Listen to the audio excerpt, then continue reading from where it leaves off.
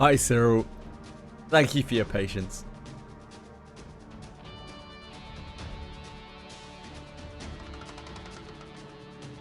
It's been a busy week.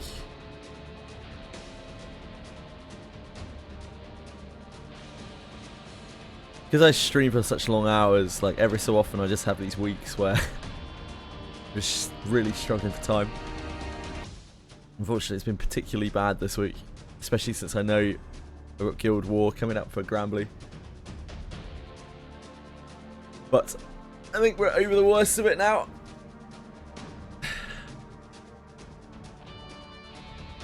Just had to make sure that I got everything done in real life because I'm probably not getting anything done next week.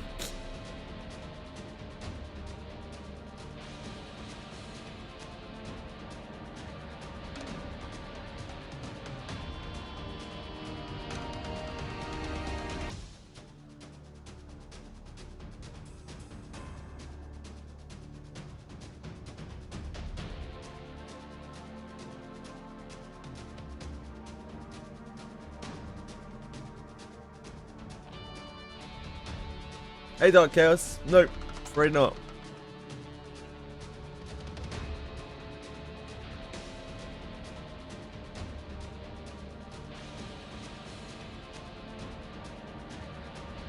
Not today, sir. How are you? Hi, Brim. How's it going?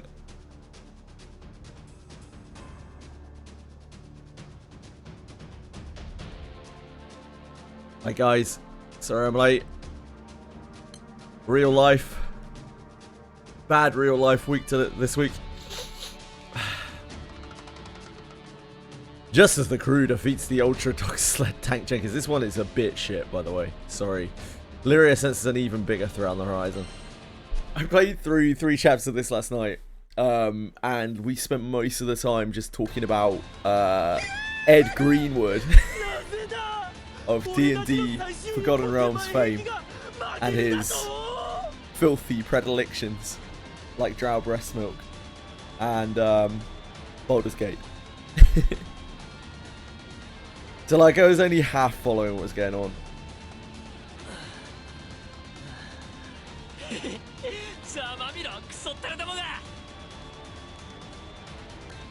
Chaos and the others take down the almighty tank in which the Odaju Moki had placed so much faith. So like the basic thing is here, these guys, this like gang I guess, owns this island. I don't really know why. I think they have like primal beasts locked away or something. And then Beatrix is here trying to get the primal beast. Fuck knows why we're here. Well, we're here to meet with the society. Skull is super annoying. The characters are pretty shit in this one. Now you need to get M3 grids for your entire roster, Bellico. For the first time ever, by the way, I have all 6 elements built. Like, they're not great, but they are built to the point where I can play them.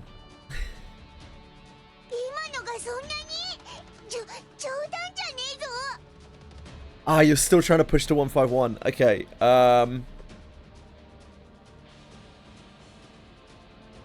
There isn't really a quick way. The fastest way is Slimes, from what I understand, or Arcarum. Like, it's probably Arcarum, but you don't want to do Arcarum, do you? Not a big Arcarum fan. Just as things look bad for the crew, they take a turn for the worse. Arcarum is probably the best XP, best rank points. But really, it's anything. Like, do whatever you want.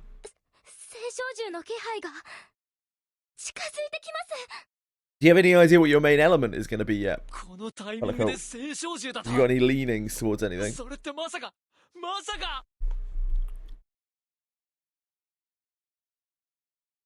250 days, I mean, it's got 3 figures in it, so it's quite close to a year in that respect. Fire, okay. Have you wait, what?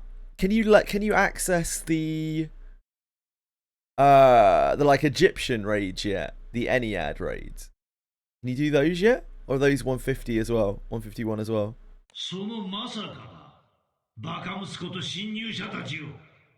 Because if you haven't got Ben Burnetts yet, like Ben Burnetts will probably carry you for a good while.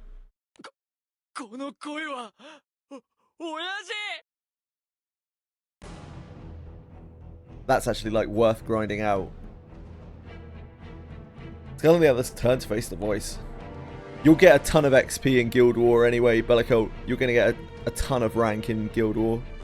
Like, so much rank. There they see the hulking forms of a pair of primal beasts and a man riding on their shoulders.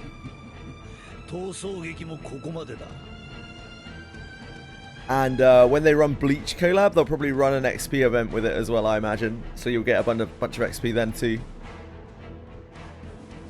Dark Rapture and Limbo. Yeah, that's story gated.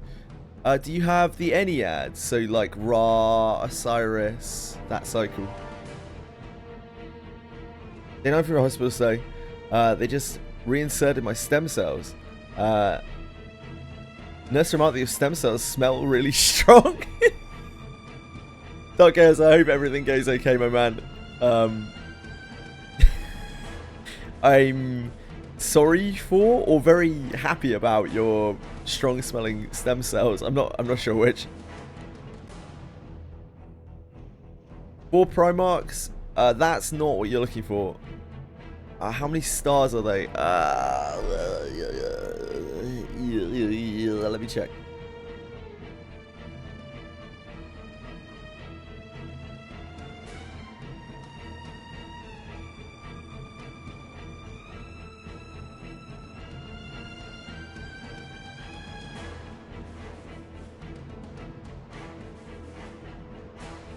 Raidless.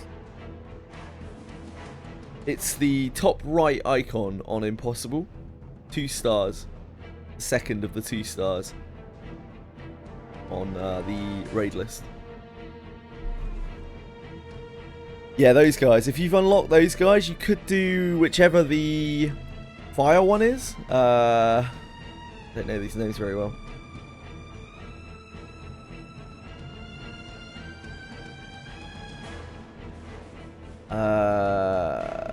Artem.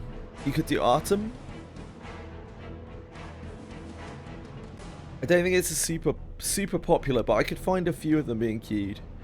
And he drops Ben Burnett's, right? Ben Burnett JBF. Those are like the fire weapon that do this is if you don't have Michaels, by the way. I don't know whether you have Michaels or not. If you have less than 2 Michaels, which is probably likely. Yeah, Artem. Then you quite possibly want one of these or 2 of these. You have none. It makes you deal supplemental damage, which is really powerful.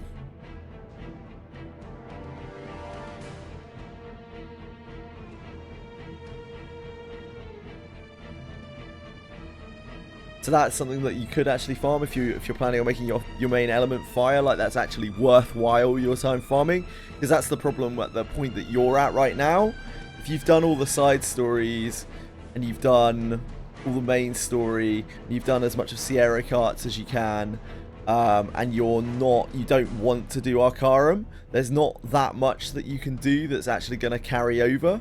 So that's probably one of the things that you can do. Hello, Quantum.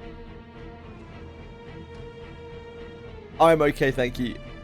Just busy today. Well, the whole week. Been a bit non-stop.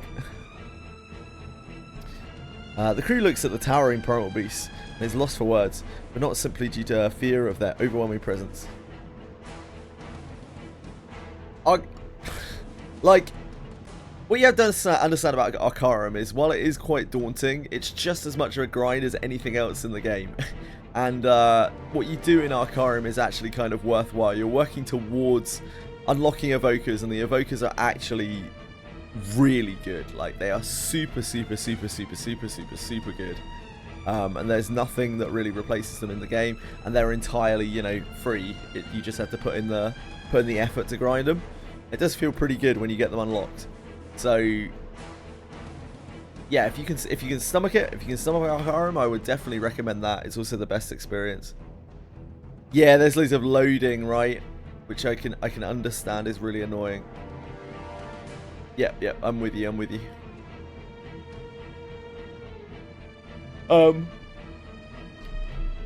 Once you're through, you're not through the regular Arcarum yet, right? Once you get to Sandbox, it's nowhere near as, it should be nowhere near as bad.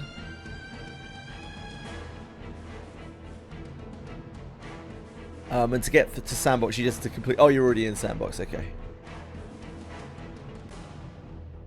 Okay. Yeah, just chip away at it. It's still probably the best XP you're going to get. It's definitely the most meaningful thing you can do. Stripped of their former majesty and glory, these once noble primal beasts are now no different from common thugs. This is the first time we're meeting these primal beasts, I think. Angio. He's Angie. Oh, Agio. My bad. Angio. Ungio. And Ruffian 8, the third primal beast. Wait.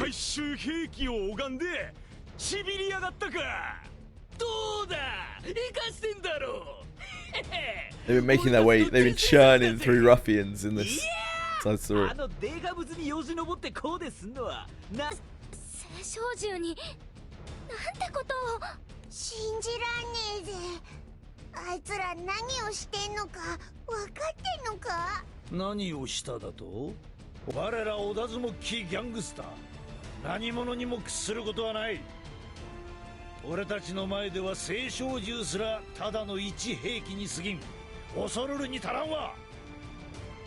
What is it a bit early? It's all good, Jamman. Now you can actually fall asleep. Yeah, easy. Surprised you haven't already passed out, mate.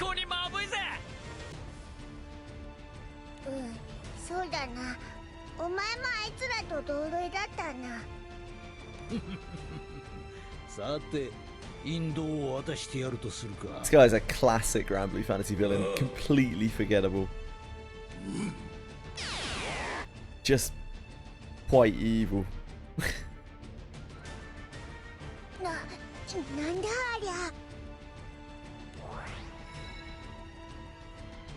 The trick is to be absolutely fucking exhausted at the end of every day, and then you will fall asleep instantly. Threads of light twirl about like a living entity, connecting the primal beasts by their fingers. Yeah, you see, Jamman's got it knitted up.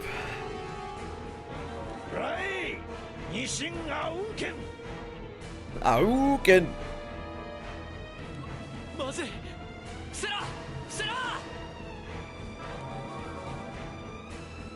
Hearing the desperation in Skull's voice, the crew move faster than they can think.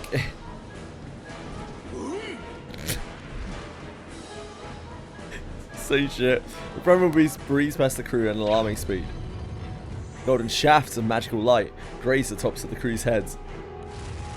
When they look up, they see little round chunks where the mountain ahead used to be.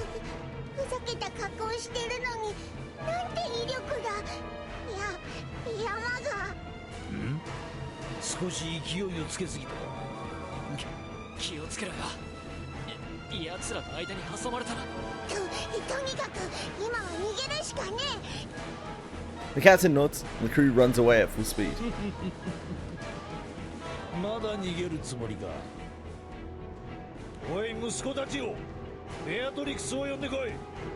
Oh no!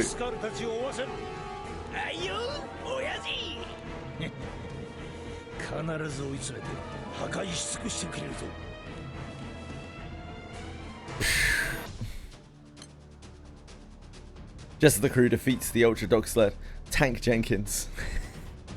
Lyria senses an even bigger threat on the horizon. Dog something. As the crew make good on their escape, Eustace successfully infiltrates the hideout.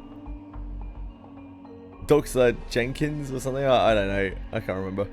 Eustace quickly finds Beatrix and confronts her.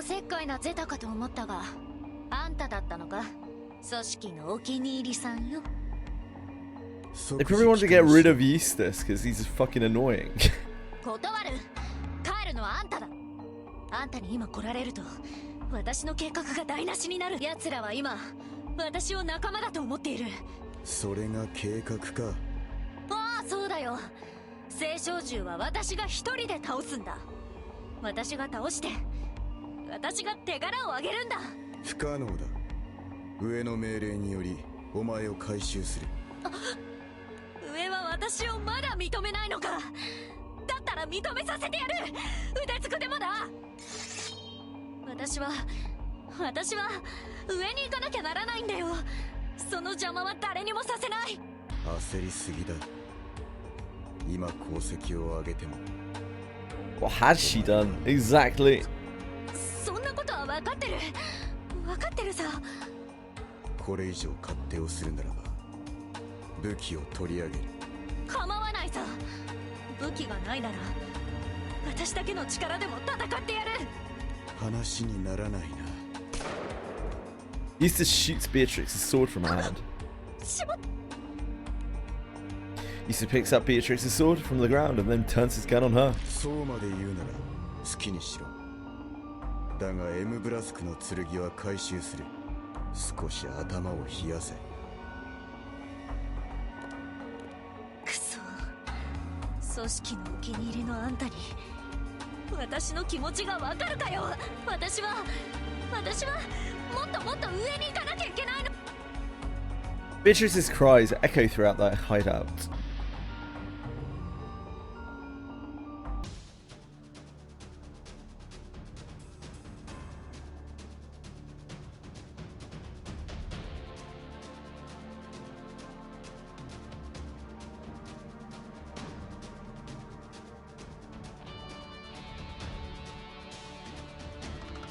I was lacking a GBF wiki. The Ultra Dog Sled Tank Jenkins. Just for reference there, in case you didn't catch it.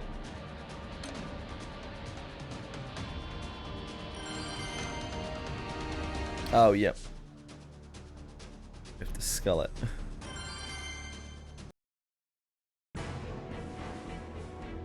The crew finally escapes from the Odaju Moki gang. It's clearly a very old story. そうだな。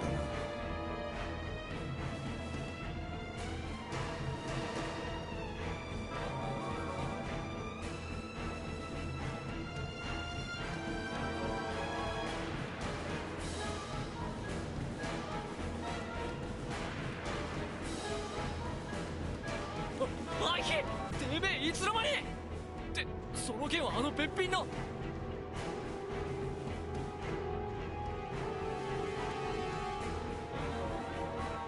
回収は終わった。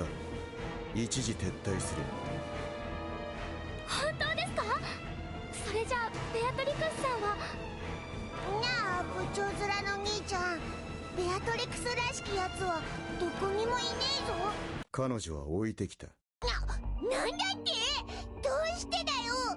彼女の意志を尊重した。はあ、意味がわからねえぞ。部長面の兄ちゃん、ベアトリクスを見捨てるのか。No, he left her in a very hostile environment while taking her sword. 見捨てるだ。てめえ仲間を裏切るのかよ。なんて最低なやつなんだ。どの口が言う。Eustace raises his voice, clenching his ユー fist. ステスさん、本当はベアトリクスさんを見捨てたくないんじゃ。黙れ。撤退するぞ。 Wow, big man telling the 12-year-old to shut up. You're acting like Skull. そうだぜ。今のお前は俺みたいなバカ野郎で。って何言わせんだ。バカはてめえだバカ野郎。何が言ってんだお前よ。これ以上は時間の無駄だ。時間の無駄だと。それどういう意味だ。こういう意味だ。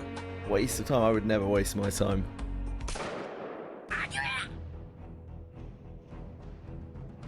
うぎー、もう追いついてきやがったのかよ。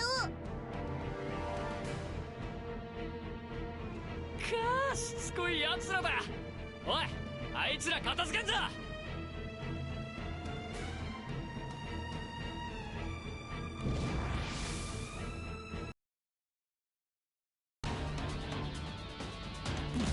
んのかおら。そこまで終わりだよ。俺の敵ではない。いった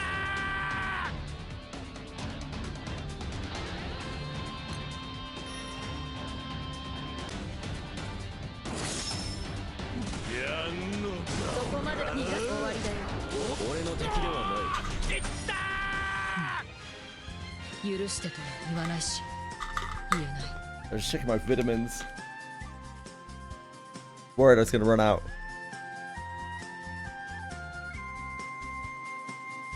Oh, good. Don't worry.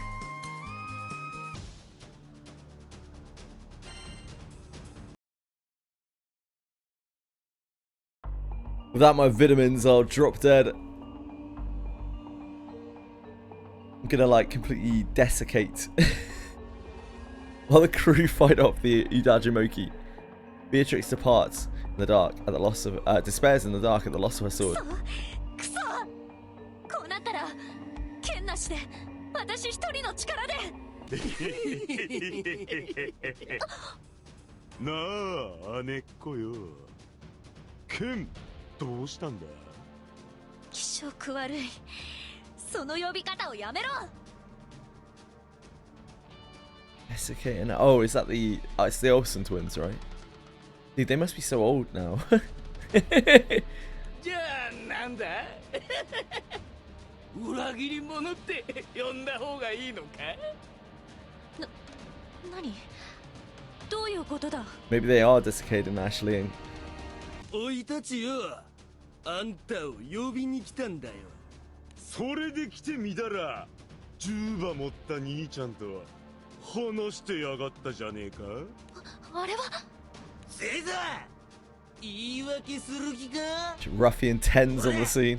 こっちさ来い。話せ。 That's actually age old. If I was 30, I'd wait.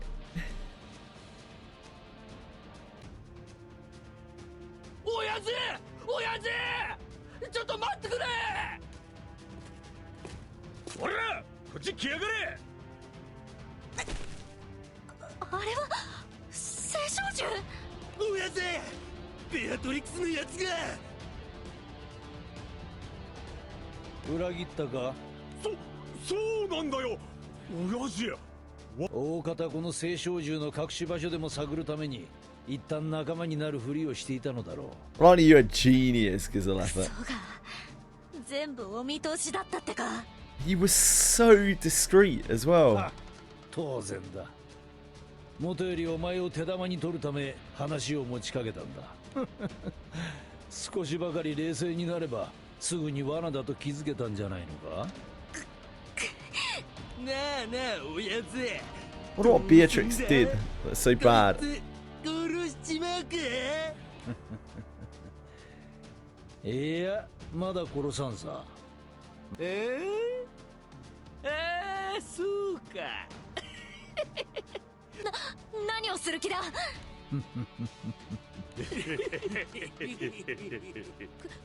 来るなよ。やめ。 She probably should have worn a coat or something. It's cold out there, isn't it?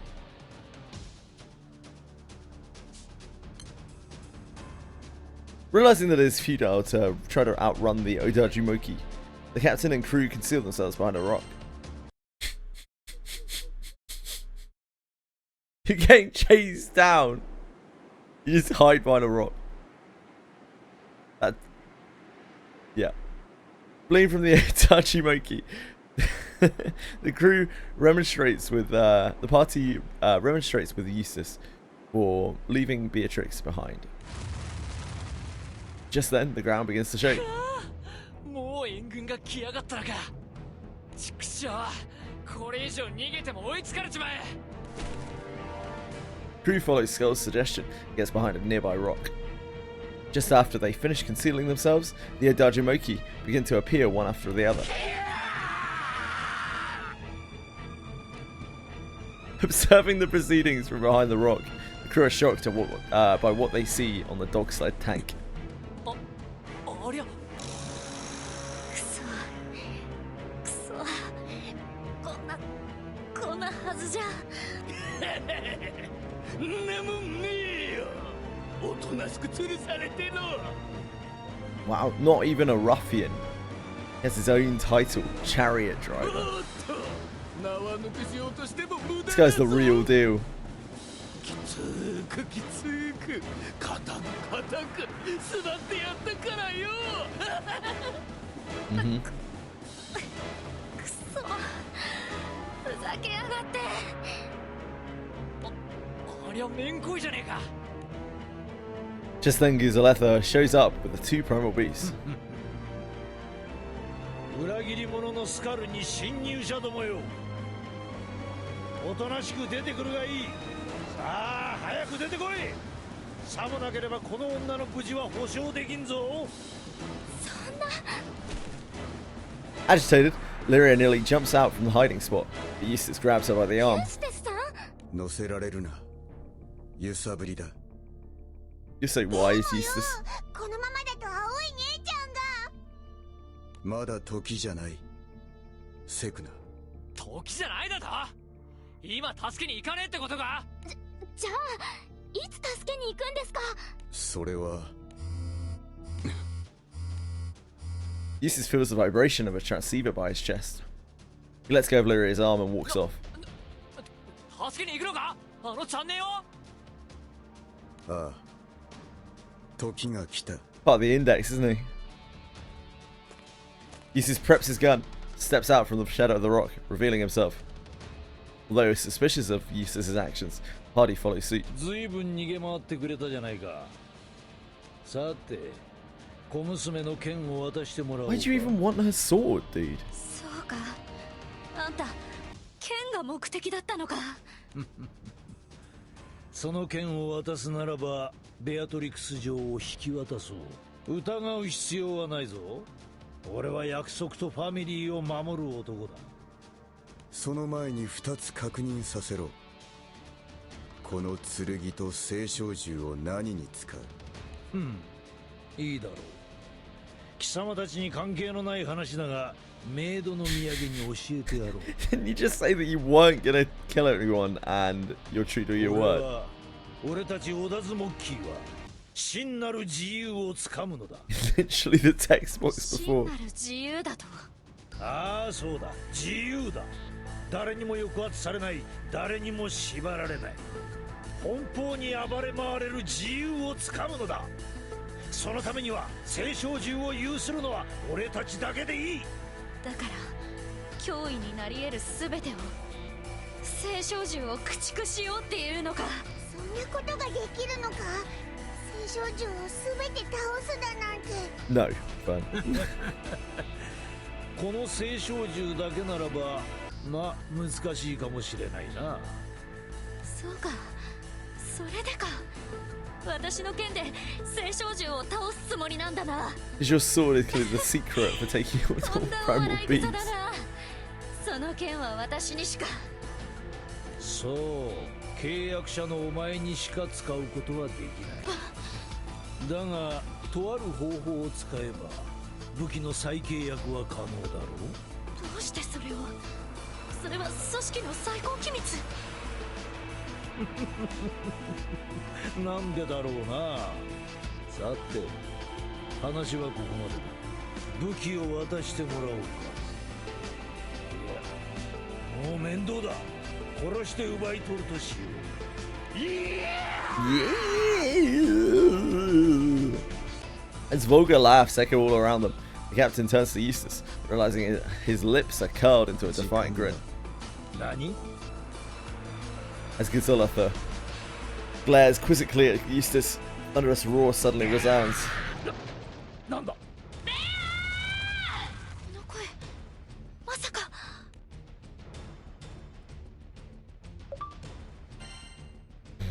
Ultra Tank Dog Sled Jenkins.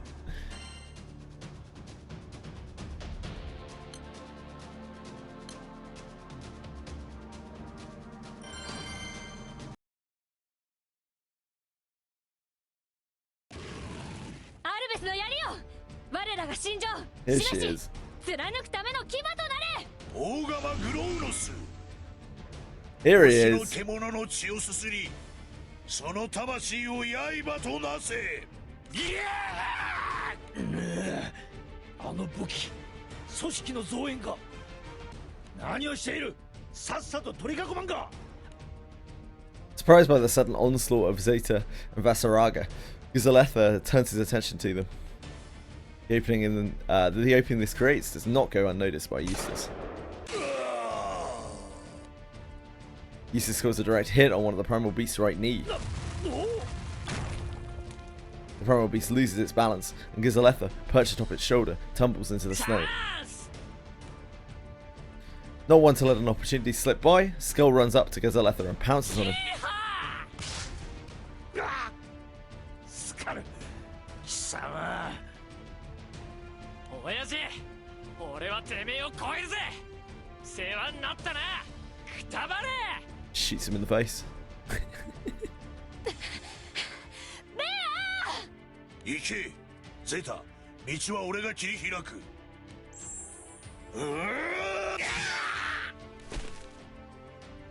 バサラが任せた。 Wow. Character growth, teamwork from these two. Zeta bum rushes the dog-sled tank Beatrix is tied to and rescues her. 何情けない声出してんの。怖かったのねえ。そんなもの出してない。怖くもない。それに私一人でもなんとか。 I don't know, Beatrix, you sounded pretty fucked. As Beatrix puts on a brave face, Zeta gently raps her on the head. なんとかなるわけないでしょ。武器も取られてあんな捕まり方してさ。ベア、あんたのことだから今回も自分で自分を。 To be fair, that only really happened because Eustace took her weapon and then left her there. 追い込んで追い込んでどうしようもなくなっちゃったんでしょ。 I don't think she can get all of that blame. She seemed to be doing fine up until that point. 私はもっと上に行かなきゃ。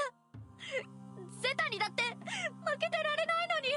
ベア、あんたの生い立ちは知ってるけどさ、そんなに焦るなってね。ゼタベアトリクスの回収に成功した。 Probably a river. そいつはよかった。俺どころの兄ちゃんがどっか行っちまったけど。 That nickname is longer than his name. おい、武器を取れ。今は混乱を拡大させろ。混乱が大きくなれば勝機が傾く。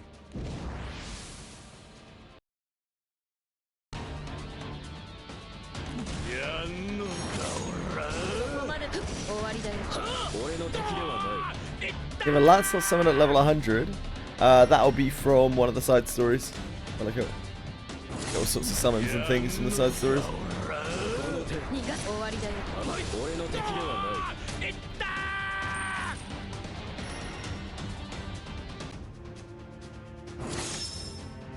やんのかおら。終わりだよ。 Probably. Yeah, I think so. 理想は決して揺らがない。 Almost all of the side story summons are useless apart from the composer that looks a bit like Moboi もう終わりか。 Sakuraba. 束になってかかってこい。 And there's a Seraphon? No? Seraphon? Where does that even come from? Sandalphon. It's a Sandalphon summon that gives your light HP. Has a sub aura.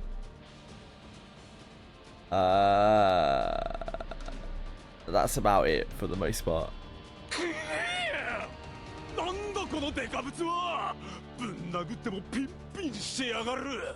この体は特別性だ。生半可な攻撃で動きを止められると思うな。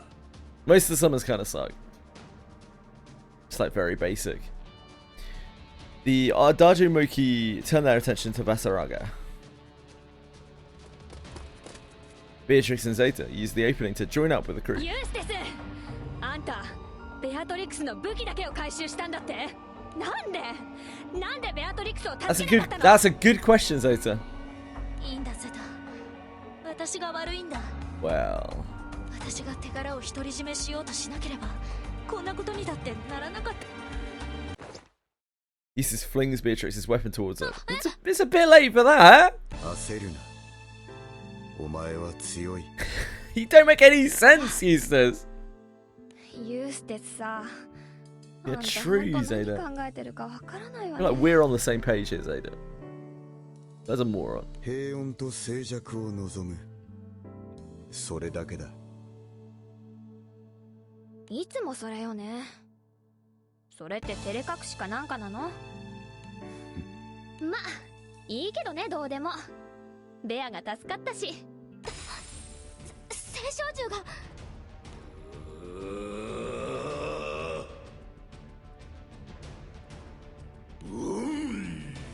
ああ、私たちの武器に反応してるのかな。たく、バザラガのやつ、青少獣も引きつけてくれればよかったのに。そんなの。 These look like pretty peckerwood primals, あの so 青少獣はめちゃくちゃ強いんだ chop them up quickly. Let's move on. 私が片付ける。 Beatrix readies her sword with determination.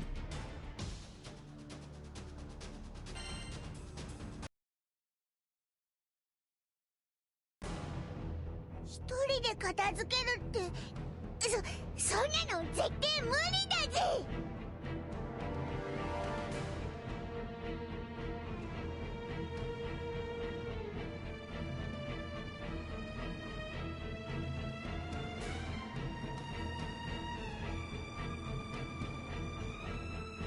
焦りは消えたか。ああ、今の私は。止めねえのかよ。今のベアトリックスならな。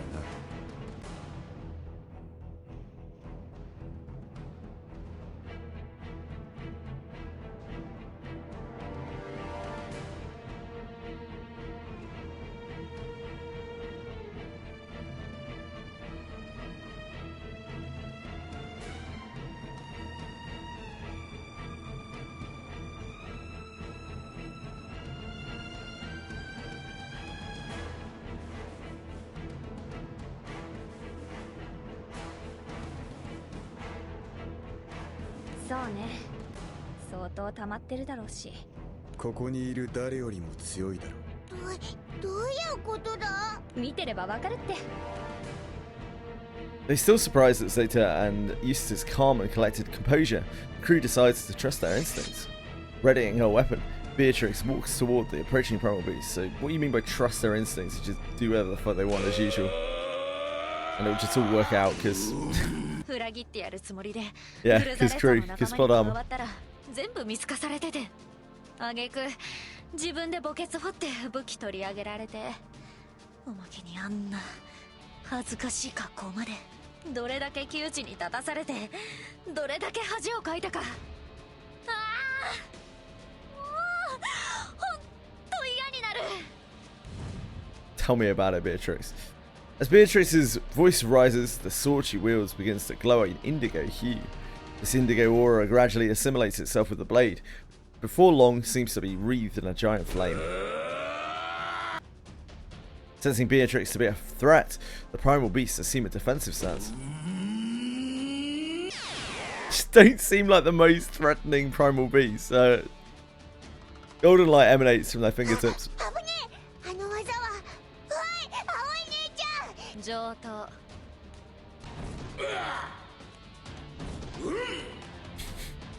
Attempts to catch Beatrix in the shafts of her light.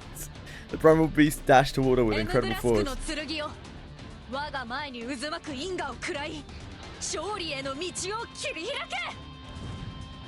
As if responding to her invocation, the light of her sword swells ever stronger and larger, overtaking the shafts of light from the primal beast.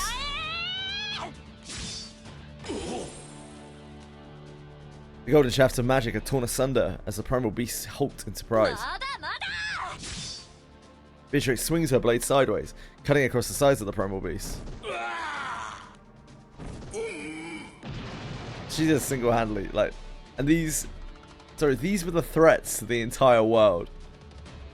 The air seems to explode as the atmosphere is rent, and a flash of light envelops this field of snow. As their field of vision gradually returns, the party stands in awe at the events that have just transpired. The Primal Beast is stooped on one knee, seemingly in pain. くそ、タフな奴らだ。バカな、なんてことだ。なんて奴らだ。俺たちの最終兵器に。Up to Ruffian 12 now. あいつら、今の見て心が折れたんじゃない？さ、いや、無理だろう。うわー、急に出てこないでよ。奴らの服 She come out of nowhere. Look at the size of him.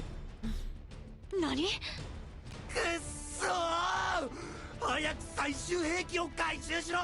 This is fucking それに ridiculous. まだまだ俺たちの方が数は上だ。バカが数でどうにかなる戦力差じゃないだろう。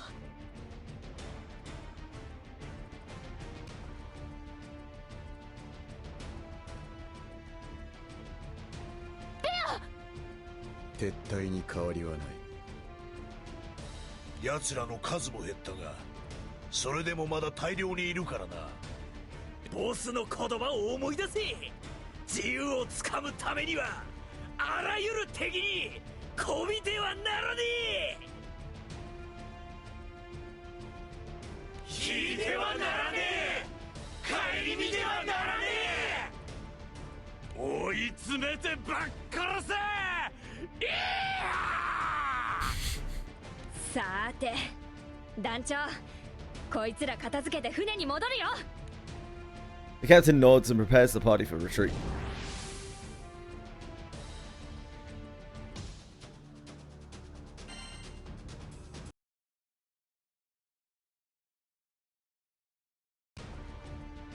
As the party prepares to retreat, Skull faces off against Guzaletha. He's just taking all of his shit off. He's got some kind of like 1990s wrestler outfit on now. 殴りやがったな。ぶっ殺してやれ。なかなかやるじゃないか。そうだろ。おら。Skull kicks a pile of snow into Gizaletha's face, trying to obscure his field of vision. In the instant Gizaletha dodges to the side, Skull predicts his movement, tackling and pinning him to the ground. 母ちゃんいいんだよ。卑怯なんて言うんじゃねえぞ。 All while uttering a coarse laugh, Skull restrains Gizaletha with his feet and points his gun toward the Allfather's head. 親父、俺はあんたを超えてよ。誰よりも自由になってよ。 Damn for 誰 him. よりもビッグになるんだよ。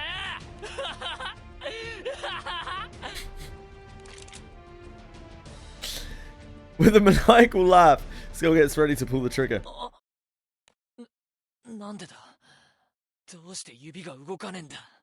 親父を仕留めるチャンスなのに。アマちゃんが。 Kicking Skull off him, Gizaletha reverses the situation and stands atop his former underling. お前も人の子よ。親を殺すのを躊躇したか。情に流され覚悟が揺れるとはな。スカル、お前はバカでどうしようもないクズだが、俺の可愛い息子だ。戻ってこい。あんたの元にいても俺様は自由をつかめねえだろうが。誰かに吹き込まれたか。何にせよお前はどうせいいように使われているだけだぞ。何？なあスカル、組織を知っているか。組織だと。あの小娘ベアトリクスが所属する集団だ。あの小娘を助けに来たということは、お前をそそのかした奴らも組織の一員だろう。組織はな、俺たちの自由を脅かす存在だ。武器っつのはあのチャンネルが持ってたやつか。そうだ、それ造園の黒い鎧の男と赤い鎧の女も持っていたが、あの武器は青少獣を殺すことができ、聖少獣と同等の脅威になり得る兵器でもあるんだ。組織は武器を持つ自分たちが空を支配するためにこの世界で暗躍している。今や組織は立派な空の脅威だ。お前はそんな物騒な奴らに騙されているに過ぎん。くそ、頭がこんがらがってきた。なあスカル、お前は自由を求めていたよなあ、俺は自由になりてえ。親父よりも自由に、ビッグに。な。露骨すぎだバカが。だから利用されるんだ。嫌いじゃない。なあ、戻ってこいスカル。俺の元に戻れば自由をくれてやる。誰にも抑圧されない、誰にも縛られない、誰にも怯えることもない。 That doesn't sound great. 暴れ回れる真なる自由を与えてやる。 With a bold laugh, Gazaletta removes his foot from Skull's arm, which he had been pinning down, and proffers his hand in its place. However, Skull's brows narrow in a frown. He does not grip the hand outstretched before him. おかしくねえか親父。なあ、自由ってよ、与えられるものなのか。俺様、親父に自由を与えてもらって本当に自由になれるのか。それに親父、組織について詳しすぎねえか。てめえ、一体何者なんだ。 Gazaletta withdraws his hand and stomps on Skull as hard as he can, causing him to scream in pain. 親父、無事か。遅かったな。奴らはどうした？すまねえ、まだ逃げられちまった。しかも今度は最終兵器もやられちまって。なんだと？聖少獣の回収はできたんだろうな。ああ、一応最終兵器はさっき回収したぜ。そうか、侵入者の深追いはしなくていい。今は聖少獣の回復を待つためアジトに一旦全員で戻るんだ。了解したぜ。って親父、何踏んでんだ。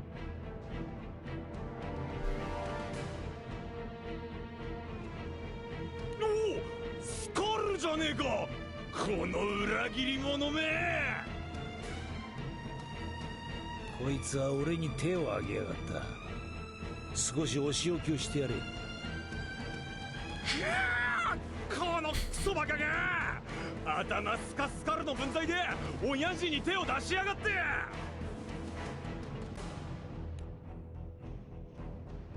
The indignant Ardajimoki start to swarm around Skull, taking out their anger on him.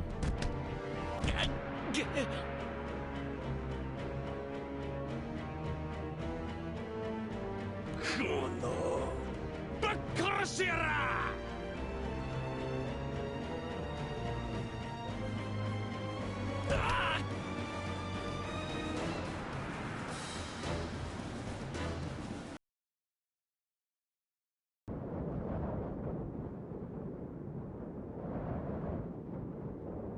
Minutes later, Skull is found with his face buried in the snow, his body covered in wounds. 裏切るからこうなるんだよ。頭スカスカルが。スカル、そこでしばらく頭を冷やせ。反省したらまたファミリーに迎えてやる。ま、生きていたらの話だがな。Gazaletta's words echo dimly in Skull's ears as his consciousness slowly fades.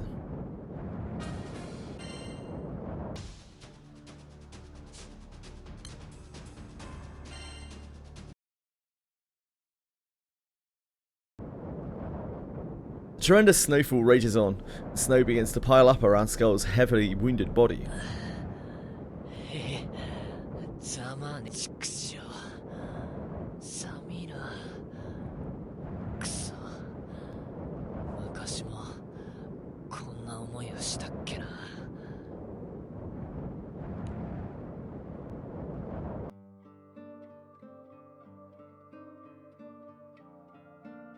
Fading out of consciousness, Skull recalls events from long ago.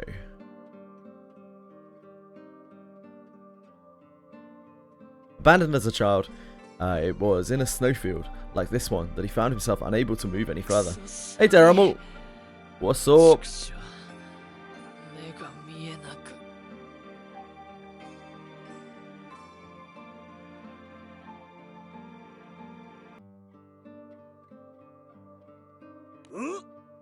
おおやぜガキが雪に埋まってるぞ。何？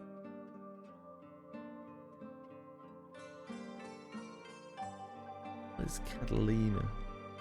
To remember that we've uncapped our story, Catalina.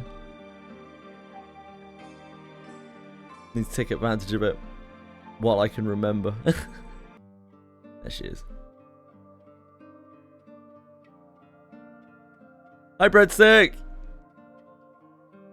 What's up?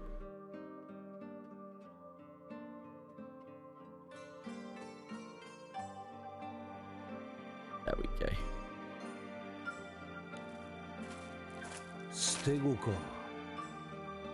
ひどいことをするやつもいるもんだ。おい、立てるか。 Hi, Curso! How are you doing as well? You guys are all having a good day? Yeah, it's big 250 day today. Joel looks over to see where the voices are coming from. There he sees Gizaletha, with a wide smile and a hand held out in aid. 俺と来い。自由を与えてやる。今日からお前 Hi, は Pi. 俺の息子だ。自由。息子。 With the last of his strength, Skull reaches out and grasps the hand held out before him.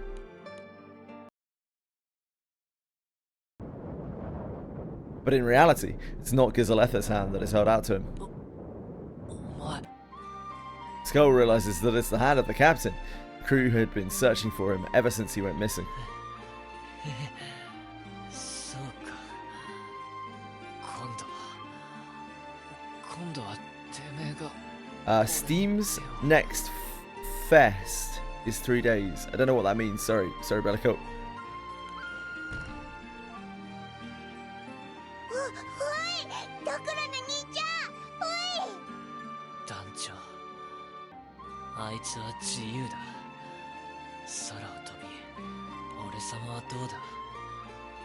親父がくれた自 Hey, 由 well, goodbye. 好き勝手 Game に showcase 暴れてた festival. んだ。 Ah, okay. 本当 Oh, の it's 自由 called Next Fest. I think I've heard of that before. 自由って何なんだ。しっかりしろ、おいって。スカルさん、死なないで。 Alright, there's no need to ham it up, 泣 Lyria. いてやがんのか。俺様みてえなどうしようもねえクズに泣いてくれてんのか。オダズモッキーのあいつらは俺様のことなんとも思ってねえだろうな。本当の仲間、本当の自由。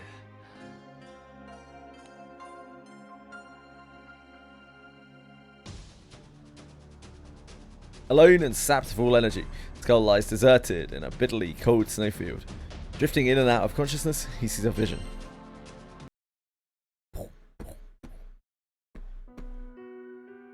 Party rescues Skull and makes it back to the Grand Cipher.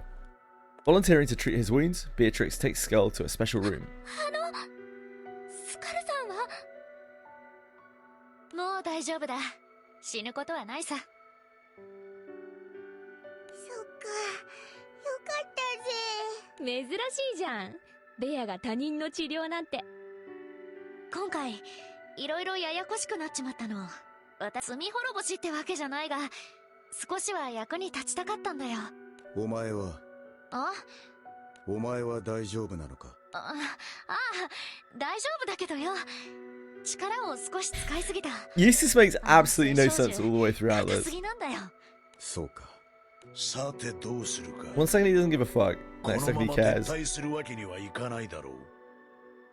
あの人たち、この世界の聖少獣を全て倒すと言っていました。 If he's gonna be that kind of like order-driven character, then leave him like that, you know? あの聖少獣、はっきり言って異常だ。私の全力でも倒せなかった。俺の見立ても甘かった。お前だけのせいではない。いや、妙に優しいじゃないか。この男も思うところがあるんだろう。冷酷無残な男ではない。何？もしかしてあんたひどいことしたって自覚あんの？いずれにせよ、このまま無視して逃げることはできない。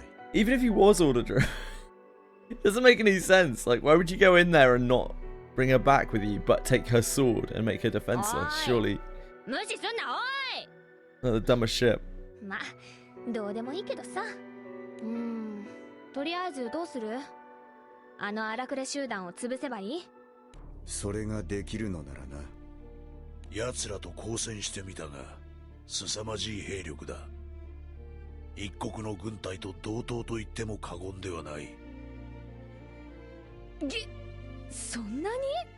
アジトにいる時も思ったが、まず数が尋常じゃなかった。それじゃあ一網打尽に一気に倒さないとダメってことか。そうだな。ちまちまと戦えばやがて消耗して俺たちは敗北するだろう。って言ってもね、一網打尽にする手立てなんか。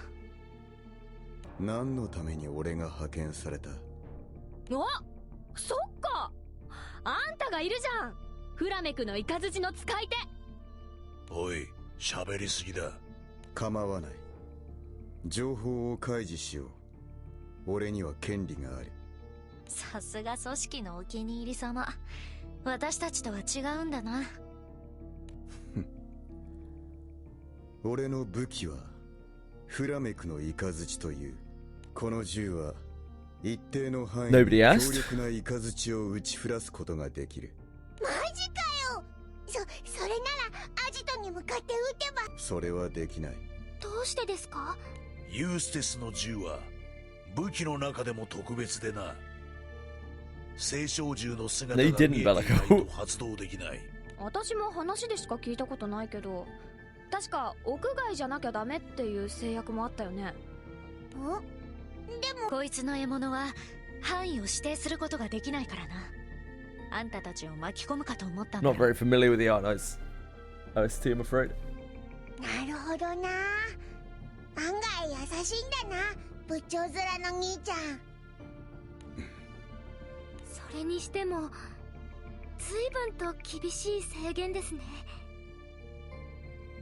ユーステスの銃を使えば確かにオダズモッキーたちを一網打尽にできるが、青少銃がどこに格納されているのか分かった上で外におびき出さなきゃ能力が使えないのよね。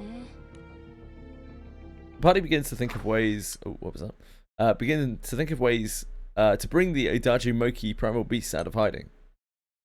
However, nothing comes to mind as the clock continues to tick. Just then, they hear the sound of a door opening. 青少銃はアジトの地下にいる。スカルさ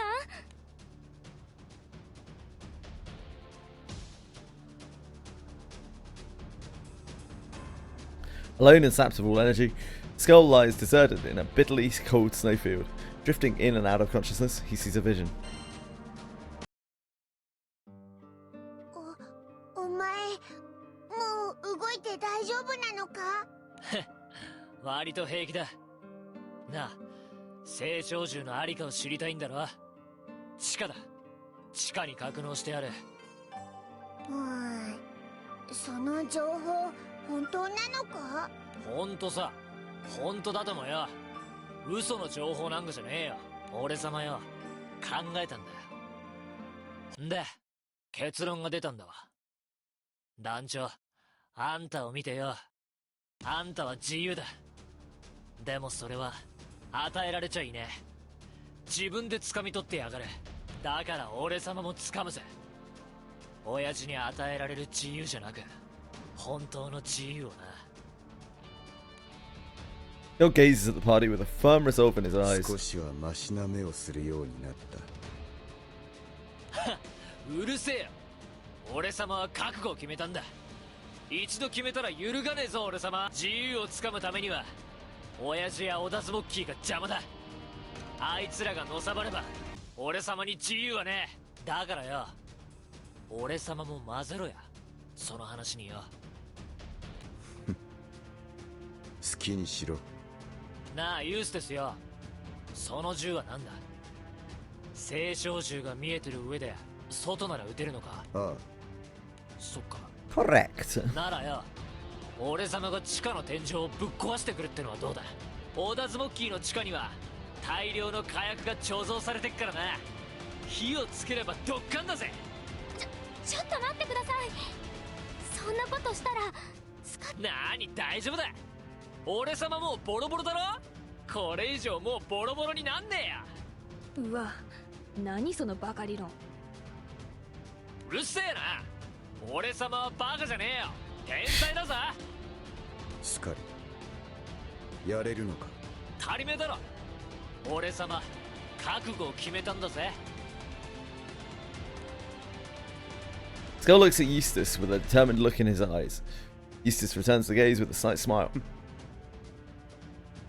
ほん、へえ、てめえも笑うんだな。たまにはな。この作戦で行く。スカリ、待ってくれ。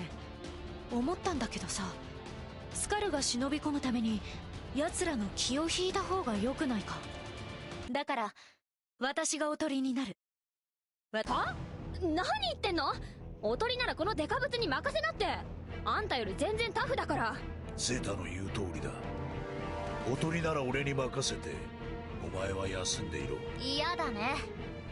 だってこれさ、さっきも言ったけどほとんど私のせいだろ。私が勝手に暴走してここまで。おおむねそうだな。だからさ、もう少しだけ役に。だがおそらくイカズチに巻き込むぞ。構わないさ、むしろ好都合だ。それで危機に陥るなら私は誰よりも強い。私が危機に陥るほど窮地に立つほど。ってことはあの時青少銃をぶった切れたのって。そうだな。今回相当な危機と窮地に立たされていたから。ともかくおとり役は私がやるよ。いいだろ？待って、ベアがやるなら私も。分かってくれゼタ。私このままじゃ恥さらしだ。 So I don't know what she did wrong. ゼタとバザラガは退路の確保を頼む。何かあった時のために。分かったわよ。ああ、任せておけ。決まりだ。俺は高台でこいつと共に待機する。いいな。お二人とも。何度も言わせんじゃね私も覚悟は決まってる。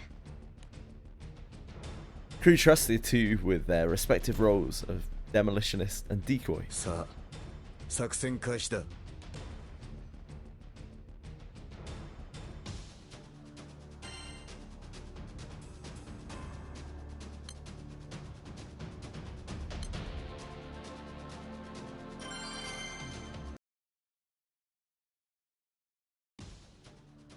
え？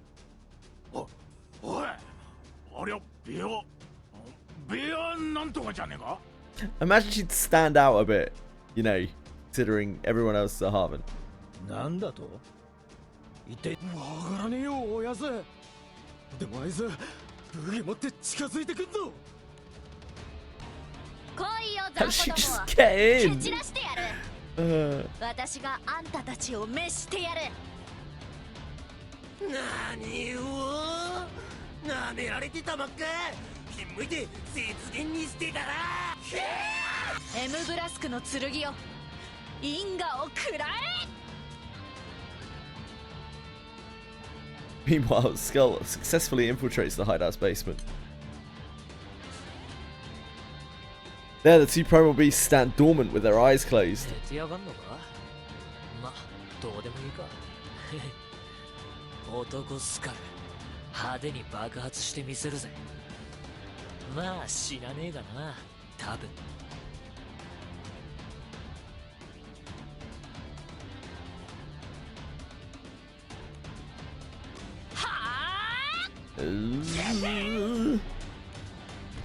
攻めろ攻めろ。はった押してひんむいてやれ。だこいつは。今の私は絶好調だからな。Gizaletha looks on with suspicion as Beatrix mows down the Adajumoki troops. おかしい。さっきから何をするわけでもなく挑発的なことばかり。 Ruffian 4 and Ruffian 12 delivering strong performances. まさかおとりか。 Thanks, Narceyes. How are you, man? You have a great weekend, man.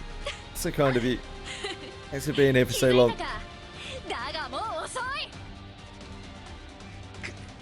I don't know, Breadstick. You tell me. Gizaletha makes a mad dash for the hideout's basement.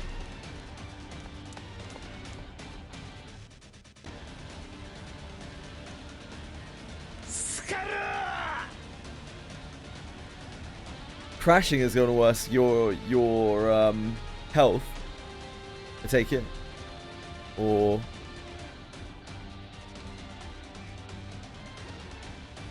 I feel like JJ chooses to like the worst possible games to stream if you want viewers. Yeah.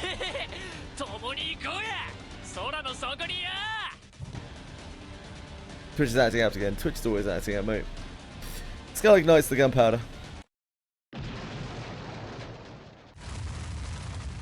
A white hot explosion that seems to rend the very air shoots into the sky.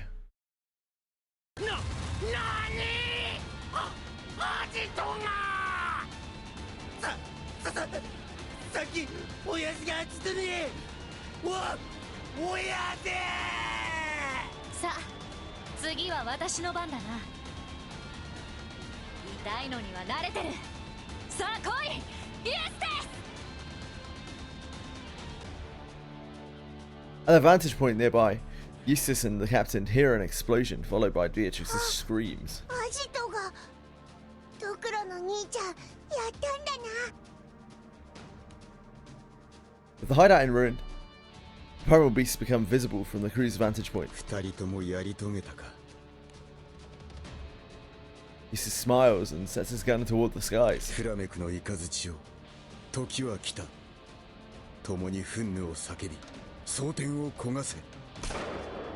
Eustace points his gun sky high and pulls the trigger. Dark clouds begin to gather. Moments later, the clouds rain down bolt after bolt of lightning.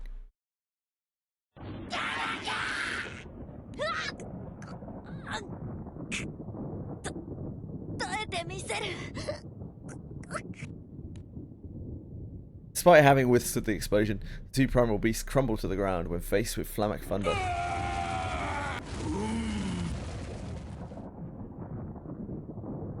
Wicked thunderbolts continue to pour from the dark clouds, charring the snowfield black. すげえ。スカルさん、ベアトリクスさん。急げ。 Eustace and the party descend from their vantage point and make their way towards the hideout. Is what Twitch is crashing or something, Narcos? Crew enters the hideout to find Beatrix with her sword thrust into the ground to support herself. すっげえ痛いの。動けるか。余裕だよ余裕。本当はもう倒れそうだけどな。痛い。 You'll be alright, Beatrix. You're named character, aren't you? 強がってなんかねえよ。ちょっとあまりに痛くてびっくりしただけだから。よく耐えられたな。おいらだったらどうなってたか。ただ残念なことにな。耐えられたのは私だけじゃないらしい。Ruffian 10 still standing as well. And Ruffian 12. タフな奴らだ。楽にしてやろう。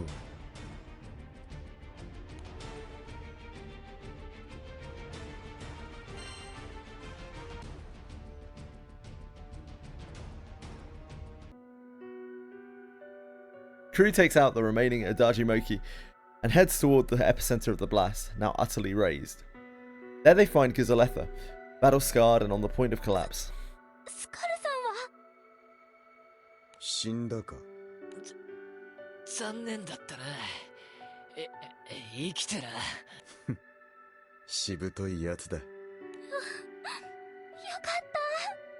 た。グルザレッツァ、こいつは死んだのか。 Beatrice approaches Gazalitha's body to check for signs of life.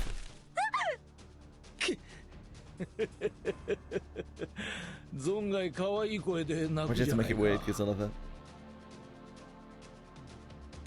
うるさい。聞いたよ。爆発に雷撃か。久々に死にかけた。降伏しろ。青少銃を差し出しな。そうすりゃ命は取らないさ。降伏だと。断る。降伏などしてたまるものか。自由を脅かす者にこびてたまるか。Dripping blood with every step he takes, Gazalitha slowly makes his way toward the crew. 俺は自由な男だ。誰にも怯えん。誰にも抑圧されん。何人たりとも俺の脅威になることは許さん。 Good for you, sir. 来るがいい。ねじ伏せてやる。死すら我が自由は止められん。自由を、真なる自由を実現するために貴様ら全員ほふってくれる。なんて気迫だ。本当にこいつ傷を負ってるのか。そうだ、怯えろ。貴様らはそちら側だ。 With a fearless laugh, Gazalitha produces a crystal emanating a bewitching radiance and shows it to the crew. なんだよそれ。これは青少獣を制御する能力を持つ組織が作り上げた制御装置よ。組織だと。あんた本当に一体何者なんだ。俺が何者だと？もう関係あるまい。 With a crazed grin, Gazalitha crushes the crystal gripped in his fist. At that instant, the primal beast genuflect. The fuck does that mean? Genuflect. To briefly bend one knee to the ground, usually the right knee, as an act of reverence, worship, or deep respect. Well, the more you know. Genuflect.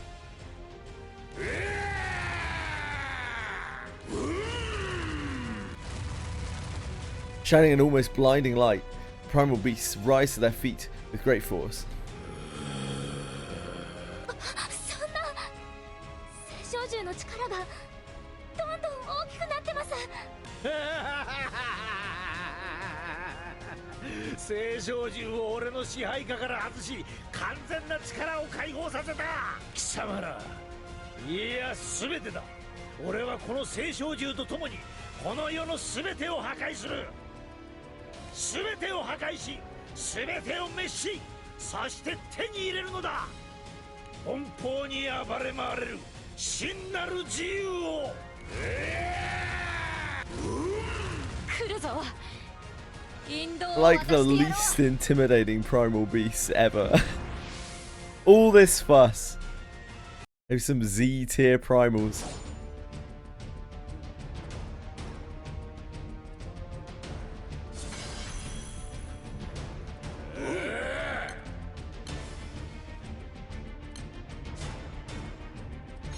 Don't need that, do we? I mean, we do.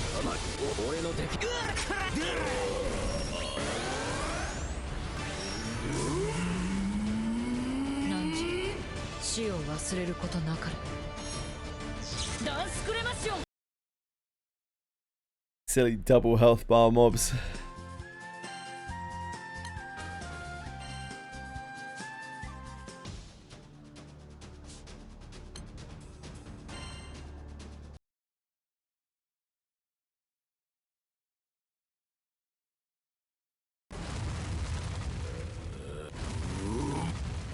Ha ha ha ha! この青少獣は破壊を目的として作られたものよ。暴走すれば身を滅ぼしてでも目的を遂行する。どういうことだよ。このままだと seem お a そら bit く counterintuitive. に溜め込まれた力が一気にそれってつまりなんとかできねえのかよ。なんとかしようとしてます。でも力が強すぎてこのままだといつ爆発してもおかしくありません。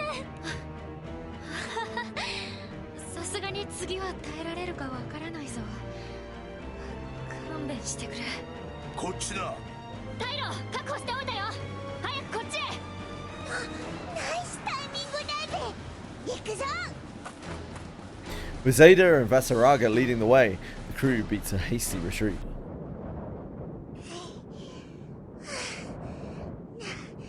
なんとか遠くまで逃げて。おい待て、ユーステスとスカルはどこだ。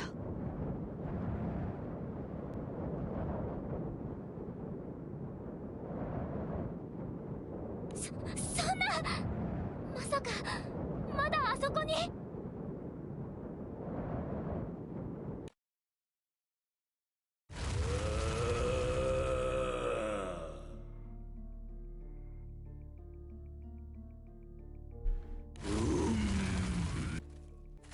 Glancing warily at the primal beast, Eustace approaches the battle-scarred Guzaletha, who's on the verge of グル collapse. ザレッツァ、我が組織を裏切った創始者よ。上の命により処分しに来た。俺の手で確実にな。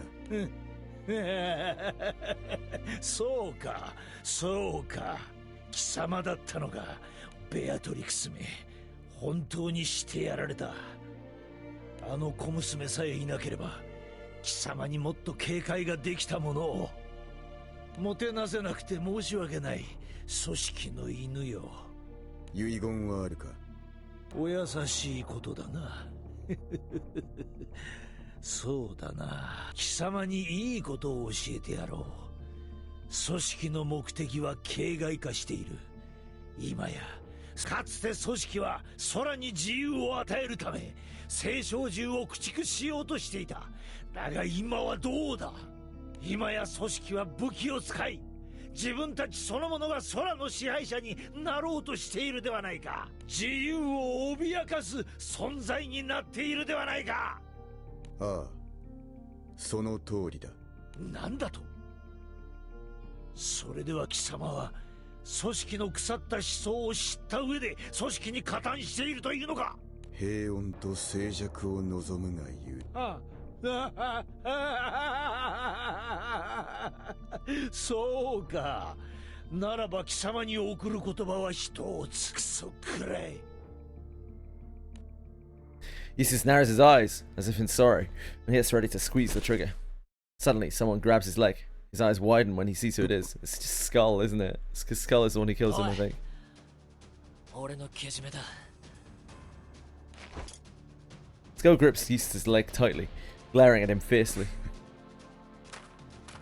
With a smile playing on his lips, Eustace lowers his gun, and leaves the hideout. いや、グルザレッツァ。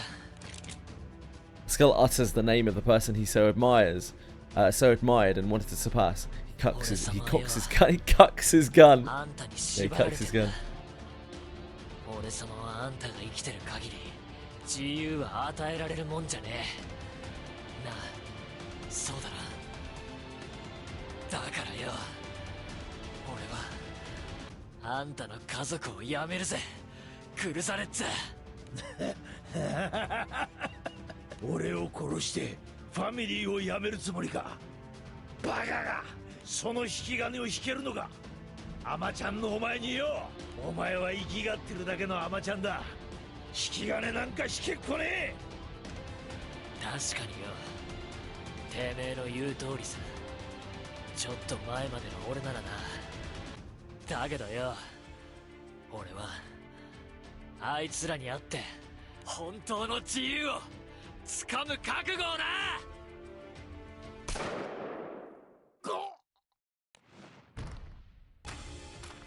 Skull turns his back on Guzaletha and starts walking calmly. Replace your laptop battery. Oh, that sucks, Narcos. I'm sorry to hear that, man. That's why it was crashing. 俺はまだ生きてるぞスカル。なあ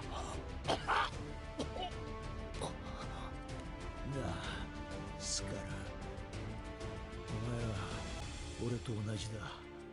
I don't think Skull's a very good shot. 自由を求めてよ。 Oh, that was about you. Okay. ファミリーを裏切ったよ。 I'm really sorry to hear that. I'm sorry to hear about both things. お前も自由を求めてファミリーを裏切る。何がファミリーをやめるだ。俺にそっくりじゃねえか。 Don't think I know who Meliodas お is. 前は俺。 Skull doesn't answer the voice coming from behind him, but just keeps welking. 永遠によ。 I don't know Seven Deadly Sins very well, or I don't remember it. お Oh, 前は永遠に Meliodas. Yeah. The guy, 息子だ。 blonde-haired dude. なあ Kinda. スカル。 Yeah.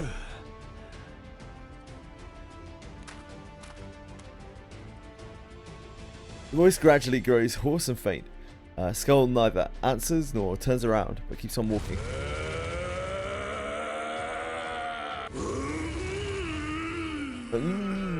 スカルよ。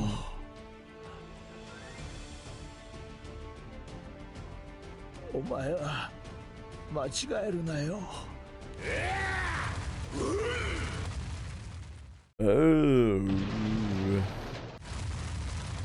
Father utters departing words to his son.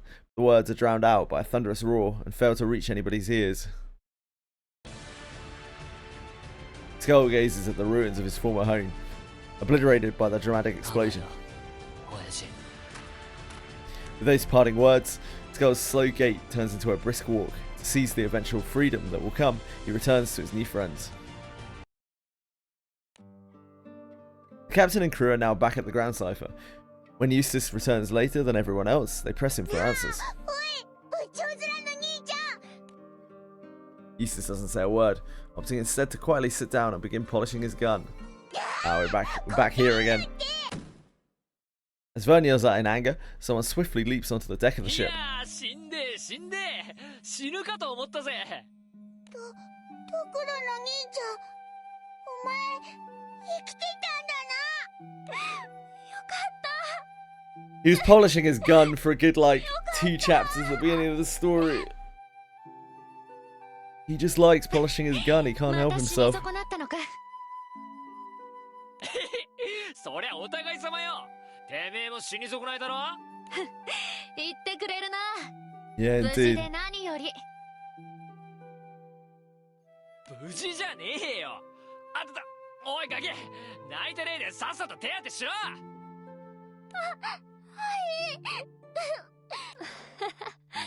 ルリアちゃん泣きすぎ。 Oh, Skull, everyone cares about you Hola, until あんたもこっち来なさい。 about あん 5たも seconds しよ time. When you're going in the forgettable side character, た bank. くとんだ無茶をしたな。今回ばかりはこいつと同意見。勝手なことばっかしてさ。悪かったよ。本当に反省してるの？すまん。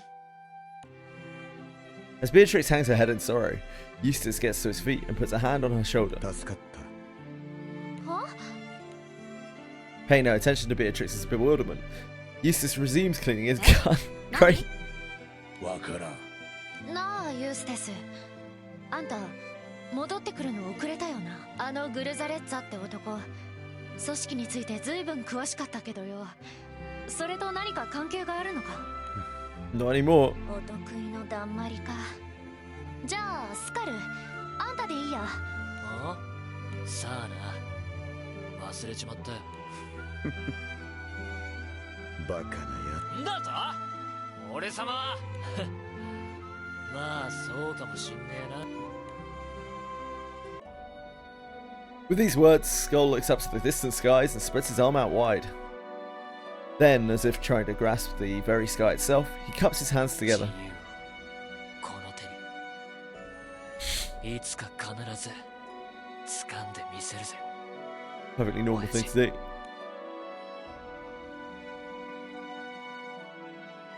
Crew only gets more confused by watching Skull. Eustace remains his usual stoic, battle-ready self. He stands there with the faintest smile on his lips. Thank God. That was a rough read. That was a really rough read.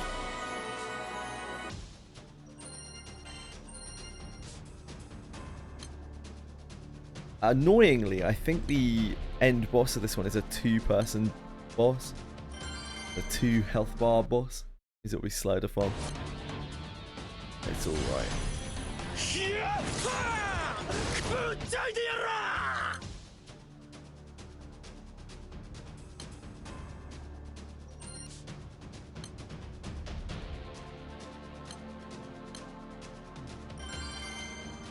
Oh, fuck.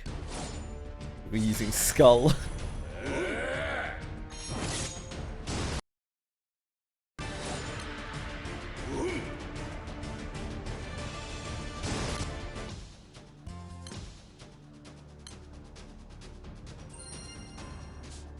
One of the family.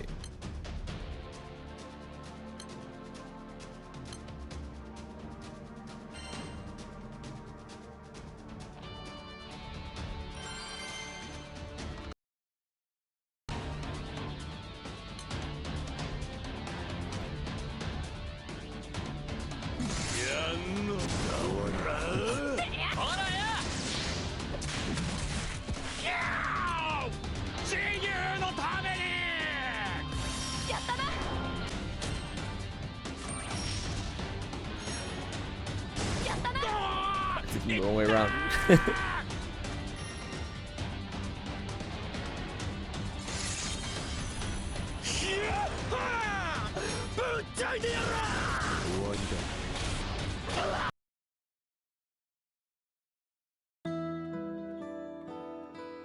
Oh, it was 3.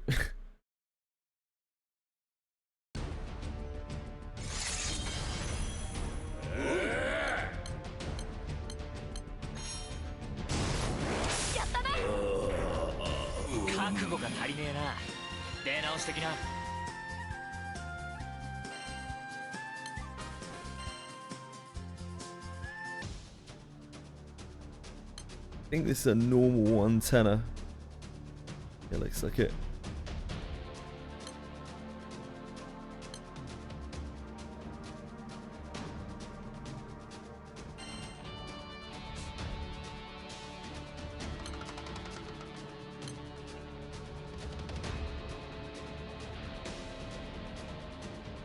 I doubt Michael will make that much difference, but we can hope.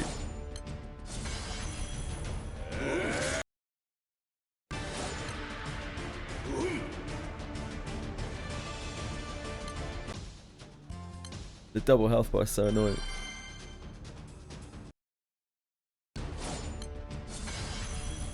Oh, we get lots of this material though.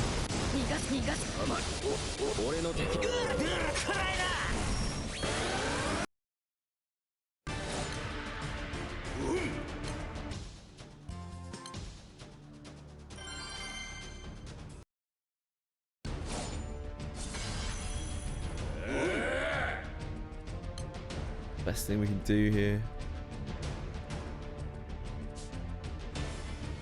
Tap one button.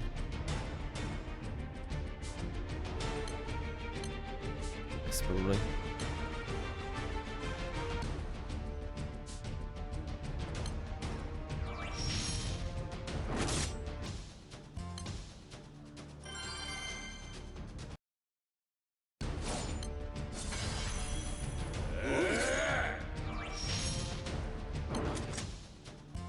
What's up, Breadstick?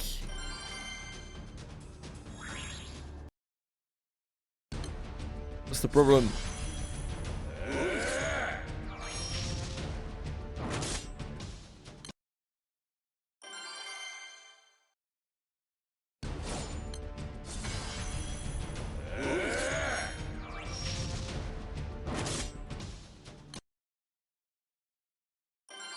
No problem. Okay.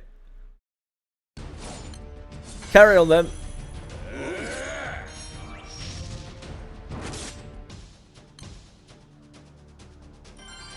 As you are.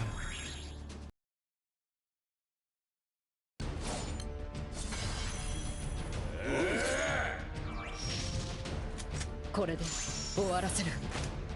Oh. Meant to hit attack. 神戸を垂れる。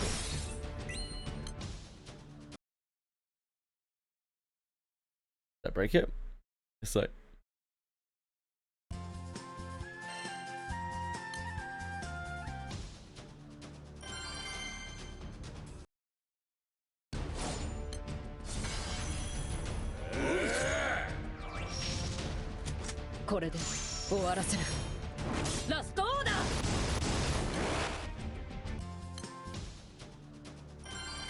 That'll happen any bit.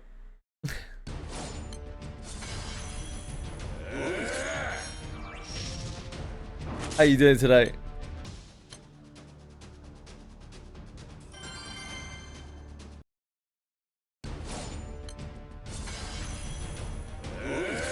Let me teleport some. Rise.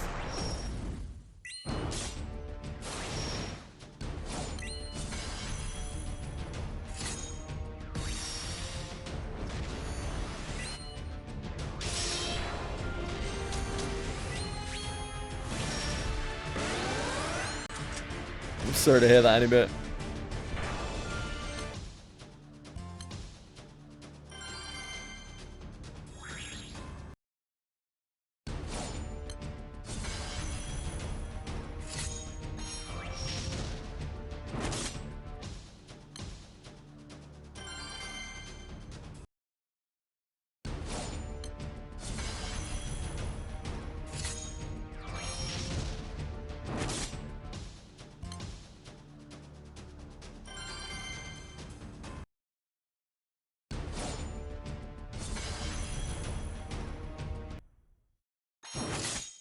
Oh shit.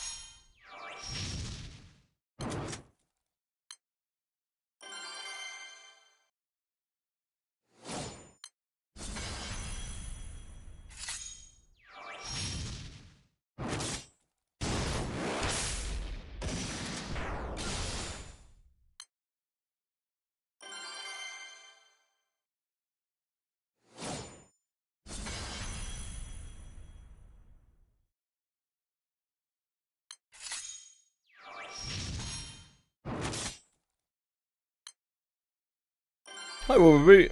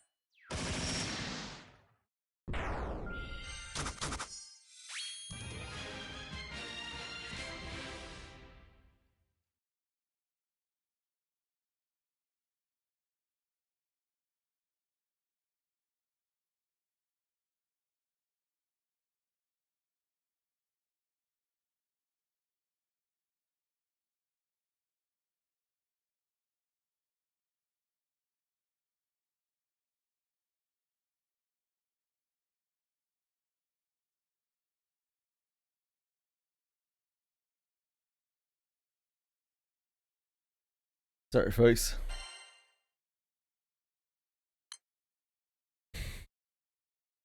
Narcos, can you not spam quite that much? I know chat is very slow and everything, but that's just like a lot of messages. Too much, too much.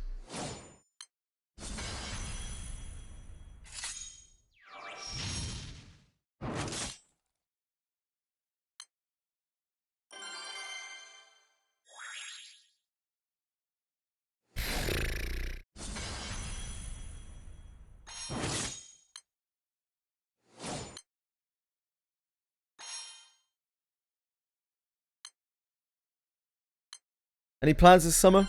No, not particularly. Just chugging along.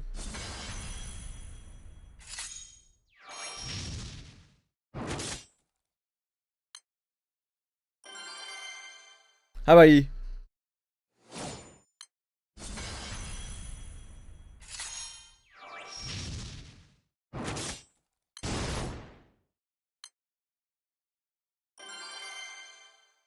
Nah, I have no interest in it whatsoever.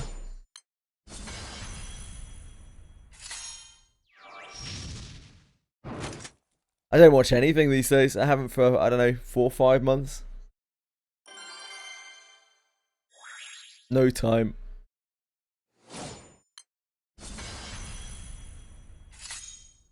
Few days off starting next week. Cool. I'm sure you'll figure something out.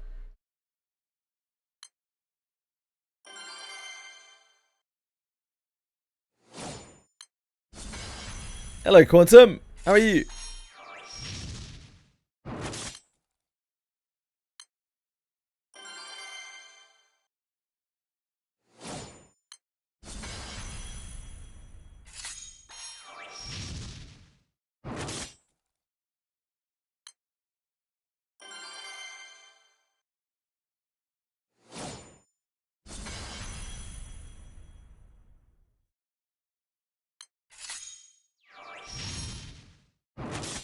Hey, penguins.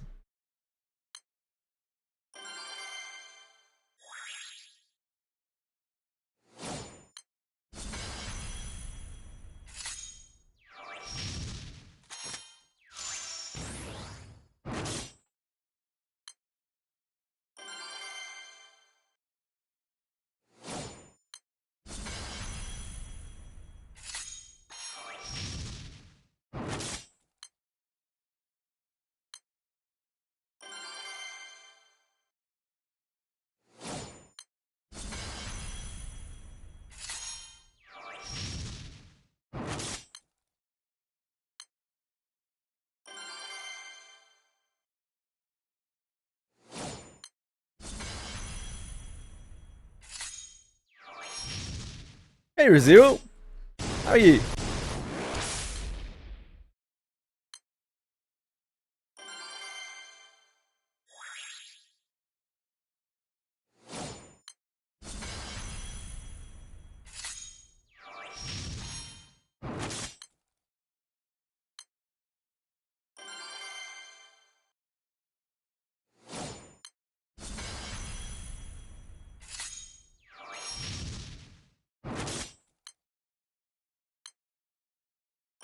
Keep it nice and personal, Narcos.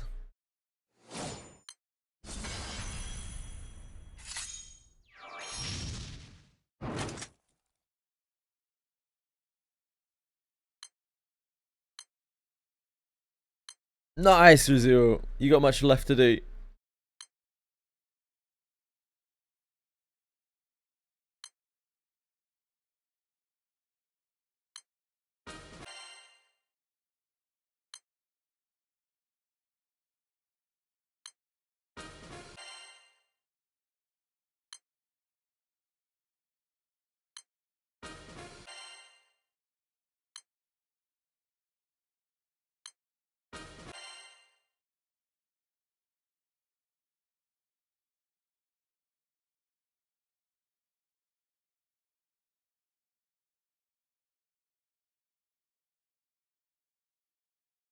Shoot, I should have locked down my Chatterbait account.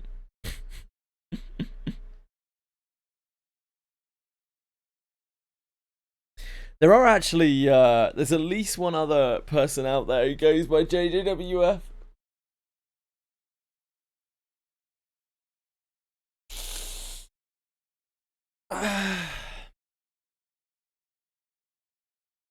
Believe it or not.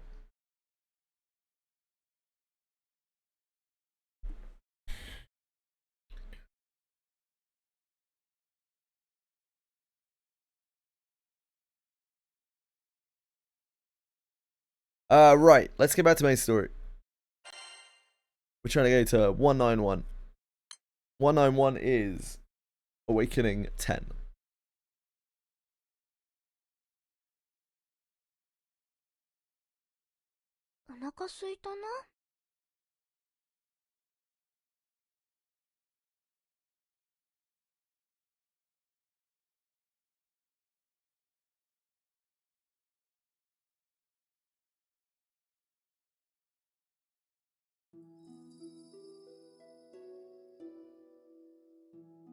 How long have I been like this?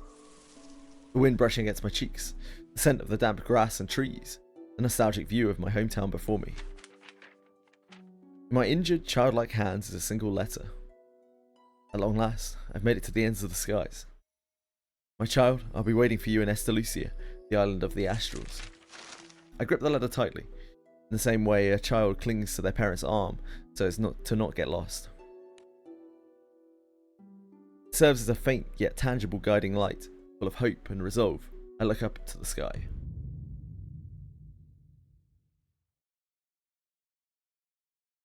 Only to be greeted with a vast, azure expanse of sinister darkness that's gradually consuming me.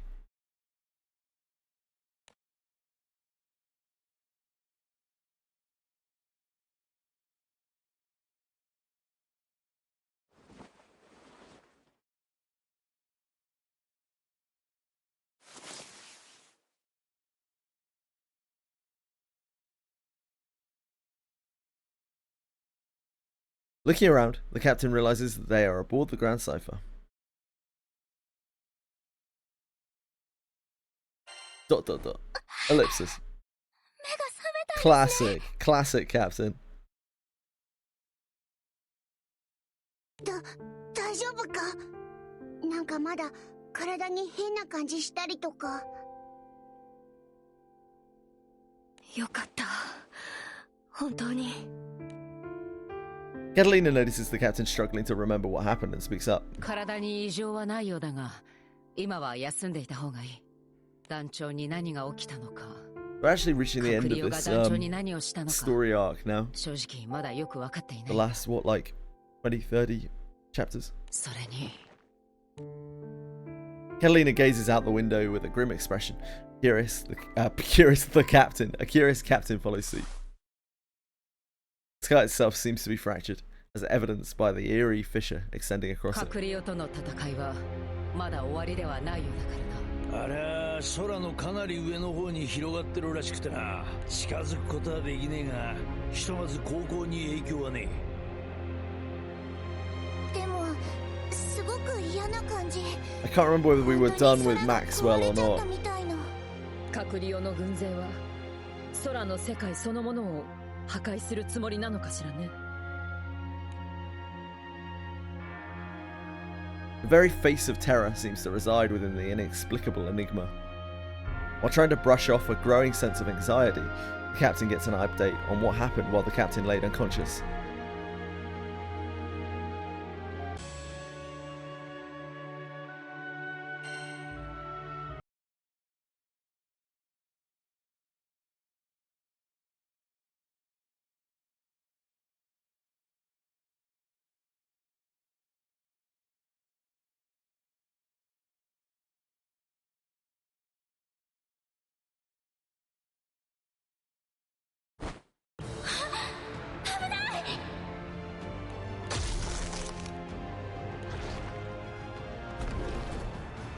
The Legion Void pierced the captain's body with its tentacles to access the boundary within.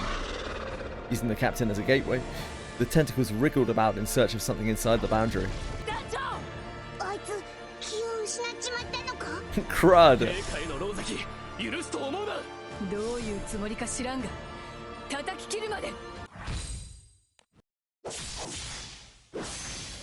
The Golden Knight, Aaliyah, the White Knight, and Catalina strike at the Legion Void's tentacles.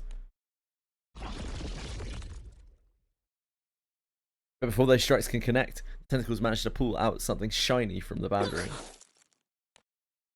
The next moment,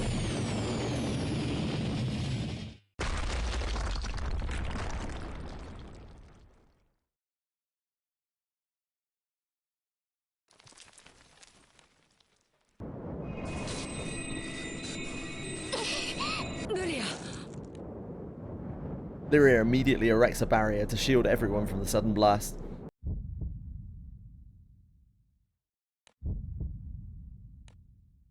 The Legion Void continues pulsating as it gradually consumes the light. Possibly not, guys.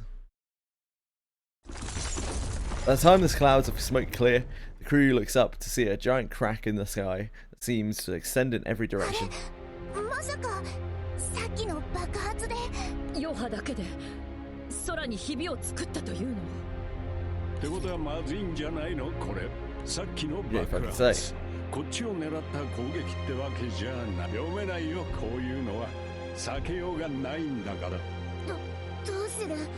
こいつの意識もまだ戻らねえし。しょうがねえ。いっぺん島を離れるぞ。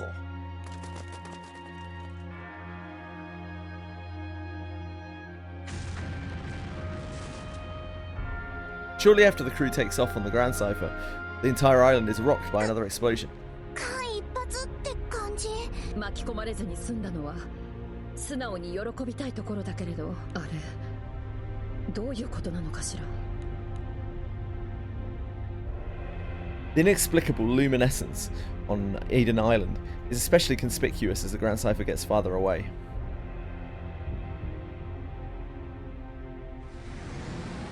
It's as if the cocoon-like structure atop the Legion Void has borne fruit.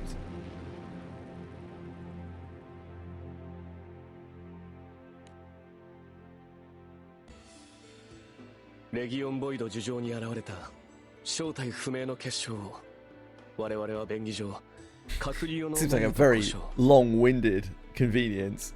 対象は現在沈黙を保っており、引き続き観測を続けています。 Having evacuated from Eden Island, the crew now makes a stop at New Utopia. At the True King's Palace, they try to make sense of the recent series of events. 閣僚の動向が読めないのは不気味ですが、陛下がご無事で犠牲者を出さずに撤退できたのは良好と言っていいでしょう。 It's thanks to Lyria. あの時は私も必死だったけど。 Oh yeah, Lyria. 旅の始まり、ルリアを必ず守ると決めた時からはどうしてだろうな、自分の不甲斐なさよりも。 As Catalina extends a hand to stroke Lyria's hair, the shrill sound of a staff striking the floor echoes across the room. 無くなる少女の成長。微笑ましい一幕に水を差すのは我が輩としても本意ではありませんが、果たしてそう悠長にしていても良いものですかな。どういうことだ。忠告ですよ。おせっかいな老婆心からの。Repty spins around in an affected manner, looks straight at the crew despite his lack of eyesight. 秘伝らは少々事態の危険性を小さく見積もっておられる。何しろ閣僚が陛下を介し手に入れたのは全知全能イスタルシアに座する創世の神そのものなのですから。 The others gulp at the mention of Estalucia and the omnipotent. イスタルシアの神様？間違いございません。下界へと引きずり出されたことで Repti continues on, a hint of disappointment in his expression. 破壊と再生をもって空の世界を育んだ空の神と崇められる大いなる竜、その空の神の根源であり大元となったものこそイスタルシアに座する神であり、陛下が果てイスタルシアより引き出した力の源は創世の神の力。あの膨大な力の本流はそういうことだったんだ。空の神は空のあまねく存在の源その因子から先祖をたどるように愛がつながってしまったという隔離を不敬にもHe's an eternal, 扉として利用し果て I mean, he is old. I think he's very old. 手を伸ばした。そうして創世の神を引きずり出し己の内へと He can't see. I think he's blind, right?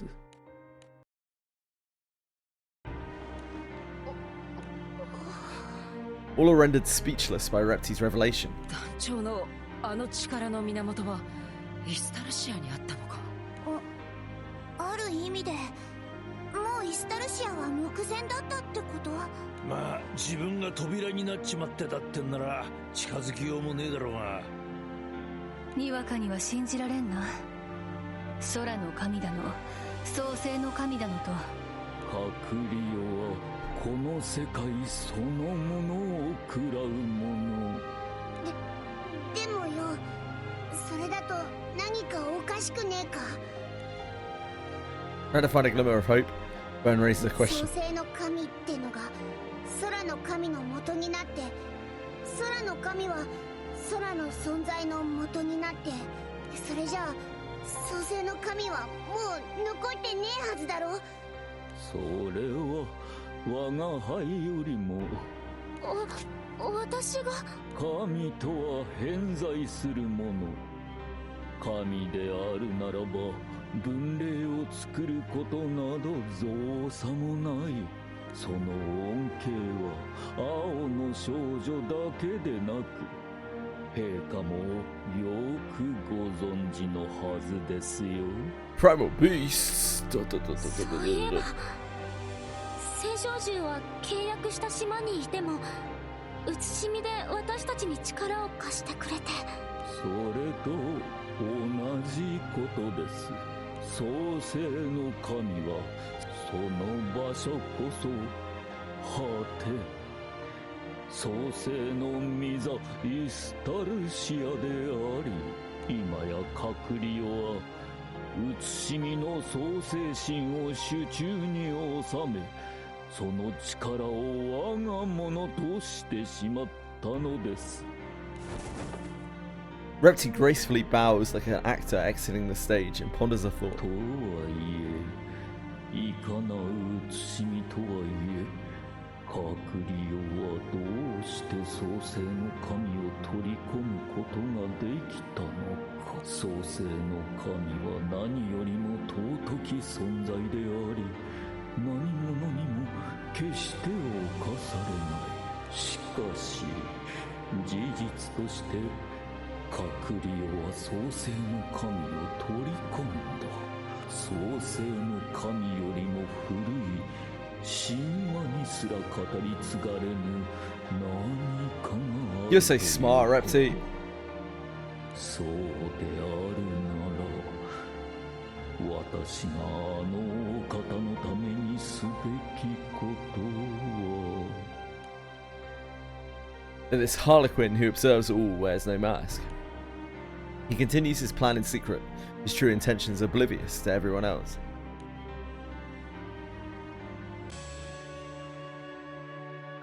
Crew is dismayed that the other world has gained the omnipotence power. Something unusual happens to the captain.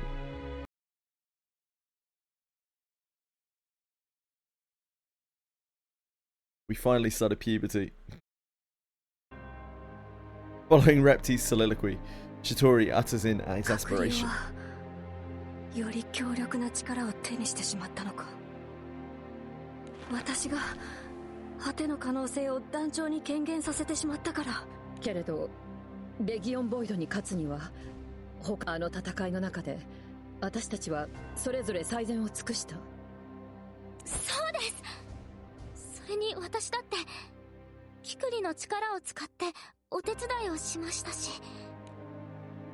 Just as the captain tries to soothe a self-loathing Shitori, something rather unexpected happens. あんたたち力を貸せ。奴らと魔物をカジノ邸から追い出すんだ。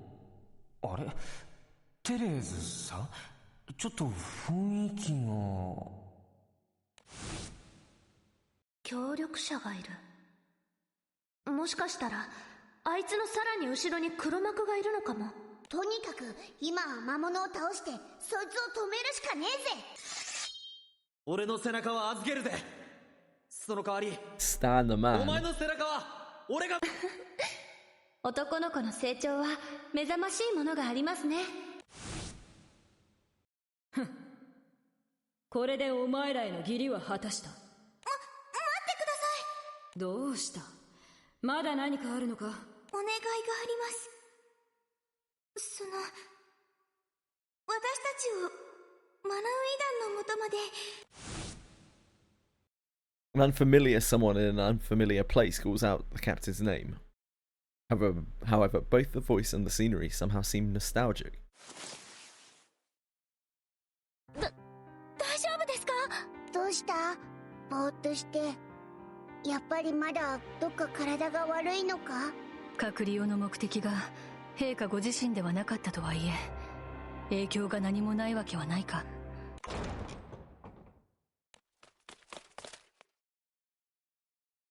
As the crew worries about the captain, a soldier rushes in and whispers something in the White Knight's ear. わかりました。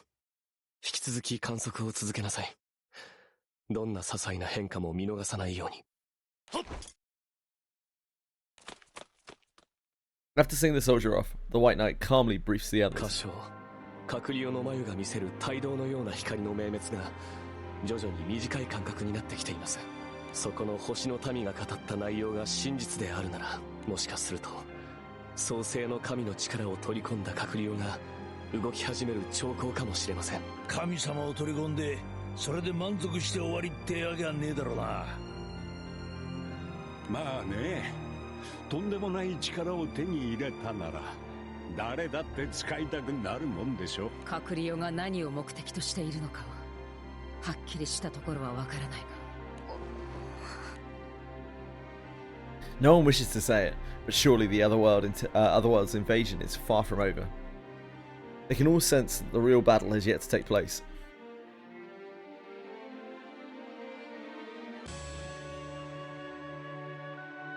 Captain and company think of countermeasures against the otherworldly cocoon.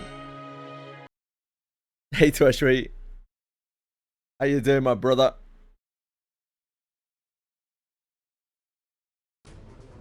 向こうが動きを見せた以上、こちらも手をこまねいているわけにはいきません。Brother. 差し当たって考えるべきは石膏、隔離用の前の調査と防衛についてですが、陛下、どうかご判断を。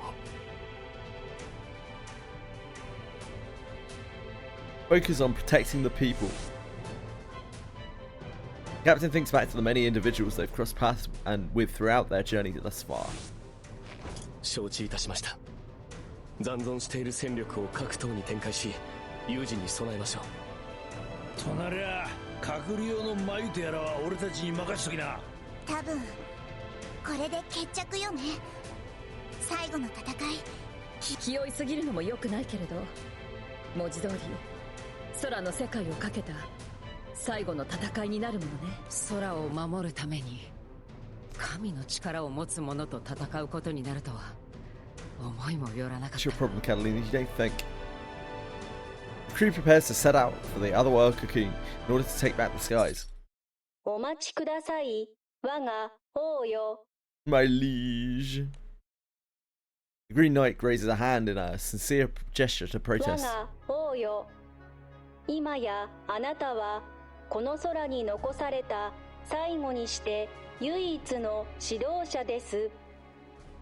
Right, Octavia, I'm a pretty sure one. いかに御自らのご意志とはいえ、おいそれと御身を危険にさらすのは私としては承服しかねます。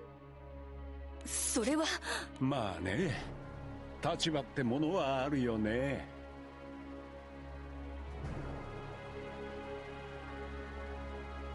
I share the burden with everyone. Just as the captain is about to respond. A memory of the world's end plays out in the captain's head. It is neither past nor future, and of course, nor is it the present. Yet the memory clearly exists.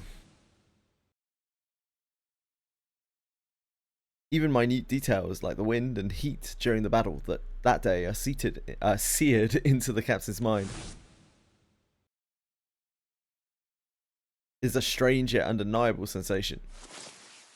We don't even have the real Octavia right now, right? It's got Robo Octavia. Robo-Octavia. Roblox-Tavia. Oh, shit. Out of concern, all eyes turn to the captain, who has stopped moving as if unconscious. 団長さんは不本意でしょうけど、ここは私たちに任せてもらうわ。まあ、まだ様子見みたいなものだし、やばいって思ったらすぐに帰ってくるから。だな。カタリナはこっちに残って団長たちを守っててくれるか。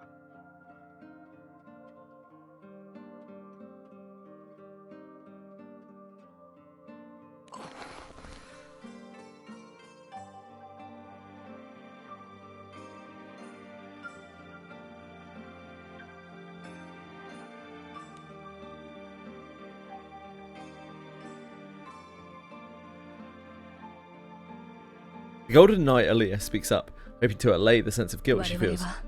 陛下のおそばを離れられないが、ある程度はそちらにも兵を割こ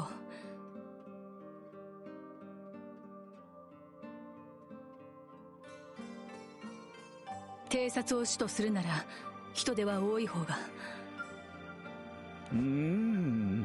それはまた随分と残酷なご提案。なんだと。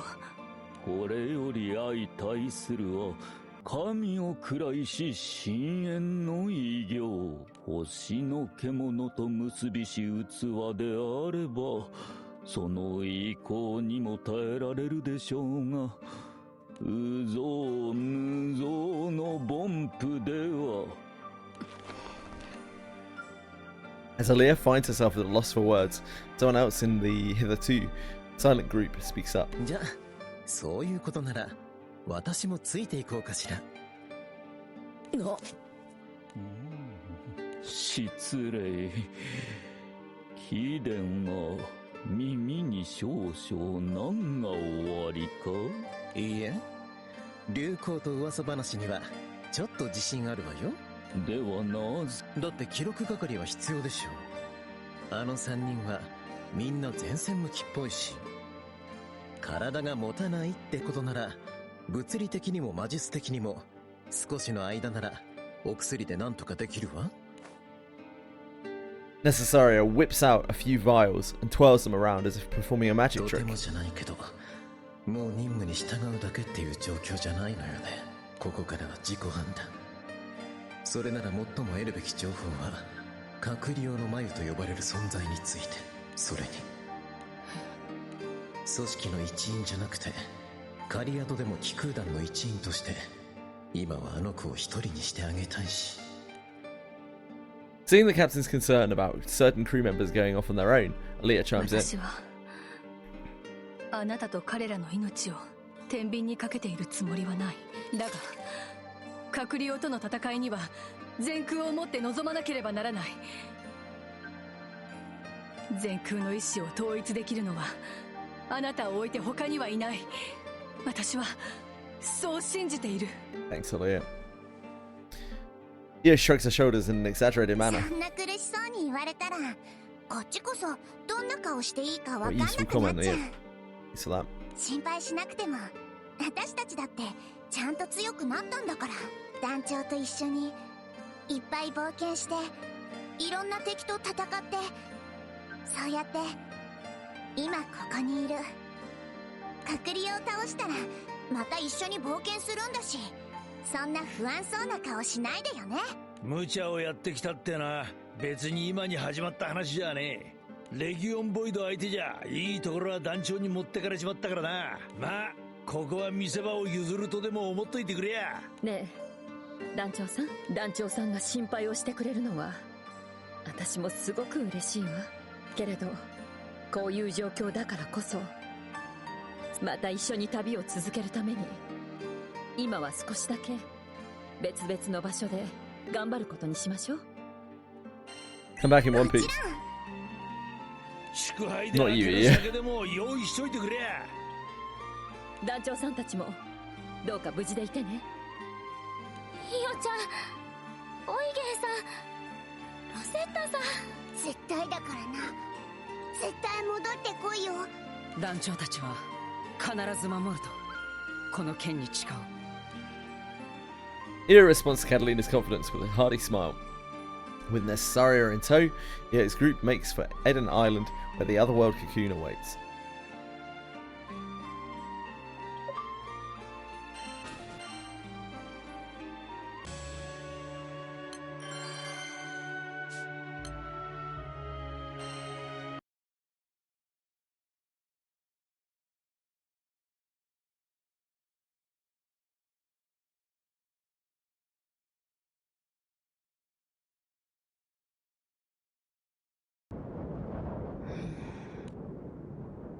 Shortly after Io's group takes off, one individual quietly emerges and stares at the sky with a blank expression.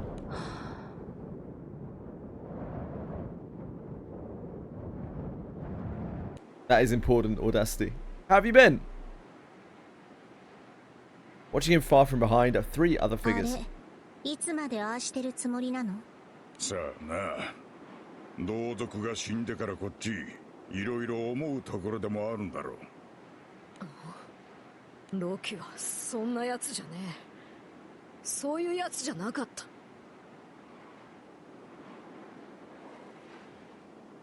そう。ま、なんでもいいけど。Disinterested to eye, sighs and looks up at the fractured sky. 全部なくなっちゃえって思ったことはあるけど、いざ本当に世界が終わりそうになってみると、Like そんなに嬉しくもないのね。He's good hungry though. Better get yourself something to eat. 必死になって止めようっていう気も起きないけど。死にたがりが神気臭いったらねえな。あんただって人のこと言えないでしょ。戦って強さを極めたいって。行き着くところは誰かに負けて死ぬだけじゃない。それが遠回りな死にたがりってか？お前は何にも分かっちゃいねえな。はあ？俺様は死にてえと思ったなら死ぬ。何かを待ったり殺されようとするつもりはねえ。俺様にとっちゃ命は掛け金みたいなもんだ。そりゃ失いたくはねえが、それよりも勝負をしたくてたまんねえのさ。気持ち悪い。じゃあネセサリアに同行して神様とも喧嘩しに行ったら？あれ動きそうにねえだろ。デクを一方的に殴って満足できるか？知らないわよ、そんなの。Flabbergasted by shrugs her shoulders and shuffles off. おい、犬。ご主人様が心配か？犬じゃねえ。ぶっ殺すぞ。いろいろ考えたところで行動に移さなきゃ何も変わらねえ。どんだけ相手を憎く思っても実際に殴らなきゃ意味ねえからな。思うところがあるってんなら、あの死にそうな顔してる野郎の横っ面とっとと殴ってきたらどうだ。うるせえ。 Gandalf lightly grunts in response before taking his leave. Feeling a sudden resolve, Fenrir slowly walks up to Loki. ロキ。ああ、フェンリルか。お前何見てたんだ？空。と、聞くて。ネセサリアも行っちゃったなって。どうせ戻ってくるだろ。またあのヘラヘラした顔で。戻らないよ。なんとなく、そんな気がするんだ。Seeing how certain Loki seems to be of Necessaria's fate, Fenrir glares at the cocoon. なんだそれ。舞台が始まったんだろうなって。受け売りだけどね。終わりのない始まりはない。つまり、始まるということは、もう終わりが近い。なんだかね、少しほっとしてるんだ。どうあれもう、旅は終わるんだと思うと。そんなんでいいのかよ。終わるってなんだよ。お前の旅は勝手に始まって勝手に終わるもんなのか。何が旅だよ。ただ流されてるだけじゃねえか。お前がフラフラしてんのは今に始まったことじゃねえけどな。だからこそどこにいるかなんてお前はどうでもよかったんだろう。自分の足元ばっか見て自分がどこにいるのか気にして。お前にとって居場所は目的じゃなくて手段だったんじゃねえのか。それはお前がどこにいたっていい。俺はお前についていく。 Fenrir looks straight ahead at Loki, who's at a loss for で words. もな、お前が何を見ていたいかはどこにいたっていい。でもどっちを向いてるかだけはお前が決めろよ。 Despite Fenrir's best intentions, she doesn't quite get through to Loki. ごめん、フェンリル。 With that, Loki walks away from her. As Fenrir sees him off, a voice calls out. 失礼。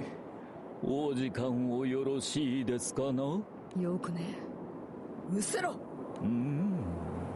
取り尽くし間もないとはまさにこのこと。しかし我が輩が貴殿の望みを叶えられるとやたらと都合のいい話を信用する気はね。警戒するのもごもっとも。しかしその場しのぎの出任せというわけでは。Repti, despite his lack of sight, seems to gaze at Fenrir's face. やめろ。なんだお前。やはり間違いありません。我が輩は貴殿を知っている。青少獣を作る者の端くれとして噂を聞いたことがあるのです。あまりに不損、あまりに不敬、あまりに不祥ゆえ、すべてを隠匿され葬られた星の獣。貴殿から失われた本当の力はこの局面の鍵になる。お話を。 Having some faint idea of what Repti may be referring to, Fenrir finds her curiosity piqued.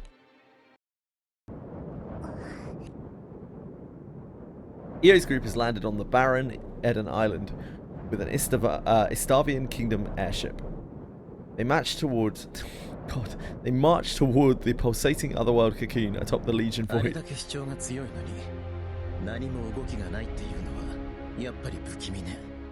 So many terms. 理由はどうあれ、まだ動けねえ状態だってんならこれ以上ねえ好機ってわけだ。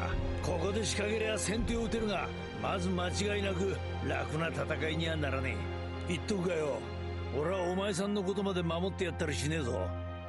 あら残念。でもいいわ、最初から承知の上だもの。そっちこそ私。 As Eugen and Necessaria keep each other in check, Io remains silent in her downcast mood. 何ロゼッタ、のよ。団長さんたちと一緒に待っていても、あの盲目の星の民が言っていたことは、あの隔離用の眉からはそう思えるだけの力を感じるもの。今はまだおとなしくしていても、もし目を覚ましたなら。だからロゼッタ。Primal lifts her gaze from the ground. Theo is no longer where she was a moment ago. Without a word, she had wrapped her arms around Rosetta. After being briefly comforted by Rosetta's head pats, Theo pulls away to continue their conversation. 大丈夫。もう大丈夫だよ、ロゼッタ。あのね、怖くないって言ったら、でも私はロゼッタと一緒にみんな。Theo tightly grips the staff in her hand as a show of resolve. ここで私たちが逃げたり諦めたりしたら、たくさんの人が今よりももっと大変な戦いに巻き込まれることになる。戦う力を持っていなくても、そんなの関係なしに戦わなきゃいけなくなっちゃう。それを私に止められるなら、何をしてでも止めたいって思う。何よりロゼッタが一緒だもん。だから私は大丈夫。そうね。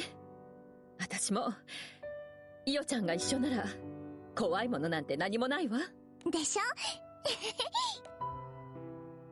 Necessaria comments on their heartfelt exchange. いいわね。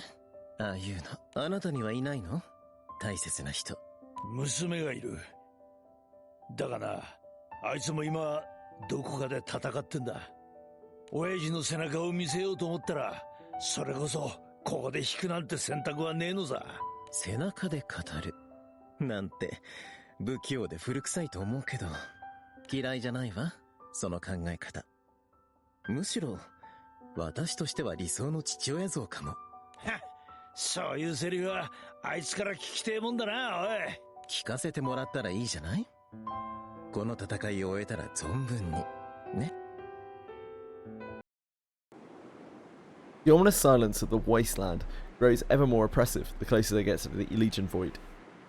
In the center of it all is a sinister, pulsating cocoon, its true nature unknown. 俺たちが近づいてもこれといった反応は示さねえな。けれど膨大な力が脈打つのを感じるわ。今にも爆発しそうな。創世の神様って話だものね。閣僚が取り込んだのは、例えるなら消化に時間がかかってるってと。そういうことなら私たちにとっては好都合よね。完全に取り込ませなんてさせない。ここで私たちが倒しちゃうんだから。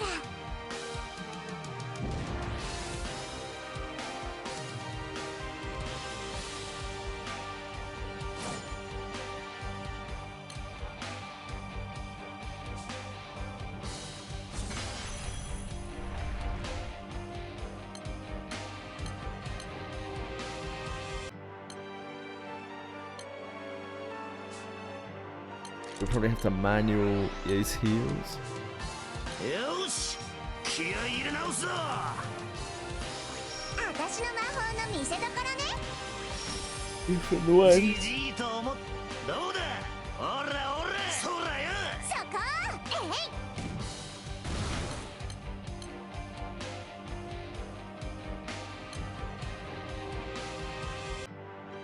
私の魔法を見せてあげる。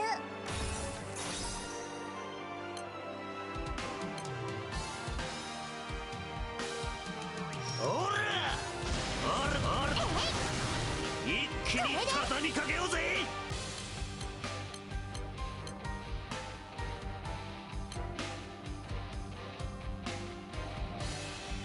とっとと終わらせちまおうぜ。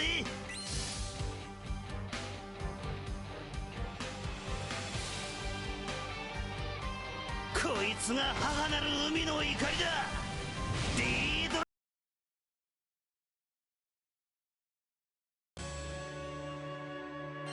Oh. It's multi-wave or something? What the hell happened? Oh, did we kill it?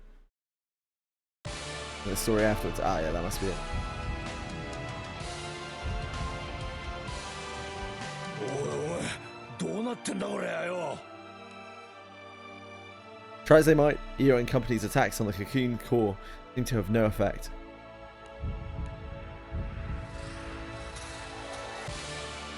It shows no signs of damage or resistance, simply pulsating as it always has. 手応えがない感じでもないんだけど、どういうことなんだろう。わずかだけど攻撃をする前より帯同の間隔が短くなってるわ。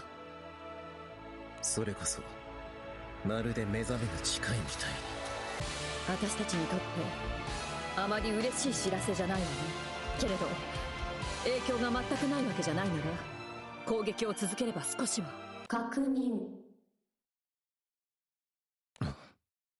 今誰か。何？空と星のつながり、転用、創生の断り。礼を言います。空の Yes, hey! 星の What's up?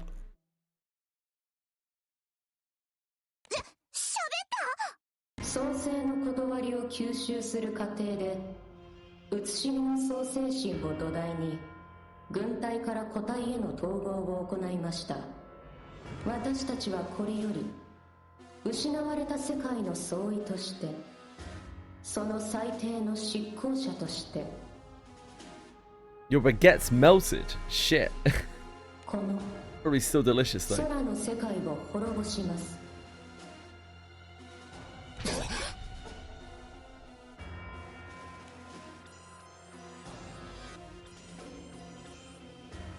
EO and Company gasp at the cocoon's crystal clear declaration of belligerence. 会話は成り立つみてえだが、やめてくれっつうのは聞いちゃもらえねえか。これは正当な権利の行使です。世界は正しく生み直されなければなりません。 Damn, that's hot. あなたたちの幸福も Not in a good way. 不幸もあなたたちという命もすべてすべてすべて私たちのものだった。空の世界の人とは空を滑る霊長の座は本来私たちに与えられるはずだった。 You guys are having a bad time. それを月から使わされ Over on the mainland. 私たちを捨て新たな世界を生み育んだ。それが全ての Sounds not the best. Not the best. 過ちを犯した神の力は私たちの手中にある。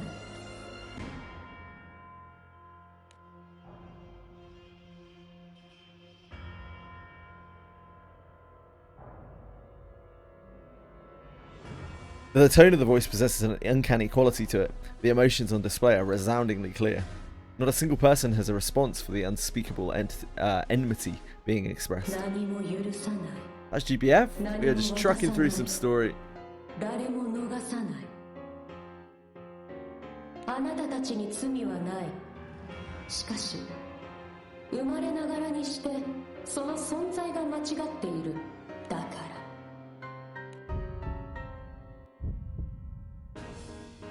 何？隔離用の眉の力が返してもらいます。世界を。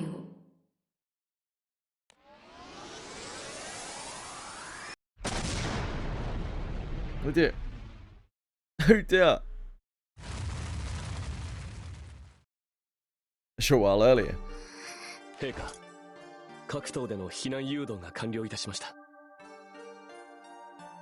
住民たちは区画に分けて避難所へ避難させ、そちらに兵を集中させてあります。我が王よ、トゥゲンキオからの救援物資が到着いたしました。各島への手配も済んでいますが、エダン島の崩壊により医療体制については難があります。現在は副王マリネラの指揮のもと再構築を進めていますが、医療用物資が不足しています。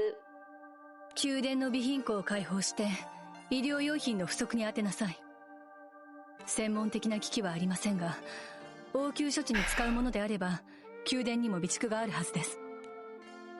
The royal palace is abuzz with activity as preparations are underway to protect the populace from another otherworld アリア incursion. 殿、何か私たちにも手伝えることはあるだろうか。いえ、それは不安なんだ。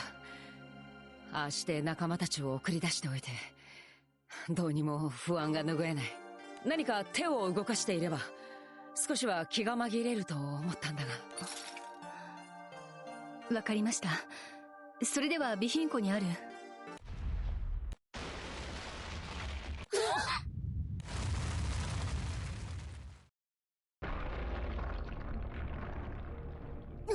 なんだ今の。 The captain and company rush out of the palace to see what has transpired.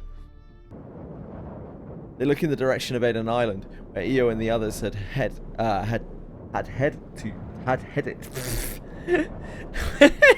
They look in the direction of Aden Island, where Io and the others had headed to find it covered in a massive cloud of smoke.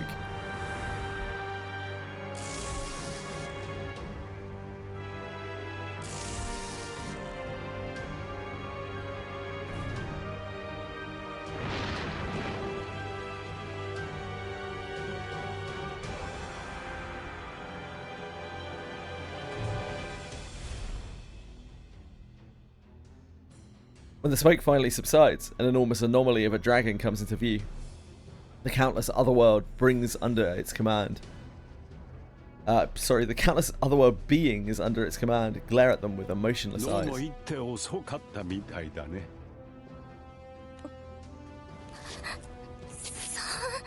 嘘だ。嘘だろ。だって。 Having incorporated God unto itself, the completed otherworld begins to slow the slow destruction of the sky realm.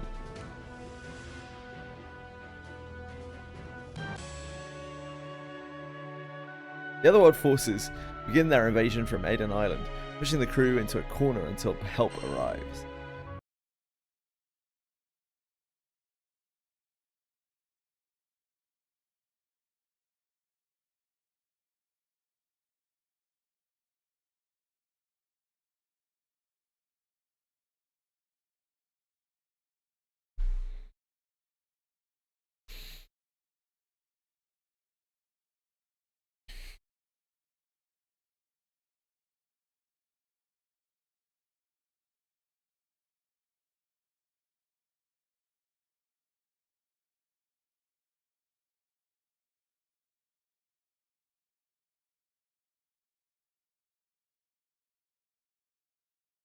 God, this is a long one.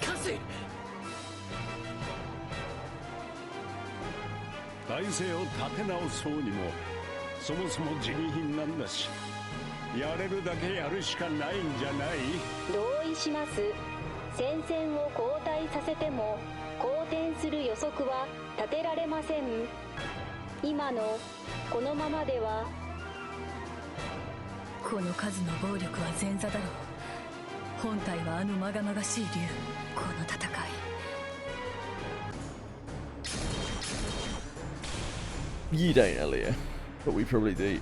We've got that plot armor, don't we? 潰しても潰しても湧いてきやがる。こりゃうさばらしにはもってこいだな。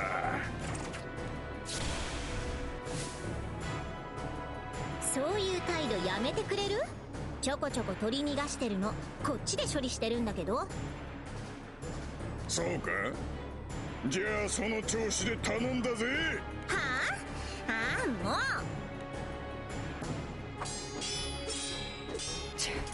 次から次へと。ルリア、団長、ビー君、私のそばを離れるんじゃない。カタリナ、くそ。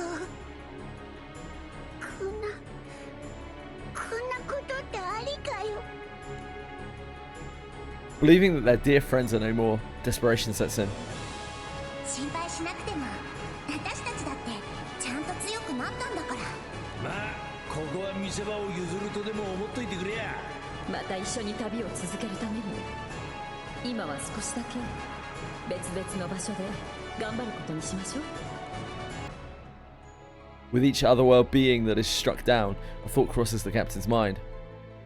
If the captain had been there with the others from the battle's outset, perhaps everyone would still be together right now. Lament, loss, regret. Flooded by these overwhelming emotions, the captain's grip on his sword loosens. らしくないです。団長さんが諦めるなんて。 It's Licia. こういう時こそ立ち上がる。それが気候の強さだと思っていたんだがな。お前ら。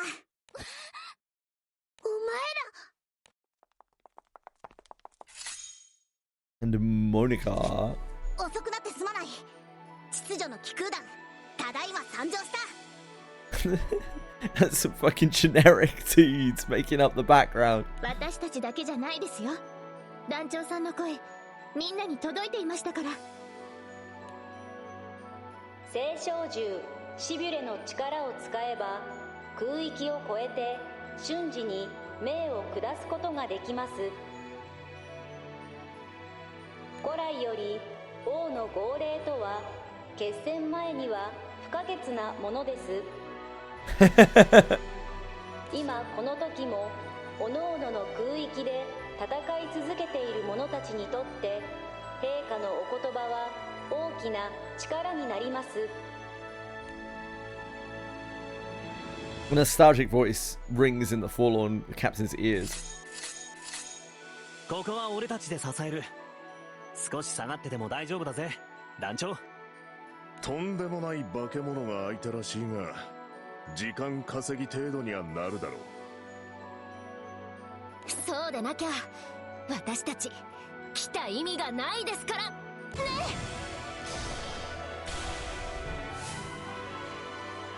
団長さんの声を聞いた後、各島の駐屯所に連絡を取って同じく団長さんの声を聞いた人を集めてきたんです。とはいえまだナルグランでもファータグランでも閣僚からの侵攻を受けてる。全戦力を連れてくるってわけにはいかなかったんだけど。あんた待って、今はとにかくすまないが理解して。 Oh, she's got her armor back on. 今は世界の Now we're talking. Things are heating up. 足引っ張らないでよ。あと私の視界には入らないで。ありがとう。気をつける。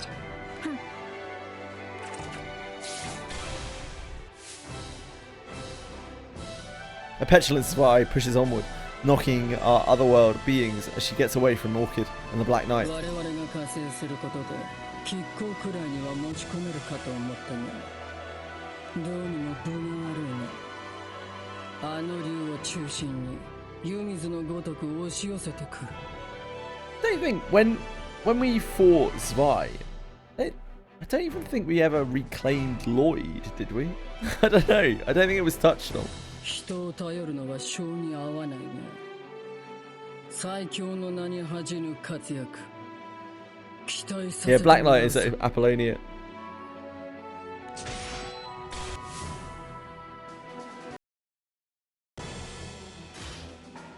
Oh, he's the big boy.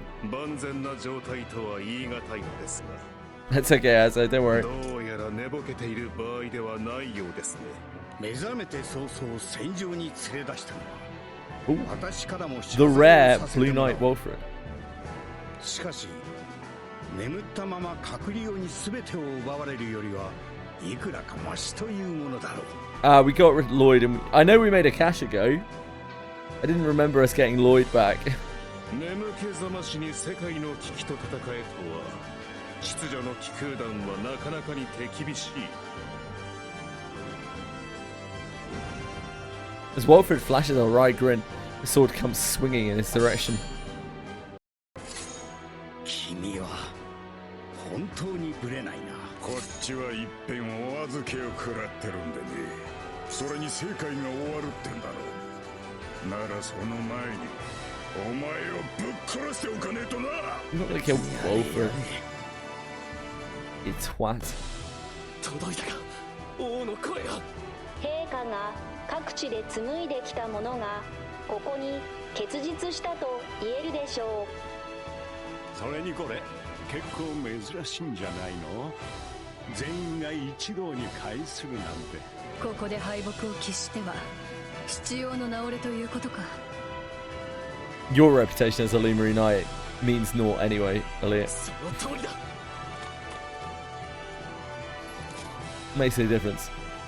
White Knight cuts down an approaching critter, then leaps up to higher ground to make an announcement. 陛下に代わり白騎士シーザー・クレイグが告げる。七葉の騎士は今ここに集った。全空の最高戦力としてふさわしい戦果を陛下に捧げよう。 Yeah! Let's! 言われなくても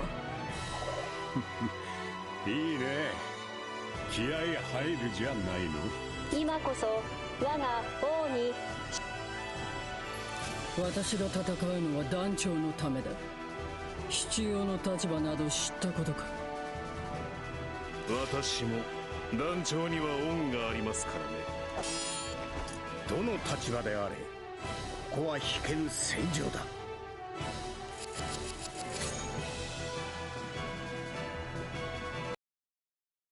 The battle grows increasingly fierce as it becomes less one-sided. Yet this clash of giant armies is nothing more than a prelude. The true trial is what lies beyond. まだ戦える？ Yeah. I got that plot armor. We're good. それこそイオたちもすっげえ怒るよな。 I know. こういう時こそ弱気になっている場合ではなかったな。戦おう団長。後悔も弔いも全ては生き残ってこそだ。 Stirred by the fire in Catalina's eyes, the captain responds with a firm nod. となると問題はあのでっけえのをどうやって倒すかだよな。可能性があるとすれば。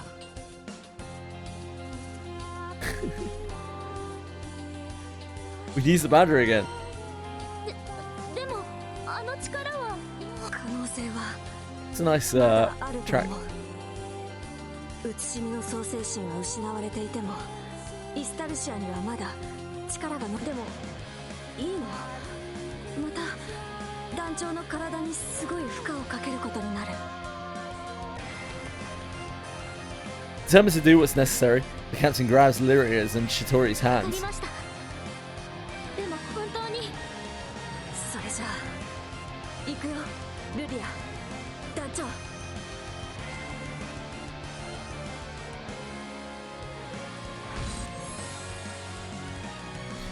As they channel their energies to gain access to the boundary.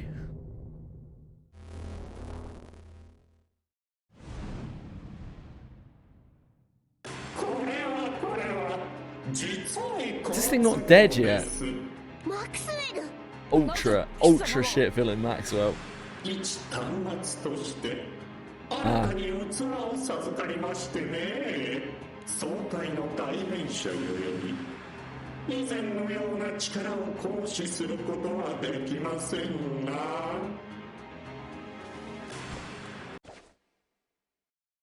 Maxwell suddenly disappears, only to reappear behind Shitori. 閣僚の悲願を叶えるため。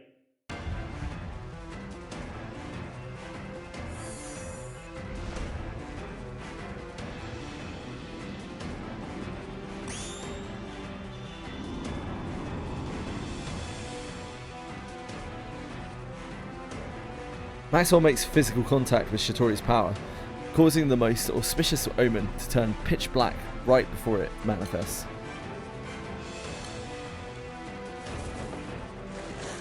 お前何をしたんだ。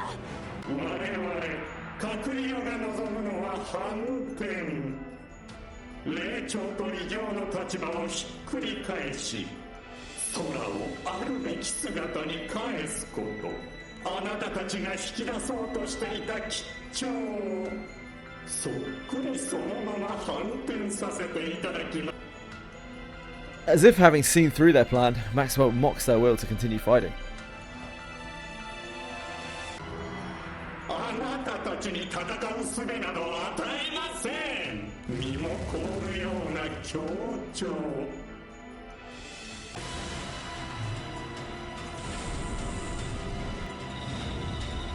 The tenebrous shine unleashed by Maxwell descends upon the captain.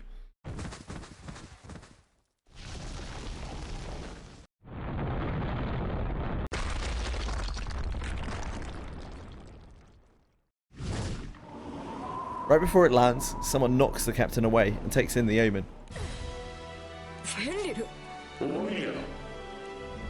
残念だったな。これは俺がもらうぜ。大いに結構。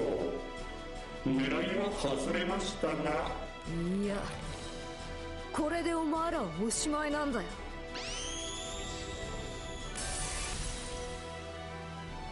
Popping on. Fenrir undergoes a transformation, enshrouded in a brilliant light. どういうことです？なぜ力が増していく？フェンリル。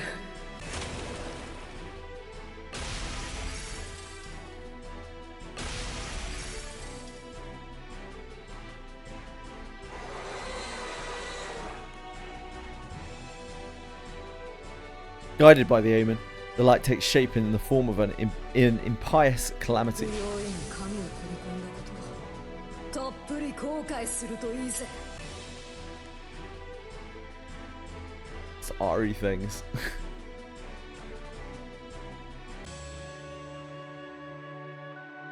Having taken an omen unto herself, Fenrir recalls Repti's words from earlier. "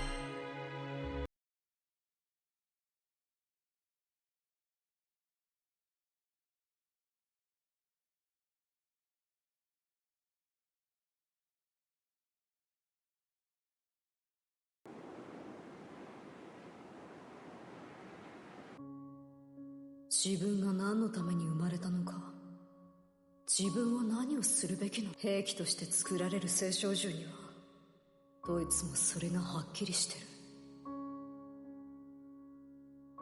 目的のために作られ、目的のために力を与えられ、つまり聖少獣にはまず始まりに目的がある。俺にも作られた目的があった。だがどうも俺は生まれたこと自体が間違いだったらしい。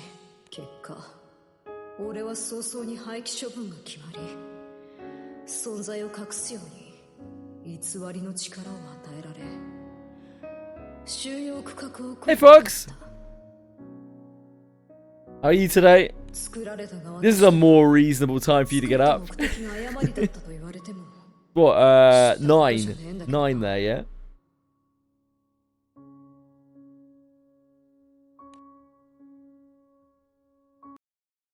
そのうち俺はロキと旅をするようになって。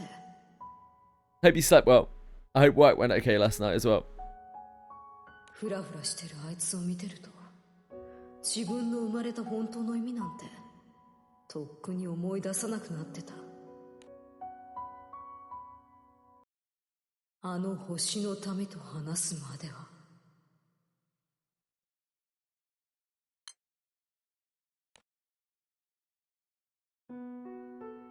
聖少獣を作る者の端くれとして噂を聞いたことがあるのです。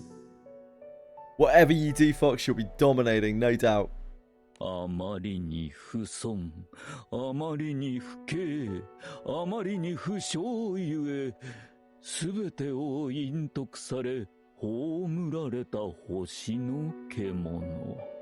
秘伝から失われた本当の力はこの局面の鍵になる。お話を。我々は興味の赴くまま、必要に迫られるままにあらゆる聖少獣を生み出してきました。その創造に縛りはなく、あらゆる犠牲が、あらゆる無法が研究の名のもとに許される。しかし、そのような集団ですら逸脱する者が現れ、許されざる領域に手を染めました。そうして作られた祝福されぬ You're a Repty fan, Brett. 星の獣。さあな、覚えてないね。旅を始める前のことなんさ。それに期待してるとこ悪いが。I think he's alright, yeah. 収容区画送りになった失敗作の聖少女だ。It's a bit different. Oh. お前が考えているような力は持ってないと思うぜ。Repty's smile grows wider, despite Fenrir's mocking tone. そうでしょうとも。貴殿の作成が成功することなど決してあってはなりません。どれだけ実験を重ねようとも世界が完成を許さないのですから。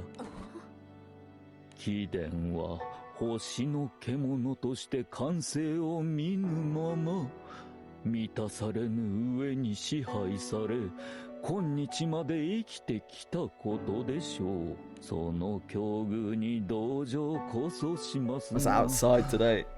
My nose is playing up. Pollen. 貴殿という存在は我が輩にとっても許しがたい。ああ、そうかよ。それじゃ何の用だってんだ。申し上げた通りです。今我々には貴殿の本来の力が必要なのですよ。Fenrir responds coldly to Repty's overly dramatic ど embellishment. っかのおかしな星の民が俺にそういう役割を与えようとしたらしいけどな。お前が言ったんだろ。俺が作られた目的は世界が許さない。だからその世界が神が今やどうなっています？世界の終わりとは天変地異そのもの。終わる世界に道理などなく、そして何より我々が打破しなければならない相手が一体どういう存在か。それでも無理だ。少なくとも今の俺にはその力は引き出せない。時は必ず来ます。Nah, I haven't seen it, but 我 like が輩があらかじめ指示しておきましょう。展開を読むのは作家の得意分野ゆえ。そうではなく、我が輩が求めているのは世界が神が許さなかったように、貴殿の体は己の本来の力に耐えられはしないでしょう。しかし貴殿はこれでひとときとはいえこの世界に疎まれた哀れな星の獣として賢明な判断を期待していますよ。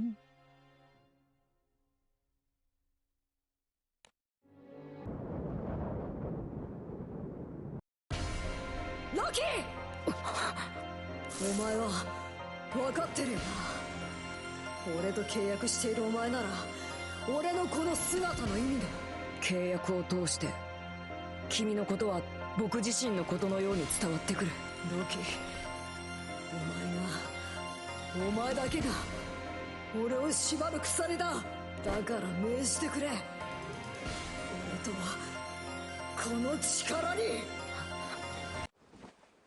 Loki shuts his eyes, takes a deep breath, and makes a bold proclamation. 食らい尽くせ、フェンリル。神々は黄昏の時を迎える。神殺しを司る星の獣として。いいぜ、上等だ。こうなった以上神の眷属じゃ俺には勝てねえ。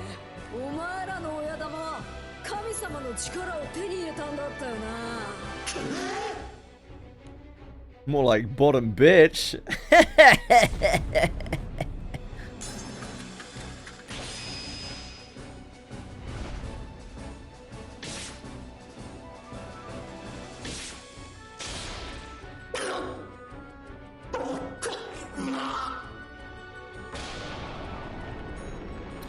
Can we please just get rid of this Maxwell guy? Like, he just sucks every time he's on screen. Can we not have him come back?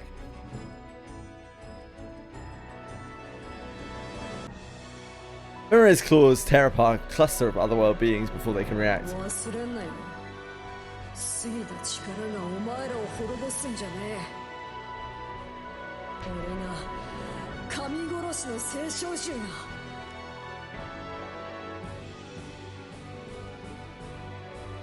Thanks, Fox. Appreciate you, brother. Meru makes quick work of the otherworld beings. The otherworld dragon, however, is a different story.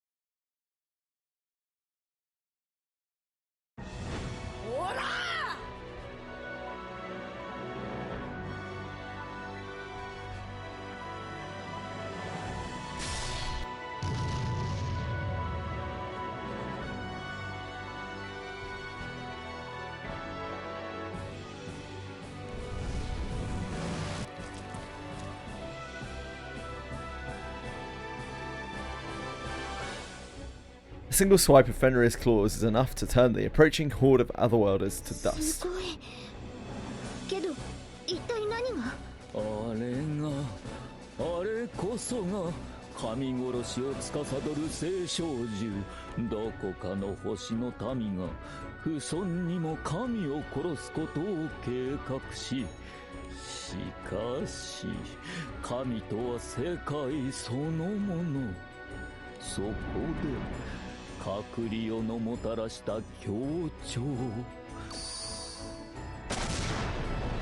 神殺しが権限するという神に世界にとって最悪の可能性を引き出したというわけです。凄まじいな。これなら我々にも勝機が。ダメだ、伏せろ。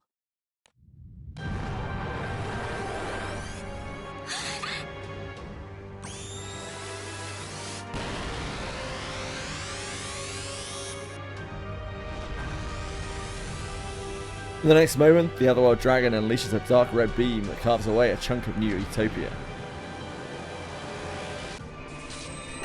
Because it's not so new anymore. Thanks to Lyria's quick reaction in forming the barrier, the captain and company are spared. ありがとう、ルリア。でも今のは。いよいよ総大将のお出ましってことらしいな。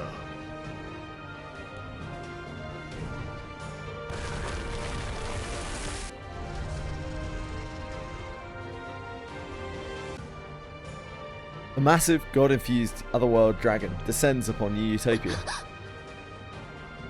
これ威圧感とも違う。なんだか嫌な寒気がする。どうあれこいつを倒せば我々の勝利だ。貴様ら閣僚が滅ぼしたエクセグランデの生き残りとしてここで決着をつけさせてもらう。ダメじゃないの。一人で突っ走っちゃ。閣僚に因縁があるのは君だけじゃないんだからね。巻き込まれても知らねえからな。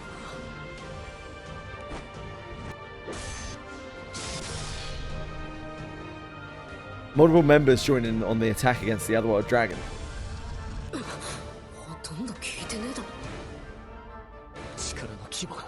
まあうすうすそんな気はしてたけど、ここまで無反応ってのは。The otherworld dragon swats at its surroundings. The resulting shockwave alone is enough to knock back everyone in the vicinity. そんな虫を払うみたいに。神というには少々器が小さく必要なようですよ。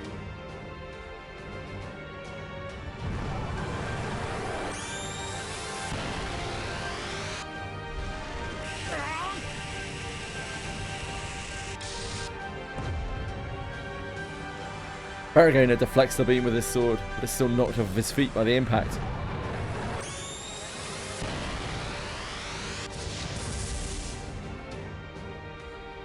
A follow-up beam turns New Utopia into a mountain of scorched earth and rubble in an instant.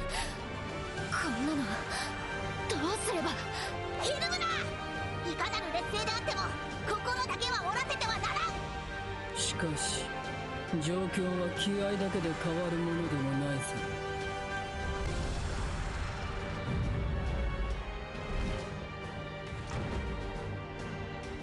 As if affirming that statement, the otherworld dragon produces lesser creatures from its body. 単体の戦力でも向こうに軍配が上がるか。いや、奴らを軍として見るのはやめた方が良さそうだ。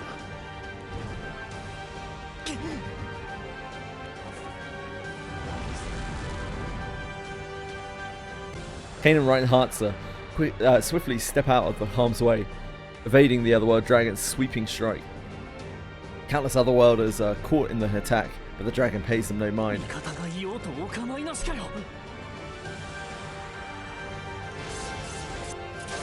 Although Fenrir's awakening did turn the tides briefly,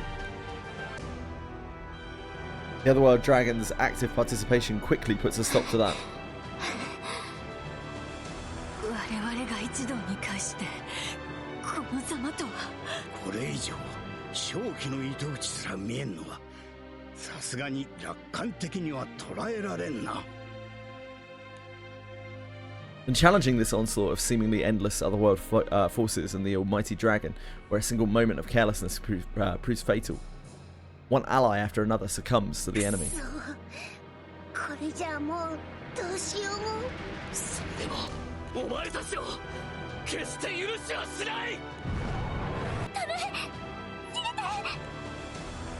All are prepared to meet their doom.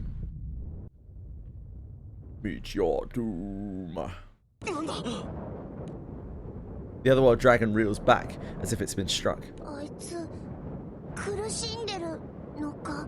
Who is it this time? 苦しむ。神の力を持ってるって何か。何か思いもよらぬ事態が起きているようだね。 The following is a memory of the final battle of Eo's group on Eden Island. 返してもらいます。世界を。 Let's not call it Eo's group, shall we?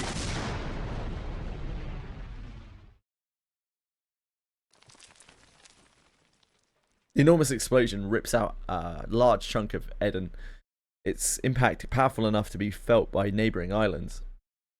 However, 大丈夫。そっち二人とも生きてる。まあなんとかな。おい、お前さんも怪我はねえか。 Eo's group. さすがにお薬で対処できる状況じゃなかったもの。 Eo and Eugen had helped Rosetta and Leviathan set up a barrier in the nick of time. 困ったことになったわね。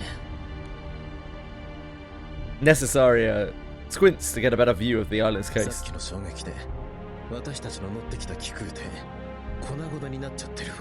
帰るには改めて船を手配してもらわないと。まずいのはそれだけじゃねえぞおい。さっきの爆発はどうも殻を破ろうとしてるっていうことらしい。 The otherworld cocoon quietly changes shape. 向こうはもう準備万端ってこと。じゃあ神様の Yeah, probably Bellicote.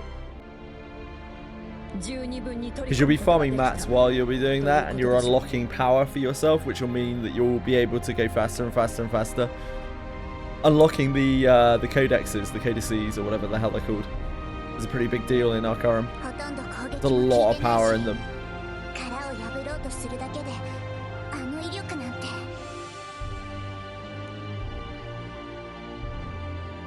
The overwhelming difference in power cannot be understated. Victory no longer seems to be within the realm of possibility. もう手出しはできないとしても、完全に覚醒する前の今なら何かできることはあるんじゃないかしら。そいつは島を出る手段を探すよりここで一矢報いようってことか。そう。でもやろう、ロゼッタ。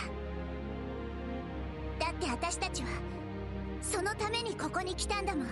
イオちゃん、この後団長たちがこれと戦うことになってもみんな絶対に諦めないと思う。だったら私たちも私たちにできることをやっておかなきゃ。強いのね、イオちゃんは。当然だってロゼッタが一緒だもん。じゃあ私ももう迷ってるわけにはいかないわね。たけ、肝の座り方は大人顔負けだな。おい、そういうわけだ。引き返すなら自分で船を探してくれるか。あら、付き合うわよ。もともと命がけの任務だもの。任務？ロキから何か命令されてたの？違うわ。もうぶっちゃけちゃうとね。でも朗報よ。あなたたちにそのつもりがあるなら、私たちはこの戦いを勝利に導く最後の鍵になれる。Necessary shows his palm to reveal a spread of particles. 何それ？砂に似てるけど勝手に動いてるし。封印武器メリルノート。この機械細胞は組成を組み替えることでどんな相手にも効く毒になるわ。ただし使えるのは一度きり。その上私の手元を離れるとその代わり効果は絶大。原理上物理だろうと魔術だろうとどんな体制も無意味だわ。そいつは神すら殺せるってか。殺してみせるわ。この子にとって最初で最後の晴れ舞台だもの。Necessari's smile reveals all. He's prepared to give everything for this メリルノートの cause. 射程距離はほぼゼロ。だから私自身が相手に接触。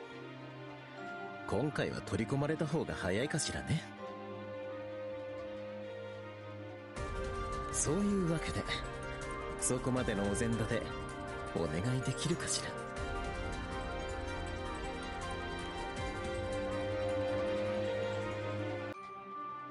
Seeing Necessari's resolve, three nod in unison. 神だなんだとすかしたあの野郎にでかいの決めてやろうじゃねえか。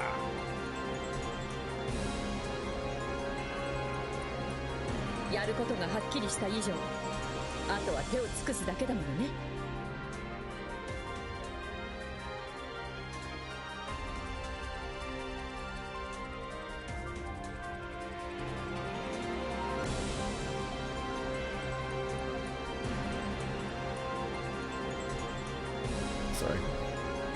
私たちが可能性をつなげばきっとみんなも答えてくれるから。だからあとは頼んだからね。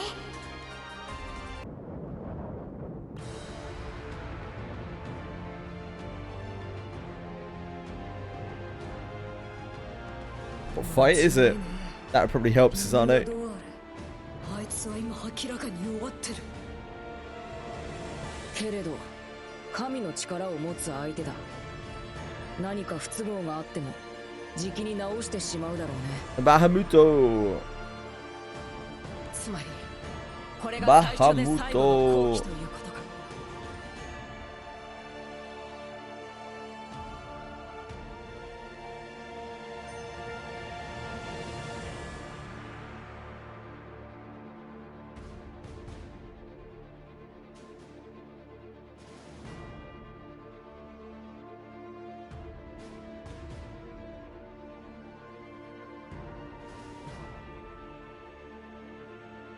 Ah, it's already dead.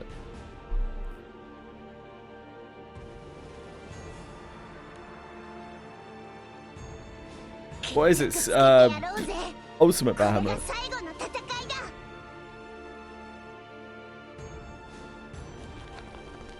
Lyria tightly grips the captain's hand. この戦いを隔離よとの全てをかけがえのない空の世界と空に生きる全ての人たちを守るために私たちは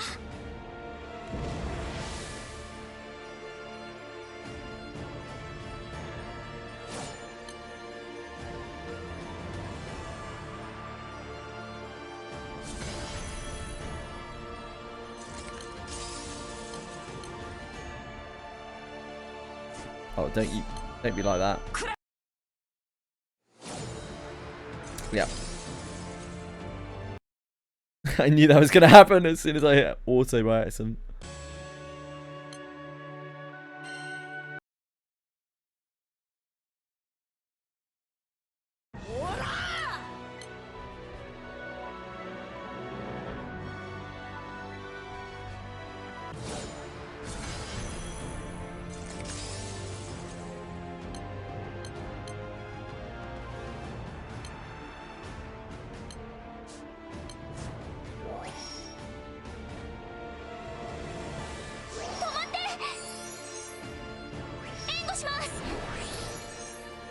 Yeah, I'll just hold my back.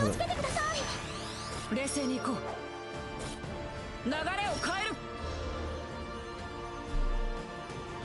我が誓いにもはや迷いはない。くれ、ここだ。私も。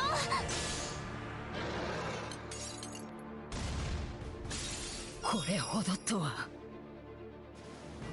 ここだ、ここだ。これほどとは。私はまだ。Unfortunate.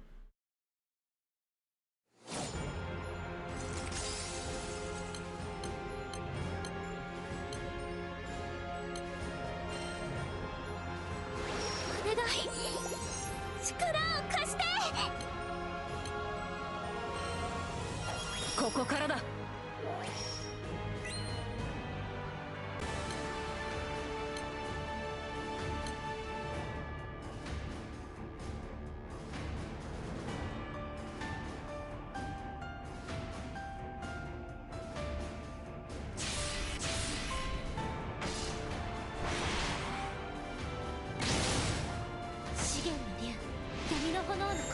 バウトー。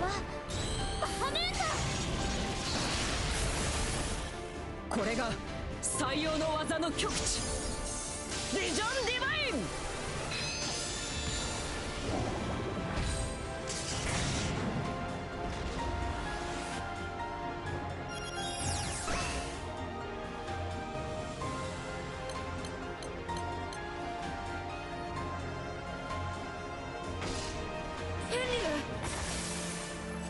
これほどとは。私はまだ。They have healing. So.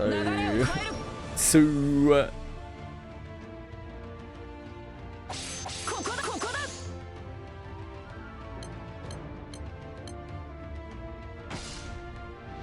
己の権能のすべてを捧げよう。上等だ。俺がお前らを滅ぼすんだ。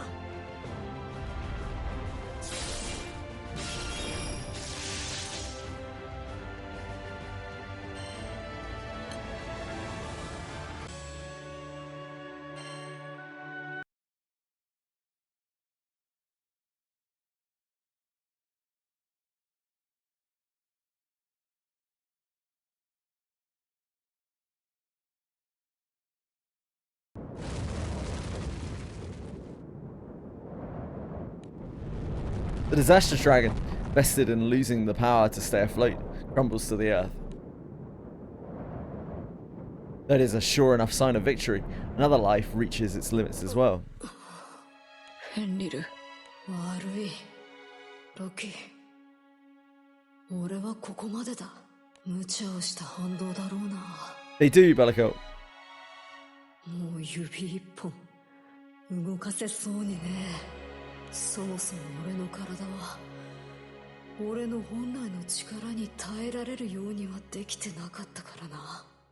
そうだよ。それは君も分かってたんだろう。それでもそんな無茶をして本来の力を取り戻す。 The hero, 君は満足だったのかい？僕を置いていくのが君の望んだことなのかい？ At Loki's haggard expression, Fenrir's lips curl into a grin. バカ。満足とかお前を置いていくとか、そんなのどっちも考えてねえよ。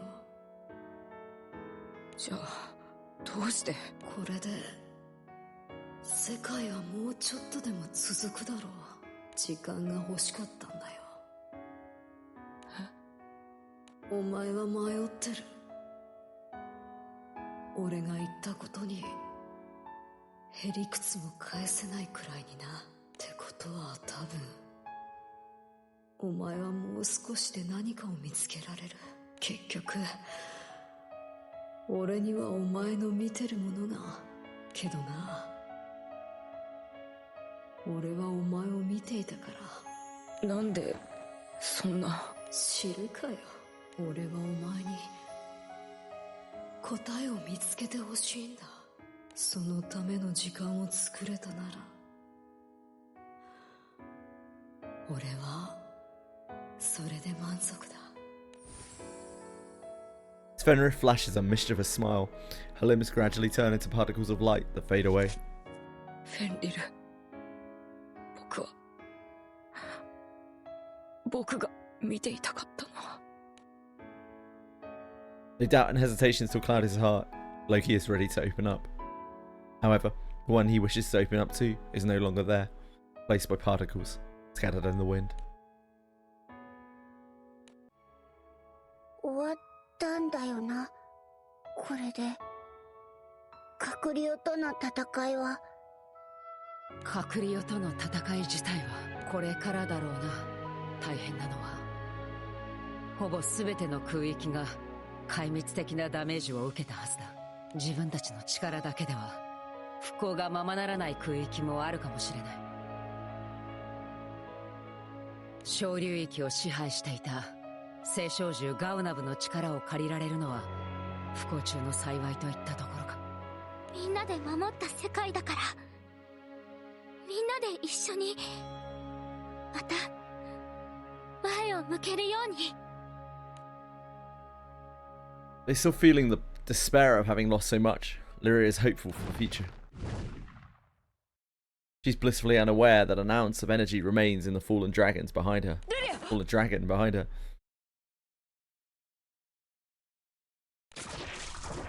Purple skills. Debuffs? What purple skills are? I don't know off the top of my head. Oh, it's field skills. Okay. The beam unleashed is neither a means of resistance nor revenge, simply the last vestiges of energy leaving the body to accompany the dragon's death throes. It is potent enough to kill any mortal. Catalina, having taken a direct hit, finds a large hole where her stomach should be.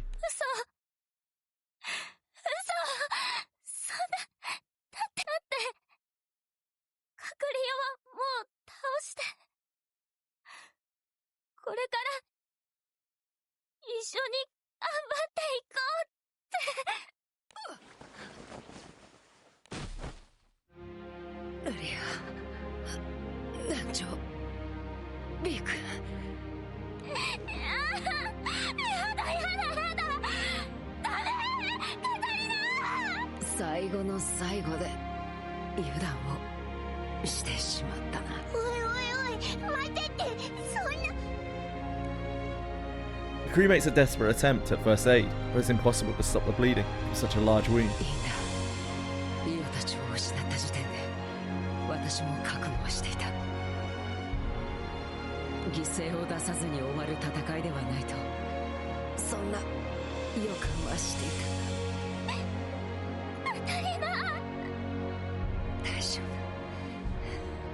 大丈夫だルリア。君はもう一人じゃないんだ。そうじゃない。そうじゃなくて、私はカタリナと。それを言ってしまうと未練になってしまうな。 Catalina puts on a bitter smile, a trickle of blood escaping from the corner of her mouth. Realizing her end is near, she tries to steady her breathing and turns to the captain. すまないな、こんな最後になってしまって。 You're gonna be alright, don't worry, Catalina. Fine. 言わなければならないと。 Mustering the last of her strength, Catalina grabs the captain's arm. 大きな世界の流れの中で団長はこれからも大変な役を担うかもしれない。しかしどんな世界になろうとも私は君のための旅を続けてほしい。君を故郷の島から連れ出した時からずっと心残りだった。世界の求めに応じるだけじゃなく、君は君の旅を続けていいんだ。覚えていてくれ団長。君は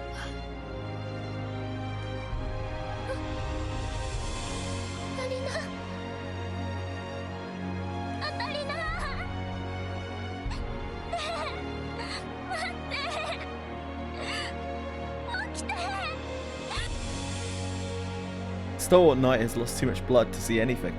Only her voice continues to resound softly. すまないルリア。守り続けると違って、しかし脅威の去ったこの空でなら、ああそうだ、この戦いの中で彼女は無事だっただろうか。思えばアルビオンを出てからずっと何かと戦っていた気がするな。 Catalina pictures an idyllic scene in her mind, devoid of any conflict. もし叶うのなら、いつかまたあの日の当たる場所で君と。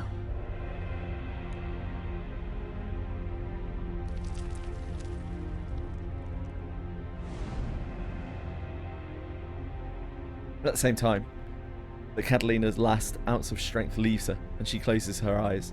The otherworld beings turn to dust. With this great battle concluded, the crew has restored peace in the skies. However, this peace did not come without a substantial cost.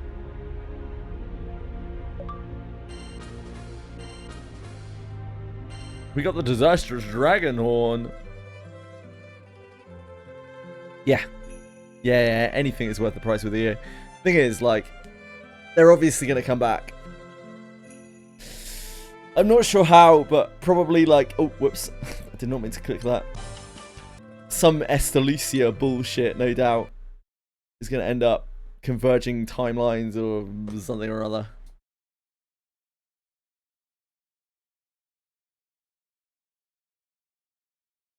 Somewhat have you.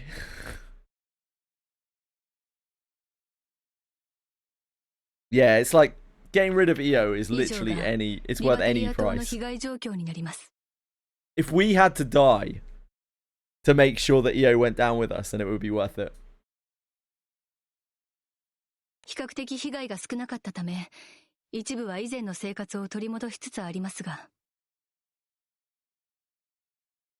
エリアコンフォルトを中心に街の治安が壊滅状態になりつつあります。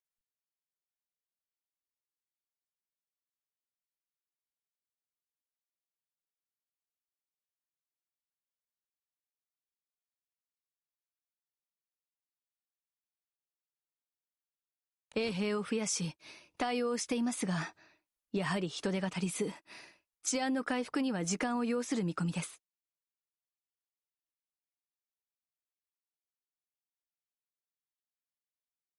続いてマグメル島の仮設校舎建設の件ですが、Vera's not going to be happy, is she? That came at the cost of many sacrifices. The Sky Realm is now free from the otherworld threats, thanks to the captain's crew. As this Darvian kingdom's true king, the captain, the true king, the captain, devotes all efforts to rebuilding the world. またトゥゲンキオ島の食料生産量についてはおよそ4割減の状態となっております。島だけでなくドライアドへのダメージも大きく、 Your Majesty, no, please call me the captain.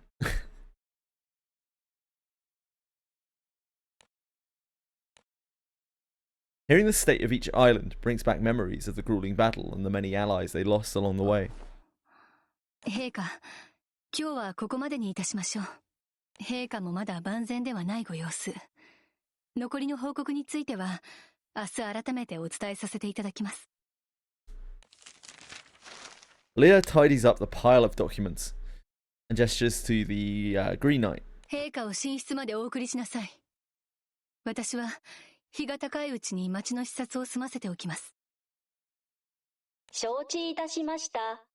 さあ、こちらです。The captain is led out of the throne room by the Green Knight. Elias steps outside to be met with a gentle breeze and the busy to and fro of passers-by. A glance upward reveals that the ominous-looking fissure still remains among the clouds. It serves as a reminder of just how much the Sky Realm has suffered. 空を覆う巨大なひび割れは未だに元に戻る兆しはない。まるで世界はもう元には戻らない。空は立ち直 I る wish we had a full armor Alea skin. 呪いを残していったかのようだ。いや、事実、あまりに多くの命が失われてしまった。The thing is with Octavia, right? It makes sense that she doesn't use too much armor. We do. No, we don't. No, we don't, Fox. Like, it makes sense that she doesn't use too much armor because she has, like, she is part machine, right? She has all sorts of, what's the right word? Modifications. You can see, like, I really like the detail on Octavia. We don't, Fox. She's not wearing full armor. On Octavia, like, you can see the, like, rivets and bolts and things in her skin, where she's, like, tacked together, where she's, like, had to repair herself over the years, which I think is fucking sweet. イスタバイオン王国の臣民だけじゃない。他の空域の住民。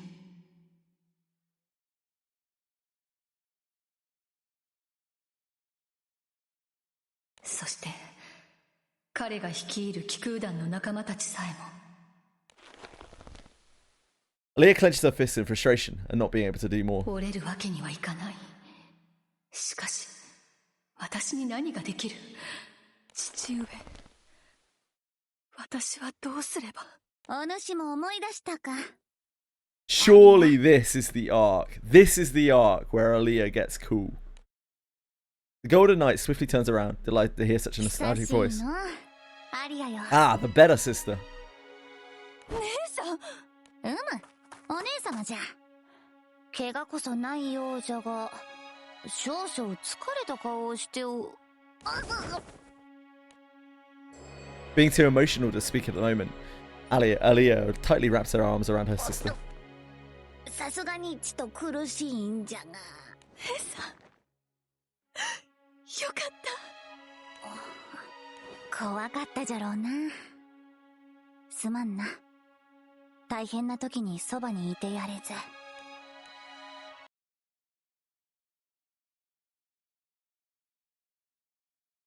The sisters remain in each other's arms for some time before letting go. 姉さんはどうしてアウライグランデに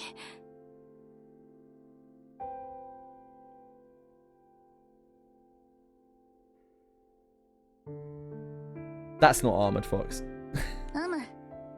団長の声を聞いて駆けつけたんじゃが、途中隔離用の連中に足止めを食らってな。多勢に無勢で手こずってあわやという状況だったんじゃが、 Some kind of sexy knight cosplay. どうやらちょうどその時団長が親玉にとどめを刺したらしくてな。それで隔離用の連中は塵となって助けに来たはずが、 Who needs armor when you have 救わ plot れてし armor? まったというわけじゃ。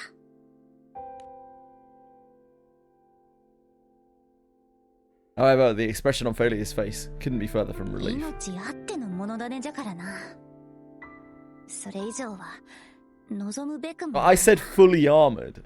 You said fully armored, right? We wish you had a full armor Octavia skin, and I said I wish we had a full armor,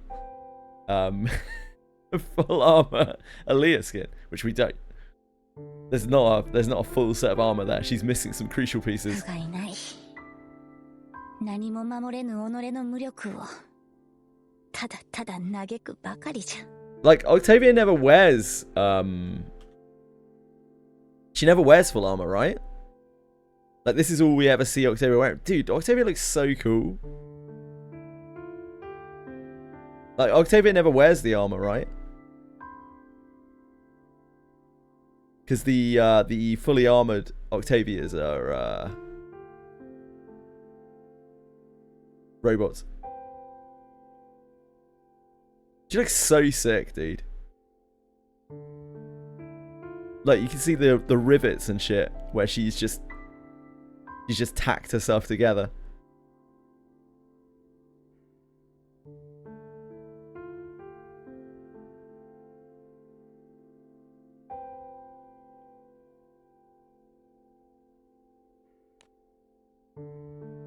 Seeing her sister choke up in response, Folia changes the subject to something more 母 lighthearted. さんはどうしておる？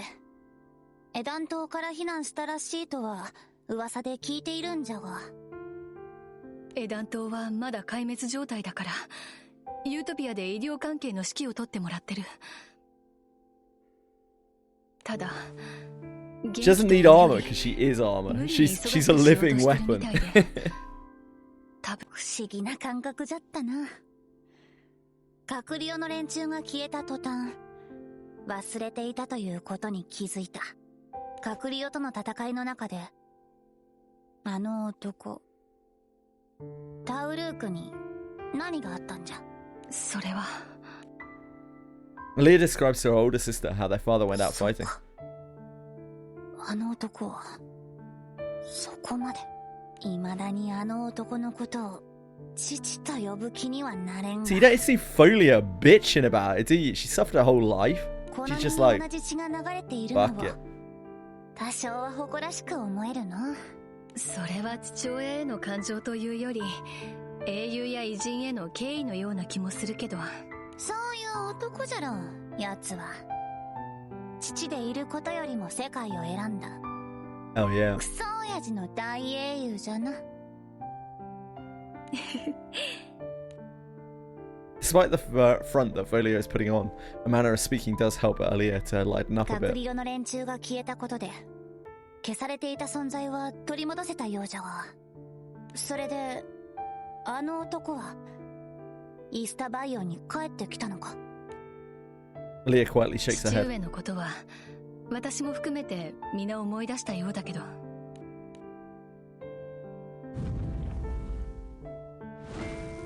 ただ消されたわけじゃなく、レギオンボイドに飲み込まれて、それ自体が消滅してしまった。隔離用は未だにわからないことも多いし、父上が国に帰ることはないんじゃないかと私は思ってる。ということは、未だに団長が神王を務めているわけじゃな。正直に言ってとても苦しそうにしてる。世界のために戦って、それでも大切な仲間を失って、隔離用によって消された存在は隔離用を倒すことで取り戻すことができたけれど、隔離用によって壊されたものは空も街も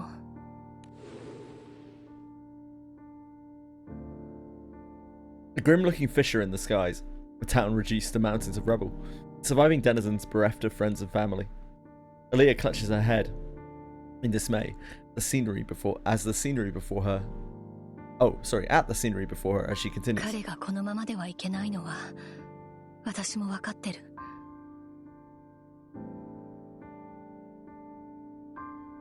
でも今のイスタバイオン王国が王を失うわけにはいかない。いくつもの島が町が壊滅し、民も大勢失って、ここに王までいなくなったら。Aaliyah has already relied on the existence of a ruler more than anyone else. Folia, being a former sovereign herself, offers her younger sister another point of view. 国には様々な形がある。政治体制の話ではないぞ。王と民との関係の話じゃ。王が全てを一身に背負い、たった一人、その足で民を導いていく。そういう国もまああるじゃろう。そのありようを否定する気はない。しかしな、王が民を支えるのではなく、民が王を支えることがあっても良いのではないかと。王は王であっても人は人。時として玉座にいられないこともあろう。安心して王が背中を任せられる、そういう関係を目指しても良いのではないか。 Least popular element in this game, I don't know. Earth, maybe?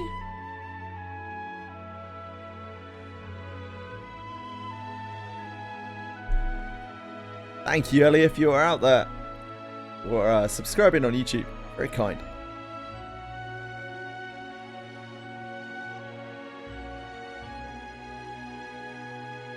I'm sure you will get those daggers eventually, Susanna. Don't worry.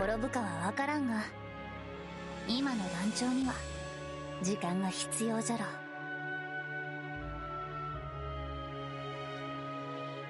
Probably fire or water, from what I've seen. それだけ団長が失ったものは大きい。Aaliyah takes a deep breath before looking into the horizon. 確かに。いつの間にか私は彼に頼り切っていた。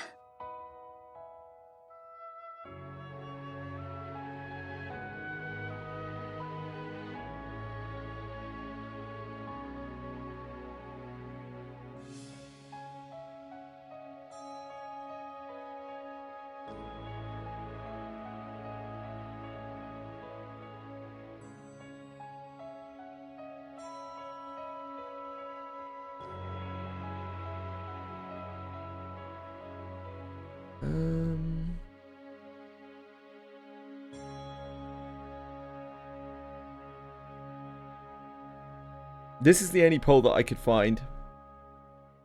This is 2021, so this is quite some time ago. Interestingly, what element are you most confident in? Light, 32.7%. Dark, 24.4%. Earth, 14.8%. Water, 9.9%. Fire, 9.2%. Wind, 9%. But I imagine this is quite outdated. This was 2021, so this is 5 years ago. If anyone can find a more recent poll, please do let me know.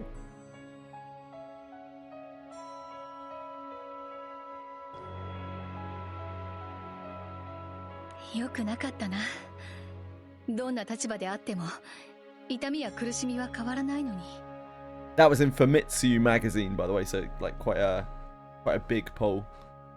Japanese, of course. 婚約者との関係も互いに頼り頼られが理想的と聞くぞ。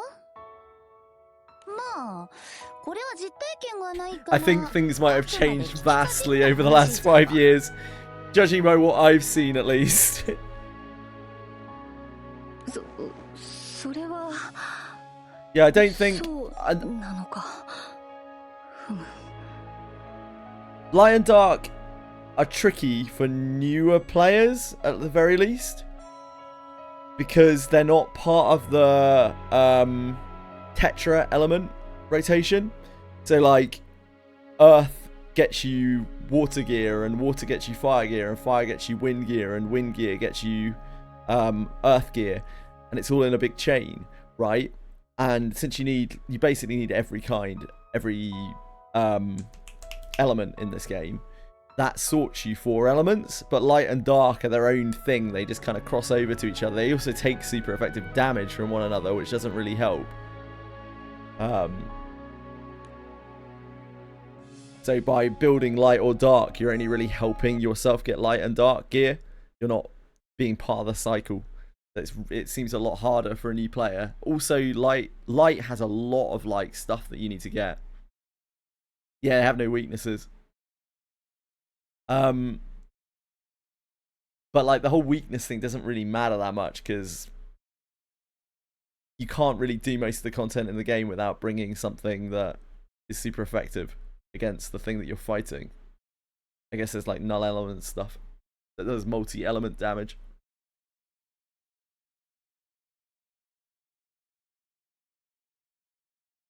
It certainly feels that light and dark are bad for newer players. Also, light particularly, I think, is really, really, really hard to get the good pieces for. I think dark is kind of similar. Dark leans a lot on its illustrious, does it not? On Eresh. Oh, beautiful. Thanks, Deramel.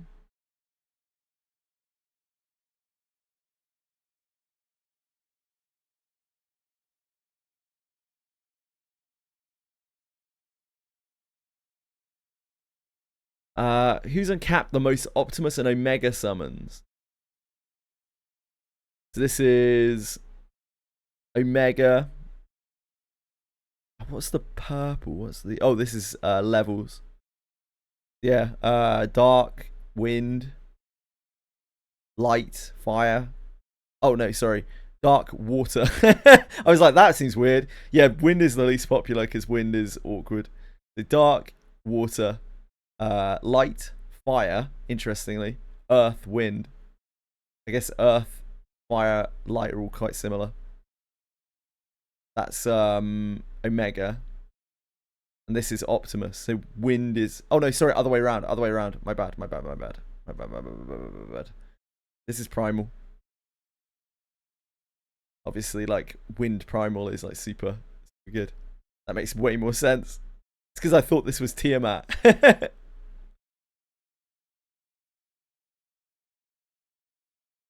And then, this is Omega.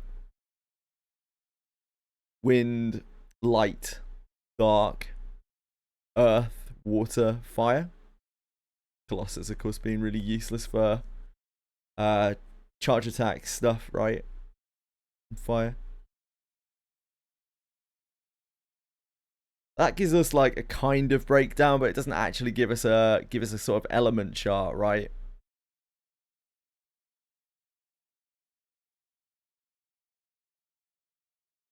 Thank you for linking all the same. Yeah, water Optimus, obviously. The curtain of night falls upon a room where Vern, Lyria, and the captain are resting. Guesstimate, yeah, maybe, kinda. It's a bit hard because there's no numbers attached to it, right? We've just got little bars. It's kind of hard to say. I imagine it's something that they don't...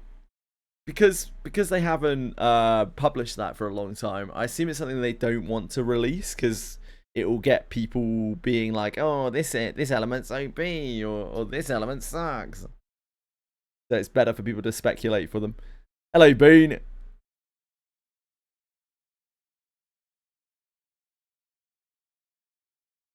Meme so much for a decade, there are a lot of misconception and prejudices, sure.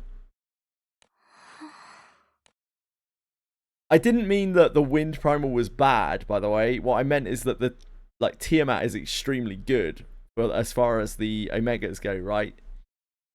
Like it's just very, very, very good, like very strong. I'm sure the Primal is still absolutely better.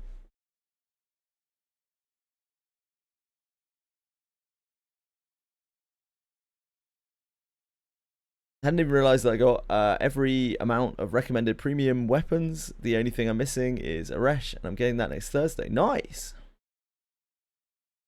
All elements are in a good state right now. Water especially is more legacy players having Varuna because Water had a broken free-to-play primal weapon that got nerfed. Interesting. I see. The three would normally be asleep at this hour, but thoughts of what happened in the battle against the otherworld kept them awake. Burnout is a question they've asked of themselves time and again.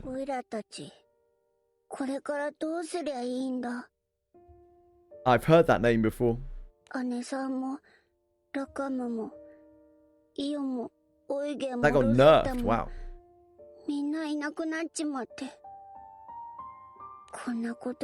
There ain't no way that things are staying like this. Like they are all getting anime power of friendship resurrected. I just not exactly sure how. We probably it's probably Estelucia things. There's gonna be a way of like converging timelines or reversing timelines or something. That seems to be what is being brewed up. Just gather the Dragon Balls.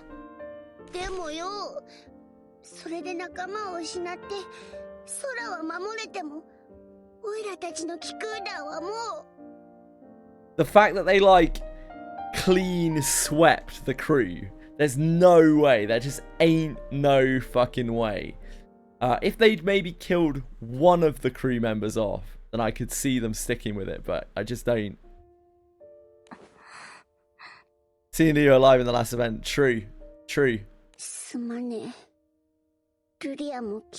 Maybe they just revived the goat EO, because you know. Also, I didn't see too much of EO alive. There was a lot of skippage going on there.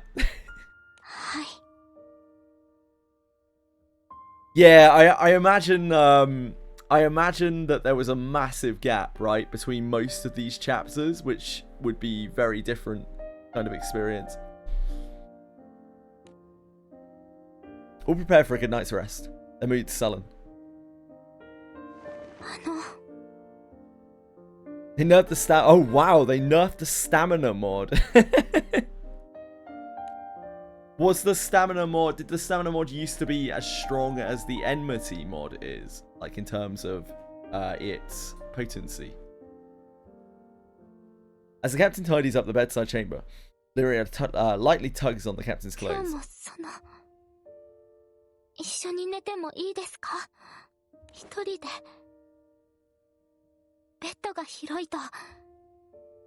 I'm sure you'll get it in time, as a Susano. Don't you worry about it.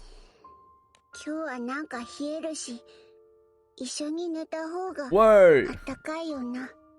Watch out for Vern. He's a predator. The captain readily agrees. So the three share another night together.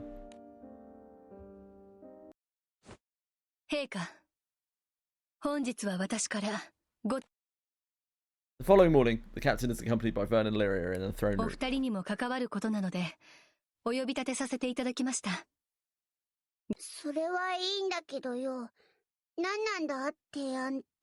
I still just find Aaliyah so unlikable. Aaliyah clears her throat and launches into an explanation.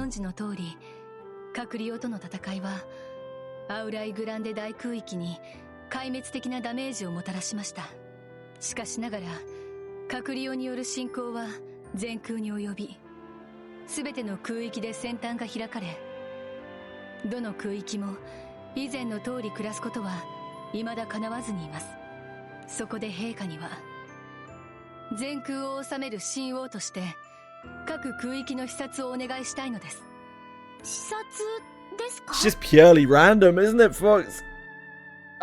I've seen people just bust out like all of the ones that they're going for instantly. Like Akuben had, what was it? Was it Canes or something?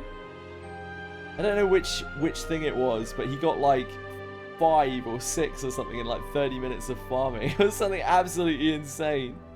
I think it was Canes.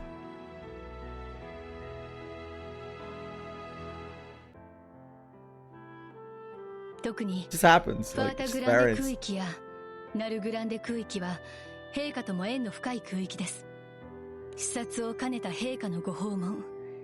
Max Taki gave it 100% was higher, and the scaling as you drop in HP was linear before. Now it's exponential curve. You lose most of it post 70%. Okay, got you. Thank you. Oh, lovely. Oh my god, that is such a huge difference. Wow. Wow. That is such a huge nerf. Holy shit. Yeah, stamina must have been so busted at this when it was like this.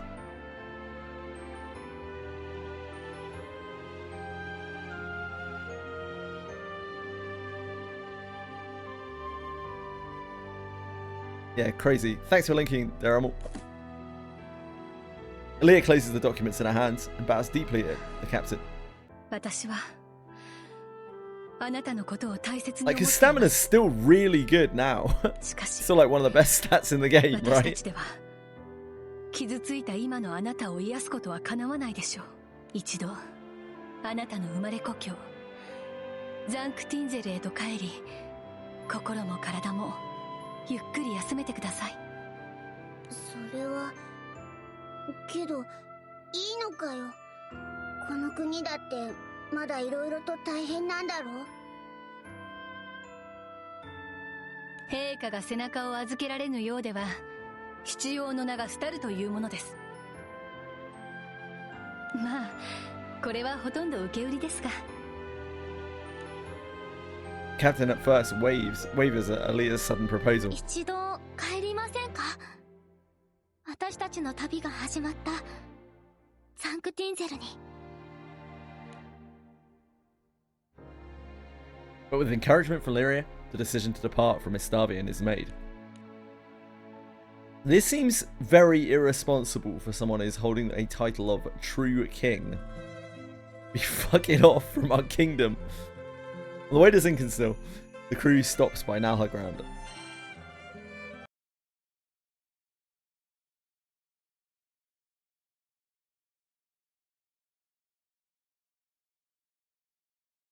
The captain, Lyria, and Vern decided to return home to Zinkenstill to rest their weary souls. Honestly, Mizako, I feel like our brain probably barely grasps like 1D chess. I don't get the idea. We just have plot armor. Like, that's our superpower. Our superpower is plot armor.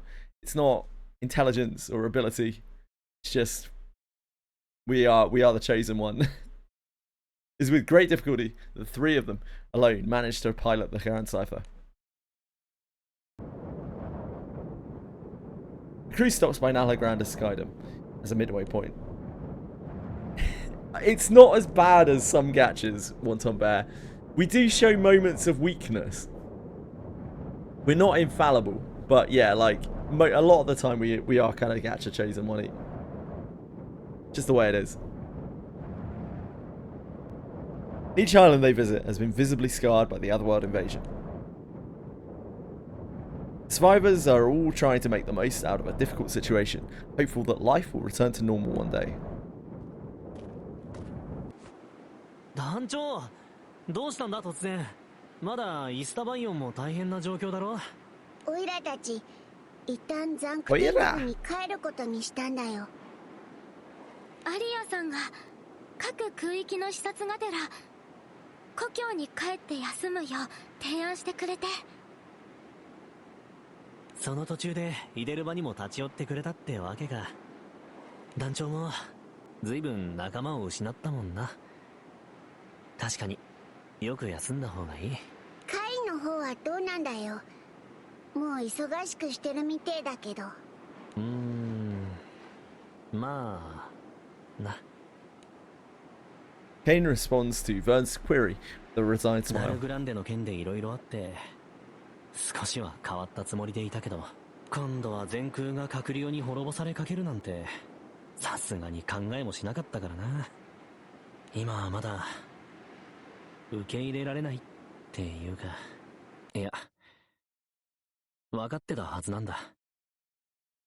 閣僚との戦いが命がけのものになるってのは。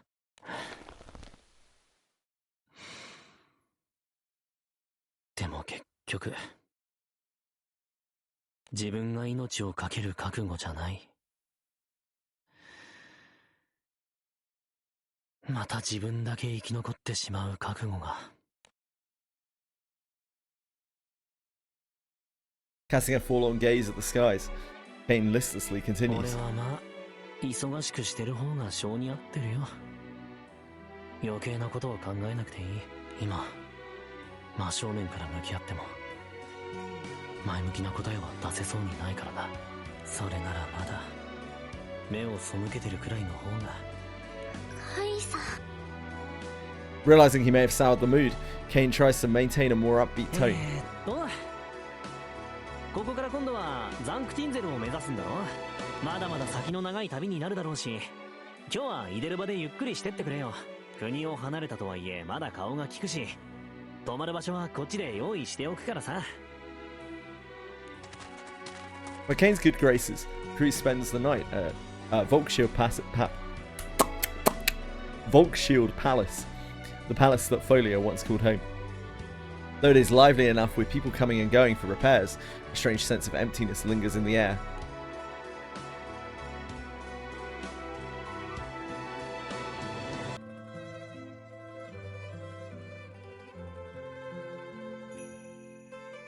Having made it back to Fantagrand, the crew pays a visit to the Albion Citadel.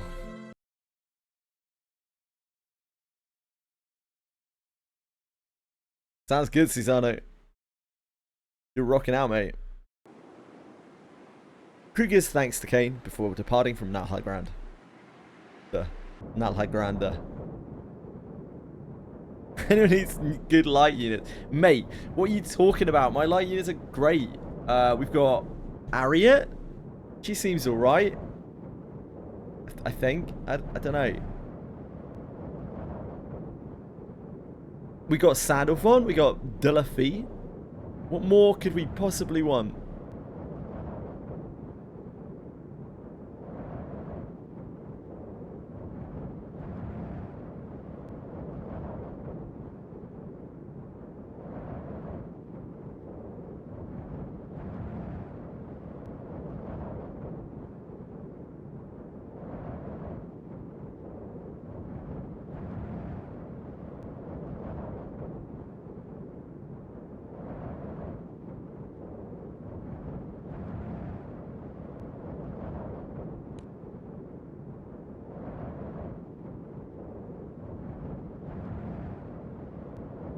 Ariat's new, isn't she?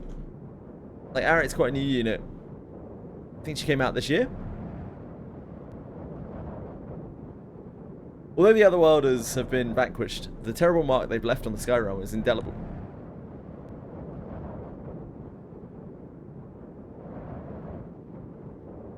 Nonetheless, people remain positive in their efforts to rebuild, hopeful that a better tomorrow will come. TN in every team, yeah, of course, Montomber. Crew stops by the Albion Citadel next. Here, too, people are making steady progress toward rebuilding. Oh man, Vera's not going to be happy. With a relieved smile, Vera grabs Lyria's hands. ア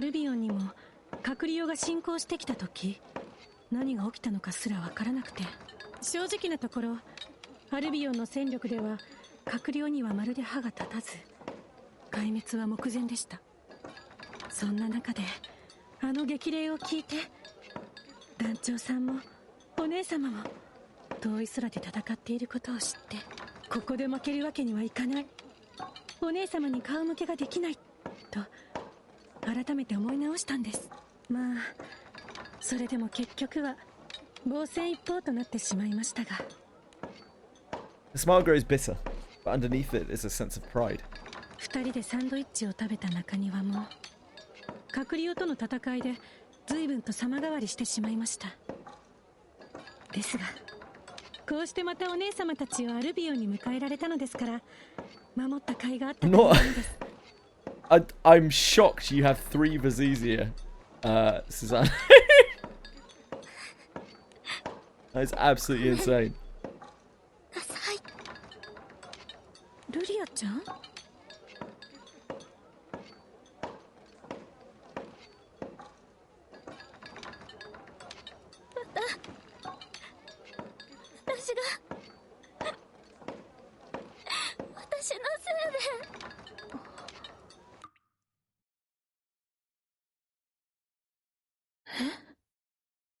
ごめんなさい。ごめんなさい。カタリナ、ヒナさん。 Well, this is gonna be the saddest. どういうことですか？お姉様が何かお怪我を？お姉様はまだグランサイファーにいて港や積み荷の手続きをしている。そうですよね。 Vera looks in the direction of the ship. Catalina is nowhere to be seen. 姉さんは閣僚との戦いの最後、ルリアをかばって、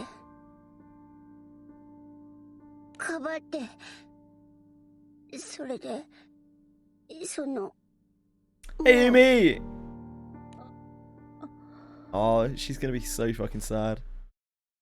She's gonna snap. The captain feeling responsible as the crew's captain for what transpired asked deeply before Vera without saying a word. そうですか。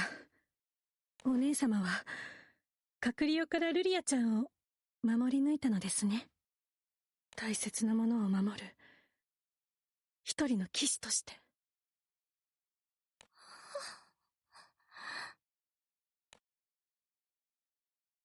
That's too sad. The crew takes up Vera's offer to rest up in Albion Castle. That night, the captain hears a faint voice from the office.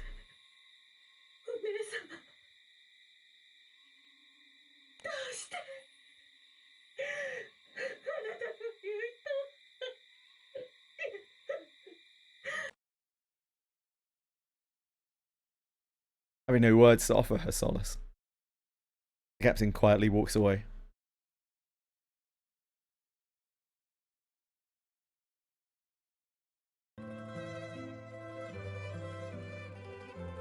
That's much sadder than her dying.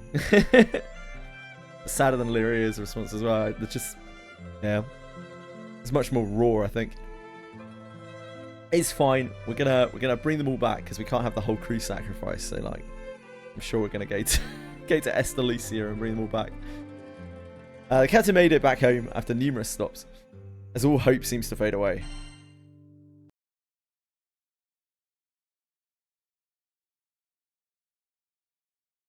Oh, the whole crew died. Don't worry about it. As departing from Albion, a crew tours a few more islands they've been to in the past. Yeah, like major upsides at EO's. Like EO right now, off-screen death, but like presumably she is dead. So that's huge gains. But unfortunately, I think we're probably going to have to bring them all back. Like obviously I would give up the rest of the crew to keep EO gone. Happily. Without a moment's thought. Zinkenstill, the captain's homeland. This is where it all began. Like sometimes the greater good, you know? Sacrifices need to be made.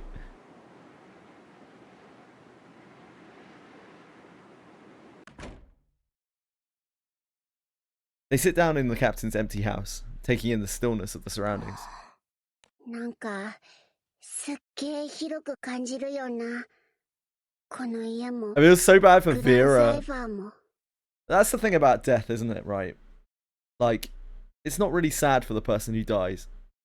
It's sad for everyone who's left behind. And I don't know, it all felt, the pacing felt quite off when they killed Catalina. And so it wasn't really that, it didn't hit very hard. But yeah, like the idea of Vera, like the way they showed Vera's reaction there really made it feel like she was absolutely just completely utterly devastated. ですね。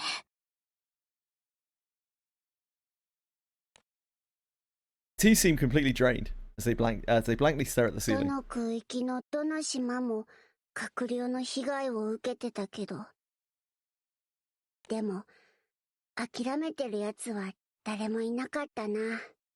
なあ、おいらたちもここから前を向かなきゃいけないんだよな。You already have Damn, you already have 3 copies of Bahamut, 3 copies of Yatima, and 3 copies of Vazuzia, Susanne. Damn. Done some of the side stories with Vera. Yes? I think so. We've done most of the side stories at this point. I can't remember which pieces of content were which. Susanne pulls a lot. Yeah, that must be it. Vern speaks with little conviction, gazing at his own tiny paws.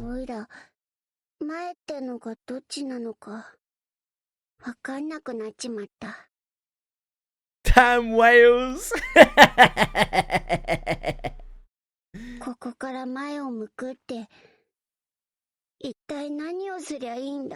Boone looking down from his F2P ivory tower. 私はまだどこかに向かうことはできそうにないです。まだみんながカタリナのことが。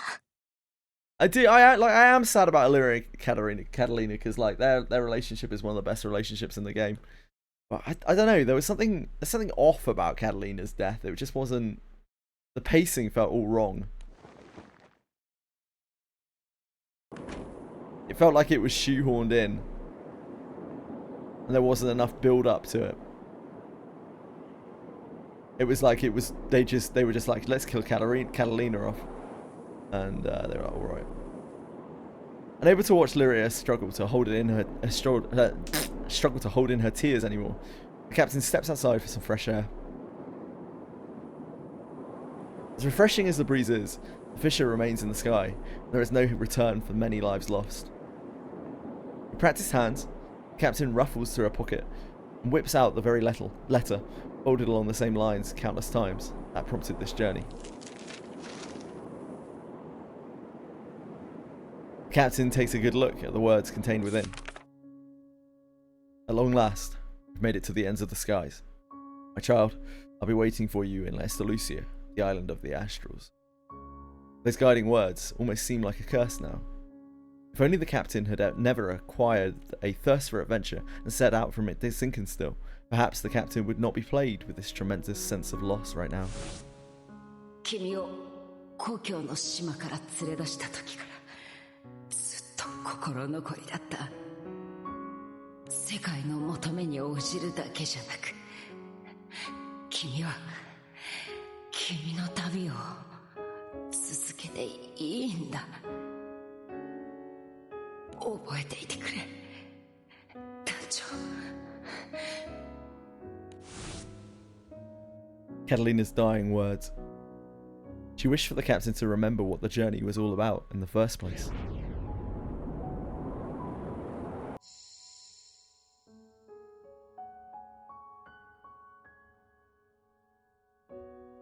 But what does the captain wish for now, after having lost so much? Memories of the crew travels flash beyond. Memory, dear God, man, today my tongue is just twisted. Memories of the crew's travels flash before the captain, whose grip on the letter loosens. Just then, a strong gust of wind blows the letter high away from the captain's hand.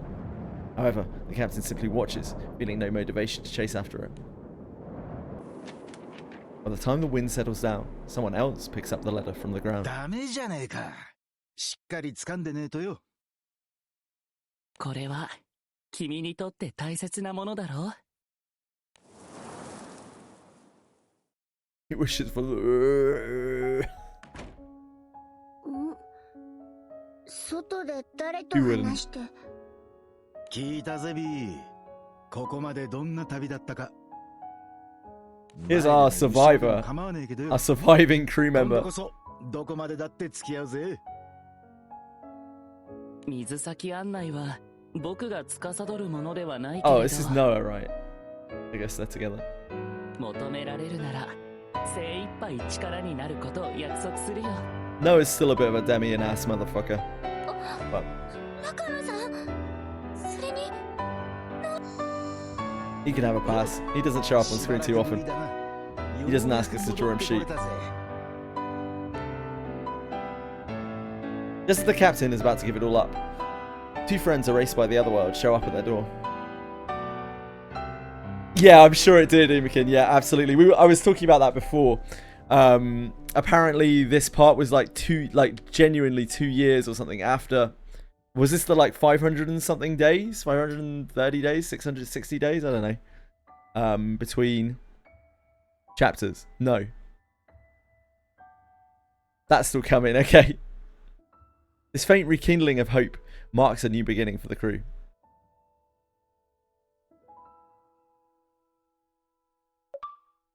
No, I actually quite like this whole thing. The last arc felt quite convoluted, and I like that it's been simplified back and we are on a journey once more. I think that's a good change for the plot.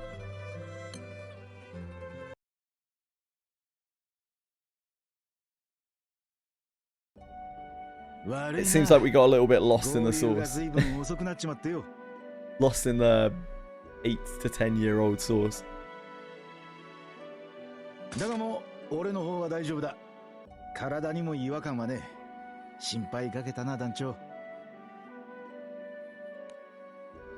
captain's hometown is Incan. The crew is reunited with Rackham and Noah, who had previously been erased by the other world. They fill each other in on what had transpired during their time apart.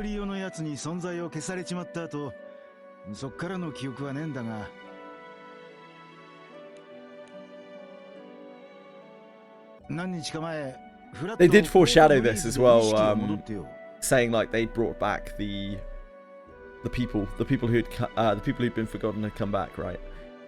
First thing I remember is suddenly coming to you in Port Breeze a few days ago.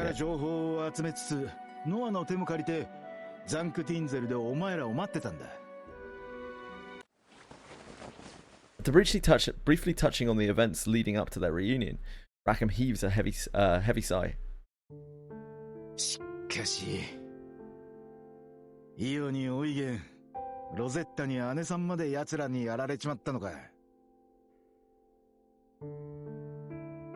The way that is phrased makes it seem like he's like, yeah, you and you, Eugen. But Rosetta and Catalina. What a player.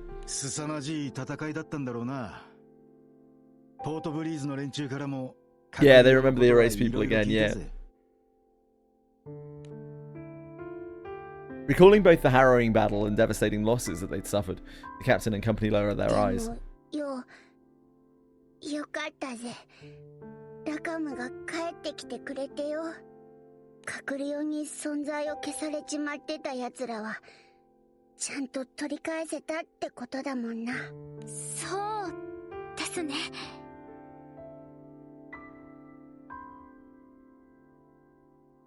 隠れよから世界を守ることができて、隠れよに奪われたものも取り戻すことができて、それで。Lyra desperately tries to convince herself, all the while biting her lip to keep from trembling. めでたしめでたしというわけではないだろう。存在を消されていたものが元に戻ったとはいえ、カクリオが奪った命はあまりに多い。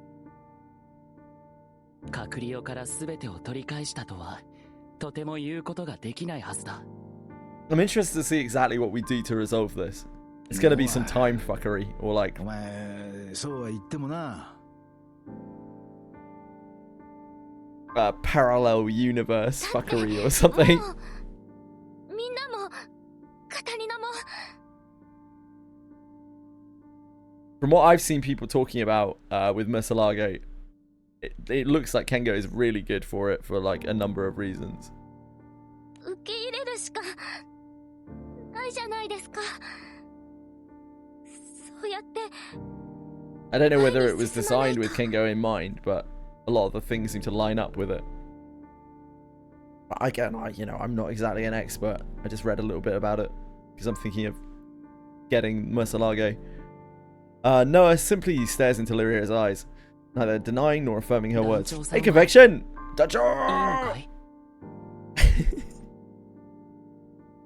We'll be reporting to for duty soon enough. 世界を救う戦いの果てに待っていたものが、こんな悲劇だったとしても。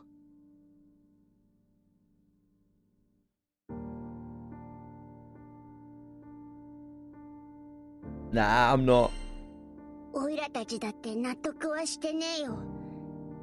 納得なんてできねえけどさ。でも死んじまった奴らはもうどうしようも。But we live in an anime world where nothing makes any sense. And the laws of physics don't really apply. Don't give up so easily.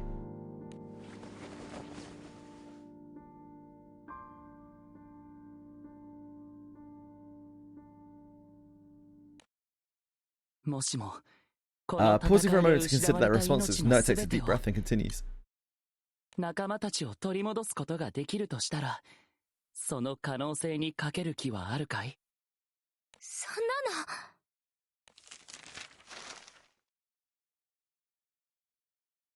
From what I've read, like, people are saying that Kengo... I mean, Kengo is obviously a very strong class, as it is. It's just an extremely powerful class, right? And the fact that it has synergy, like so much synergy with the new Murcielago, seems to be people's go-to. But apparently it works quite well with the other classes that can use it as well. And presumably at some point in the future, there will likely be an origin class that uses a bow. Which, you know, might end up being better. But at least for now, like, Kengo definitely seems to do really quite well with it. It does a lot of very, very good things. And synergizes very well with Kengo's kit. Before Lyria can continue, Noah pulls out a familiar sheet of paper. それ、こいつがもらった親父さんからの。イスタルシア。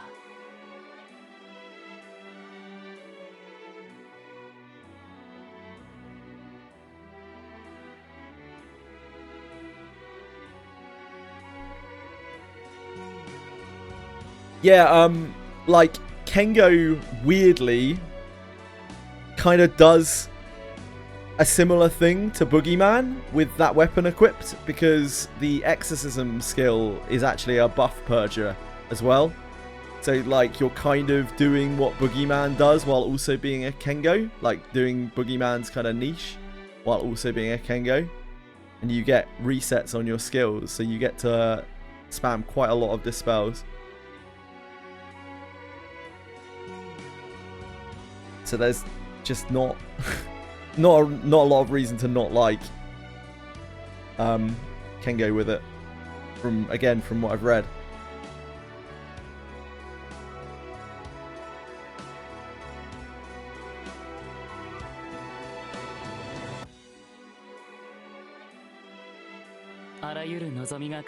Hey Ryu! How are you, sir?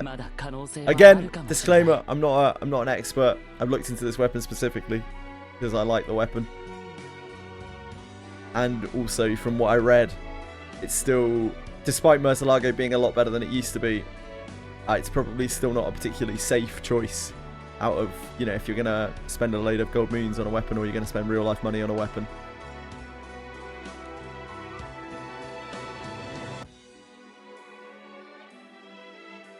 The path presented to them by Noah is none other than the promised land they had first set their eyes on, put their sights on.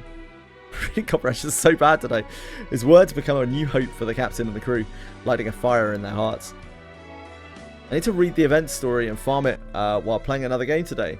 I think I might go finish Awakening Rackham's Terminus in Reeling. Yeah, cool. Good luck.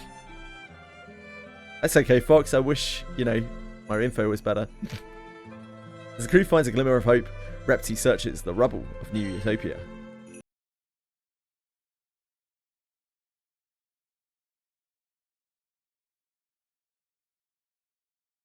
Double striking is pretty great, I guess. Around the time that the captain and the crew find a glimmer of hope, a sightless astral traverses the rubble of New Utopia, which had suffered significant damage in the earlier battle.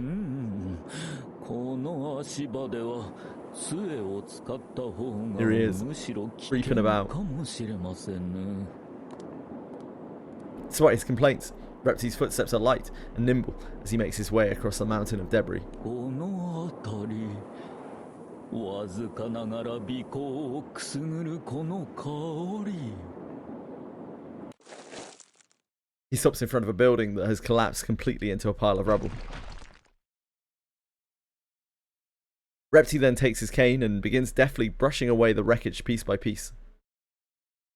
The ease with which he moves the debris, some even larger than himself, is tantamount to an act of magic. どうやら掘り当てましたかな? Beneath the mound of rubble, he finds a single room that somehow retains its original shape. Approaching the cubic structure that now stands tall amidst the wreckage, Repty knocks on the door with a reverent gesture. 失礼。星の民デミウルゴスめがお迎えに上がりました。Demiurge. Following a short pause, the door opens slowly from within. よくここがわかりましたね。我が輩少々鼻が利きますゆえ、おいご様の匂いを覚えておりましたので。そうですか。ところで私に何の用ですか？もちろんですとも。次の幕が迫る以上、あまり悠長にしていられません。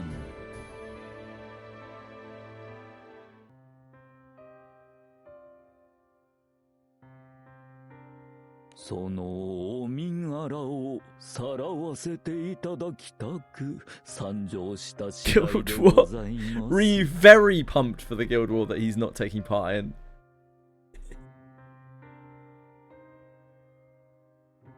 私の力はあなたも知っているはずです。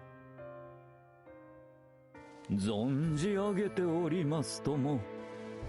特別な力をお持ち。It's the only thing I understand. 戦う力はお持ちでないことも。I understand that you're a beautiful gentleman, Ree. 手荒な真似は本意ではありません。Guild War. 我が輩と一緒に来てい You た know だ what? けますね。 The end is actually in sight in regards to the story in this game. Like we're kind of getting there. Probably got what, like somewhere between 15 and 20 side stories to go, and we're actually like reasonably close to being done with the main story. Though posed in the form of a question, his words are a clear threat intended to elicit her compliance. Rack top 100. Why though? We want to sandbag a bit. If we're like doing okay in tier 8, we actually want to sandbag a bit so we get easier teams to play against. With this, the curtain rises on Repty's final act.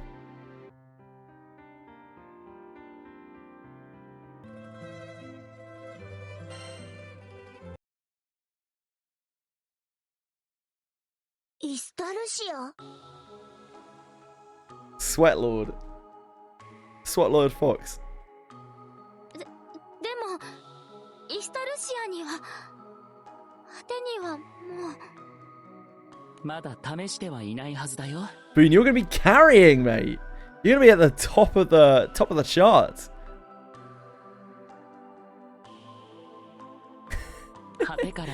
Fox sweat AP potions delicious.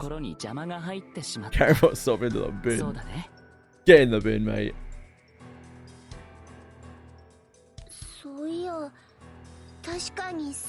Hey penguins. Still have all 3 T50s. イスタルシアがどういう場所なのか正直なところ僕も知 Thanks for ってい watching, ることは少ない。けれどこれは可能性の話なんだ。 True. Noah looks out the nearby window. The others follow suit. あの空を咲くひび割れが示す通り、カクリオの存在は空の世界そのものを破壊してしまった。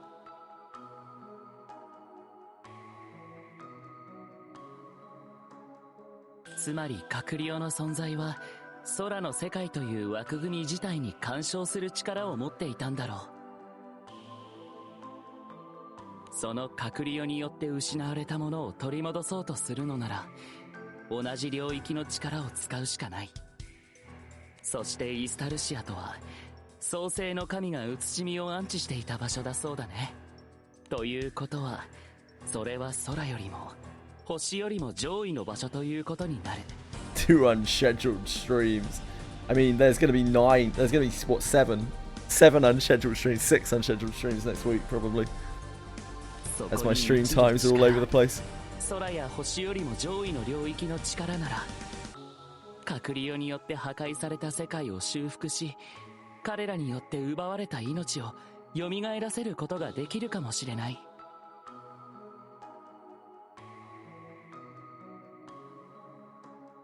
なんだ。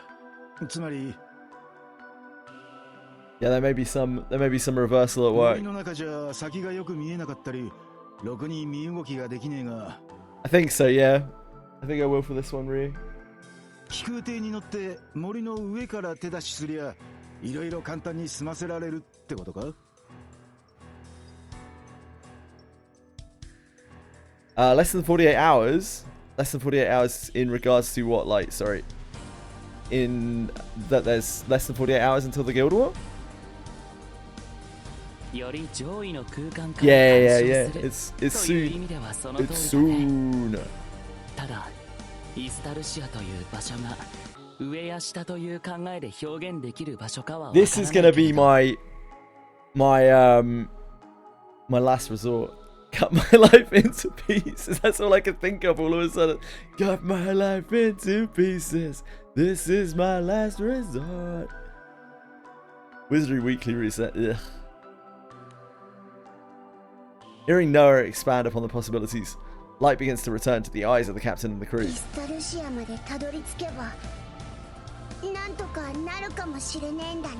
Another trip schedule seem. Ah! That's good, Bean.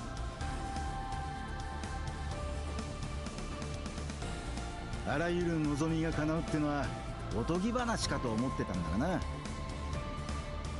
it was a joke, obviously. He couldn't have made that much more obvious, really.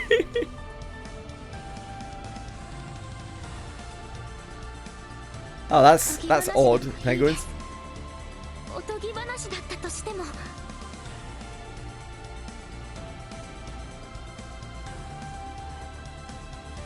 リオちゃん、オイゲンさん、ロゼッタさん、それにカタリナを取り戻せるなら、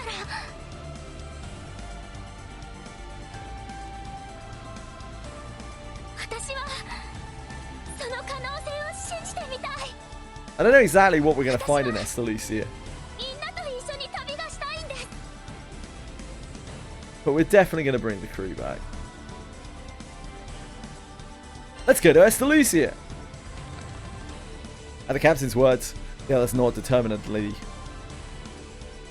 Their journey to fully reverse the destruction caused by the otherworld is about to begin.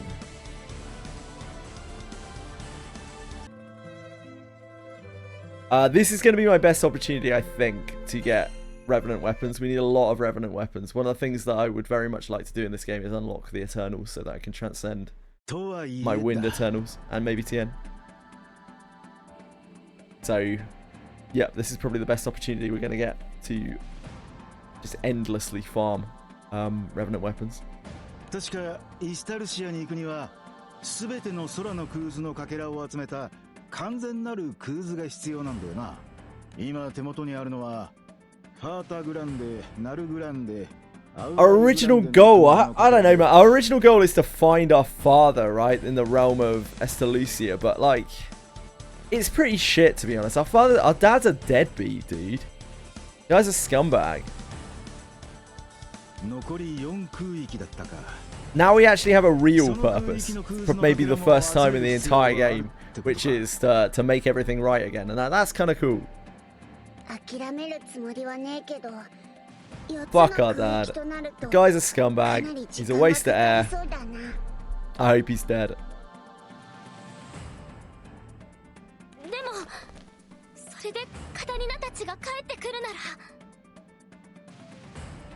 It's only shown once at this point. In the epilogue of Heart of the Sun, I see. time before this event released. I see. In the face of the crew's renewed resolve, Noah alone appears uneasy. その成功法についてだけれど、団長さんたちも知っての通り、クーズのかけらは島と契約した青少獣から受け取ることができる。けれど、聞かせてもらった話では、 Story skipped. かつての隔離用の Perfection. 進行 Surely に it's よっ not. て Say 滅ん it でしまった ain't 空域もあるそうだね。 Upon ascending to the throne, it's so stupid that we're True King. It makes no sense at all. The captain had received knowledge regarding Skydoms under the True King's command. The Exagrander Skydom had in fact met a devastating end due to otherworld invasion a decade or so prior. 島と青少獣。 You can't この cook a どちらが phoenix. 欠けてもクーズのかけら They は are 手に immune 入 to らないん fire. だ。 Because they're made of fire. 滅んじまった空域でも青少獣だけは無事ってのはちょっと考えにくいか。イスタバイオンの連中は青少獣も自分たちのいいように利用してやがったからな。 I mean, I guess what a phoenix would taste like is fire. Weirdly 島 enough. と青少獣が無事なら壊滅なんて判断はしねえわな。それじゃあ青少獣の力でイスタルシアに行けたりしないでしょうか。 I imagine if he follows the rules of most fantasy, he is completely immune to fire as well. But he's a red dragon after all. 残念だけれど、それも望みは薄いだろうね。青少獣を使ってイスタルシアに手出しができるなら、すでに星の民が征服していそうだし。I don't think you could freeze it because it's made of fire, and like it doesn't. The fire that phoenixes create is not like oxygen dependent, right? So I don't think it's possible to freeze it. I don't know what you would do. You can't extinguish a phoenix. 何より In 星 most の民 fantasy. は創世の御座から星の島に伝承の名前を書き換えさせてる。 Like phoenix are just made of fire. There isn't much to do about it. それは直接手出しができないからこそ、伝承の上だけでも Doesn't- 征服したよう It に would 見せ still たかった burn んじゃない though. かな。 I don't know what you could do. Puzzling over Noah's explanation, Rackham frowns. 待てよ。じゃあなんで青少獣がいないとクーズのかけらが手に入らねえんだ。イスタルシア自体は創世の御座として星の民が来るより前からあったなら、星の民が来るより前の時代じゃイスタルシアに行く手段は一つもなかったってことになるのか。これは推測の域を出ないけれど、そもそも最初は空の世界からイスタルシアに行くことは考えられてなかったんじゃないかな。創世の神の立場で考えれば、自らの慈しみを置いた場所にそれを考えると、星の民の中にはイスタルシアに攻め入った者もいたのか。その結果、手に負えないことが分かったから、せめて呼び名だけでも変えた。こっちが創世の御座から星の島へと名前を変えた真相なのかもしれないね。星の民。 This is probably the last part of the story that I'll play before finishing all the side stories up to 191. As Vern utters the word, something seems to click in his mind. なあなあ、要するにイスタルシアは空とは別の世界なんだよな。Deramal, we're talking about fantastical magical creatures. So yeah, they create flame from their body with no need for any kind of oxygen. No need for anything. they just generate flame because they're fucking magic. So yeah, they break every rule of thermodynamics. それなら空から見て同じように別の世 Like 界で most magic. 星の世界から来た星の民なら、もしかするとイスタルシアに行く手がかりを In many fantasies, they don't even have a tangible body themselves. They are literally just firebirds. just look like birds. They're made of fire entirely. 空の世界と別の世界を I hate magic breaking physics! 確かに近いものがあるかもな。 They're fuel. Nothing! It's fucking magic! 星の民といえども、皆が皆、イスタルシアへ行く方法を知って What いる did とは限らないけれど。 what did Gandalf use for his fuel? For his spells? 手がかりを得るという点では、星の民を頼 Yeah, like maybe you'd have to use some sort of magic, some sort of magical means to extinguish a phoenix. I don't know if magical water would do that, probably not. 星の民、カクリオとの戦いが終わってロキさんが帰るとしたら、エルステ、その中でもアガスティアの方か。皇帝を名乗ったりしてたからな。よ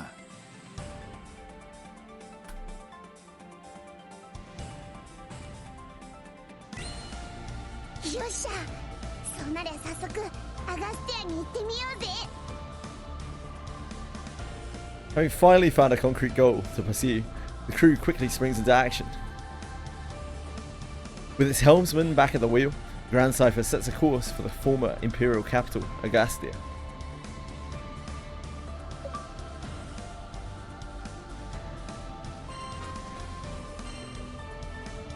Benji and Agni, bad luck Bean.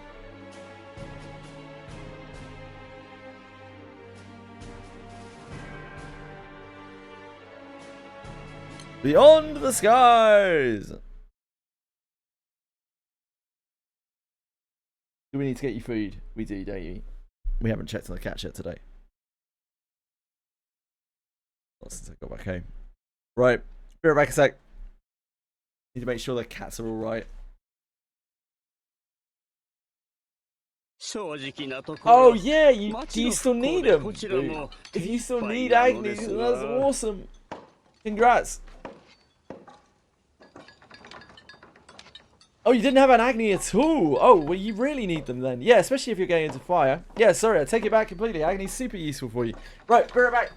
Second.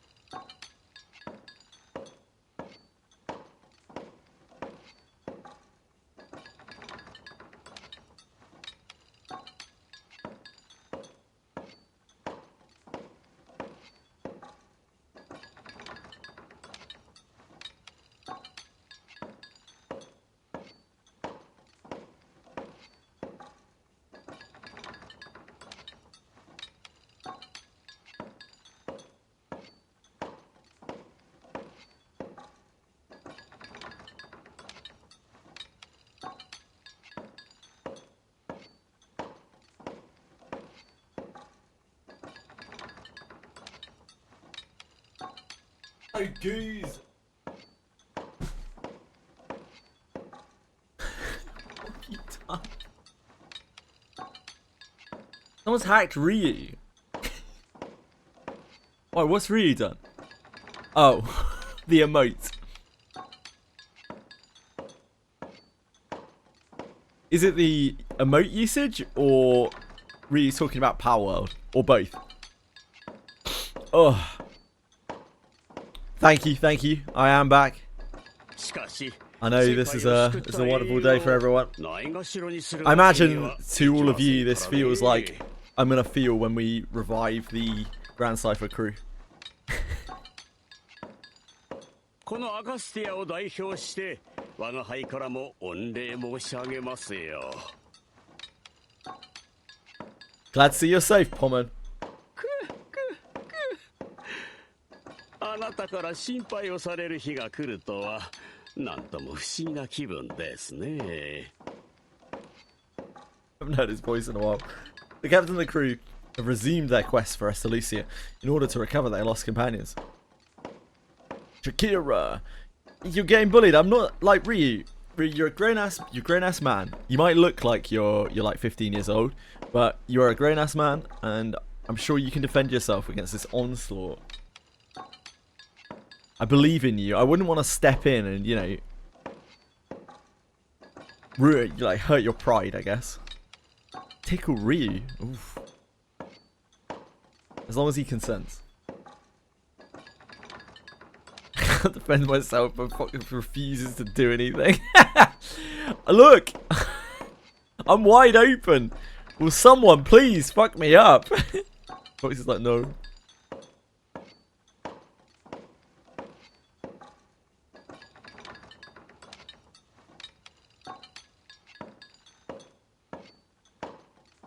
So tanky.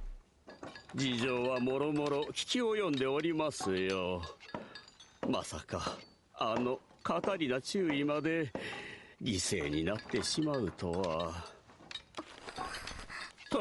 とにかく今はロキの行方でしたね。ある程度調べはつけてありますよ。 In July, I'm gonna have to start thinking of making up the list of games, single player games that we need to churn through. Anyone remember? やはりこのアガスティアに来ていたんだね。Yes, list of variety games. The end of July is probably variety game territory. Yeah, Relink's on the 9th, I think.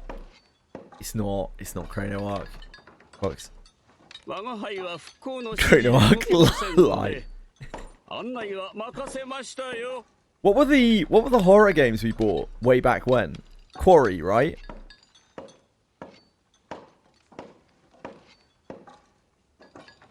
Quarry. The Quarry. Wait, hold on. Gotta check my library, hell yeah. New text document. Watch out, world. Here comes a brand new text document.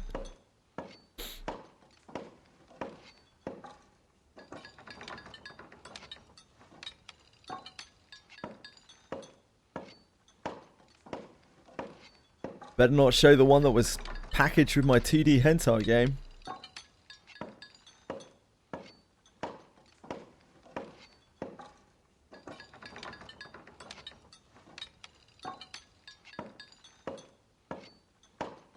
The Quarry.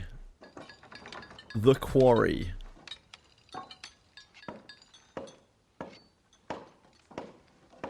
Yeah, apparently well, no, you get banned, but you get unbanned as well. Well, you know, if you're rich and successful, I guess. You can play horror games. No! Why is that a no?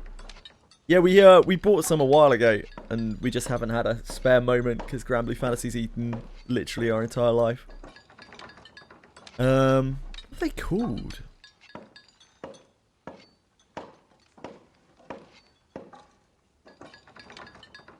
The Dark Pictures Anthology. Do we actually want to play these?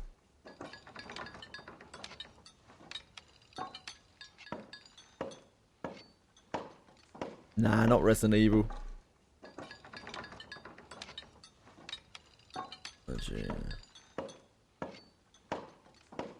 Best ones. House of Ashes and Devil in Me apparently are the best ones.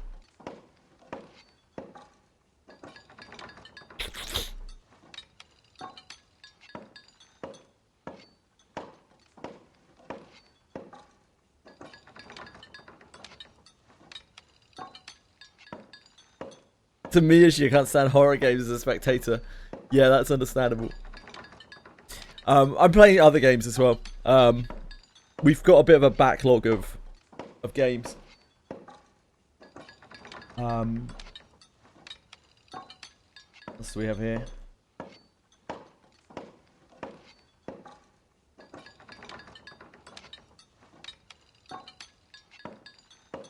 It definitely needs to be banned on the Discord. Oh no, that ordered. Excellent.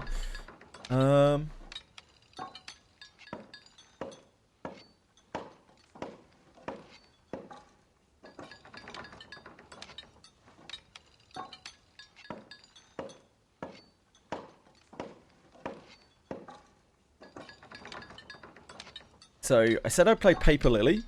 I am really interested in playing that game, and that also has a prequel to it. Well, actually, I think it's actually a prior game called The Life of Cat. I think. Life of Cat.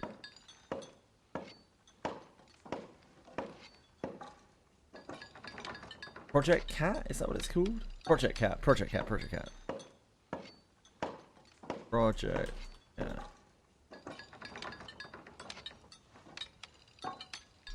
Yeah, Project Cat.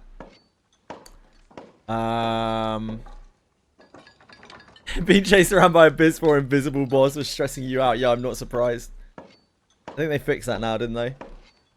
I also said I'd play Bad End Theatre. It's something that I meant to play for a really long time.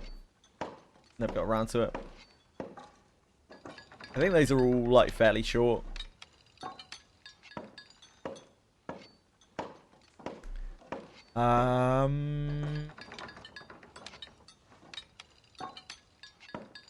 So then the Dark Pictures anthology.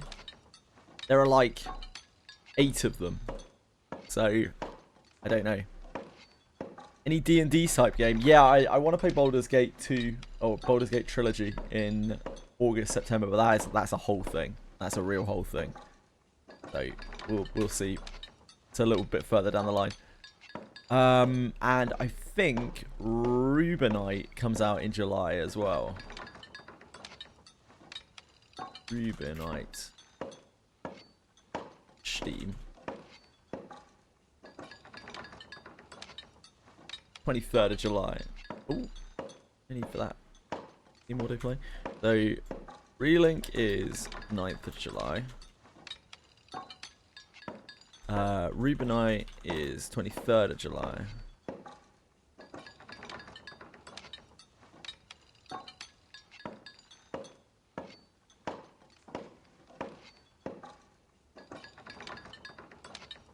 And obviously I'll schedule all of these. So people don't miss them. But yeah, this is for after we are finished with Granblue Story. This is the first moment where I feel like in God knows how many months. How many months has Granblue Fantasy been out on Steam now? I don't know. Like 4, 3? I don't know. It's the first moment where I've been like, holy shit, we might actually finish the Granblue Story. We might actually get there.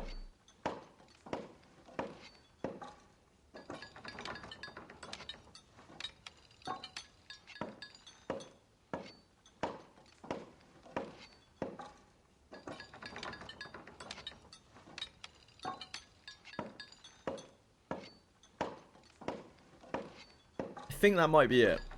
I think that's our lineup. Our single player game lineup. Unless other people can remember anything else.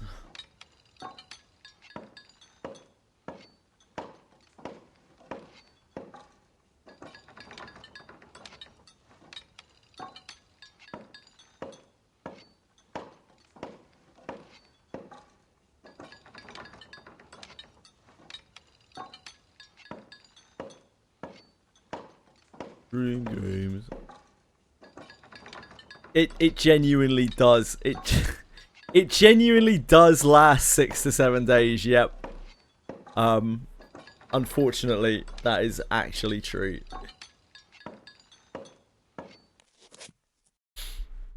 At this, two figures emerge from the shadows. Oh hey! It's the big man. 団長さんたちが来るって聞いて、どう声をかけようかなって昨日から。空気を読め。お前も団長たちの状況は聞いてるだろう。スツルム殿、だからこそじゃん。僕らがちょっとでも団長さんたちを明るくさせられたらなっていう。You have cheered us up just by being here, Drake. お二人も無事だったんですね。アウライグランデまで駆けつけられなくて悪かった。アガスティアもメフォラシュも閣僚の侵攻を受けてギリギリの戦いでしたからね。その後ロキを探しているという連絡を受けて調査をお願いしていたんですよ。場所をアガスティアに絞っていたから思ったより早く見つかった。というよりもう全然警戒とかしてなかったよね。明らかに前よりも覇気がないっていうか。Though uneasy about this update on Loki's condition, the captain and company follow Sturmendrang to his location. Sturmendrang. 僕に何の用かな。Despite Loki's icy demeanor and unabashed disinterest, Lyria responds without batting an eye. 私たちイスタルシアに行きたいんです。イスタルシアに。ああ、そういえば聞いたような気がするな。 We can fucking bring Fenrir back as well. 団長さん Don't be a little bitch, Loki. Come on. イスタルシアにいるって手紙を Let's よ make こ some し shit たんだ happen. っけ。まあそれもそうなんだけどよ。今はもうそれだけじゃねえ。オイラたちは閣僚との戦いで仲間を大勢失っちまった。空だってまだ元には戻ってねえ。けれどイスタルシアなら空よりも上位の空間であるイスタルシアからなら全てを解決できるかもしれない。ただ残念ながらいくつかの空域が失われたこの空では完全なる空図を得ることはできない。今は手がかりが欲しいんだ。無法を通してでもイスタルシアへ行く。そのための手がかりが。 That's why we need your help. Loki's response is cold, lacking every bit of his usual composure. 嫌だと言ったら世界がひどいありさまだとは僕も思うよ。僕も君たちもいろいろ失って随分寂しくなってしまった。でも今の僕には今の君たちに協力はできない。もう逃げてはいけないと。Loki, you've been a little bitch. Come on, brother. でもそれは。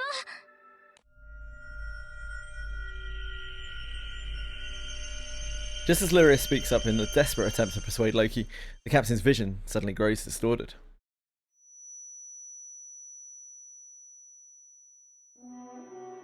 過去の名誉にすがるわけではないが、このままでは夢見が悪い。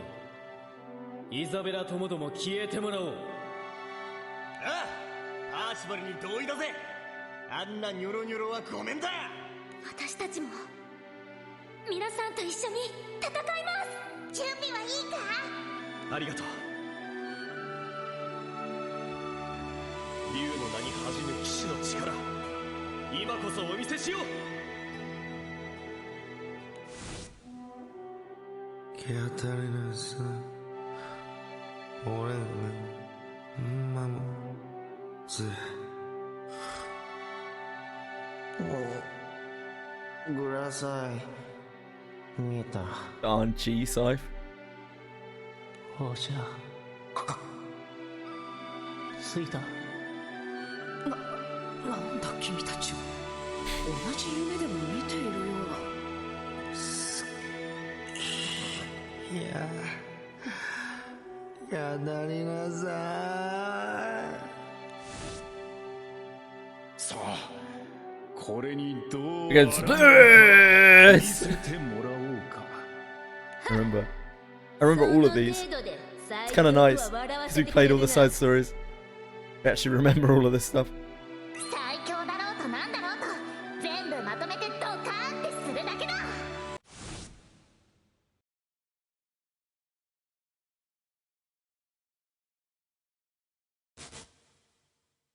Dokkan! 今どうなってんだ。 Eyes fraught with worry, the pair grasped the captain's hands tightly, in an apparent attempt to reassure themselves. この感じだと今のは団長さんの新しい特技。 Yeah, a vision of a stranger falling over. It's like, who the hell is this guy? Why are these three people dreaming of Catalina? Like, what the fuck's going on? そんなわけあるか。お前、体は大丈夫なのか？ Seeing the captain's clearly bewildered response to their inquiring gazes, Rackham clears his throat. よく聞いてくれ。ほんの少しの間だったん I'm だ。 really liking this new arc a lot more. 団長、お前消えてたぞ。まるっとこの It's 場から like いなくなってた。 they cut all the chaff from the previous arc and started fresh. 団長さんの体に何か、もしかすると良くないことが起きているのかもしれないね。 This unforeseen occurrence only serves to deepen the anxiety and confusion of the crew. A cruel, harsh path looms before them on their journey to seek out the boundary for the sake of their friends.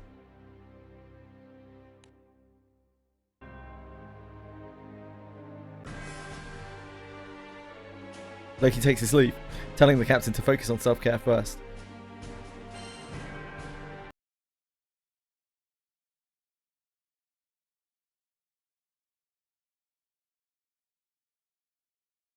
Whatever gets you there, 失ったものを取り戻そうとするのは結構だけど、まずは自分の体の心配をするべきじゃないかな。 With this, Loki trudges away. In search of a path to Estalucia, the crew had come to Loki, an astral, for clues.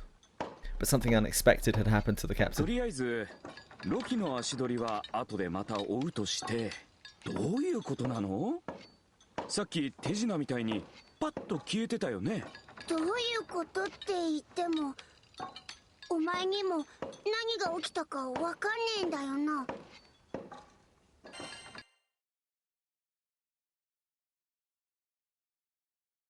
Ever since the battle against the Legion Void, the captain has occasionally caught glimpses of mysterious memories. The captain admits to having experienced such a phenomenon during the earlier disappearing act. おかしなことが起きてるなら早く言ってくれよな。まあ身に覚えのない記憶を見るだけで体に異常はなかったから言いにくかったんだ。レギオンボイドとの戦いからこっちずっとゴタゴタしてたらしいしな。でも何かあったらすぐ言うようにしてくださいね。ルリアの体には何も起きてないのか？私は何も。確かルリアと団長は一心同体なんだろう。それなら団長に何か起きてるならルリアの方にも影響はないのか？言われてみると。ということは命に関わる事態ではないか、もしくは二人をつなぐ力を上回る何かが関係しているのかもしれないね。怖いこと言うんじゃねえよ。ごめんよ、不用意な発言だったかもしれな Oh, い。 I shut the door a bit too much. Chili just had to pour her way in. I just saw a paw appear from around the door, just like. けれど Sorry, Chili. 閣僚や創世神といった星の民の領域を超えた力が関わっていそうだから。 Hello. You worked for that. 12 copies, Boone. Why 12, mate? Why'd you need 12? As though hoping to lighten the mood, Drang turns to address the captain in a cheerful voice. Took out without buzz, but you probably have you're probably rolling in stuff by now, Boone. You probably got bars and ingots. You can do whatever the hell you want, mate. You need multiple weapons.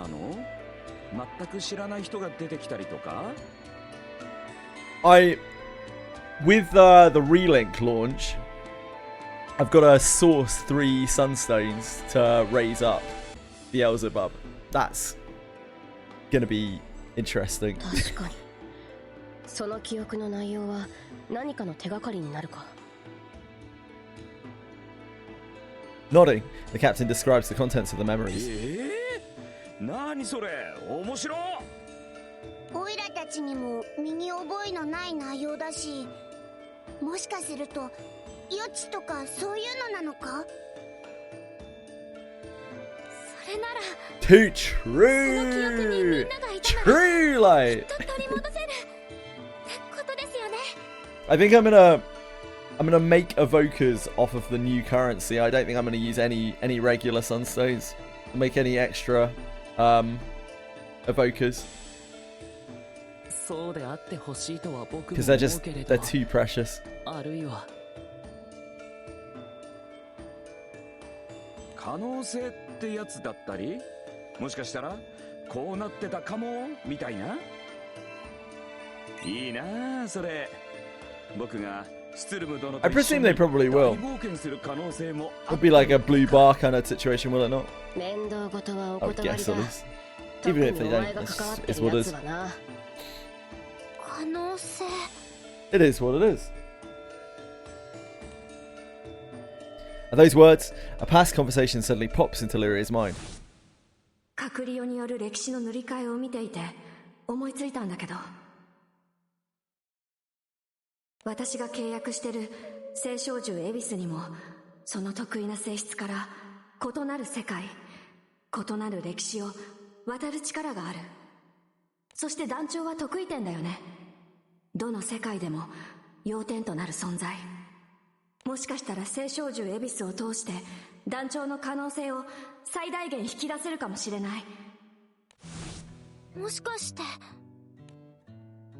果ての力を使う可能 I 性を引 almost き出した ran out of 影響が anvils, by the way, leveling up my the dark opuses, the 6 dark or the 5 dark opuses. あなたはあったかもしれ Darn ないいろんな anvils. 可能性を記憶 They're only at 150 as well. レギオンボイドとの決戦以後から起きていることだし、その可能性は高そうだね。しかしな、それならそれでなんでさっきは姿が消えてたんだ？それは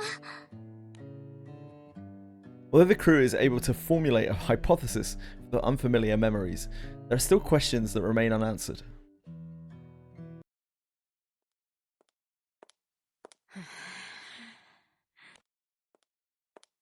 何してんの？あんた。それはこっちのセリフかな。君の方から僕に関わろうとするなんて。別に気まぐれ。あんたにとやかく言われる筋合いないし。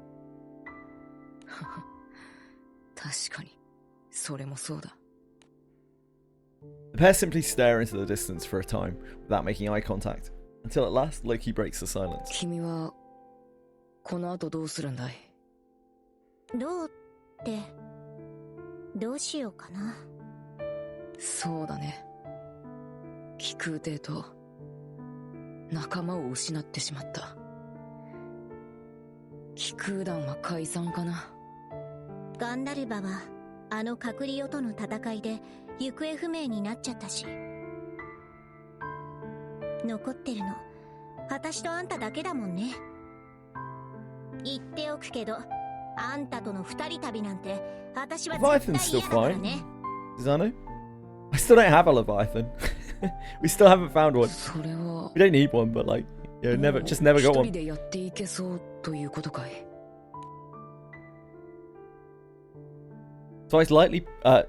Zwei lightly purses her lips and cocks her head to one side. 前よりはって感じ。ムカつくことばっかりだし、無計画で荒っぽくってまとまりのない集団だったけど、あのめちゃくちゃな時間は間違いなく私だけのものだから、そういう時間を増やしていけば、きっと私は大丈夫なんだと思う。Noticing that Zwei seems more mature somehow, like he lets out a small sigh of relief. じゃあ、今は僕の話を聞いてくれるかな。好きにすれば。Brushing off Zwei's exasperated shrug, like he begins to speak. 始まりは、そうだね。君もよく知る彼のことだったと思う。もともと興味はあったんだけどね。団長さんや兄さんの見ていた景色に似たようなものを手に入れれば同じ景色が見えるかなって。本当にただそれだけだった。Covering his own eyes, like he continues. でも今はもうよくわからないんだ。これが僕の見たかった景色なのか、自分がどこにいて前を向いているのか後ろを向いているのかすら。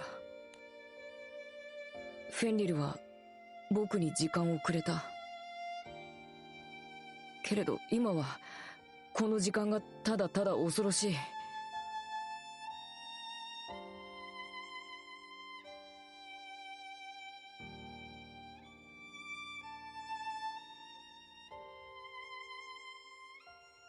僕が止まっていても時間は動く。まるで僕を責め立ててるみたいだ。どこを見てるかなんてはっきりしてるでしょ。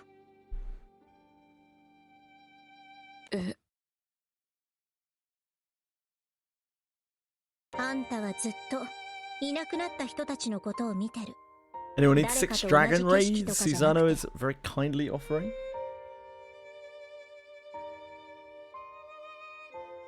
そんなことも分かってないから。だからそんなにぐちゃぐちゃなんじゃないの。それを受け入れなければ待つのは破滅だけだぞ。Looks so excited. Bless her.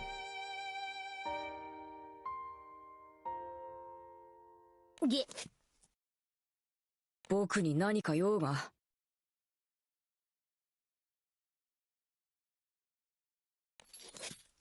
そう邪険にすることもないだろう。かつては同じ帝国を Boogeyman's sweet. していた間柄のはずだ。君を仲間のように思ったことは一度だってないけれどね。奇遇だな。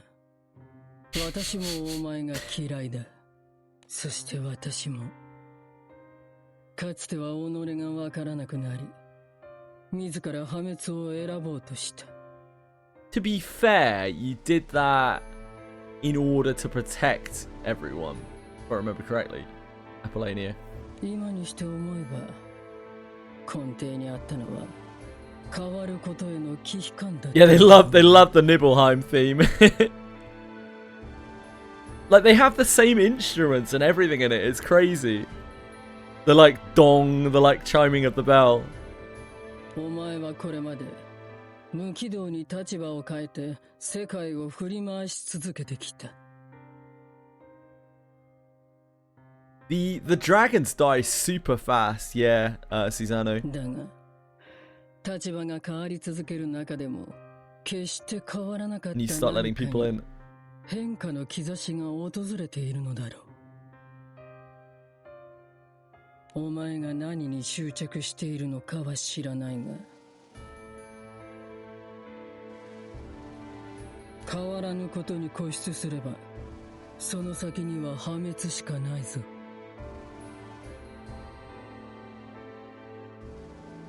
ありがたいお言 Good 葉 luck, に感 Quantum. 謝するよ。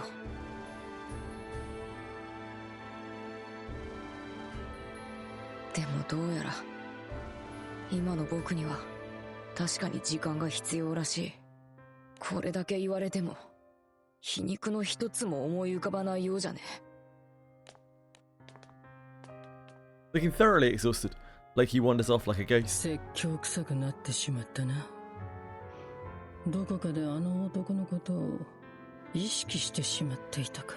離れていても私に血を意識させるのはねえ、あいつどうすると思う？わからん。全ては己次第だ。 Like he disappears into the streets of Agastia, watched by two others who had once stood in opposition to the captain and the crew. The ruined cityscape around him appears to reflect the uncertainty consuming his heart.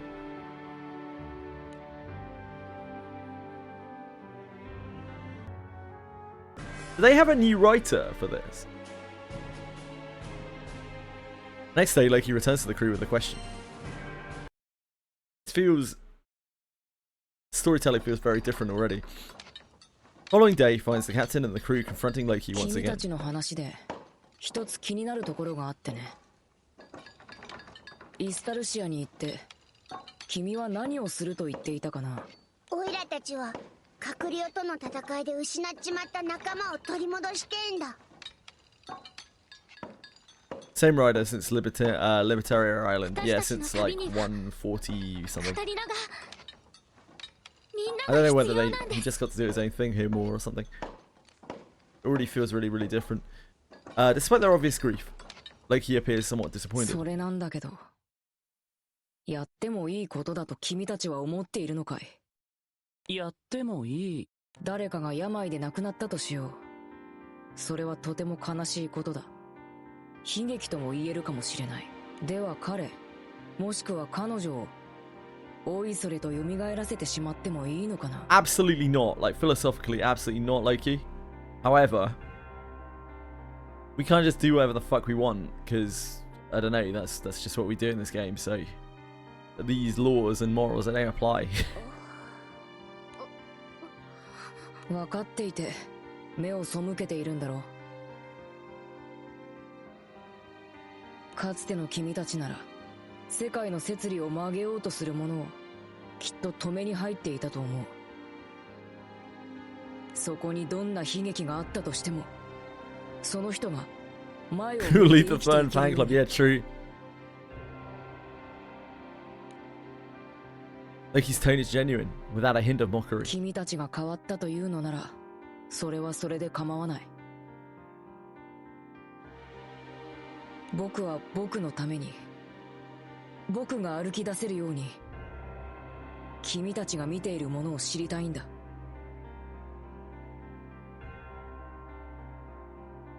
We're prepared for whatever happens. 何度も世界の危機と相対してきた団長さんには今更な質問だったかな。Loki nods somewhat resignedly, as though he had known all along what the captain's answer would be. 私も最初は受け入れようとしました。亡くなった人は戻らない、仕方がないことだって。でも可能性が、方法があるならその行いが正義ではなくとも仲間たちともう一度旅がしたい。それが今の君たちの素直な気持ちなんだね。何も自分たちの都合だけでイスタルシアに行きたいわけじゃなくてよ。空に残ってるひび割れを放っておいたら何が起こるか分かったもんじゃねえだろう。あのひび割れを直すためにも閣僚が攻めてくるより前の世界を取り戻さなきゃなんねんだ。それに摂理ということを口にしていたけれど、外の世界からの侵略者、断りの外の敵である閣僚による被害を空の摂理と言ってもいいものな Vern's の alright. か。 Vern has his moments. Sometimes Vern's annoying, but sometimes Vern's pretty base. Loki responds to Rackham and Noah with an exaggerated shrug. そういう意味では一理あるのかもしれないね。とはいえ、団長さんはこんな詭弁に頼らなくても覚悟はできていたみたいだけれど。いや、ごめんよ。これは意地悪だった。君たちがあまりにまっすぐな目をしているから少しいじめたくなってしまったんだ。Acting a little more like his old self, like he takes the captain's 無 hand. 法はどちらかといえば僕たちが好むやり方だからね。なんとかたどり着いてみせようじゃないか。すべての望みが叶う場所。 Hell yeah! イスタルシアへ。 Let's do this!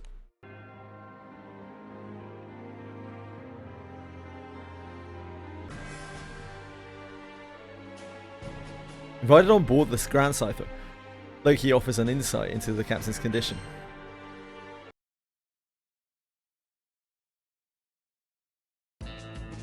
ところで、団長さんの体の異常については原因は分かったのかな? After being welcomed on board the Grand Cipher as an ally, Loki raises a question. I think what's really doing it for me right now is how much they've trimmed down like the crew being dead and all of the random NPCs being off doing their own things. Makes it feel all just a lot more personal. We actually feel like we're getting character development and whatnot here. どうして彼の姿が消えていたのかはまだ。ふむふむ。実はね、少し思い当たることがあって、姿を消した団長さんと似た気配の存在に僕は会ったことがあるんだ。ってことは団長みたいになったやつが他にもいたってのか。団長さんみたいになったというより、最初からそういう存在なんだけど。 Things just get ultra convoluted in this game when they start having dozens of characters who are like essentially on stage at the same time. Loki waves his finger in the air as if to indicate the very atmosphere around them. 神様さ。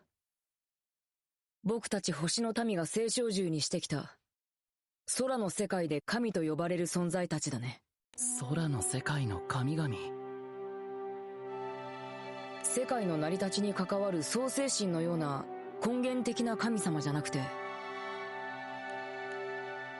島それぞれに根付く信仰や伝説から生まれた八百万の神格の方だね。どこにもいないのにどこにでもいて、見えはしないのにその存在をみんなが感じ取っている。僕たちはそういう曖昧な存在を聖唱獣として具象化してきたんだけど、消えていた瞬間の団長さんはそういった空の世界の神様と同じような気配がしたんだ。神ってお前それは。ない話じゃないと僕は思うけどね。団長さんは戦いの中でこことは別の世界の可能性を無理やり体に下ろした。そのことが引き金となっていくつもの世界のいくつもの君が一つになりつつあるんじゃないかな。Is this sure? この世界ではない。Because we were getting that from the blue hair shit, weren't we? And from which I can't remember which side story it was. There's another one that was touching on like alternate universes and characters coming over. 彼らとの物語は確かに存在してい So る。 I guess that's what's gonna happen here. We're 物 gonna 語の数だけ君がいる。そしてその全てが君 converge 自身 realities or something. Loki stares into the captain's eyes as though speaking to the depths of them. 結果、団長さんは子としての存在が限界を迎えてしまい、広くあまねく存在する神のように強力だけど曖昧な存在に近づいている。 That does sound like me. 複数の世界を股にかける神格のようなものを得てしまったという。そう、空と星の関係という意味での得意点じゃない。無限の世界、無限の物語を貫く軸、得意点として団長さんは覚醒しつつある。ずいぶん規模のでけえことになってきてねえか。それで彼の体は大丈夫なんでしょうか。さあ、それはわからないけど、でも全ては必然だったのかもしれないよ。団長さんがここまで旅をしてきたから得意点となったのではなく、君がいくつもの物語を知る得意点だったからこそここまで旅を続けられたのか。 It's plot armor. I've been telling you this the whole time. We're just extremely heavily plot armored. All this singularity stuff. I don't know about it. As Vern, Lyria, and Rackham take in Loki's words, Noah places his finger to his chin in も thought. しかすると、いや、でも、これは。どうした？えらく難しい顔してっけど。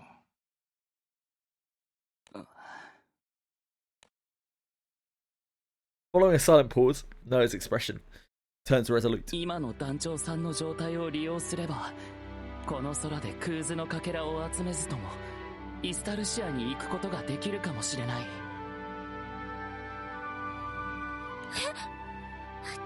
The rejoining. ただしこれは仮説に仮説を重ねた分の悪い賭けだし、おすすめはできない。そのことを踏まえて話を聞いてほしいな。Noah chooses his words carefully to make sure they're all on the same page.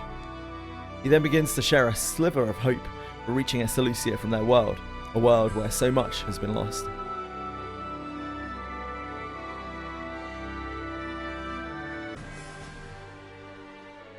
Its crew filled with resolve, the Grand Cypher sets sail for Estalucia. Estalucia. The Grand Cypher has set sail with but one destination in mind, Estalucia. On its deck are Vern, Lyria, Rackham, Noah, Loki, and the captain. 本当にいいんだね。僕自身への影響については前例を聞いたことがないからおそらく大丈夫だと思うけど、言ってあるように団長さんの安全は一切保証できない。だからね、全ては団長さん次第なんだ。As the meaning behind Loki's warning sinks in, the glimmer of hope that Noah spoke of returns to their minds. まずクーズのかけらについてなんだけれど、本質は力や情報そのもので、あの結晶はそれを分かりやすく物質化しているに過ぎない。だからこそ僕たちにはまだ希望があるかもしれない。クーズのかけらが厳密にはものじゃねえってのは分かったけどよ、それがどう関係あるってんだ？再三の確認になってしまうけれど、団長さんは果てから力を引き出したそうだね。はい。でもさっきのお話だとそのせいで彼が。それも関わってくるけれど、今重要なのは果てから力を引き出した。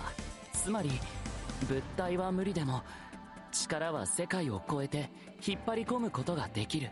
え？ってことは力や情報の塊っつうクーズのかけらも。そしてこの空、僕たちの世界ではエクセグランデ空域はすでに滅んでしけれど、可能性が無限にあるのならエクセグランデ空域が滅びなかった世界もあるかも。無限の世界、無限の物語の中にはどんな可能性だってあり得るはずなんだ。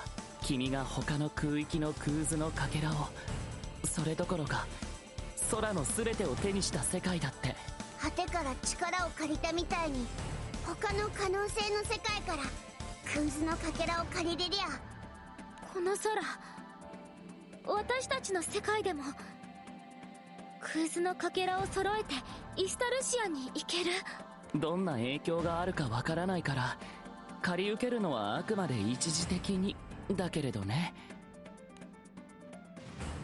Although Noah's suggestion beggars belief, it also carries a certain degree of credibility. いやしかしその方法でクーズのかけらを集められたとしてだ、他の世界のクーズのかけらで本当にイスタルシアに行けんのか？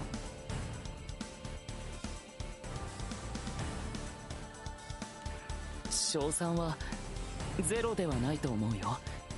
そもそもイスタルシアは世界の枠を超えた場所だ。それにこんな方法で完全なる空想を手に入れることは想定されていないはず。ただそれでも確かなことはほとんどない。これはあくまで賭けになる。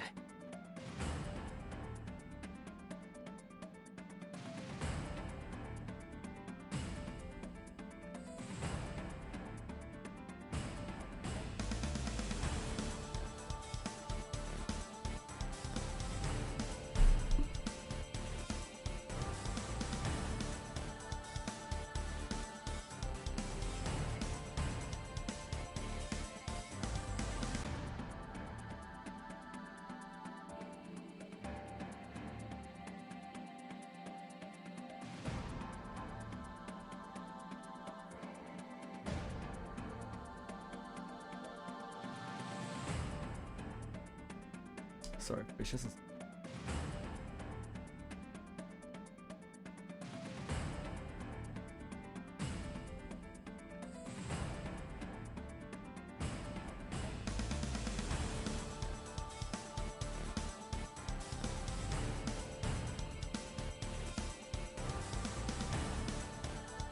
それにこの方法を実現するには一つ問題があるんだ。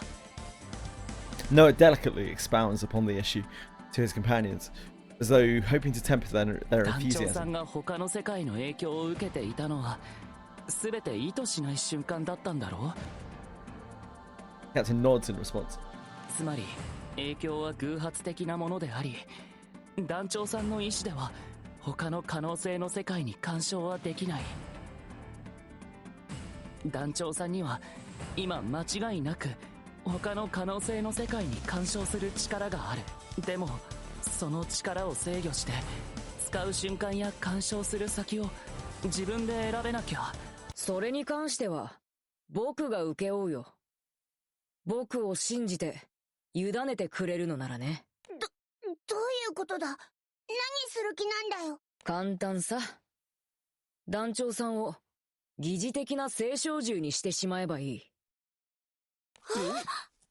曖昧な神格から青少獣になれば力を持ちつつ個が確立される。そうすれば司る対象としてその伝説や神格に紐づく力を自在に使うことができるし、それに星の民である僕が力が暴走しないようサポートすることもできる。できるんですか？そんなこと。 I mean, I'm already a beast, and I'm pretty primal, if you know what I mean. 青少獣を作るのはあまり経験はないけど、まあなんとか。団長さんの方はすでに人の域を超えつつあるからね。 I'm not saying that to Lyria. I'm not saying that to Lyria, Bean. Because obviously she doesn't know what I mean. But Loki knows what I mean. なんというか本当にこの状況を最大限利用した。 Rackham knows what I mean, that dirty dog. While the captain and company are still reeling from his extraordinary proposal, Loki continues. 分かっているとは思うけど危険がないわけじゃない。生きている空の民を疑似的とはいえ青少獣にするなんておそらくは前例がないからね。人と神の領域の中間にいる団長さんを一時的に神の側で固定することになるし、団長さんがその後人の領域に戻れるかは僕にもわからない。 Rackham would have given me a high five. 神様の側から帰ってこられなかったらどうなっちゃうんですか？多分消える。それも全ての世界から。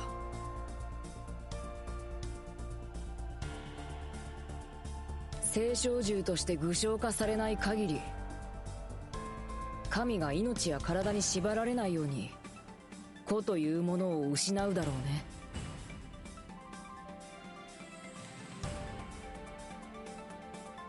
Loki presents the captain with a perilous decision, in which failure would mean certain death as a 僕 person. はどっちだっていいんだ。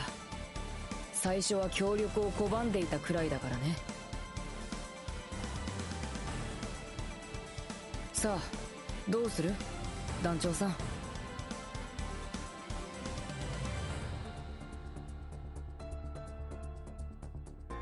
Sounds epic! いやすごいな。それが世界と相対するもののありようなんだね。Says antiquated words that are 20 years in the past. Is that what a challenger of the world does?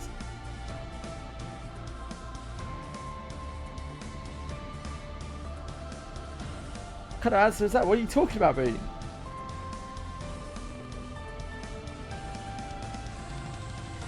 The captain responds without a moment of hesitation, intent on recovering the friends and the world that they've lost. This determination to keep moving forward transforms into the strength to carve out a path, no matter how unorthodox it may be.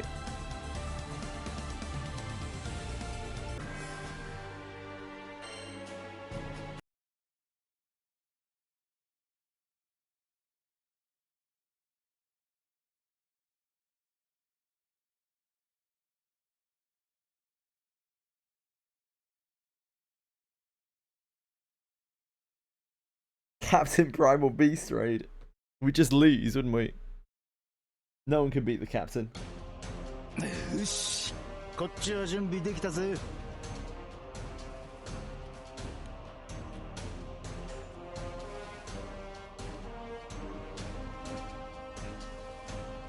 The Grand Cyber climbs through the fractured skies before coming to a stop at the sufficient altitude. On the deck, Vern and Lyria grip the captain's hands tightly, unable to conceal their anxiety. She's got her claws in my arm.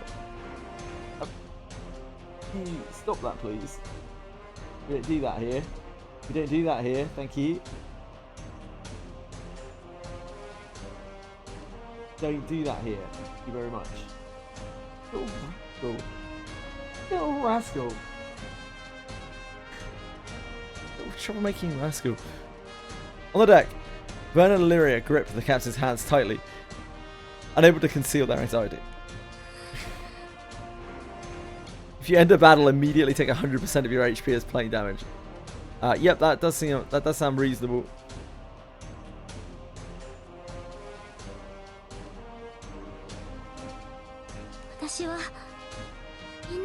And you're just permanently charmed.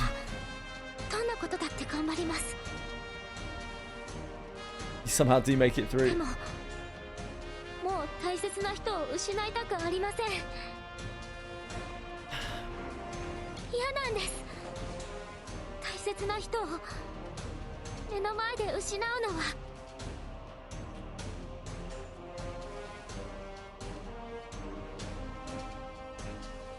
I promise I'll come back. Yeah, if you do manage to try to hit, you deal 0 damage. He just dodges and counters you. Captain squeezes Lyria's hand back in an attempt to ease her trembling.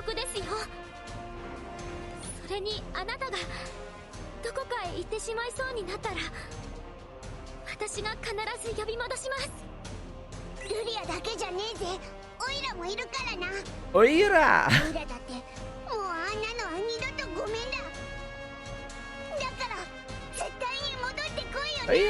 Oira!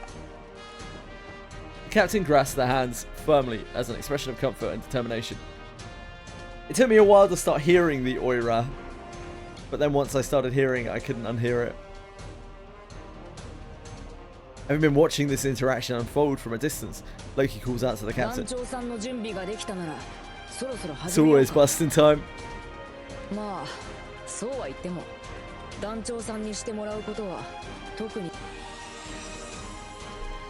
Light shines from Loki's fingertip, and he begins tracing intricate patterns with its glowing trail to create a magic circle in midair.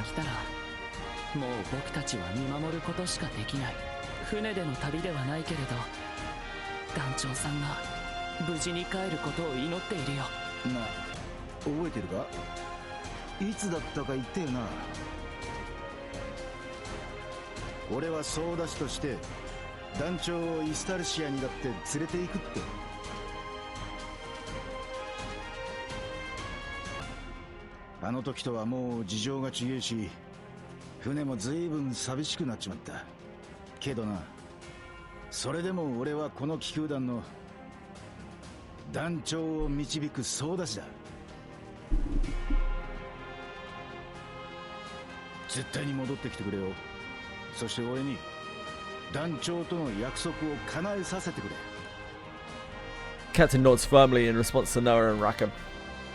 After completing the magic circle, Loki slowly walks over and holds his palms in front of the captain's eyes. それじゃあ始めるよ、団長さん。まず疑似的で簡易的なものだから、行使できる権能は必要最低限に絞ろう。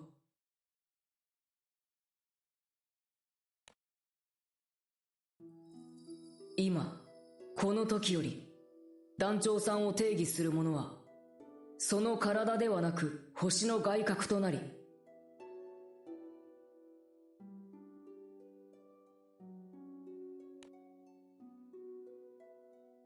団長さんの核にあるものは、命ある魂ではなく、空にあまねく、無限の可能性にあまねく彼方へのしるべとなる。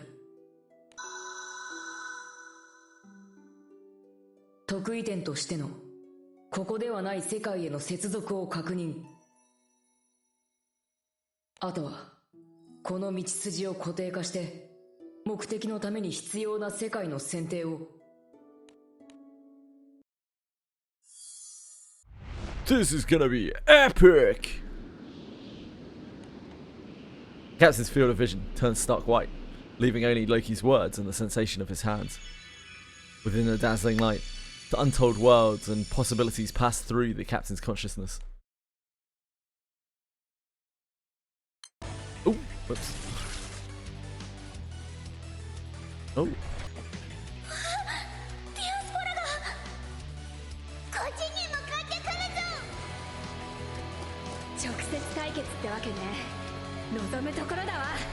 I haven't seen this one.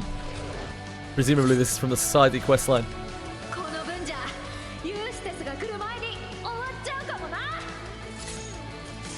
God, that the one that I did earlier or last night and today was really bad.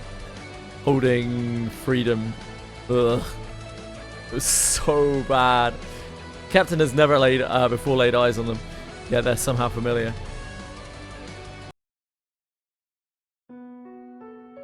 I don't think I'll have done this one either, but obviously we're quite familiar with Zoe.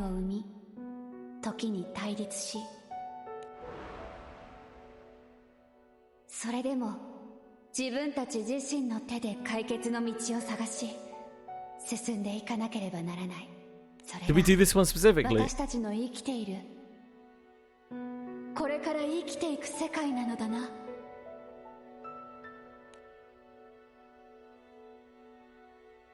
Feels like that's the intro that we didn't do. 一緒に行きましょう。ゾイちゃん。 Oh, was this created by the stars, loved by the skies?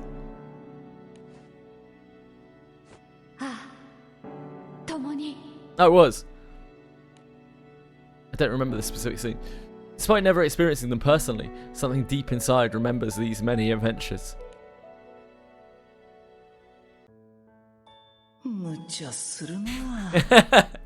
We just did this.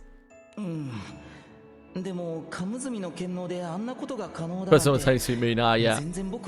Yeah, I figured that would be the end of the society questline. 得意点らしさなのかな。得意点らしさ？そりゃちょっと違うな。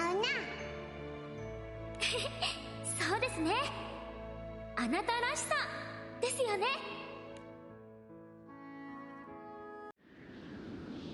At the same time, the captain's vision returns with a stranger sensation than ever before, and the fact that the captain is not alone becomes clear as day.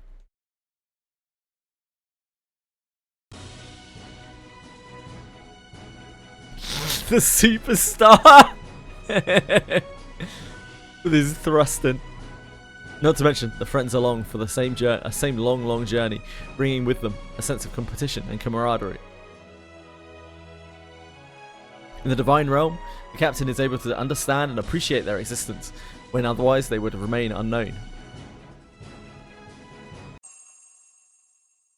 But the next moment, the captain's view is once again engulfed in white.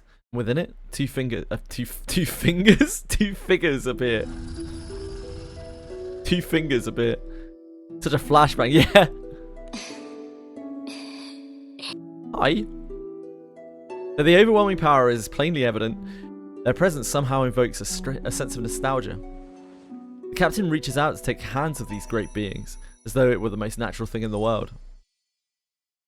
But hearing a faint voice echo from behind, the captain glances back.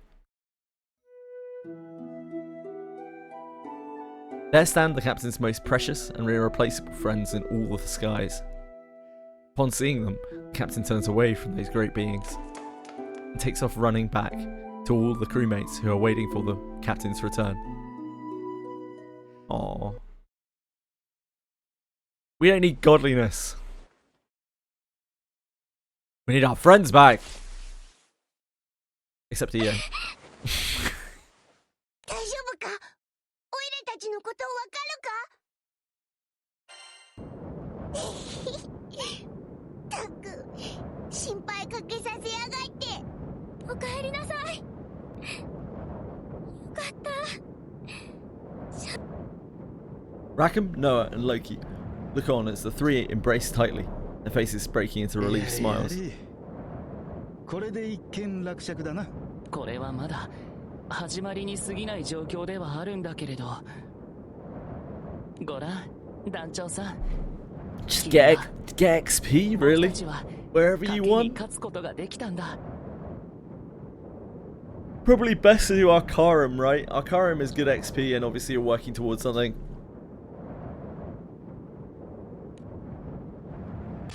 Spam ultimate Bahamut raids, apparently.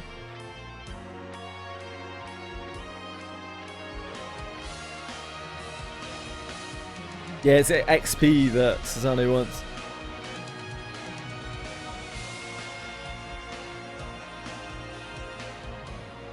Arcarum is very AP negative, yeah. But it is progression positive. Captain looks up to see sky map pieces coming together in the form of enormous pattern in the skies above. 完全なる空前。これで僕たちはイスタルシアに行くことができる。これも団長さんの無限の世界から助けてくれた団長さんたちのおかげだね。一応僕も求められた仕事はこなしたんだから褒めてくれてもいいんじゃない。 Captain says to offer a heartfelt thanks to Loki, who appears rather tired. 協力の対価じゃないけど僕もこのままイスタルシアに連れて行ってもらうからね。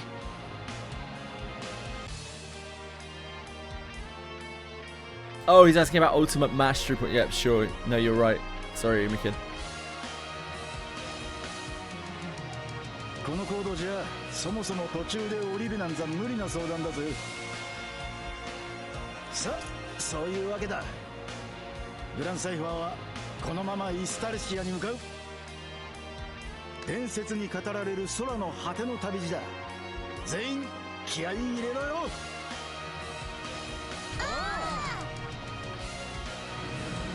At long last, the captain and the crew set sail for the island of the Astrals and holy seat of Genesis, Estalucia. Whatever awaits them at the end of that journey, they will have no regrets.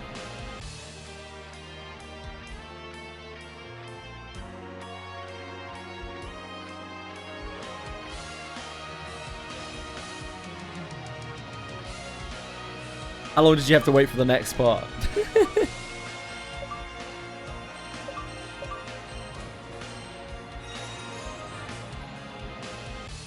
This was it. This was the 553 days. Jesus. Jesus. Yeah, I'll have to wait. I'll come back in 2028 so I can get the full experience.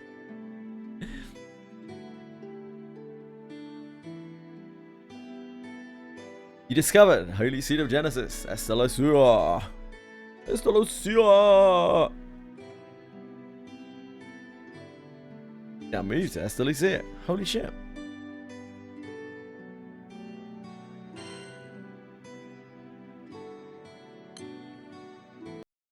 We made it. Man, the 553 days went by quickly. It all began with a single letter. I love that they're going to have to do an entire recap of the story because it was like going on 2 years since the last story part.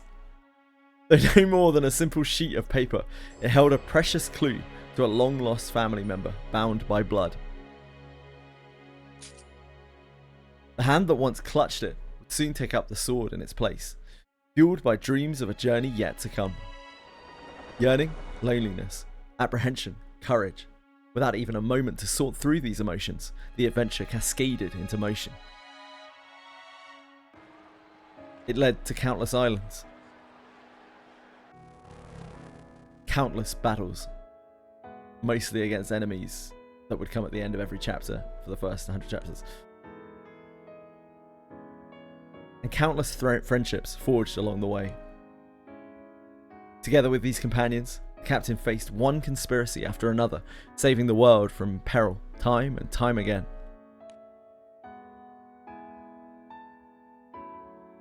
From chasing legends to ultimately living them firsthand, the crew has at last arrived at the end of the skies. But their purpose there now transcends mere longing.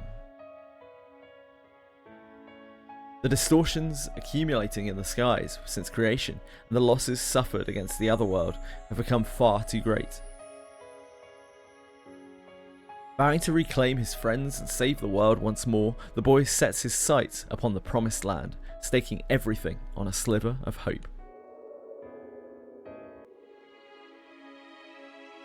A gentle breeze blows, carrying with it the faint trace of something achingly familiar. Could it be the scent of that letter? Read and reread so many times, night after night. Or perhaps... As everything fades to white, the captain's thoughts turn to the spark that inspired the crew's journey to this place beyond the skies.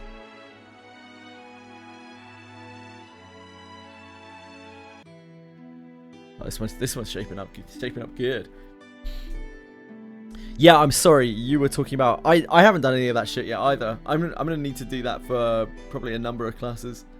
I'm probably gonna have to spam the living hell out of Ultimate Bahamut. Thankfully, we have now reached a point where I can actually like do Ultimate Bahamut, where I can contribute to it quite a lot by joining it, which feels really good. Like the knowledge of how far we've come in the last months, and now I can join the Ultimate Bahamut and I can slam the living hell out of it. That's a good feeling. The feeling of progression in this game is great. Crew follows the sky map into the heights of the sky to reach Estalucia. For Necromancer, what's the ultimate mastery on Necromancer? I probably want to do it for a bunch of stuff, but what's so good about the ultimate mastery on Necromancer?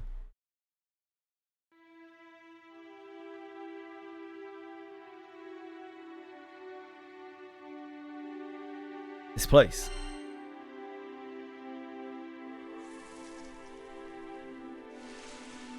I need to unlock the other row X2s as well. I've been waiting on pendants and we have some now, so I should probably do that.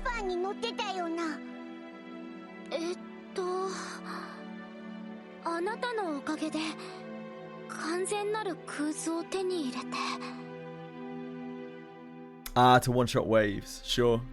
完全なる空図が示す先、遥かな空の高みにイスタルシアは確かにあった。でもありゃ島じゃなかった。接岸のしようもねえからってんでそのまま突っ込んでみりゃ。Thanks, voice. 視界が白くなると同時 I couldn't be. It's too substantial. There's too much girth, mate. さすがと言うべきか。イスタルシアに物理的な常識は通用しないらしい。No extinguishing phoenix is here. 待て待て待て。じゃあグランサイファーはどこに行ったってんだ。それにこりゃ一体。Become gestures ahead, but all eyes are already fixed on the scene unfolding before them. ごめんな。ずいぶん待たせちまった。待つどころか早々にこっちに来たりしたらうん殴ってでも送り返したわ。どうだったの？あれからあなたとあの子たちは。孫が8人、ひ孫が13人。みんなで俺の最後を見守ってくれたよ。That was a crowded room. そうよかった。本当にイスタルシアって人がいたのか。Oh, I didn't know we'd find the common folk up here, gentlemen. Oh, if I'd known, I wouldn't have come here. Posh Frim. Posh Frim can't hurt me if I don't think about him. All around them, similar exchanges can be seen taking place, leaving the crew utterly bewildered. It seems like we've got the wrong place here, guys. There's a lot of shit stuck to my shoe, if you get my meaning. いやまあイスタルシアの中がどうなってるって言い伝えは確かになかったけどよ。気になるのはそこだけじゃないね。盗み聞きするつもりはなかったのだけれど。We can't linger here for long, gentlemen. We wouldn't want to catch poor. Low value NPC. Hi there. It's nice to meet you. いや、正規じゃなくもないというか、確かに一時的に It's は typically polite to give someone your name and introduce yourself.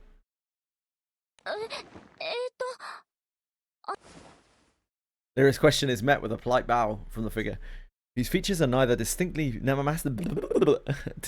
masculine nor feminine. 申し遅れたでございますね。僕はレルイスタルシア。 Rel この Estalucia. イスタルシアの案内人兼管理人兼修理係兼預言者兼創世神様のお世話係です。なんか忙しそうなやつだな。ねえ、急にです、急に。ちょっと前まではやることなんてあの男が壊した箇所を直して回るくらいだったですけど、正しく繋がったと思ったら狙ったようにあっちもこっちも変な動きを始めて、もう目がぐるぐるです。ぐるぐるですよ、ぐるぐる。 Ross sighs wearily, fingers twirling around in small spiraling motions. 案内人ということならちょうどいいや。教えてもらおうじゃないか。ここが本当にイスタルシアなのかを。Unfazed by the skepticism in Loki's voice, Rel answers イ calmly. スタルシアで間違いないです。ここはイスタルシアの第一点ビロン。言うなればイスタルシアのエントランスみたいなとこでございますね。エントランス。やはりそういうことなんだね。そういうことでございます。 Nice theme. 待て待て、勝手に分かり合うな。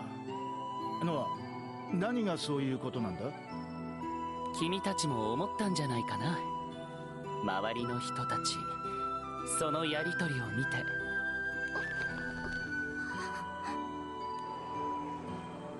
Looking around again, it's clear that many are celebrating reunions with those they believed they had parted with forever. もしかすると、ここイスタルシアは死後の世界なんじゃないかな。死後の世界って Died and gone to 地 Estalucia. 上っていうか隔離用のことだろ。 Reminds me when I worked at Target. Your main job is to pick up items ordered by online, and you have a timer. Someone needs you to get something out back. You gotta go get it. Someone needs you to stop and help them you for as long as they need. The time is still ticking. Yeah. そう。僕たちはそう思っていた。けれど、 Kind of the way it works, isn't it? の戦いで隔離用は消滅した。その結果、隔離用に存在を抹消された者は戻ってくることができた。ラカムがまさにそうだね。けれど、すべての犠牲者が蘇ったわけじゃない。そうなると今、彼らの魂はどこにあるのかな。どこって確かにそういや、どうなってんだ。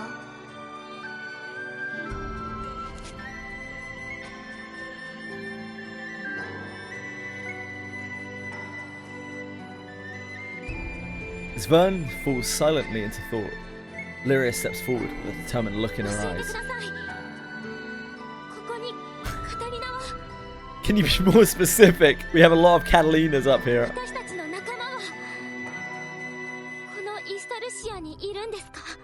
会いたいですか？会いたいです。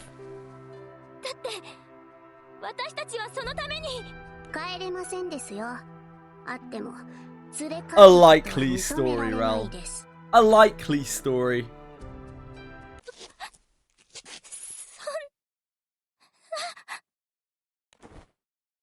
Lyria's legs give out from the shock, and the captain quickly moves to support her. Isn't there any way? 方法の問題ではないのです。世界の仕組みとして Turns out I'm the singularity, so like rules don't really apply to me, and I've kind of got plot armor and kind of main character, so we'll just take him and call it even or something. You can keep it, yo.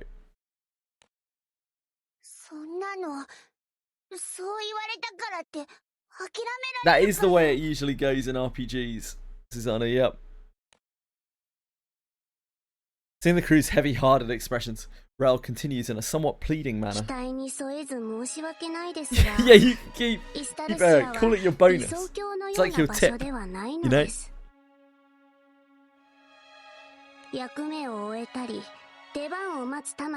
Now, where is that god? I'm not going to say we're not going to beat their ass, but if we were to find the god, where would it be? まさに死後の世界といった様相だね。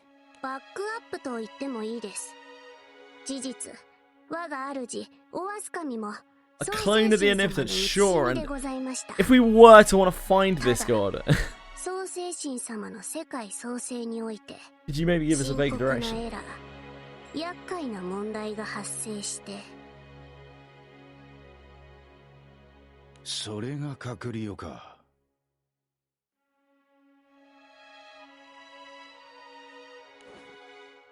Rel nods in response to Rakka's words, brows furrowed in frustration. 旧世界の残滓、隔離を地上に残してしまったこと。Yeah, but there's got to be like a clone of a clone of a clone of a clone or something up here, Darren. Come on. そして浮島という土地が限られた環境ゆえに、 There's always more 死者を地上 god に clones. 葬る風習が生まれ、空に住まう者たちにとって死後の世界とは地上であるという、その結果、死後の世界の多くが地上の隔離用に取り込まれてしまっていたです。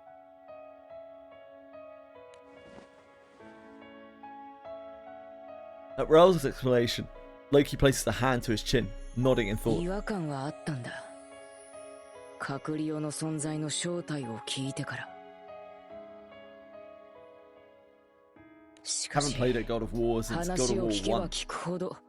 ずさんというかなんというか。Do you fondly remember Kratos? 耳が痛いです。根本的にずれてるですから、くさびだってろくに機能しないですし。貴殿らが隔離を消滅させたことで、本来の死後の世界であるイスタルシアが正しく接続されて、空の世界はようやく正しい生死のサイクル、摂理を稼働させられるようになったです。これに関してはお礼を言わなきゃですね。我が主に代わりお礼申し上げるです。 As Rel offers a solemn bow, this time Vern is the one to jump in with an argument. じゃあ果ては何なんだよ。 But being useful? あれもイスタルシアなんだよな。 Yeah, I like where you're going with this, man. まだなんとか。果て、第七天荒ボトの死生の座は今は空席になってるです。 Okay, Breadstick. Take care of yourself. Thanks for hanging out. Yeah, I hope you feel better later. Or you get some sleep and you feel better tomorrow.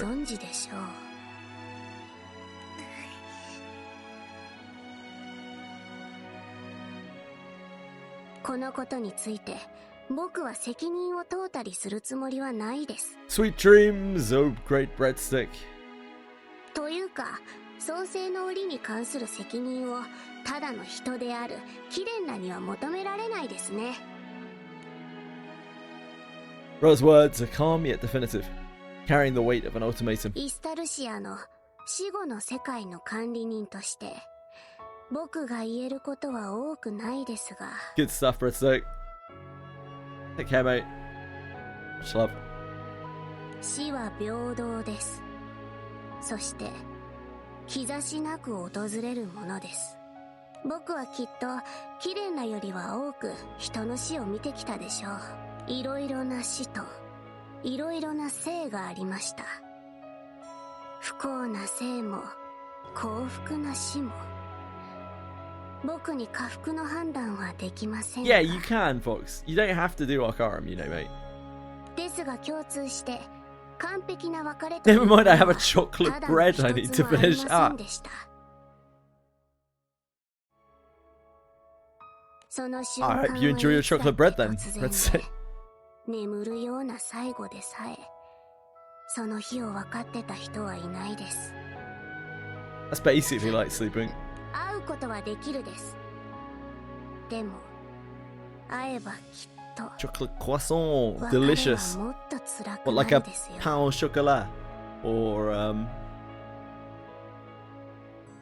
an actual croissant?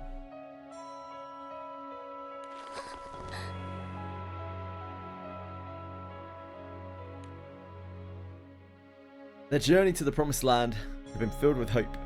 What awaited them there, however, was the unyielding cruelty of reality. The outside is chocolate. I mean, that sounds delicious. Sounds delicious! Captain and company attempt to persuade Rel to revive their fallen friends.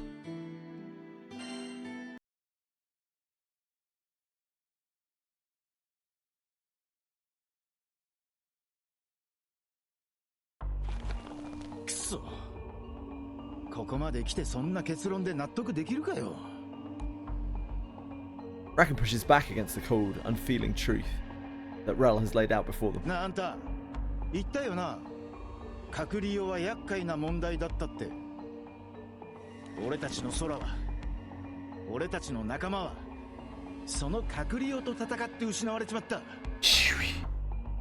俺みたいな隔離用に消されたもんを取り戻すために必死に文字通り命がけで戦ったんだ。隔離用の存在がお前らの不手際だってんなら、俺たちはお前らの尻拭いをしたってことになるんじゃねえのか。キレンナは神の尻拭いをしたと。ああ、そうだ。だから神だろうが何だろうが通すべき筋ってもんがあるだろう。 Watching the relink beta yesterday, I gotta say I can't wait for the summons. Doing Lucilius with 4 Sandy, who will have Lucilius summon. That to be a Paradise Lost wet dream. Cool.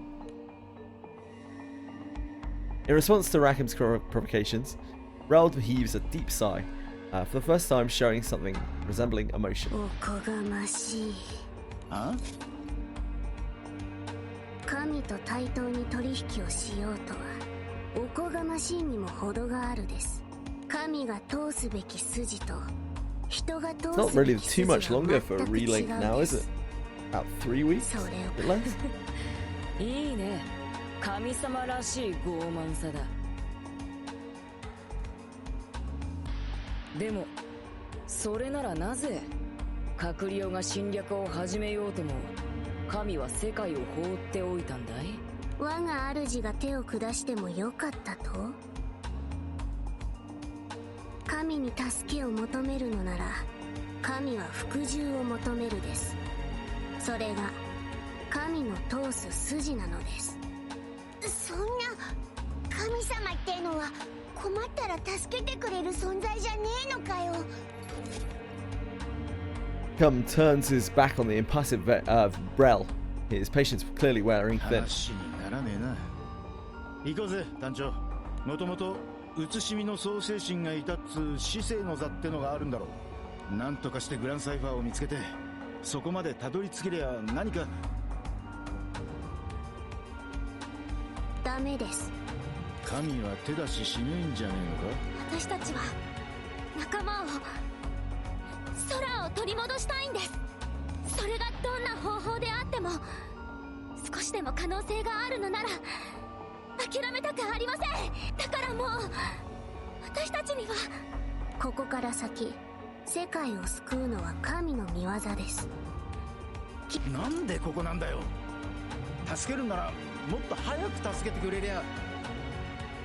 子供が怪我をするまでは見守るけれど大怪我を負う前に助ける神の領分であってもお前らに任せてもオイラたちの仲間は帰ってこねえんだよな。神がお救いになるのは世界です。誰かが救われることはあっても誰かを救うことはないです。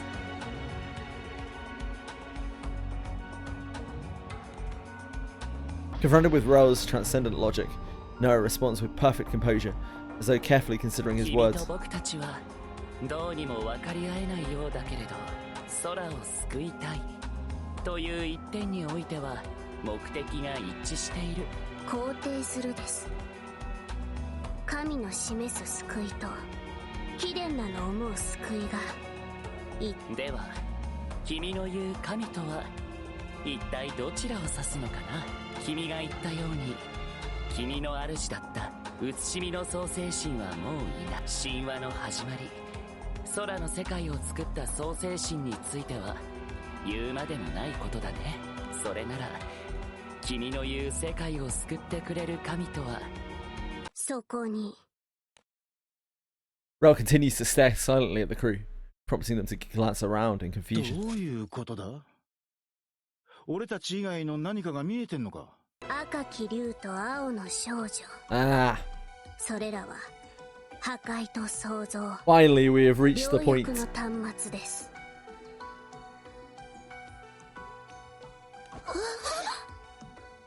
そもそも神が消えることはないです。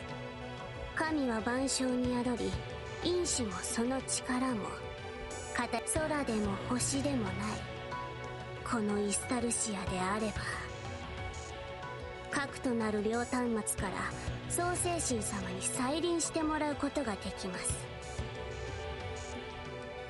I won't let you touch them. 僕も交渉をするつもりはないです。 We're gonna have to battle.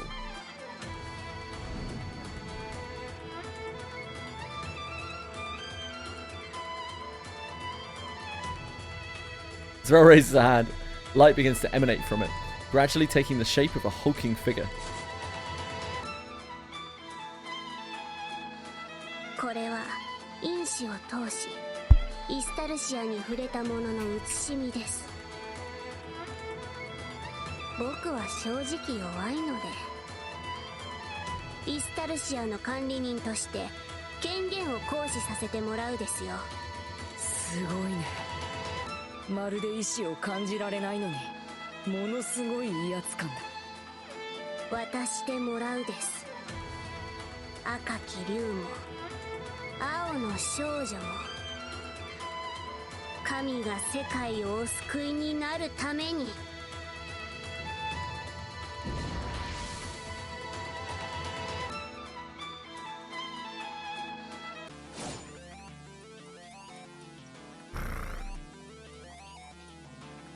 We battling it, are you? Ah! His entry cry. くそ、なんて馬鹿げた力だ。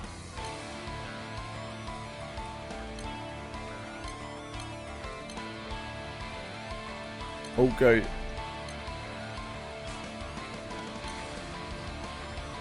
Okay. I don't see Fern out here putting his life on the line.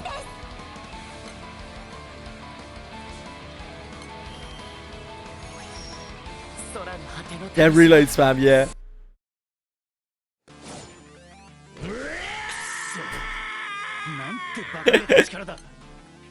I've heard it before.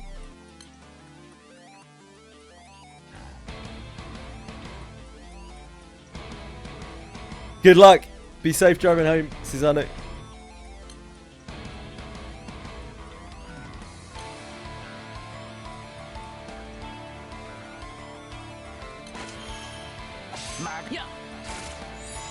Now we have Noah here, interestingly.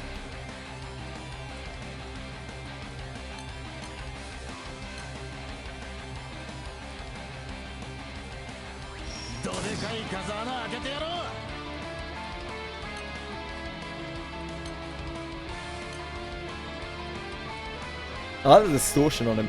It's cool.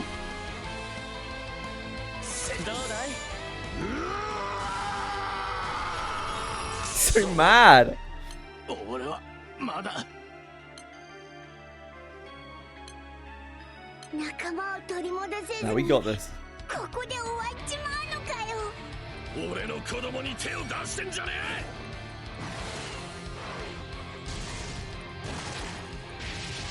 What the hell? おいおい、なんだ今のは。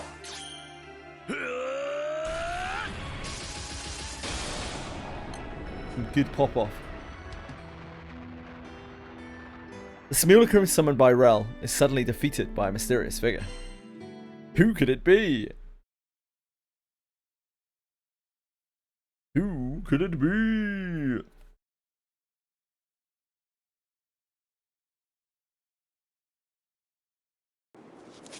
うつしみとはいえ、交代同時を一撃で。 That's true, Bean. A fair point. I bet Fox didn't even read them anyway. I bet he's like pretending to have read them, but actually just kind of skipped through them and read a little bit. うつしみにしても質が悪いんだよ。あんなもん本物の半分にも及ばないだろ。悪いな、ちょっとばかし遅くなっちまった。あんたは。君は相変わらずだ、ガラント。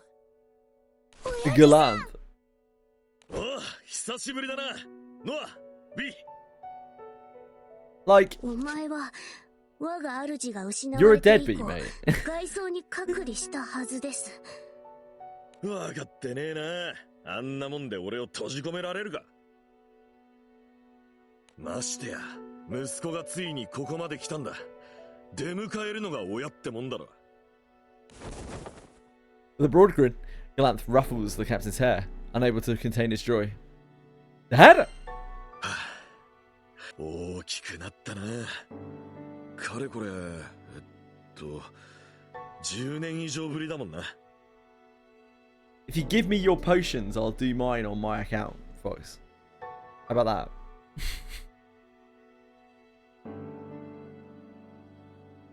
I want to hear everything. そうだな。俺も話したいことは山ほどあるんだが。この人があなたの？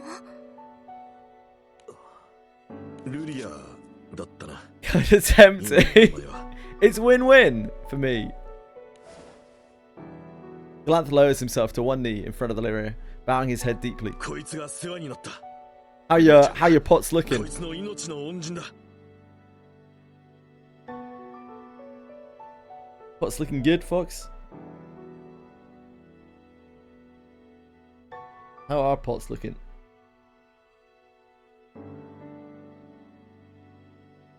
We're a little shy of 2k. Not too bad. Not too shabby. About 1100 soul berries. 1400 soul bombs. 長い間放っておいてとは思うかもしれないが、親として礼を言わせてくれ。本当に感謝している。ありがとう、ルリアちゃん。You're rocking out, Razil. You got nothing to worry about. そんな、私は。Avoiding Akarama doing boxing, yeah. It is. It's tough clawing it back. 率直に言って、あの男は得意点を発生させまいとしていた。Still stuck his dick in something though, didn't he, Walfred? だからこそ、リーはザンクティンゼルに残し、ルリアは別の場所に眠らせていたのだ。今君が得意点となったのは、運命のいたずらとしか言いようがない。得意点である君をあの男がどう受け止めるか。その上で、私は君に改めて問おう。それでも君には星の島へと至る旅を続ける覚悟はあるかな。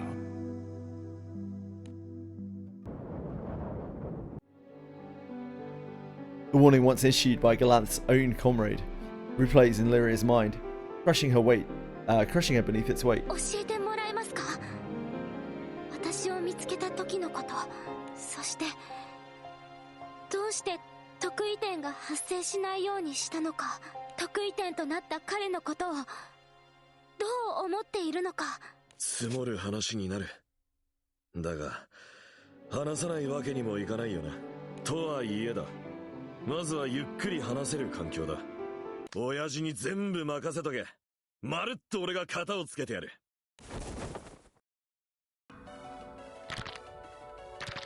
Glad turns towards Rel, cracking his knuckles as he approaches with slow, measured strides. 遊びは終わりだ、レル・イスタルシア。これ以上こいつらに何かしようってんなら、ここからは俺が相手になる。悪いが俺は相手が神だろうがなんだろうが遠慮も容赦もしねえからな。紹介。破壊の民4名、創造の民2名、端末2機、統合体1体、転送。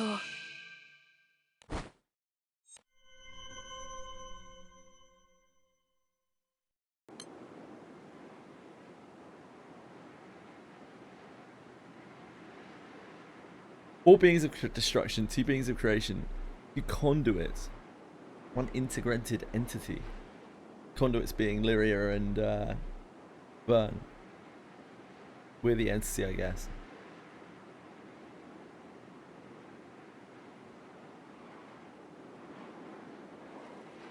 Four beings of destruction, 2 beings of creation. They're astrals, right? Beings of creation are astrals. 4 beings of destruction. What, the humans? I guess everyone who's left.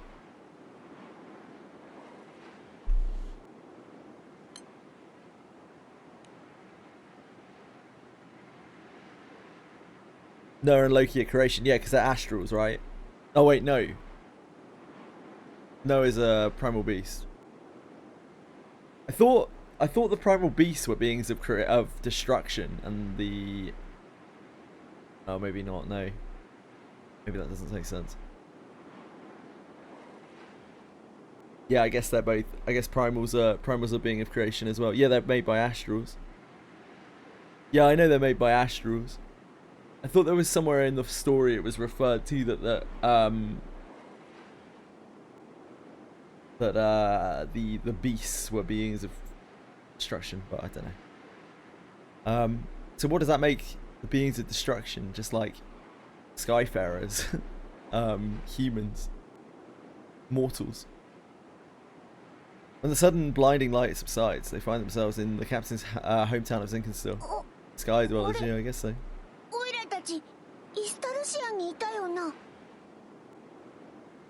Lyria's gone. そういや、ラカムとノアとロキも。レルメ、あいつは困るとすぐこれだ。心配しなくていい。ここはまだイスタルシアだ。このザンクティンゼルはそれぞれの魂が作り出した場所で、夢とか精神世界とかそういうのだな。イスタルシアは本来命を終えた魂が眠る場所だ。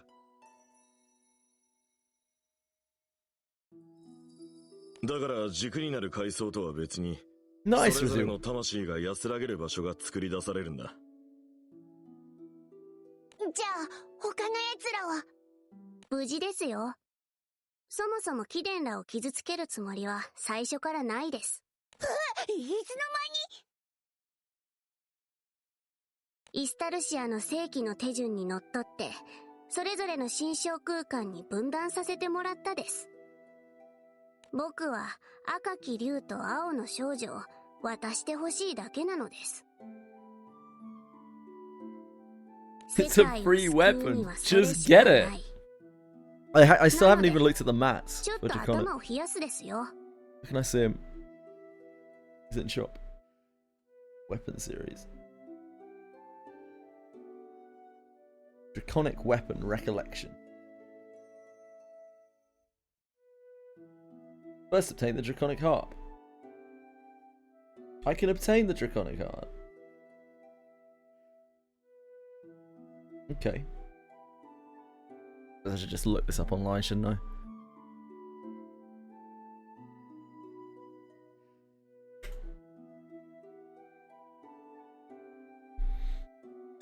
A draconic harp.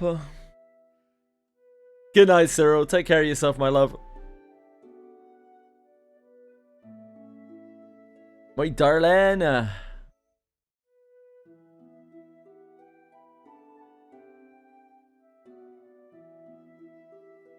My darling. That's a lot of dragon scales.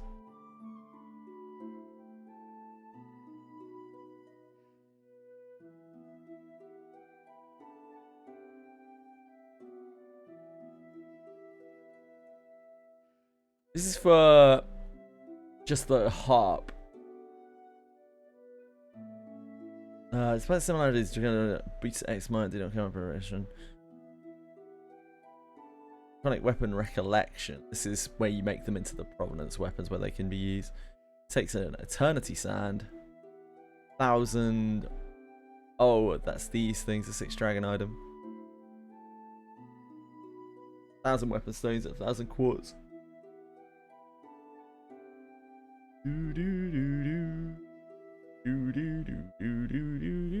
Oh, you don't even have to level this up.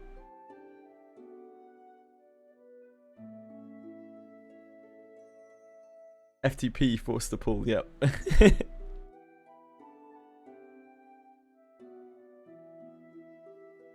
Amazing the crystals for Hexa. Which are the crystals from Hexa?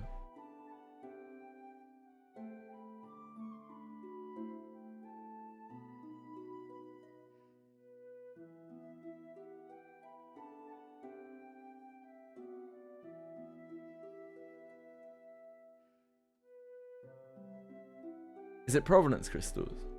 These must be it. Yeah, these must be it.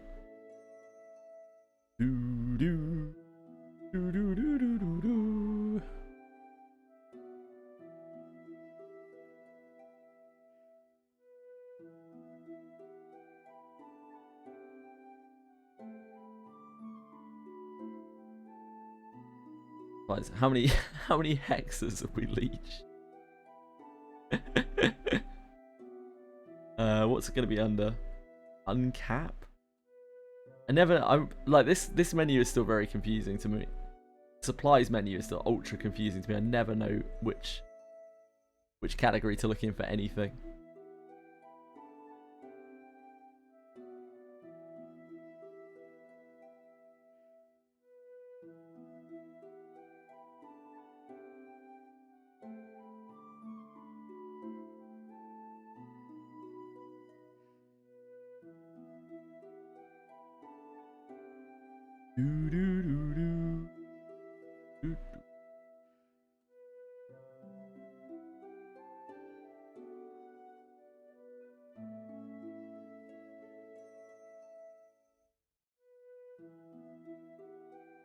Be Arcarum, isn't it? Other? Or other? Your world weapon. We bothered. World weapon is Arcarum Mats.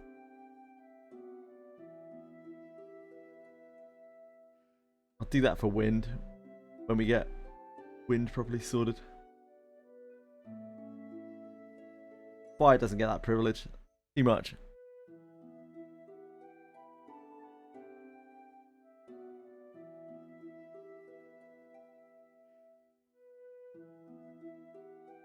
Where the hell is the where are the Hexa thingies? Does anyone know where I can find them in my supplies?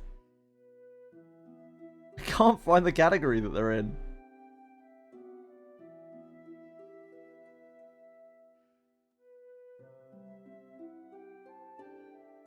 Primal.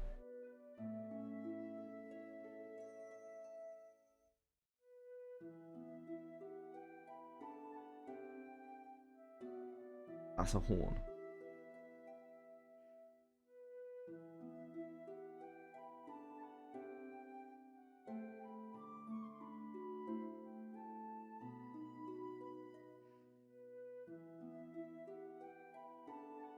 Ah, here they are.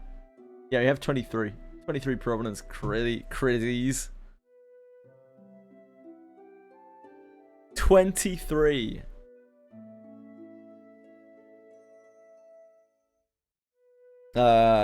Is Lyria really okay? 話を聞いてほしいです。 Thank you guys. Thank you. Yeah, it was right at the end of Primal, as both Mizuko and Deamol said.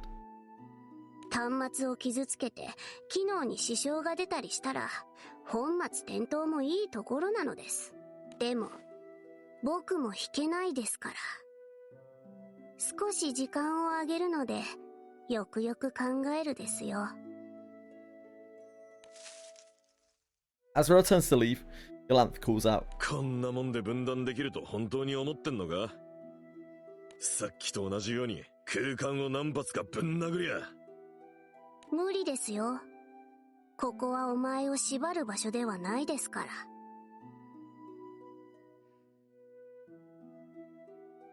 この空間はお前にも由来する場所です。ゆえにお前の力では壊せないです。 Gonna get her as Valga then. Stop bitching about it. それに時間が必要なのはお前もそうなのではないですか？お気遣いどうも。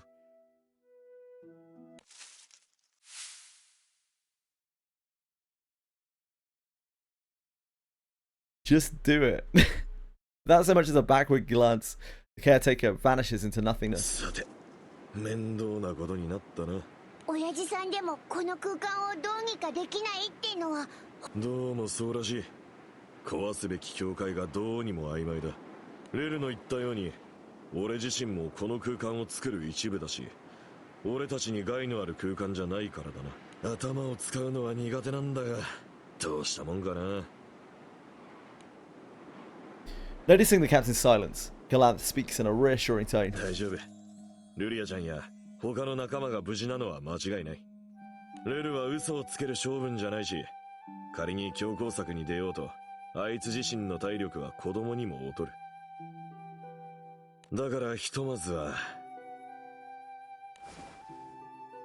He lowers himself slightly to look the captain in the eyes. 俺、父さんにこれまでの旅のことを教えてくれるか。長い間お前を放っておいて悪かった。これからは俺がいる。だから話をさせてくれ。 Sight of Galanth's awkward grin brings a sudden flood of long-forgotten childhood memories rushing through the captain's mind.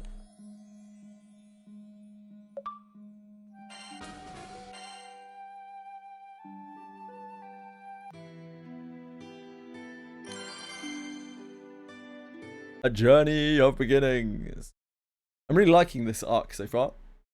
My favourite, I think, of all the main story arcs. The captain and the company have been separated into their own individual mindscapes by Rel, caretaker of Estalucia. The captain, Vern, and Galanth find themselves trapped within their hometown of Zinkenstill.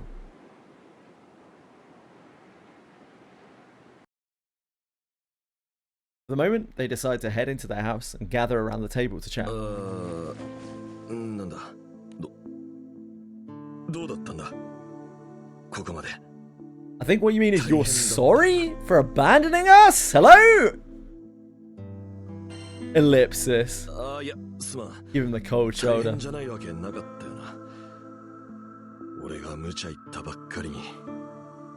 Yeah, damn right you're sorry. Scumbag. 会話が続かねえ。そういや親父さんって改まるとうまく話せないやつだったな。なあ親父さんは何してたんだ？イスタルシアに着いてからぼんやりこいつを待ってたってわけでもねえんだろ？ああ、ちょっと創世神と殴り合いしててよ。は？お前も知ってるだろ？写しみの創世神。Sure do. あいつと差しでやり合ってたんだが、どうにも決着がつかなくてな。向こうは基本的には不滅の神だし、イスタルシアの特性上、俺も死ぬってことはないし、そうしたら急に神のやつが消える。Yeah, I guess we're if we're in the afterlife, then we have nowhere to die to go to. 大変な目に So we're invincible while we're here. So why were we worried about Mugen? What's Mugen gonna do with it? Do to us? Kill us more? 待ってくれよ。創世神と殴り合い？たった一人で？大丈夫。心配しなくていい。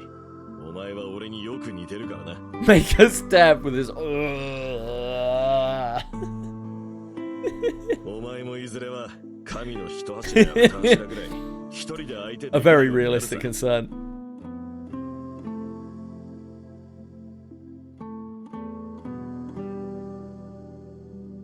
I don't know about that. Next arc is going to be finding our mother. This is all some elaborate setup for Granblue How I Met Your Mother.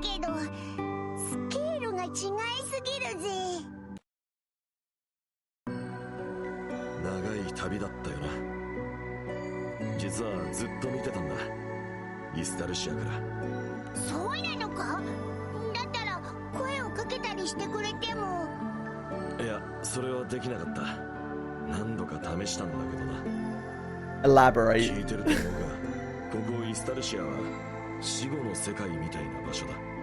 No, I don't know anything about Versus. It's like I don't mind knowing stuff about Versus if you want to share. Good.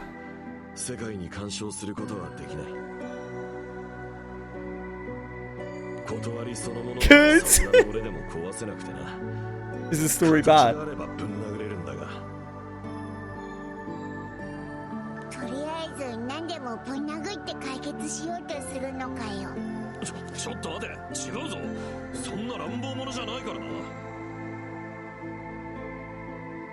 Oh, spoiler free, okay.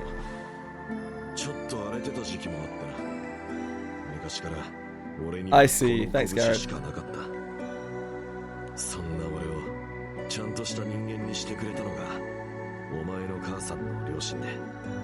Wants to turn me into a decent person with your mum's face. Yeah, sure. Reen.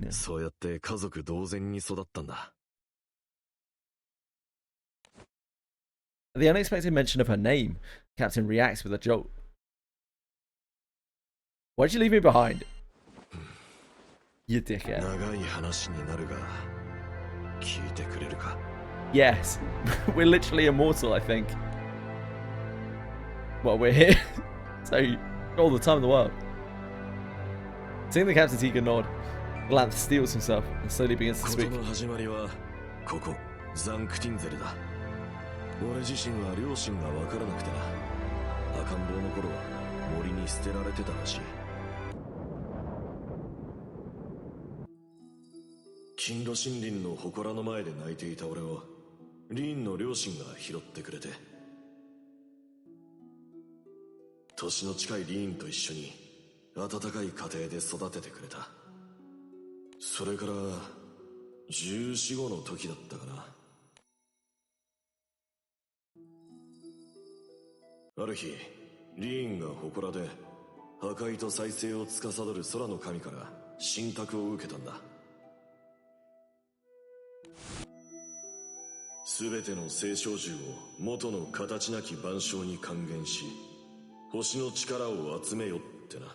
It just seems like a pretty regular command.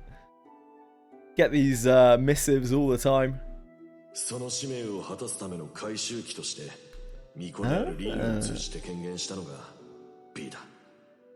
Interesting.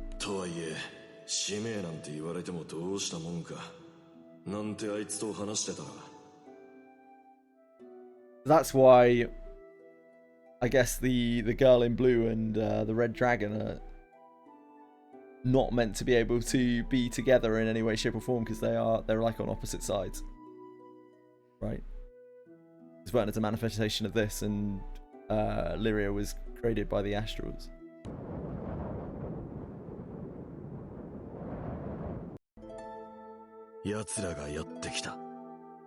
Manifestation of this.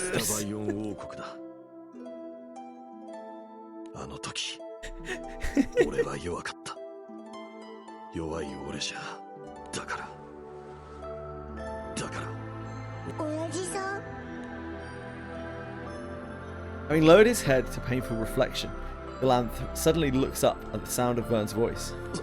すまん。イスタバイオン王国が攻めてきたとこまで話したか。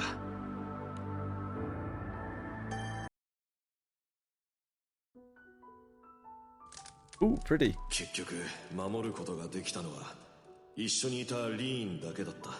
神王は何もかもをぶっ壊して生まれたばかりだったリーンの妹をさらっていった。Reen's newborn baby sister.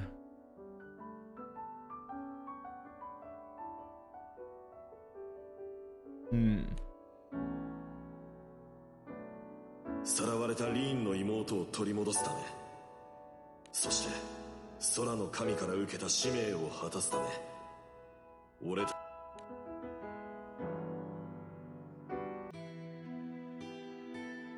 Years ago in August, Galanth defeats a primal beast alongside Wildfred.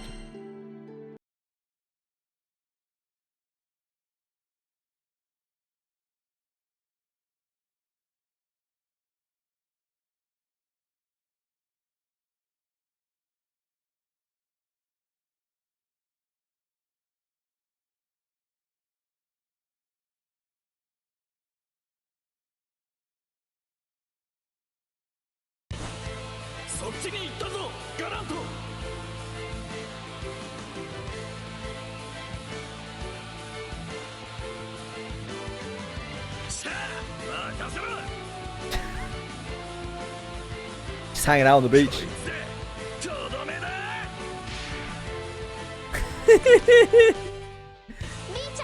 Gotta put down that albacore. Every adventurer must have to handle kill a fish.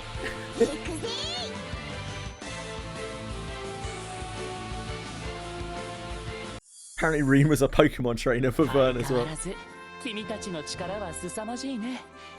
どうやら僕たちの出番はなさそうだ。すごいのはすごいけれど。He'll be a Charizard in no time. 野蛮に感じるわ。リーンちゃんはあいつらに染まったりせず、可愛いままでいてちょうだいね。私はガラントと一括りにされるとは心外だ。野蛮なのはあの山猿だけだろう。訂正をロゼッタ。山猿とは言ってくれるな。軟弱なお坊ちゃんよりか山猿の方が頼れるだろ。まさかとは思うが自覚がないとは救えねえな。試してみるか。私の権利が軟弱かどうか。上等だ。その鼻っ柱ごとぶち寄ってやるぜ。わあ、喧嘩はダメですよ。定期的にやっている気がするね、このくだりは。ほんとこういうところが野蛮だって言ってるのに。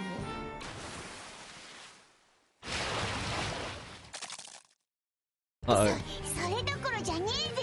あの聖少獣まだまだ数がいるみてえだ。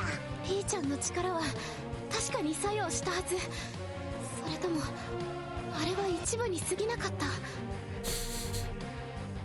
What is going on? What are you guys doing in chat? Let me see your Lindworm. It's massive. 大元は持たず並列な個体で群れを形成するタイプのようだ。そうなると対策はできる限り数を減らすという。Pretzik is still awake apparently. That chocolate croissant keeping him going. それでも少しは取り逃がしてしまうかもしれないけれど。数がいるなら全部倒すまでだ。バルフリート遅れんなよ。力の差というものを教えてやろう。待って、それなら先に加護をかけ直すから。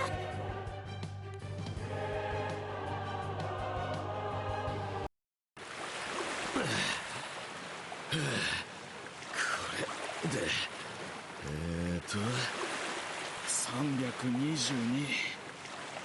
私が結局あの聖少獣を殲滅することは難しいようだね。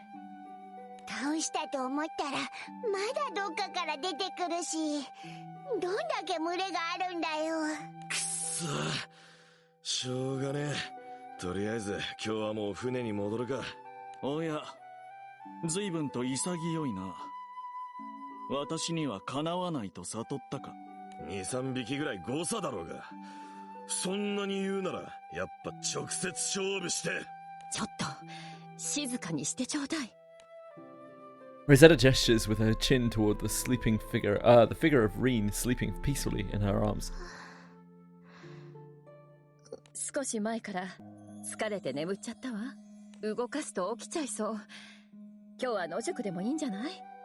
暖かい気候だし、空も明るいわ。He showed me his lindworm. Where? I'm not seeing a lindworm.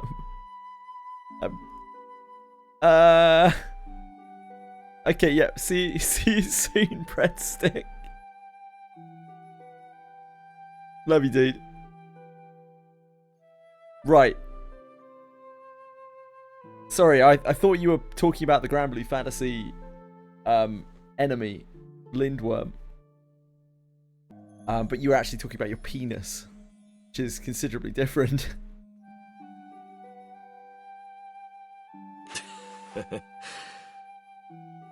じゃ、勝負の続きは明日だな。一時休戦ということなら、 Hello, awkward pie. 私は焚き木を探してこよう。Can I help you? よし。じゃあ俺はなんか食い物探してくるかな。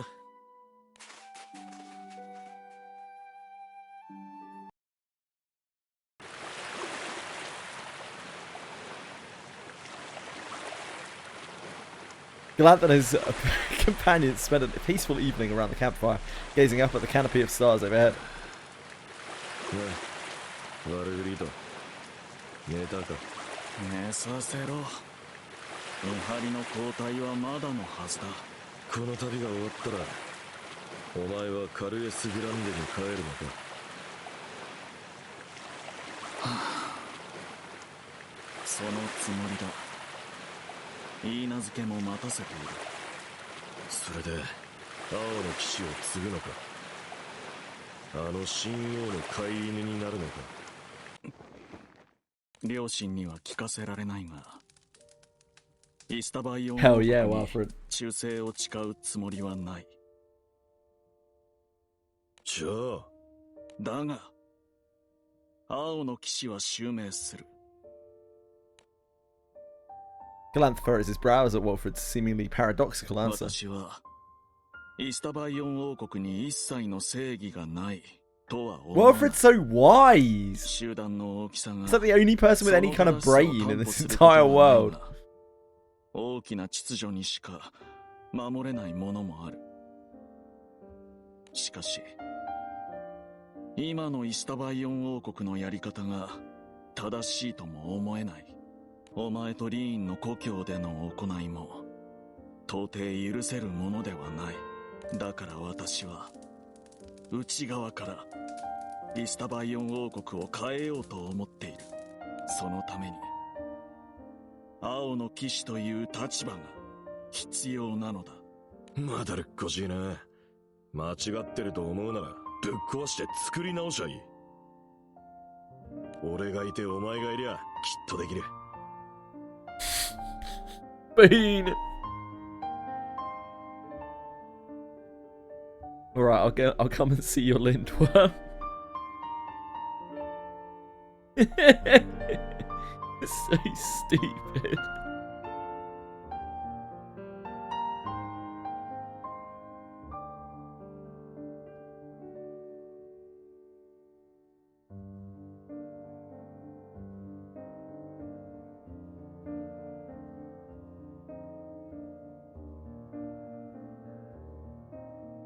What? It didn't work.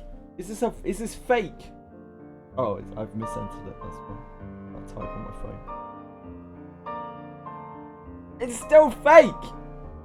Oh no, it's still mistyped. Phones are hard, okay?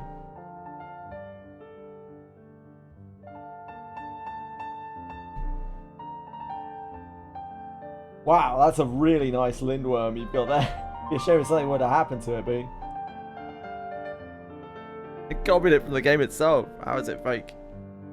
This is not even your lindworm. Oh my god. I'm just in here killing a random lindworm. Oh no, Bean's in here. It's fine. It's alright. Carry me with your... Like, look how small Ouroboros is compared to a lindworm. Ouroboros is actually fucking tiny. A tiny peckerwood.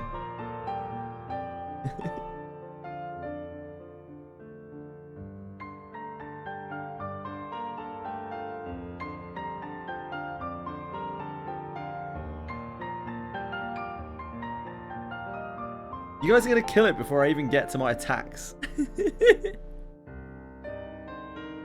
Too strong.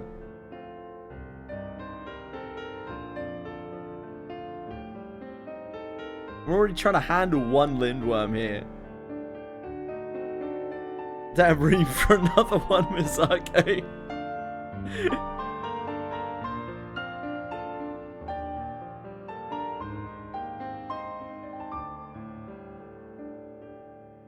I can't handle that. I can't. I just don't have it in me. Or I don't want it in me. One or the other. Thanks for the lindworm, Bean. Appreciate it, mate.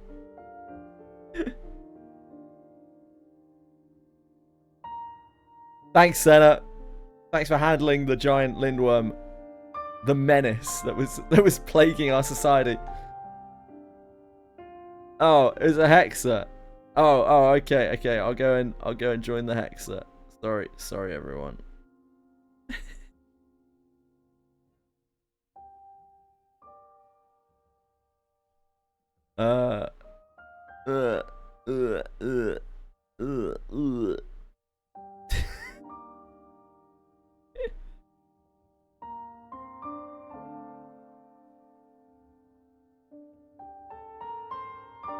No, it scrolled off my screen.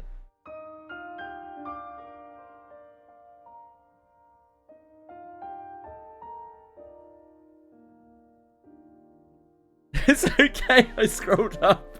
Thank you. It's very kind of you. What's a hexer? Nah, you won't get a chance, Senna. You'll die instantly.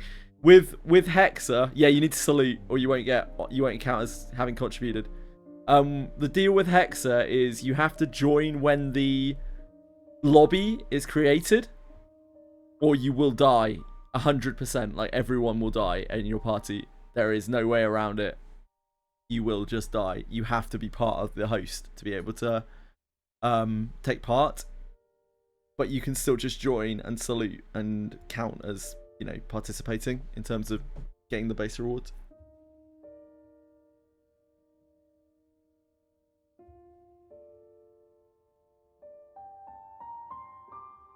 Oh, it's a mechanic at 40%, is it, Mazako? Okay.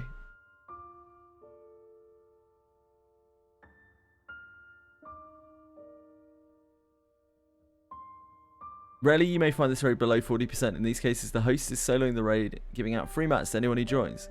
If you enter these raids, boss will immediately knock out your party. Ah, okay, so it's below 40%. Interesting. Thank you, thanks for linking. It's hardly soloable if someone joins before, I see.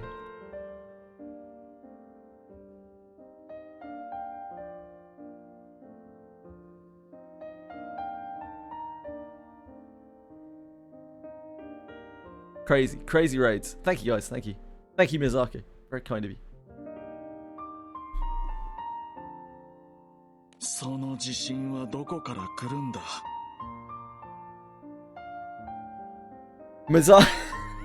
Misako almost single-handedly has fed my like dark opuses and God knows what else. All of the mats, pretty much all of my Dark Rapture mats and all of my Hexa mats are from Misako. I think like probably about 80% of them.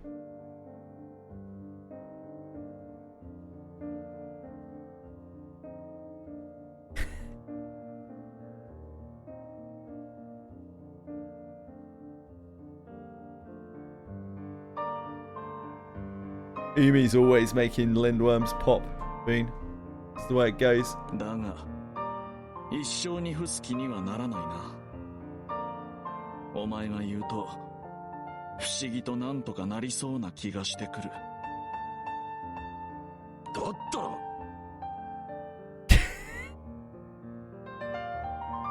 We've all been there, Umi. Yep.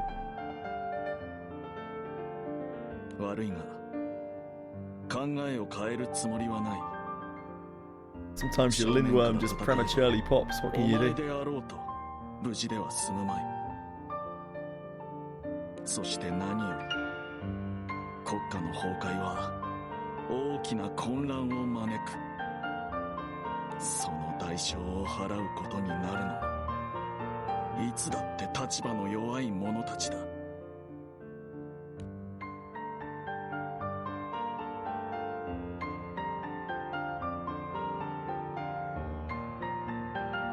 She's time vision. Glanth frowns, clearly displeased by Wilfred's stance. There are plenty of people out there who appreciate you not overstaying your welcome on Lindworm.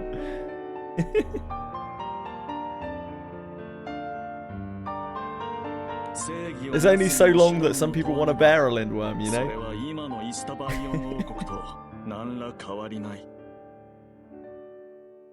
傲慢と思ってくれて結構だ。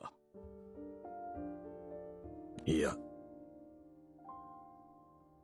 俺はやっぱり自分が許せないものは許せない。お前みたいに自分の感情を隠して正義や秩序のために生きることもできない。でも俺はお前のことも好きだからな。お前が秩序を守ろってんならそれを応援したいと思う。だからその時が来たら恨みっこなしだ。それでいいよな、バルフリート。もちろんだ。お前がそのつもりでいてくれるならこちらとしても剣が鈍らずに済む。しかし国を内側から変えるなんてそんな悠長なことやってたらそのうち予想もしないことが起きてなるようにしかならなくなったりしてね。予想外の塊であるお前に言われると頭が痛い。Despite their promise of a duel to the death someday, Glanth looks up at the night sky with a hint of contentment. 青の騎士になったお前と再会した暁にはいよいよ白黒つけることになるのか。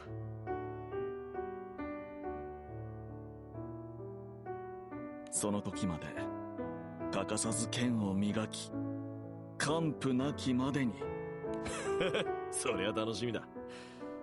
俺も今よりもっともっと強くなってやる。でもまだその時じゃないよね。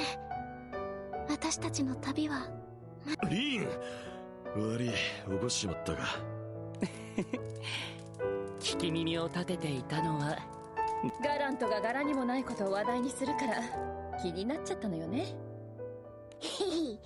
ガラントはよっぽど後先を考えないって思われてるみてえだな。あ、計画性はないな。そういう自覚は確かにある。胸を張って言うことじゃないと思うんだけど Why is their crew so much better than ours? 私たちの旅は本当に You don't see an EO with them, do you? たまたま一緒にいるだけのものかもしれない。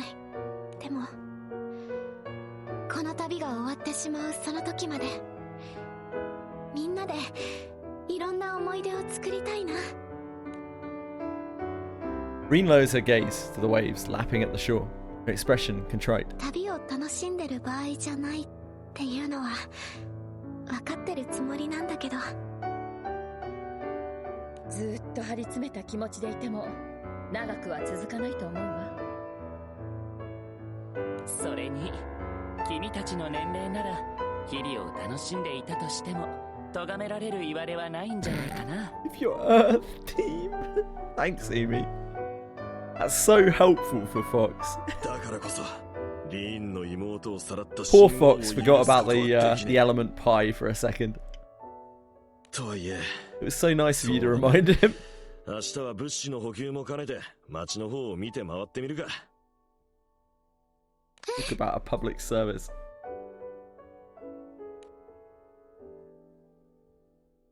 In this peaceful moment from a journey long past, the moonlight illuminates the skies, unchanged from then until now. Yumi is a real one, it's true.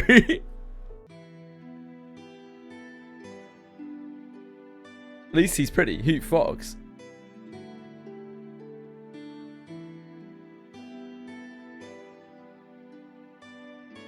Galanth continues recounting the story of his journey to the captain.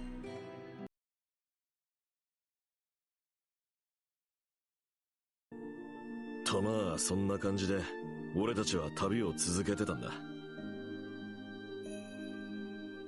だからお前がイスタバイオンの王位を継いだ時はさすがの俺も唖然としたな。Not a mod for his element though, Gabriel, yeah. We keep him around for the pretty face.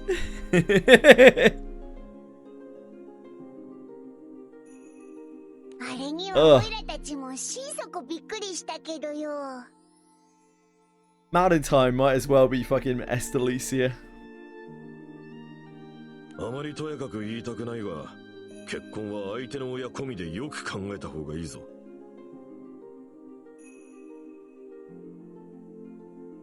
Family advice from you? それはそうだな。本当にすまん。長い間放っておいて。Mate.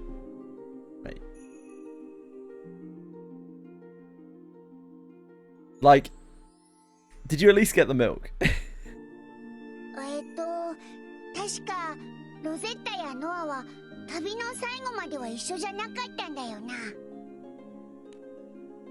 ああ、俺とリーンと B、 あとはバルフリートで旅を続けて、新王と決着をつける前に俺たちはエクセグランデ空域のとある島にたどり着いたんだ。そこは信託を受けた使命の終着点、空の神が待つ島だった。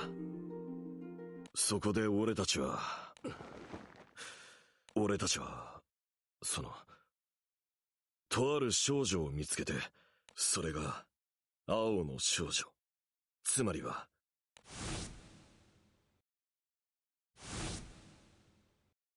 This revelation, the captain recalls the warning once given to the crew. He's trying to avoid a singularity. そうだ、バルフリートから聞いたんだよな。Thank you, Mazako. Very, very kind. Too kind, possibly. Potentially too kind. That's some permafrost earrings. だから俺たちはルリアちゃんをザンクティンゼルから離れた場所に隠したんだ。I think how putting together an Earth team for the mighty Diaspora Rage you can face.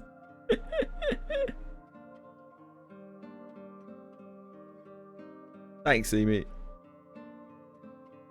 I'm gonna start tagging Emi on Discord with every single decision that I make in the game. Too kind must be removed.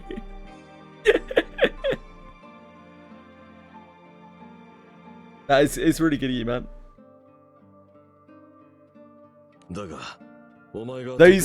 Those mats have made a serious difference to my progression, so thank you.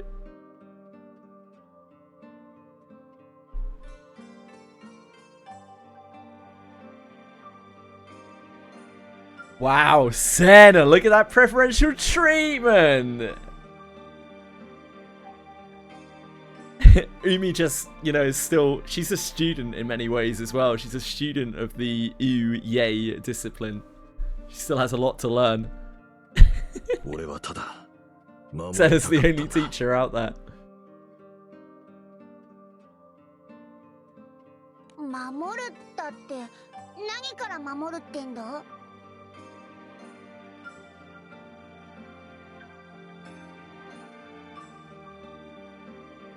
Baddie alert, it's go time. Obviously he means that as like a a bad guy, like a monster, I guess. I'm old, right? I'm not a big fan of the whole, like, baddie meaning attractive person thing. It's just, it doesn't quite get there for me. So, not a great one. Not a great one for me.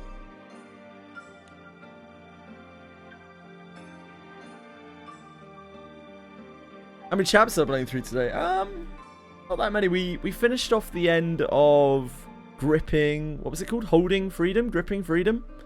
Which was a really awful side story.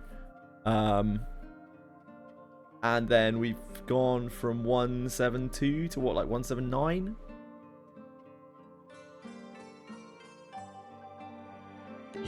Yeah, just old indeed, Senna.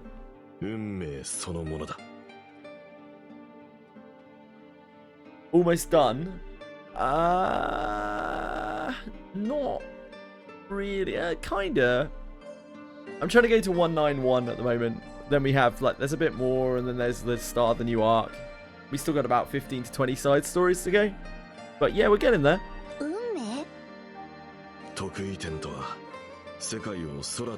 Probably finish up the story at some point in July, I would guess, depending on how things go.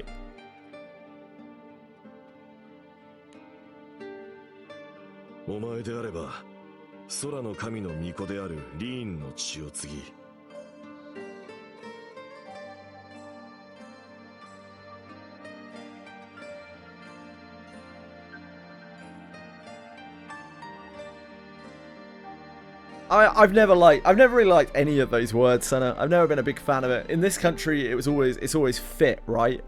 Oh, she's fit, mate. And that just, I don't know. I don't like it. I never liked anything like that. I don't think I've ever said that to anyone. I've told girls that I think they're pretty, or that they're beautiful, or that they're gorgeous. I've never used I don't think I've ever used a slang word. Really don't care for it. Like, eh.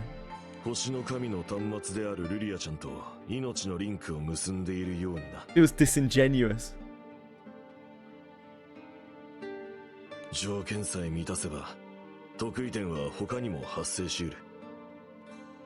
Even hot, I don't really like. Feeling hot. It kinda is, I think, yeah. Like, I don't think people call people hot anymore. I don't know.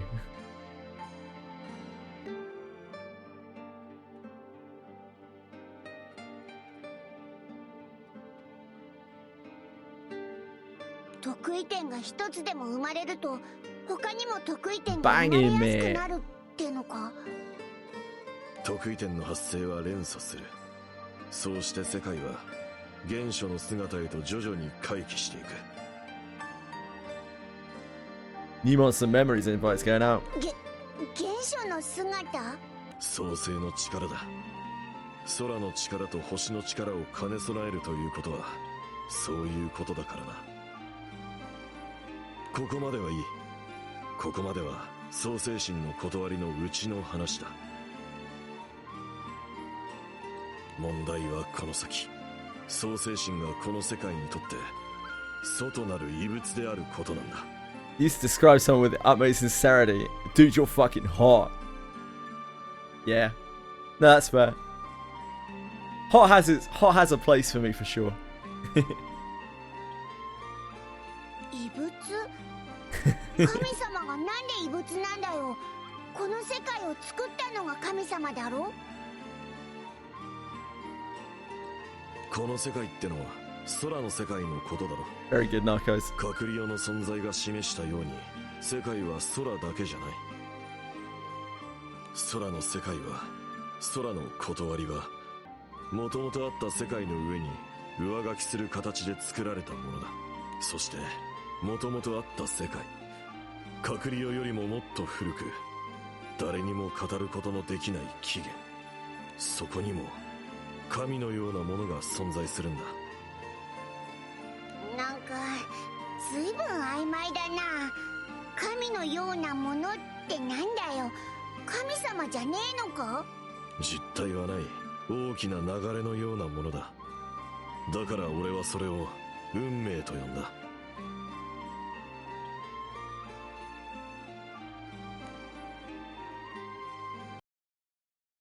その神のような何かは創世神による世界の創生を嫌った。それは大きなうねりとなって創世神を討てる者を生み、創世神を討てる力を招いた。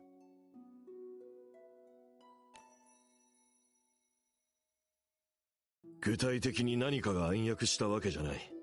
個々の出来事は全て偶然だ。しかし、無数の偶然が一つの奇跡に束ねられる過程には、大きな流れが確かに存在したんだ。Despite the abstract subject matter, Galanth carries on with evident conviction. 神、世界の流れ、運命、集合的無意識。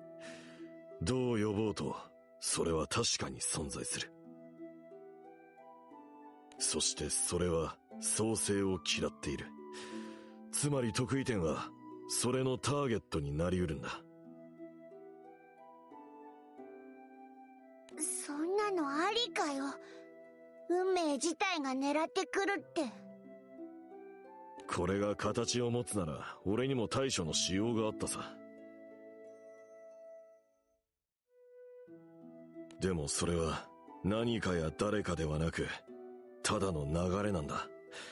流れる水を壊すことはできない。そして何より。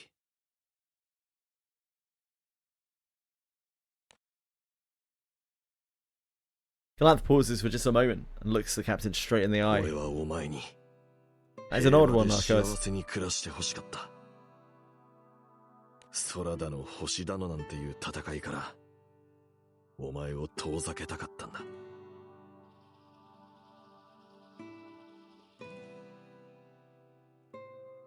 No thanks, I'm alright. Let's see. I'd rather not have a mountain of crippling debt. Thank you though, thank you for the offer. Thank you for the kind offer.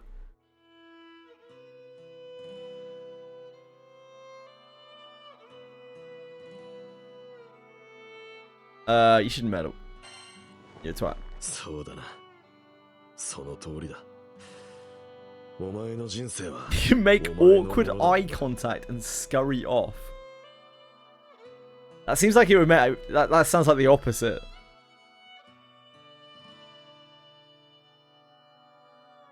Just steal his car, it's fine. 平穏とは言えねえ毎日になっちまったけど、旅に出たことに後悔はねえよな。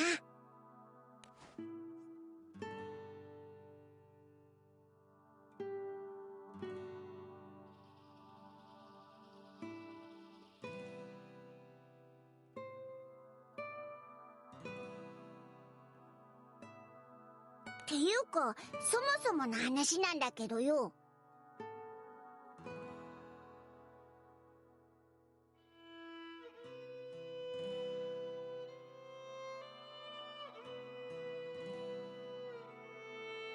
Outside, I went outside today, and my nose got pollened.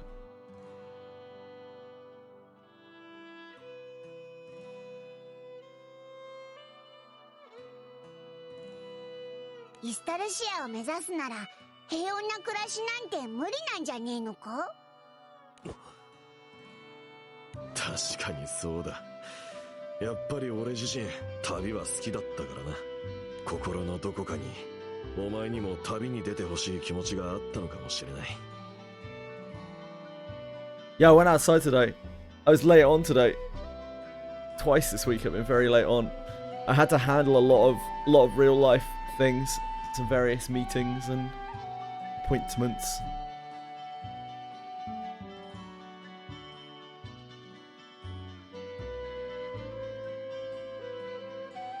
Did I die?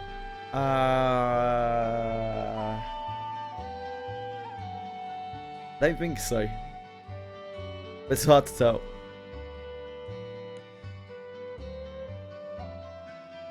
Let's scratch the sheep pretty sheepishly.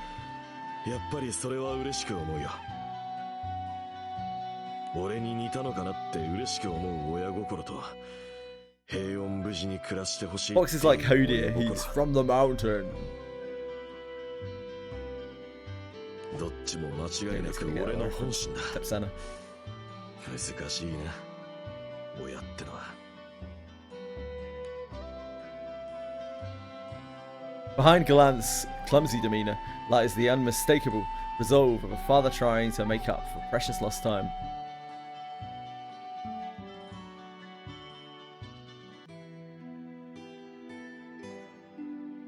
Senna?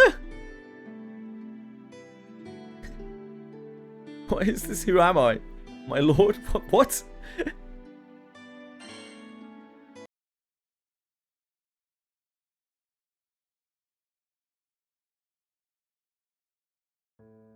今度はお前のことを話してくれないか。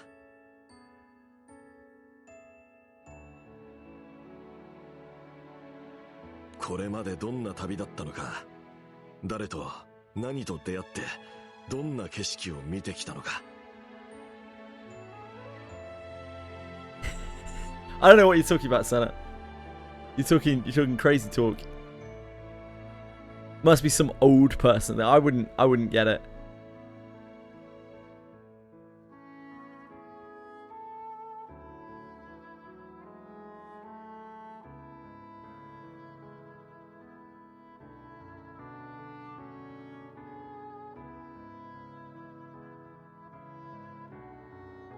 In order of cases? What kind of cases?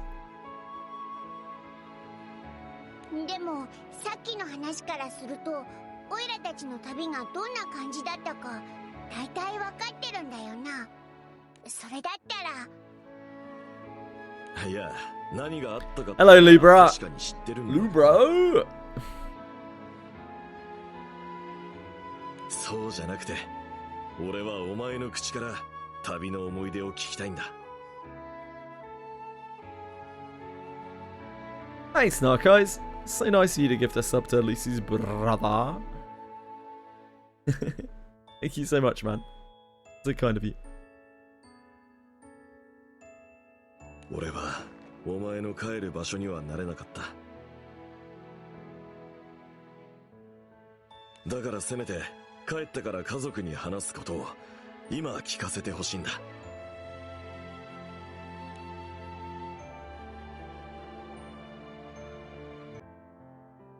The captain and Vern finish recounting their many adventures on their way to Estalucia. そうか。お前はいろんな思いを受け取って。I've had the team on my back, Dad.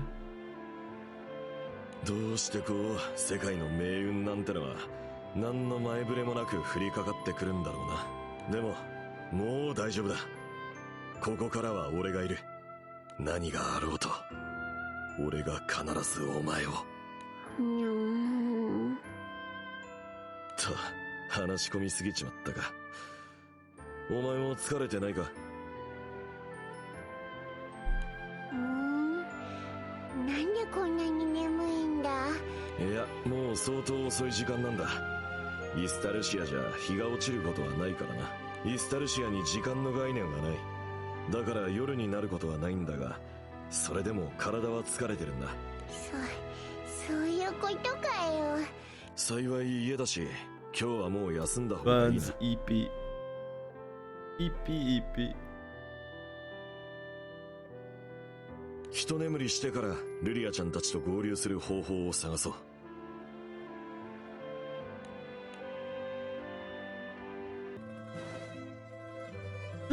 It's the login music. Not the login music. You know, the home screen music. You don't usually hear this, except on the home screen, obviously. Agreeing with Gallant's suggestion, the captain and Vern crawl into bed in a dimly lit room. おやすみ、B。ああ、おやすみ。あったかくして寝るんだぞ。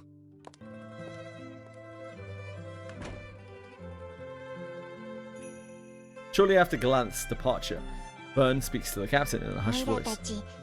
本当にイスタルシアに着いたんだな。Sure did, Big V. いろいろあったけど、親父さんと再会して、やっと実感が湧いてきたっていうか、あの手紙の通りに親父さんはイスタルシアで待っててくれたんだな。 We need to stop Esther Lucia and start Esther Winia.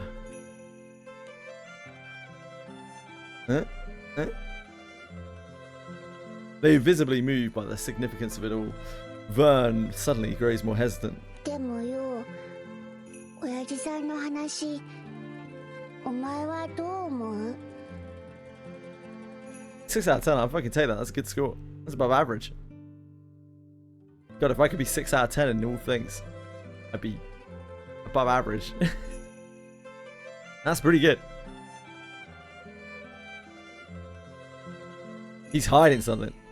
親父さんは1回目の旅の終わりにルリアを見つけて、その後ルリアを連れてファータグランデに帰ったって言ってたよな。ってことはだぜ、その時は赤ん坊のお前も連れ Senna's てたはずで、 experience to try to ban the broadcaster. しかも一緒に旅をしてたはずのお前のおふくろさんは一緒に帰ってきてねえんだよな。 It is clear to both that the true events at the end of their sacred journey have been carefully obscured. 親父さんはさ、おいら再会して改めて思ったけど、お前のことも家族として大事に思って He's a deadbeat, mate. でもそれでもお前をおいらたちに預けてイスタルシアを目指した。ここまで来たんだ。その理由だってきっちり教えてもらわなきゃ。 That's what I'm saying, Vern. That's what I'm trying to do here. だな。そんでルリアたちとも交流してさっさと世界を救っちまおうぜ。言い濁したってことは何か言いにくいことがあるんだろうけど、どんな秘密があったってオイラは絶対にお前の味方だし、何があってもお前とオイラは大切な家族だ。これからもずっと一緒だぜ。 You got it, pal. It's busting time. Within the darkness, the captain exchanges smiles of relief with the little dragon, a constant companion through thick and thin. The gentle warmth between them remains unchanged from the captain's childhood days.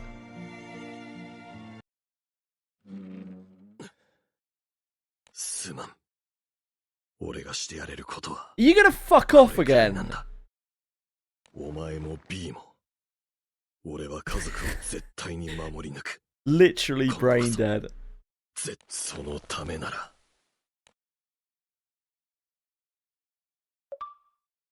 Worst dad.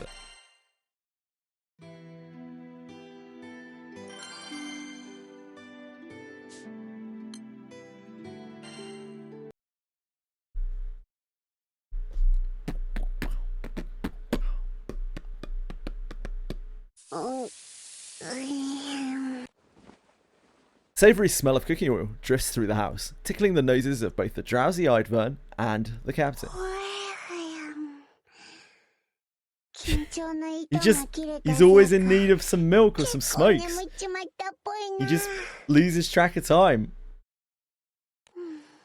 この匂い、親父さん、飯でも作ってんのか？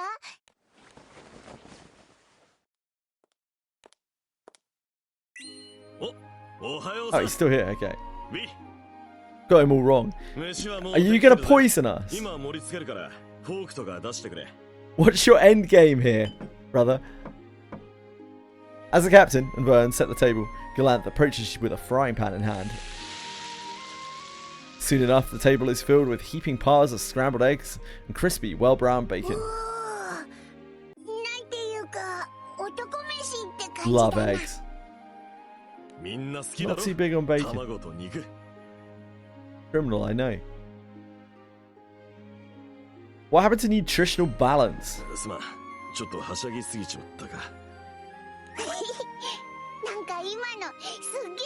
He is, he's actually all protein.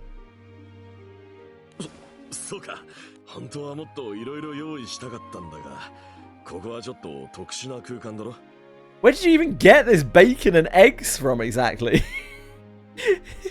Does it like literally grow on trees around here? 野菜を近所にもらいに行くわけにもいかなくてね。家にある Like もの when を she 作ったんだ。 when did she find the bacon and the eggs? さあ、冷める前に食っちまおう。今日から一気に動き始めるからな。Doesn't matter, doesn't matter.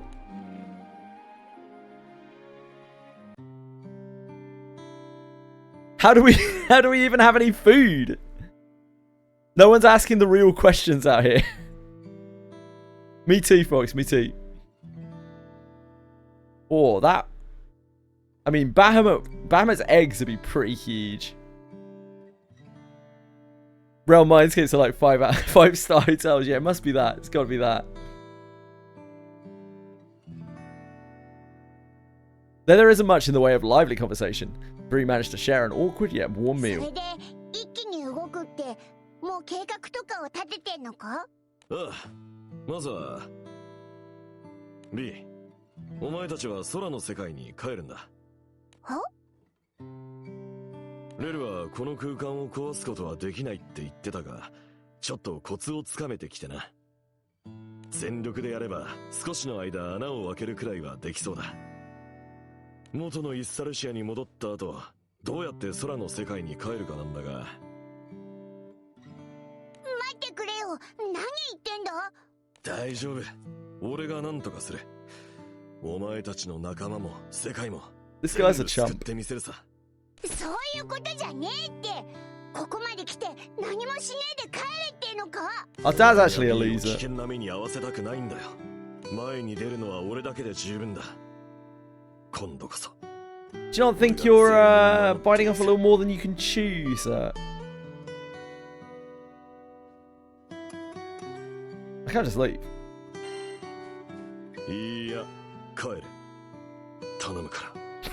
俺にお前だって。っていうか一緒に戦うべきなんじゃねえのか？ This is kind of toxic masculinity, my man. いくら親父さんが強くっても人手は多い方がいいだろう。Glanth frowns deeply at Vern's remark. もう嫌なんだ。何かを犠牲にするのは勝てばいいんじゃない。守れなきゃ。 So, I'm guessing that Reen died, right? I'm guessing here. Something really awful happened to Reen. Hexa!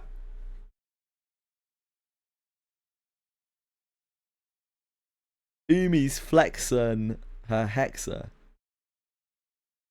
I don't know.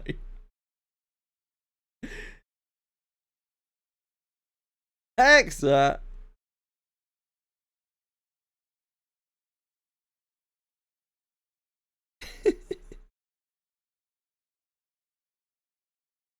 Oh, did you know that you're my hero?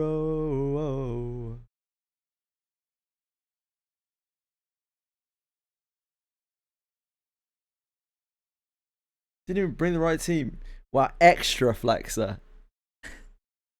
Insane flexing from Umi. I don't even need to bring the right team to solo Hexa.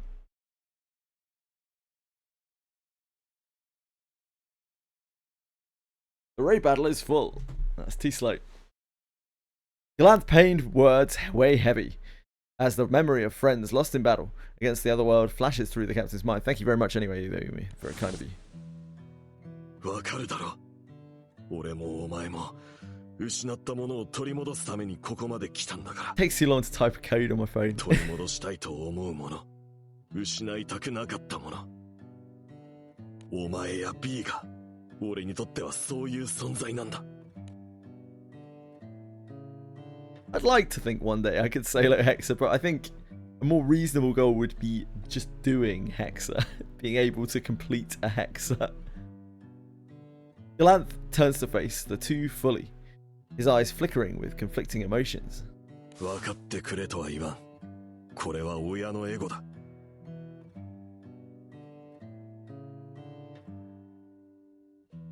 だがな、全てを犠牲にして誰かを救おうとするお前も Naughty, naughty. 親にとっては I would 失 never いた do くない that. 存在なんだ。今度こそ俺は失敗しない。だから I refuse. それにオイラたちはまだ親父さんに聞かなきゃなんねえことがあるんだ。こいつのおふくろさんのこととか、どうしてこいつを置いてイスタルシアを目指したのか。それなら俺も父親としてやるべきことをやるまでだ。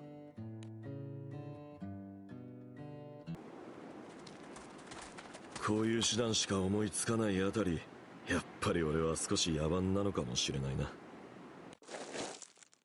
Captain of Vern Lacon as Galanth assumes a battle stance, resolve sharp in his やろう movements. ぜ。初めての親子喧嘩だ。俺に一発でも入れられたらお前の言うことを認めてやる。もちろんリーンのことも。旅の終わりに何があったのかも全て話す。ただし俺も手は抜かない。全力で来い。力の違いを教えてやる。Just need to go blue, don't we?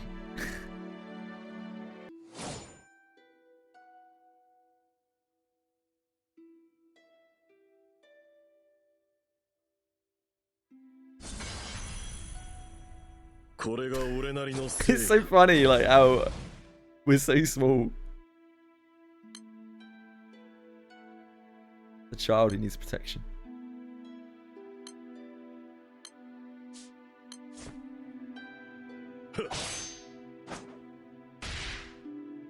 Stance, technique, and defense.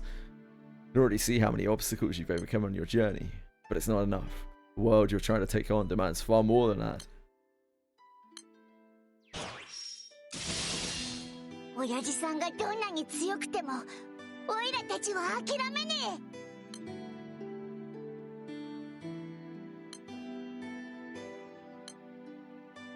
え。歯を食いしばれ。 No matter how tough the going got, we always overcame it together with our friends!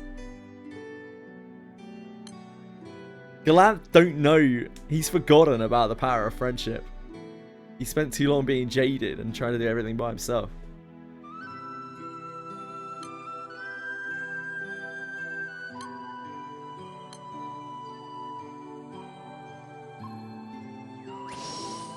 He needs to go back and watch some more Fairy Tale.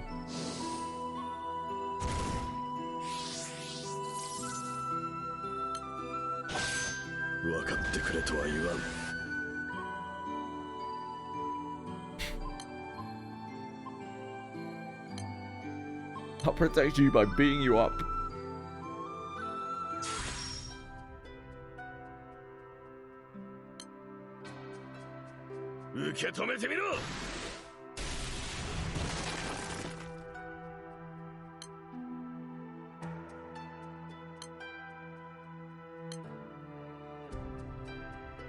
That is right, Vern. We will. It's okay, Razil. These things happen. I'm sure Umi wasn't actually mad. Just making sure that you don't turn it off, that you don't have it back on when you join another one.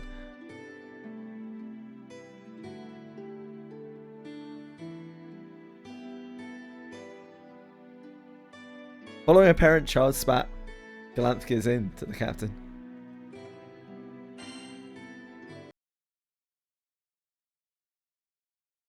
This is the best arc so far, for sure. By like a really long way as well.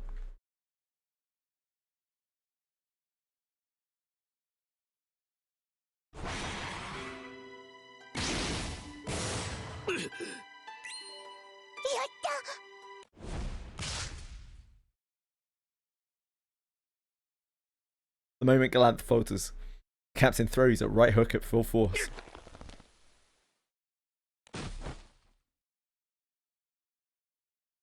Strike jolts Galanth, bringing him to his knees, but he wastes no time getting back up.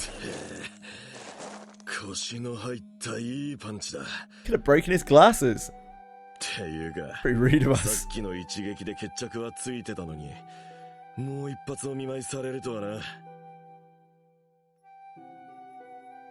To vent years of pent-up resentment. おまけで殴られても文句は言えないか。これで親父さんもこいつのことを認めてくれるんだよな。男に二言はない。約束は必ず守る。Gee!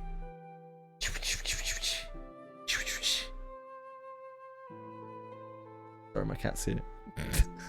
That wasn't obvious.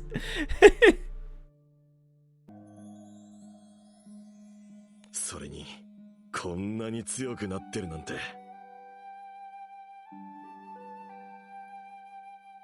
すごいな、お前の仲間は。俺もお前の大切な仲間たちに会ってみたくなったよ。 We got some great people on the crew, and then there's EO.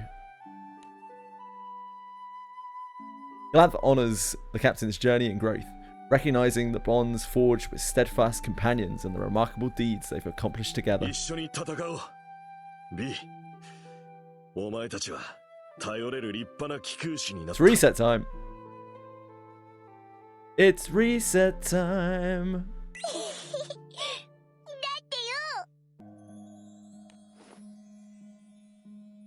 The captain accepts the praise with a mix of pride and slight embarrassment. Surrounded by the warmth of family, the captain can't help but voice another lingering concern. So where's Mom? Where's Mom? Hey Mom, there's something in the back room. 今のお前たちなら受け入れられるかもしれないな。 How sad is this going to be? Hesitation flickering across his face, Glanth speaks slowly and deliberately. うすうす感づいているかもしれないが、お前の母さん、リンはもう空の世界にはいない。いないってのは。なんて言ったらいいのか。リンはお前を産んだ後にだな。 At that moment, the unique nature of Estelucia flashes through the captain's 役 mind. 目を終えたり、出番を待つ魂が神の庇護のもと安らぎを得る場所。それがイスタルシアなのです。まさに死後の世界といった様相だね。 Captain's mother may very well be in Estelucia, waiting. As the realization strikes, the captain suddenly bolts off without warning. Like father, like son. Like father, like son. どうした？おい待て、違うんだ。 You fucking idiot.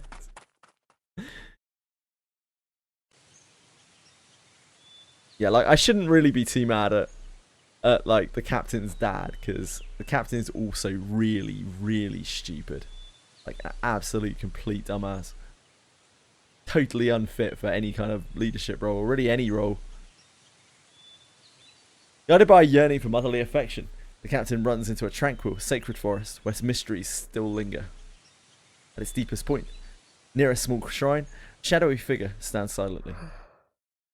Oh, this is the priestess that Repti visited.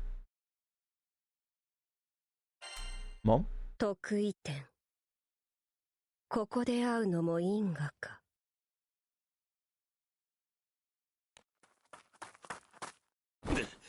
リンはイスタルシアにもいない。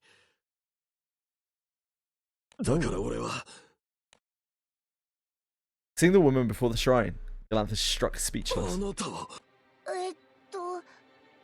おふくろさんなのか？ That's not good music. いや、でも懐かしい感じはするけど。いや、違う。この人はこいつが。 Oh, this is the sister that was taken by the True King.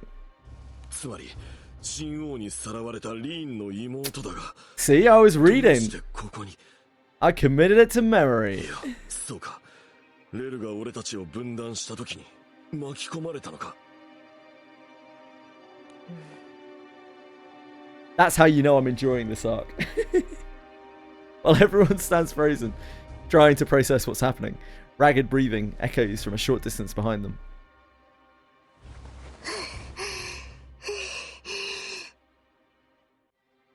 なんで貴殿らは家にいないですかね。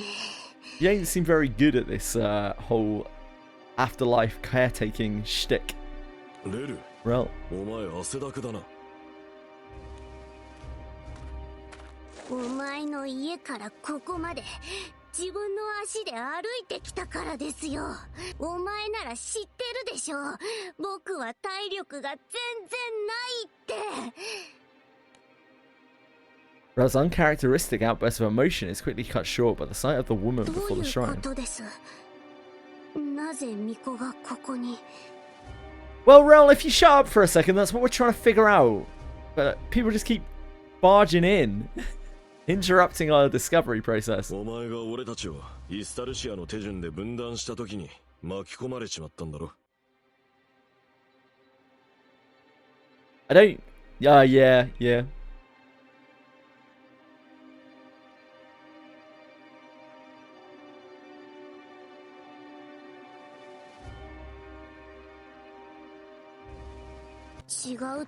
Everything Lucifer related is actually completely cursed in this game. Although Lucifer was better in created by the stars, loved by the skies.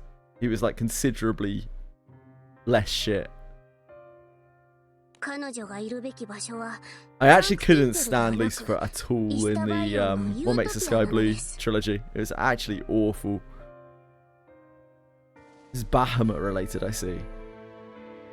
いかに故郷とはいえ、生まれてすぐ連れ去られた彼女にザンクティンゼルへの思い入れは。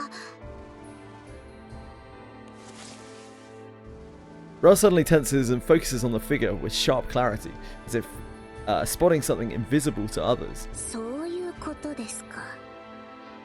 巫女の体を借りて、一体何を企んでいるです？破壊と再生を司る創世の一翼。Bahamut! Bahamut! 時は来た。盤上にはすべての駒が揃い、最終局面を迎えている。空と星、破壊と創造、創世の因果に。今こそ終止符を。 We'll negotiate. Her voice is solemn, void of emotion, and brimming with the absolute conviction of a god's decree. Here, in the promised land sworn to divinity, the final chapter of the creation myth is about to unfold. Dun dun dun! Bahamut! Rackham realizes he's in Port Breeze. Rackham's just having a little holiday.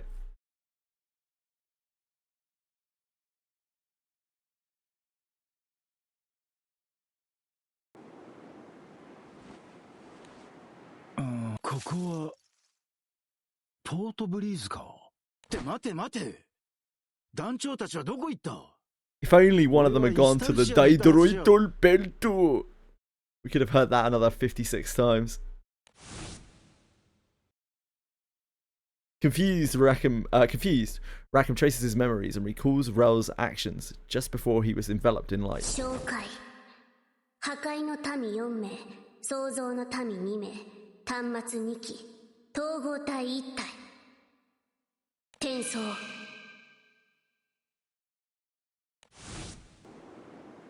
あいつが何かやったのか。イスタルシアから放り出されちまったってのか。参ったな。結局グランサイファーもどうなったかわからねえし。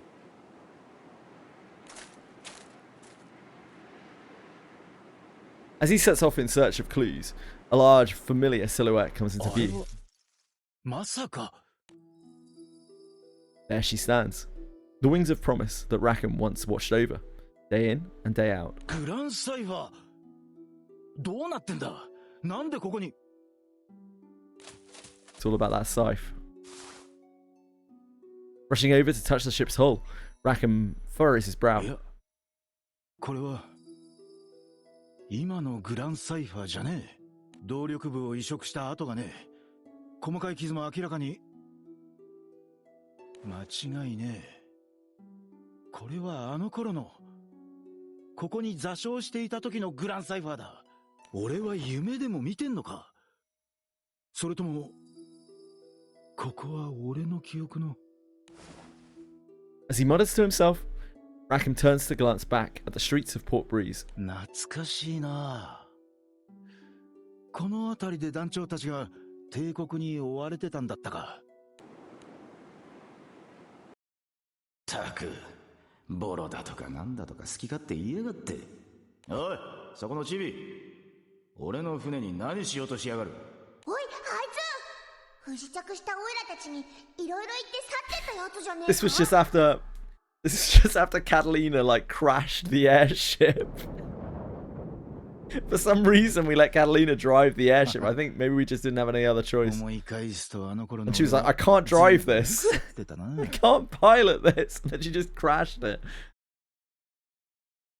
ああ、そうだ。町が危ねえって知って、ようやく帝国と戦う気になって。やれやれ。とんだお人よしだな。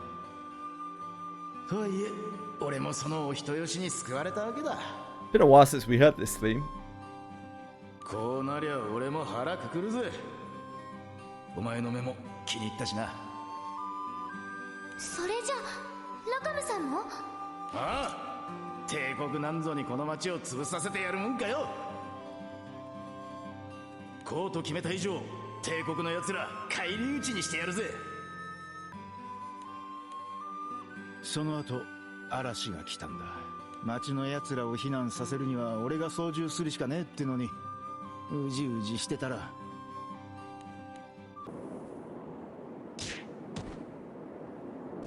言って！バカかお前は！まだそんなこと言うなら。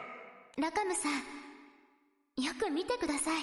誰も不安そうな顔なんてして。お前ら。みんなが背中を押してくれた。だから俺はグランサイファーともう一度向き合うことができたんだ。嵐の原因はポートブリーズの守り神ティアマトだったな。グランサイファーを動かすのは久しぶりだったってのに、いきなり嵐なんざ無茶したもんだ。悪い、待たせたな。俺は戻ってきたぜ。だから導けよ。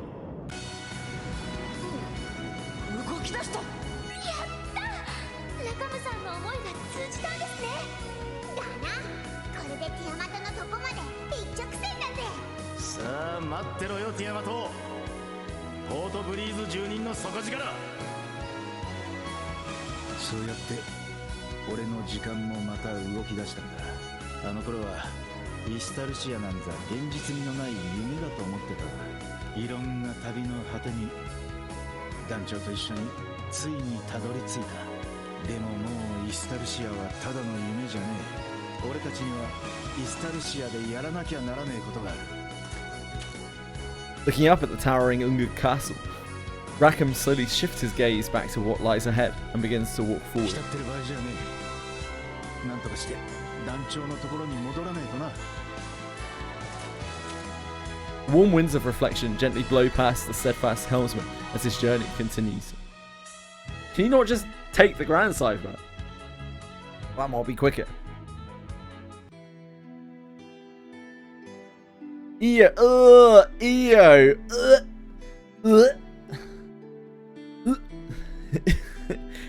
wanders around an empty vault statue.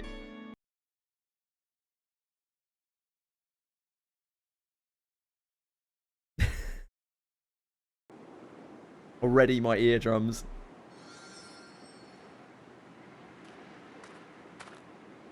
EO, more like EU. Am I right?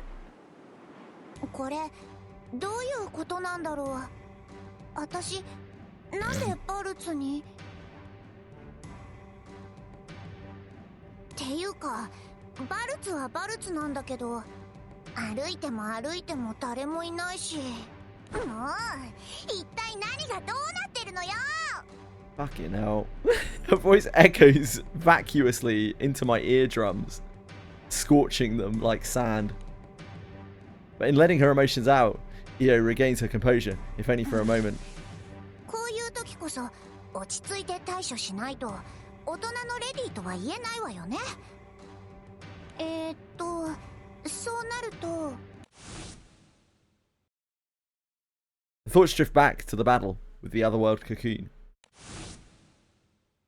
さあさあ、隔離用の眉を倒すために団長たちとは別行動をして、オイゲンとロゼッタ、あとネセサリアって人と一緒に隔離用の眉と戦って、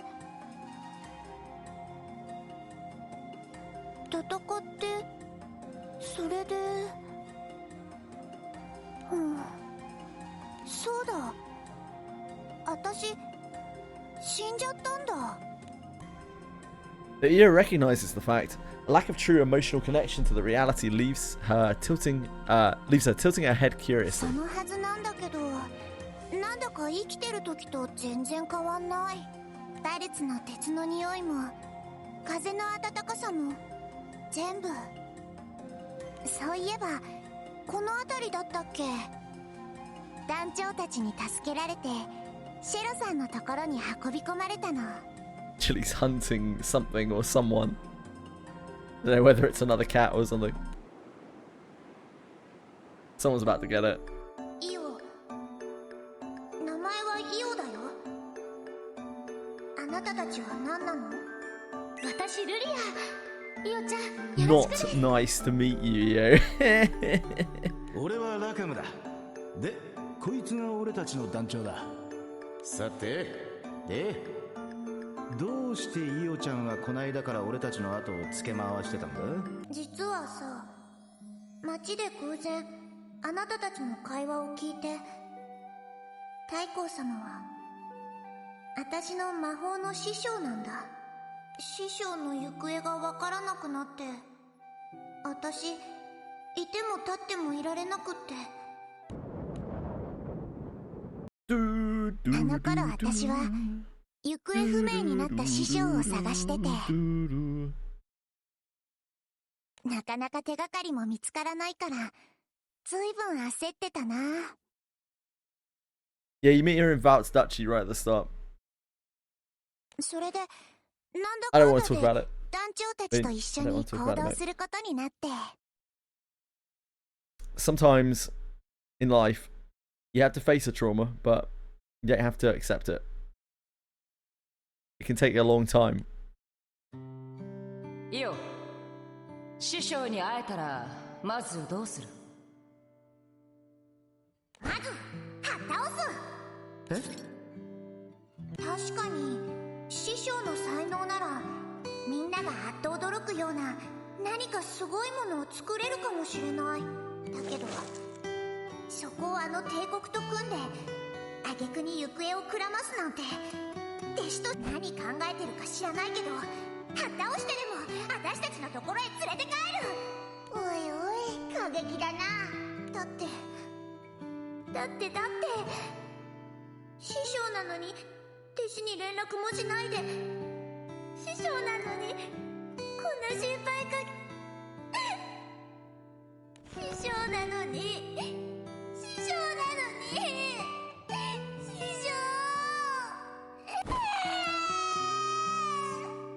おい、泣くなよ。カタリナ、ルリアちゃん、なんとかしてくれ。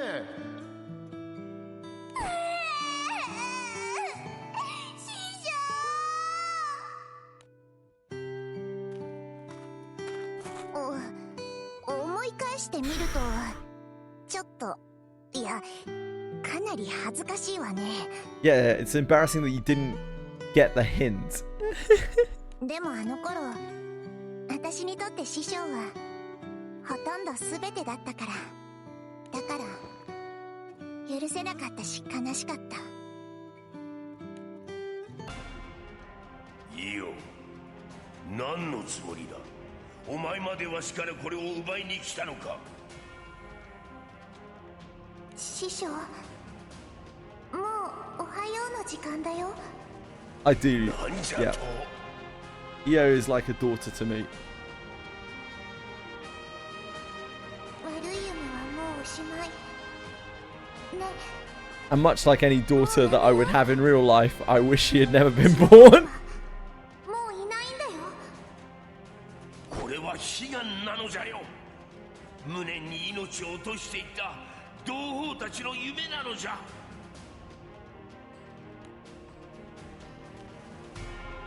師匠は悪い夢に取りつかれてた。 I'd rather have EO than Sandalphon. What? Why would you say that, Misako? Why have I done to deserve that? もっと複雑だったけど、でも師匠は笑顔を忘れてたから、私が取り戻してあげなきゃってそう思ったんだ。 I'd rather deal with EO than Sandalphon. ねえ、師匠は教えてくれた。 But I'd rather deal with Sandalphon than Aaliyah. If it makes you feel any better. 笑顔のためにあるって。師匠の夢かもしれない。古の悲願かもしれない。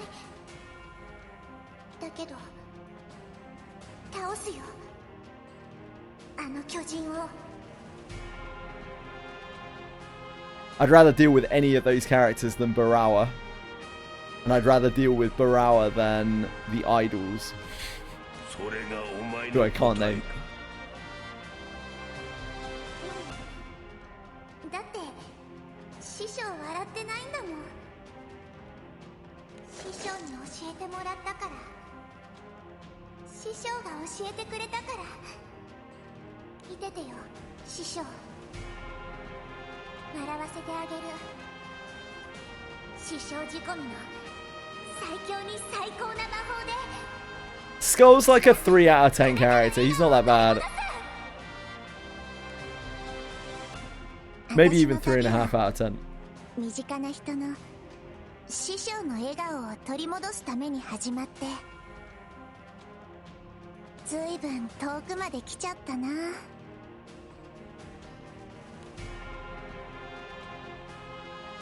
There's no trace of the giant she once fought, only a sense of vast emptiness. It gazes upward at the sky, lost in thought. 師匠、元気にしてるかな。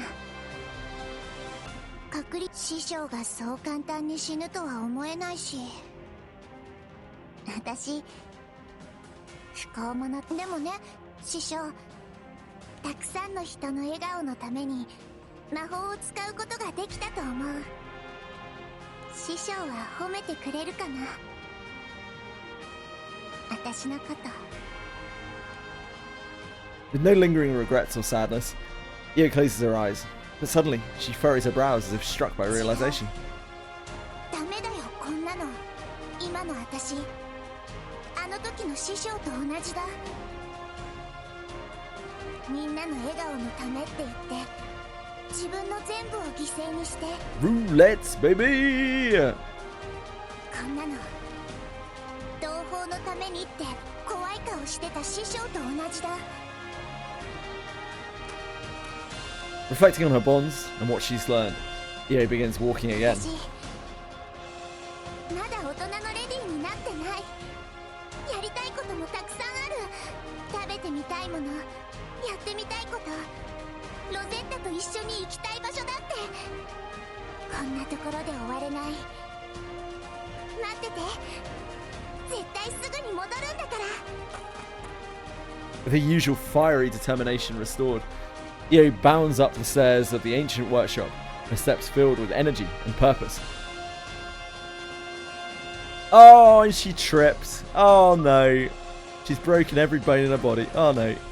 Oh no. What a shame.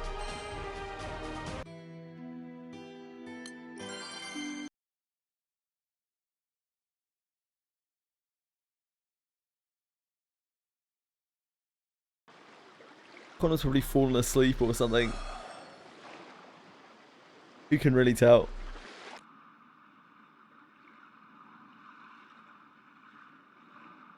Yeah, we're yapping to the crew.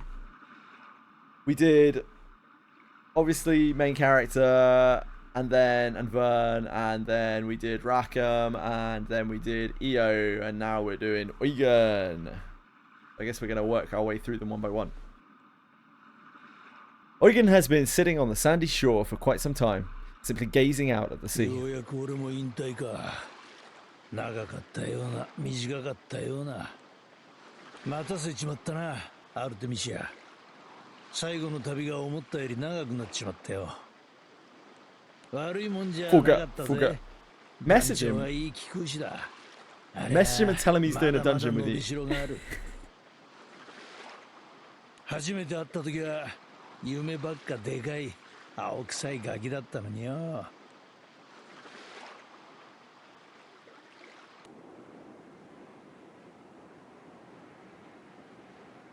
ファータグランで空域を抜けるためにクーズが必要ね。ずいぶん難儀な旅じゃねえか。ふふん。けどオイラたちの目指す場所はこの空域の外のさらに先だからな。ファータグランで空域を抜けるくらいで Are you only paladin? あ？ファータグランデのさらに先だと？ってどこだったかな？違うんだオイゲ。目指す空はそんなところで収まってはいない。オイラたちの We all 目 need 的地は this. 空の果て、星の島イスタルシアだぜ。イスタルシア大きく出るじゃねえかてめえら。星の島か。 Paladin, Samurai, Black Mage. Like Red Mage again soon. Amateur Mage, sure. Oh yeah, I remember you playing a bit of Samurai.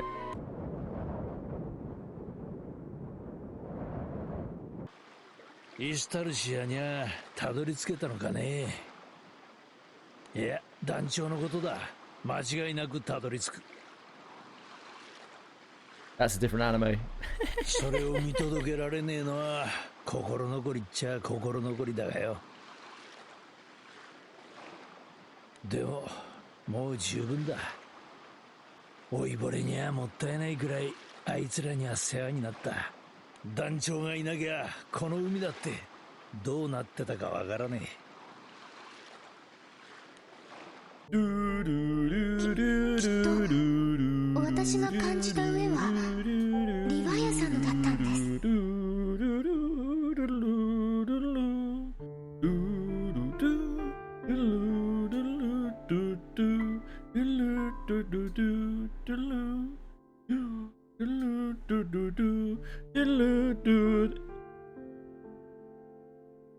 だからきっとリヴァイアさんが船を食べたんだ。Yeah, now you don't need to go to Limsa. その通りだ。リヴァイアさんは長い間姿を変え、海と同化して海に力を与えていた。しかし腐敗によるダメージは回復力の限界を超え、船を食うことでそれを補おうとした。おかげでリヴァイアさんの気が今までよりはっきりしている。権限も時間の問題だろう。まったくバカな連中だったが、ゲスはゲスなりに役に立ってくれたよ。海がリヴァイアさんが船を食っただと。てめえ自分が何やったか分かってんのか。青十世にとって海は。黙れゲスが。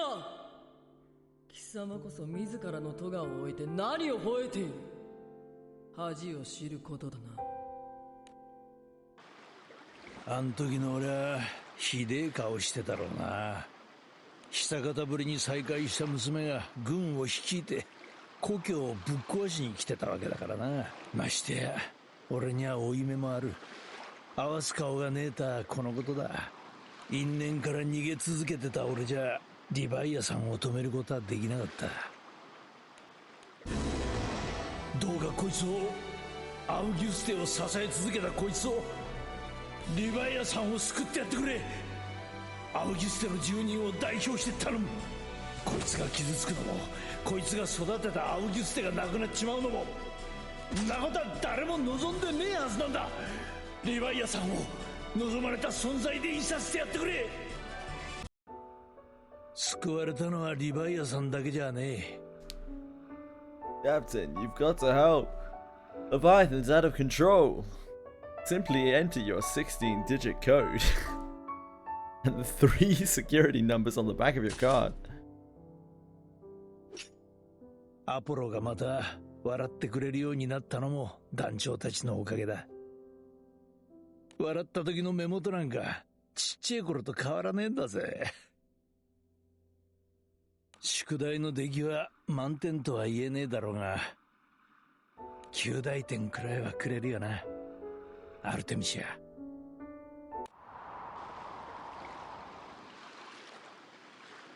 I guess a sea breeze sweeps through, seemingly stirred by the unspoken weight of Eugen's musings. Eugen's musings.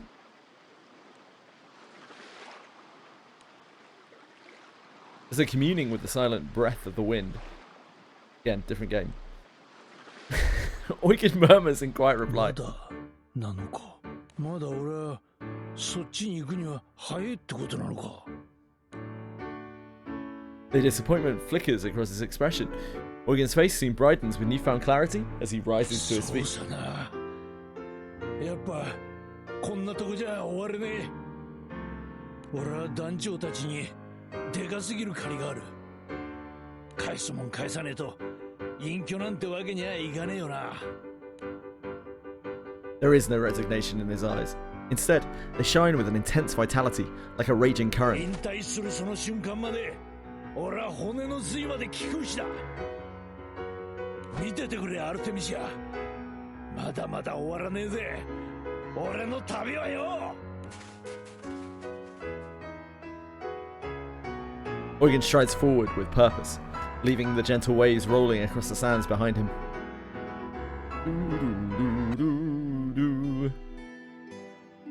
Rosetta rests deep in the Weald on Lumacy Archipelago.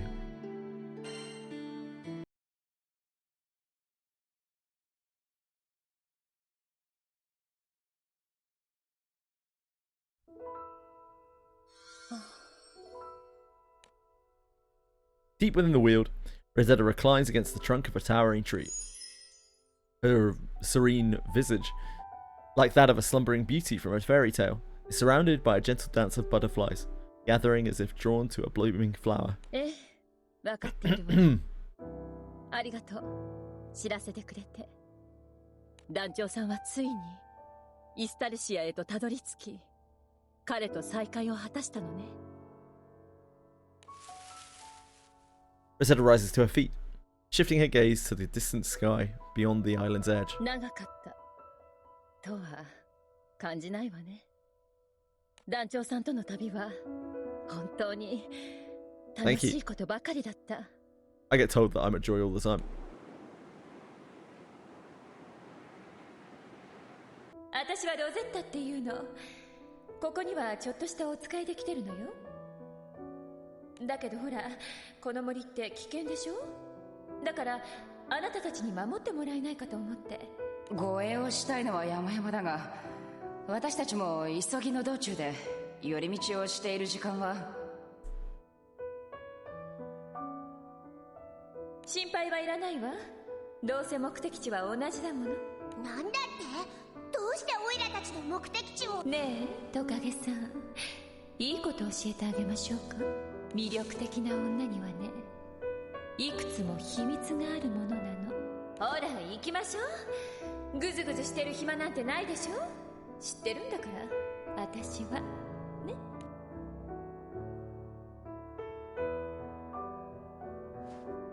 出会った頃は少しはしゃいでしまっていたわ。彼が見たら笑うかしらね。でも団長さんは彼の子供だもの。楽しい旅になる。最初からそんな予感はしていたわ。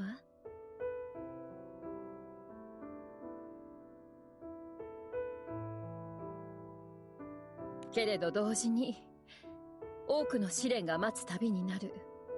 そのことも私には分かっていた。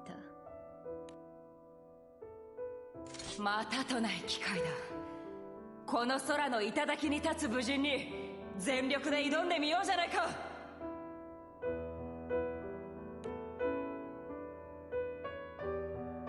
あなたたちは試されてるの。だから私に見せてちょうだい。あの日、あの旅立ちにルリアちゃんの手を取った覚悟をね。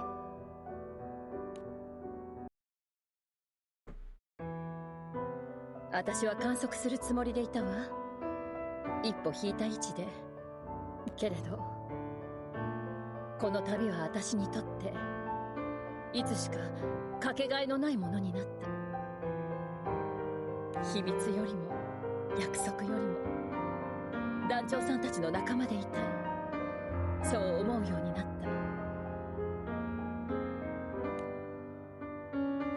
きっとあなたなら空の果てにだってたどり着ける。でもね、だからこそ知って、きっとこの先あなたは空と星の狭間で何度も苦しむことになると思う。だけどね、覚えておいて、どんな苦境もあなたならきっと超えることができる。仲間と一緒にどんな逆境もきっと幸せな結末に導くことができる。だから決して諦めないで。諦めなければきっと道が開けるわ。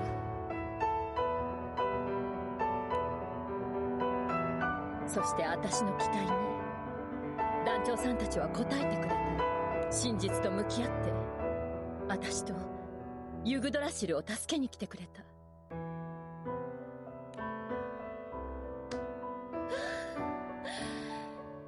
さすがね、団長さん。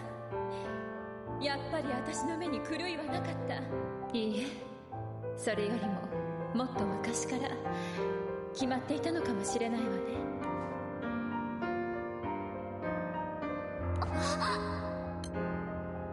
Rosetta stares at the captain as if seeing something miraculous. どうしたルリア。ロセッタさんの星照獣の気配がどんどん曖昧になって、いつもの不思議な気配に。そうね、それは無事星照獣としての力を閉じること。これで私もまた団長さんたちと一緒に旅に出ることができる。おかえりロセッタ。ただいま。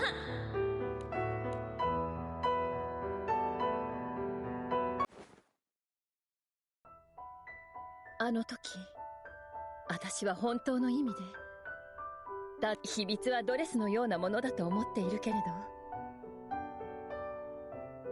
自分をさらけ出すことで秘密を脱ぐことでしか得られない安心もある。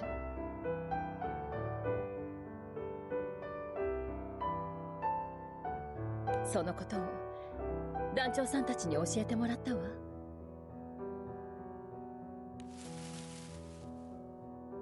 You guys do a dungeon. You dominated a dungeon. Basking in reminiscence, Rosetta chuckles softly under the verdant canopy of the Weald. The どんなに Weald. 楽しい旅もどんなに愛しい旅も必ず終わりはやってくる。これでも年長者だもの。最初からその覚悟はしていたわ。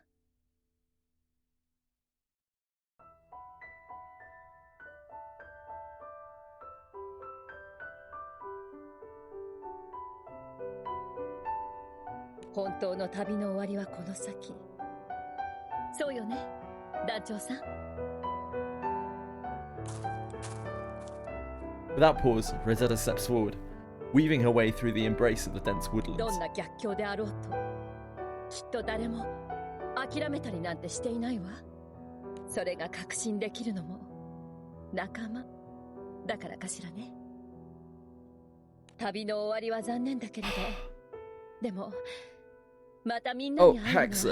は I 楽しみ missed だわ。 I missed the Hexa. I missed it.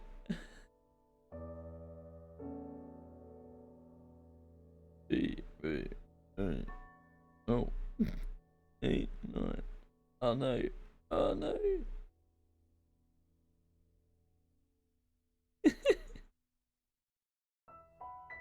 I'm so spaced out. I'm in. Thanks, Mazako.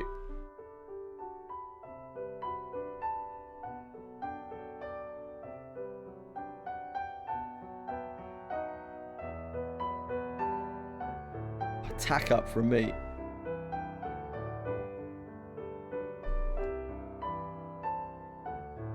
Thank you, Mizako. Very, very kind of you. Once again, possibly too kind.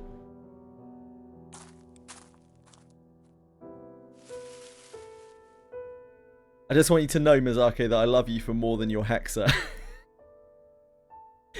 Leaving behind a faint, delighted smile, Rosetta disappears into the sylvan depths before melting into the fragrant air like a passing dream.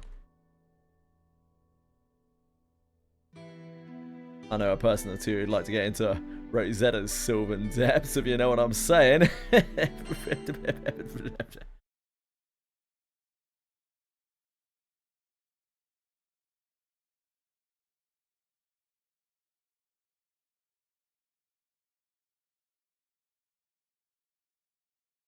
You left him for himself and his Hexa, damn. Great answer.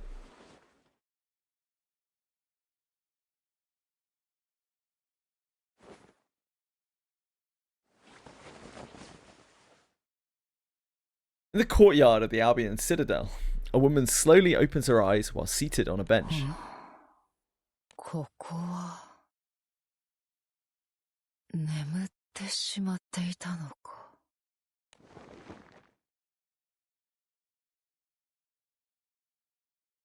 Catalina stretches lightly, taking in her surroundings, and her expression quickly turns to one of surprise.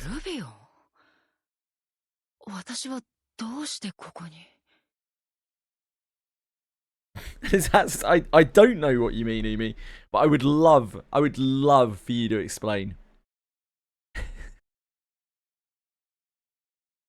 Someone should get bored of Murcielago. Better hope the Murcielago is entertaining forever. Nah, like just the amount that you've done already for me is like enough to make like a bunch of different weapons. So yeah, thanks a lot. Teach, very much appreciate it.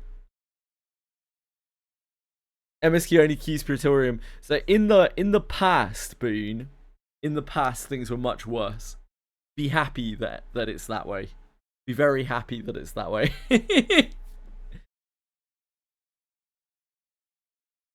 I don't know about Mazako's Fat website.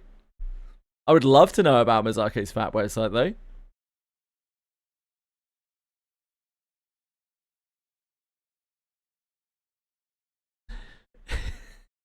This is the this is the site where the words don't work properly. the like way it's typed makes it look like FAP, right? I can't even remember what it's called. I should have changed the acronym. You should have changed the acronym. It's like, okay. Yep.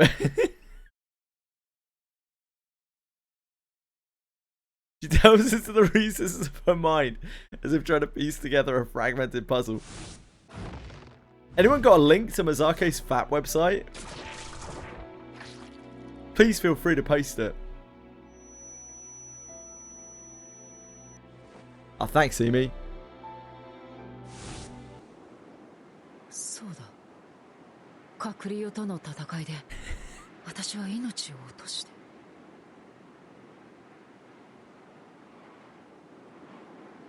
Get that pinned, you know? Wouldn't want to miss out.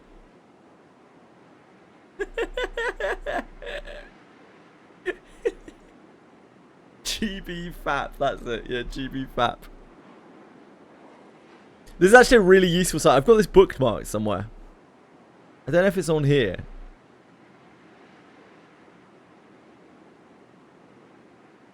I have it on my stream browser. I have it somewhere.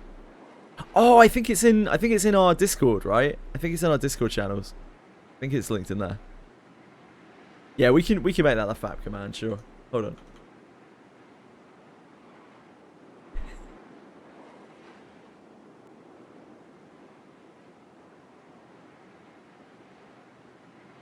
For sure, for sure.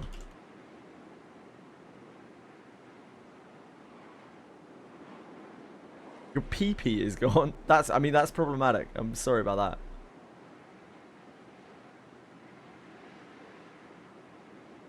I'm sorry about that.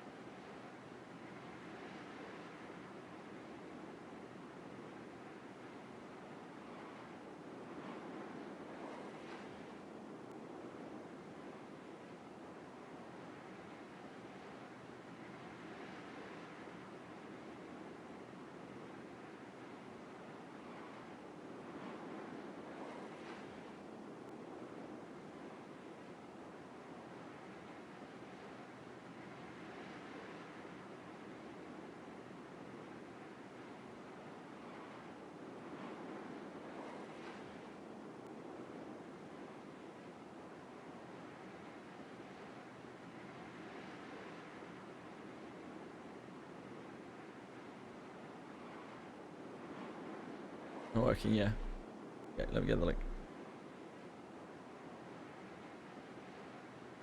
We need Tiny Earl. Oh no, we don't. We don't need Tiny Earl for that.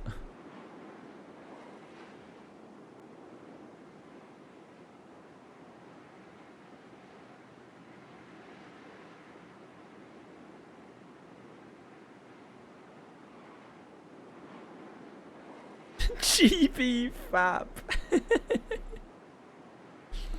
Immortalized. ということはここは今はの際の夢あるいは死後の That woman stole your job, Fox.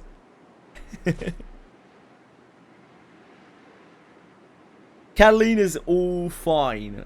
Like, she was missing her stomach, but they found her a new one, so she's all good again. Come to terms with her circumstances, Catalina rises to her feet. Her fingers trace the surface of the wooden seat. Now we're in Estalucia confection, which is basically like the afterlife. 懐かしいな。ビーラとはよくここで一緒にサンドイッチを食べた。I felt really bad for Vera.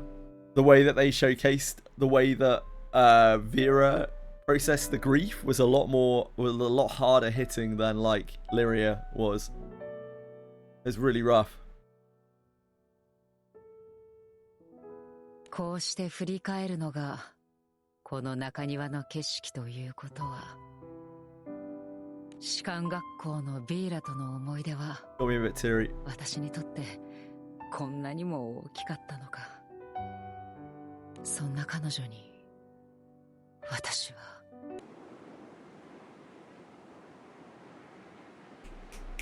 ルリア、君はこのアルビオンの領主が受ける制約を聞いたか？ビーラはまだ話していないようだな。Where do you think you're going, Chili?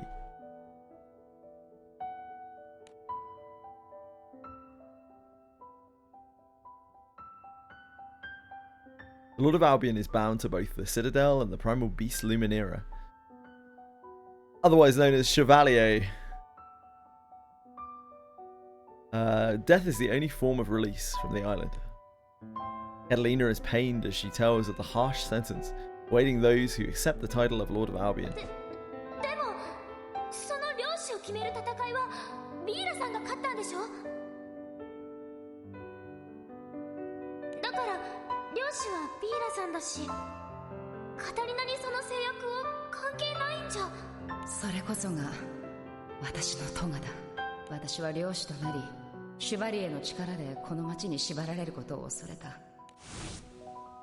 だから私はあの決闘でわざと手を抜き自分が負けるよう仕向けたのだ。ビーラが私を慕ってくれている、その事実も知りながらな。ビーラさんはそのことをおそらく感づいていた。だがそれでも告発することなく私に自由を譲ってくれたのだ。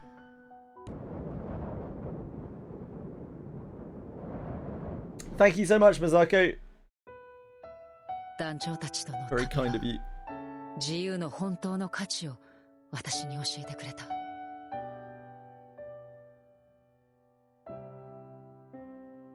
それを知ればこそ再び彼女を振り払うことはできなかった。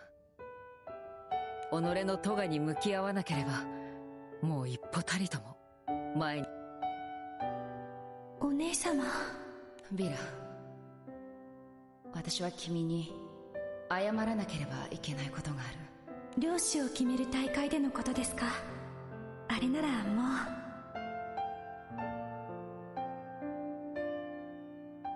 う。いや、それだけじゃない。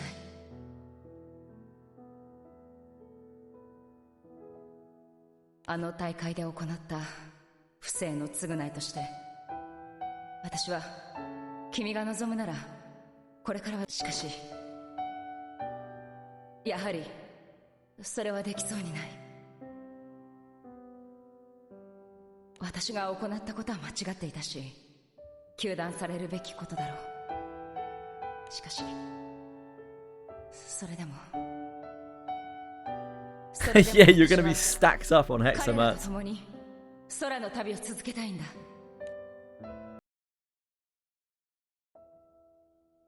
あの時私はビーラのこともルリアのことも諦めないという道を選んだ。カクリオとの戦いの最後、ルリアのことは守り通せたが、カクリオとの戦いにはアルビオンも巻き込まれたはず。彼女は無事でいるだろうか。私の死をビーラはどう受け止めただろうか。 Mix of self-mockery and regret crosses Catalina's face. Her expression wavers between a laugh and a sob. すまないビーラ。君が辛い思いをしている時、私はいつもそばにいないな。こんな低たらくで一体何がお姉様だ。こんな私を、それでも君は。 Catalina lowers her gaze, quietly focuses inward, thoughts clouded with self-reflection. 死は覚悟していたつもりだった。いや、自らの選択に後悔はない。それでも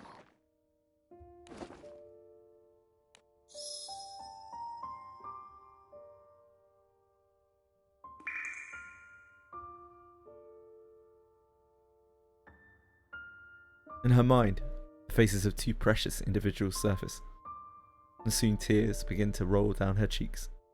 Lyria and... 私はビーラやルリアに笑顔でいてほしいと道を選んできたはずだ。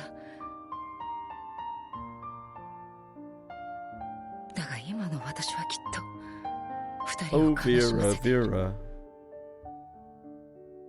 こんな簡単なことに命を落としてようやく気づくとは。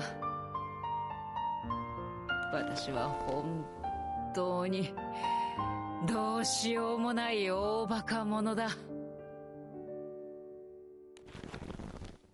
Catalina clenches her fist tightly, as if trying to hold on to something.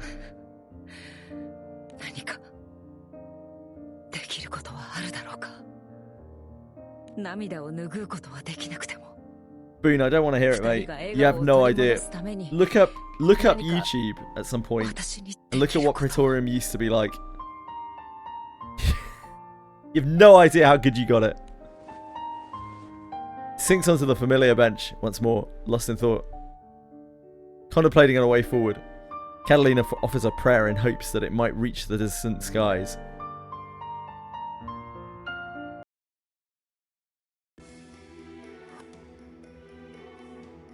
Life in the Albion Citadel proceeds as usual. Thanks to her innate brilliance, Vera carries out her responsibilities as Lord Commander with mechanical efficiency.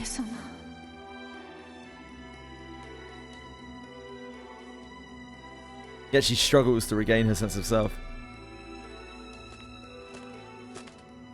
Nah, Praetorium still sucks. It's just nowhere near as bad as it used to be. During moments of leisure, Vera often finds herself drawn towards the courtyard bench where she used to sit with Catalina, as if pulled by some unseen force. こんなことに。私はどこで間違えたのでしょう。こんなことになるなら領主を決める戦いでお姉様を勝たせ、アルビオンに縛り付けておけば。エルステ帝国を利用したあの時、もっと策を弄して私が勝利を収めていれば、団長さんたちにお姉様を託さなければ。Back to sleep.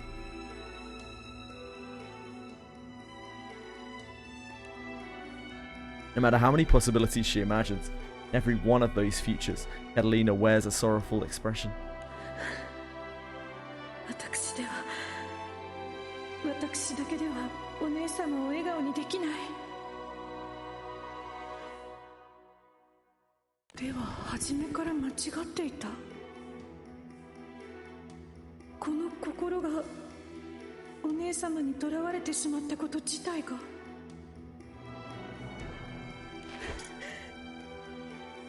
違う。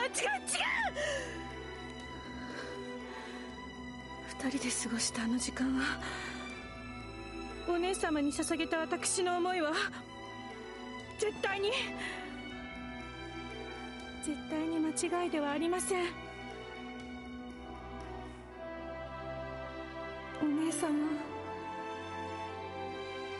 私はどうすればよいのですか。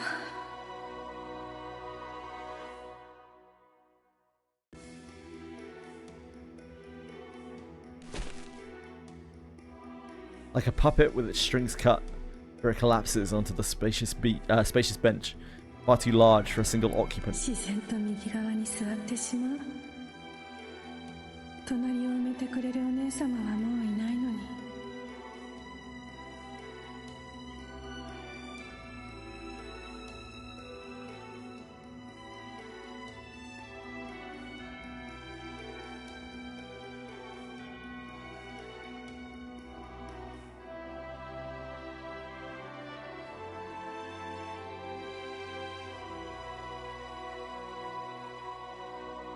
あの頃、いつも私の隣にいてくれたお姉様は、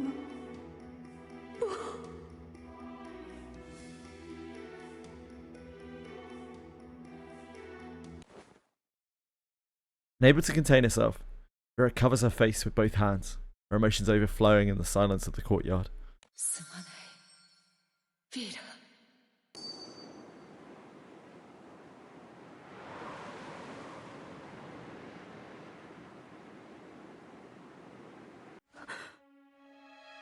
お姉様。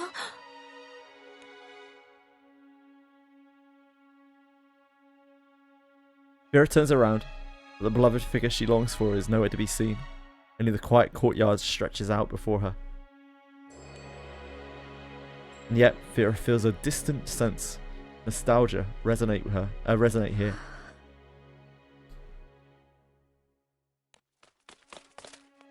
ビーラ様、こちらにいらっしゃったのですね。申し訳ありません。探させてしまったようですね。何かありましたか？は、秩序の気空団より連絡がありまして、何やら相談したいことがあると。秩序の気空団から。わかりました。すぐに気空艇の準備を。After a moment of thought, Vera rises from the bench, resuming the composed demeanor of Albion's ruler. ところで、例の気空団、団長さんたちの消息はどうなっていますか？現在、アガスティアでの目撃情報を最後に行方不明となっております。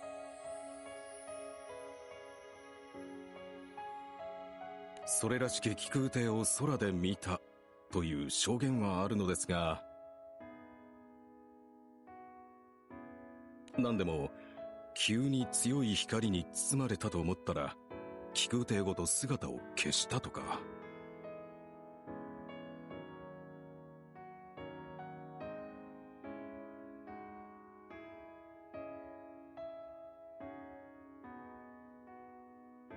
にわかには信じがたいですね。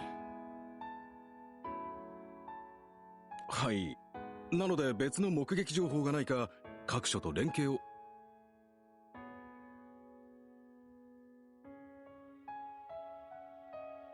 ですが、信じがたいことを成し遂げてくれるのが団長さんです。きっと団長さんの旅はまだ終わっていないのですね。おそらくは全てを取り戻すために。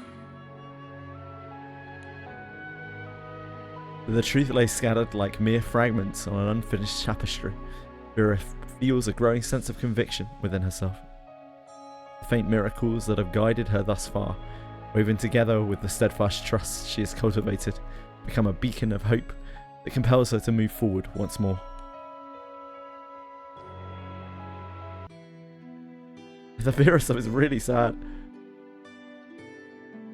Vera's had a pretty shit life. Lost the one thing that she cares about. Monica receives a report from the crew of enforcers on Amalthea.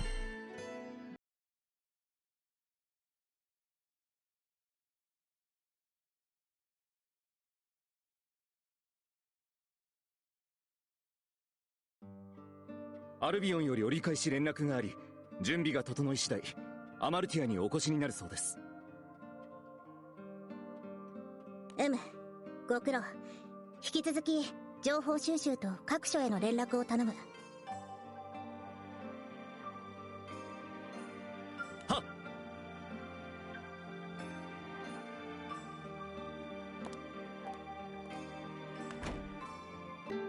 聖少獣シュバリエと契約を結んでいるビーラさんなら何かわかるかもしれませんね。そうであると願いたいが、いかんせん聖少獣が相手となると我々に取れる手段は限られてくる。団長たちの存在の大きさを今になって痛感するばかりだな。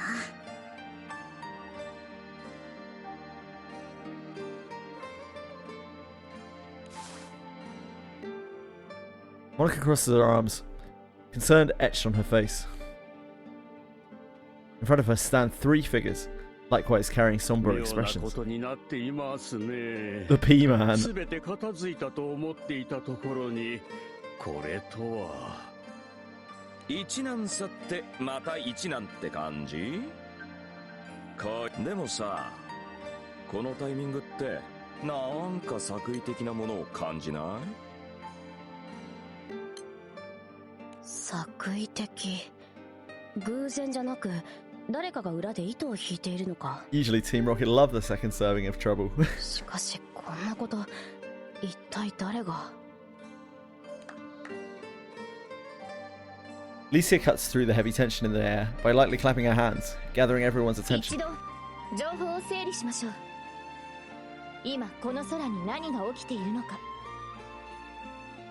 まず事の発端は言わずもがなカクリオの侵攻です。カクリオの脅威自体は団長さんたちによって退けられましたが、空には依然としてカクリオとの戦いの影響と思われる黒い亀裂が入ったままになっています。そしてカクリオとの戦いの終結後、空の各地で聖少獣の暴走が散見されるようになりました。現状カクリオや空の日々と聖少獣の暴走との関連性は不明です。 As if reading from a report, Licia summarizes the reason everyone has been gathered. 聖少獣の暴走についてまだ少数であるため私たちで抑え込めていますが、原因がわからない以上いつ状況が悪化するとも限りません。だから団長さんと縁があって聖少獣と関わったことのある僕たちがこうして集められたってわけね。関わったと言っても私たちは大したことはしていない。それよりこういう事態ならそれこそ団長たちを頼る方が良かったんじゃないのか。 Pommer shakes his head wearily in response to Sturm's 言える interjection. わけありませんよ。カタリナ注意を失った彼らの様子、あなたも見たでしょう。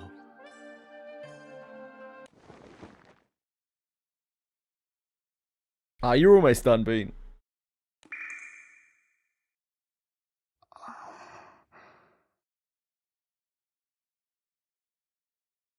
そうだな。これ以上あいつらに背負わせるわけにもいかない。まあ団長さんは頼りになるからね。ついつい頼りにしちゃう気持ちは僕もわかるな。でもね、大人の意地としてね、そろそろかっこいいところ言って。お前は本当に言わなくてもいいことばかり言うな。意地というのはまあ言えて妙だな。とはいえ意地で世界を危険にさらすわけにもいかん。リーちゃんも言っていた通り、現状はまだ我々で対処できる。その間になんとか事を収めてしまいたいんだ。All nod in agreement with Monica's statement. 青少獣の暴走といえば魔性を疑われそうですが、帝国が研究していた魔性は厳重に管理されていて、特に異常はなかったですね。姿勢に出回ってしまったものが裏で取引されている可能性は否めませんが。それにしては因果関係というか背景に共通点が見えてこないんですよね。本当に無作為にポツポツと発生しているというか、強いて共通している点を挙げるなら小規模であれ全て人の住む島で起きている点でしょうか。それはさ、人のいない島は青少獣が暴走してても誰も気づいてないとかじゃない？いや、そういうことではない。いくつか秩序の気空団で定期巡回している島があるんだが、そういった人気のない島では青少獣の暴走は今のところ一つも発生していないんだ。ということは集落、空の民を狙っている。 Upon reaching this realization, all furrow their brows, troubled by the implications. This is merely the beginning of what would later be known as, in Skyrealm history, as the Reconquista, the Astral's second great campaign to claim dominion over the skies.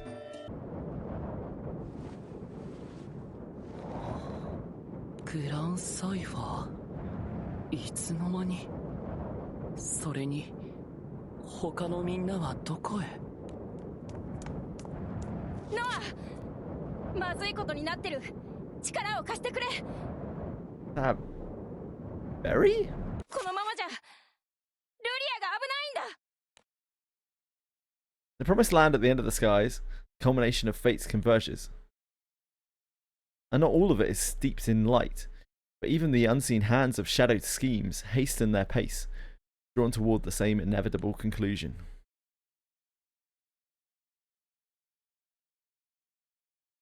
To be continued. Continued.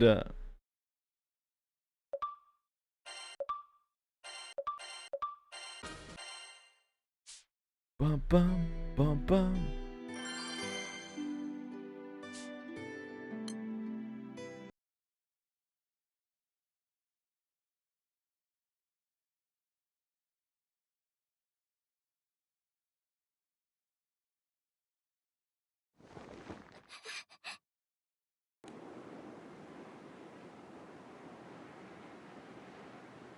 団長と一緒にいっぱい冒険していろんな敵と戦って、そうやって今ここにいる。隔離を倒したらまた一緒に冒険するんだし、そんな不安そうな顔しないでよね。無茶をやってきたってな、別に今に始まった話じゃねえ。レギオンボイド相手じゃいいところは団長に持ってかれちまったからな。まあここは見せ場を譲るとでも思っといてくれや。ねえ、団長さんが心配をしてくれるのは、けれどこういう状況だからこそ、それぞれがそれぞれのすべきことをまた一緒に旅を続けるために、今は少しだけ別々の場所で頑張ることにしましょう。イ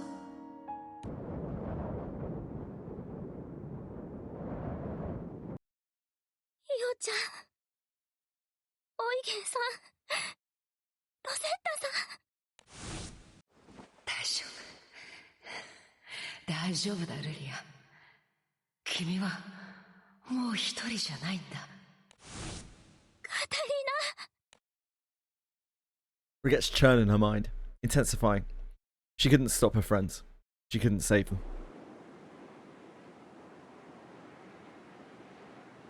死は平等です。そして兆しなく訪れるものです。僕はきっと綺麗なよりは多く人の死を見てきたでしょう。いろいろな死といろいろな生がありました。不幸な生も幸福な死も。僕に下腹の判断はできませんが、ですが共通して完璧な別れというものはただの一つもありませんでした。その瞬間はいつだって突然で、眠るような最後でさえ、その日を分かってた人はいないです。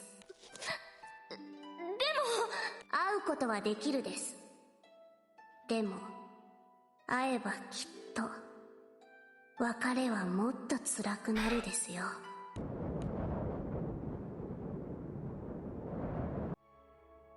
世界を救うことができても、みんながいなかったら、カタリナがいなかったら、私は。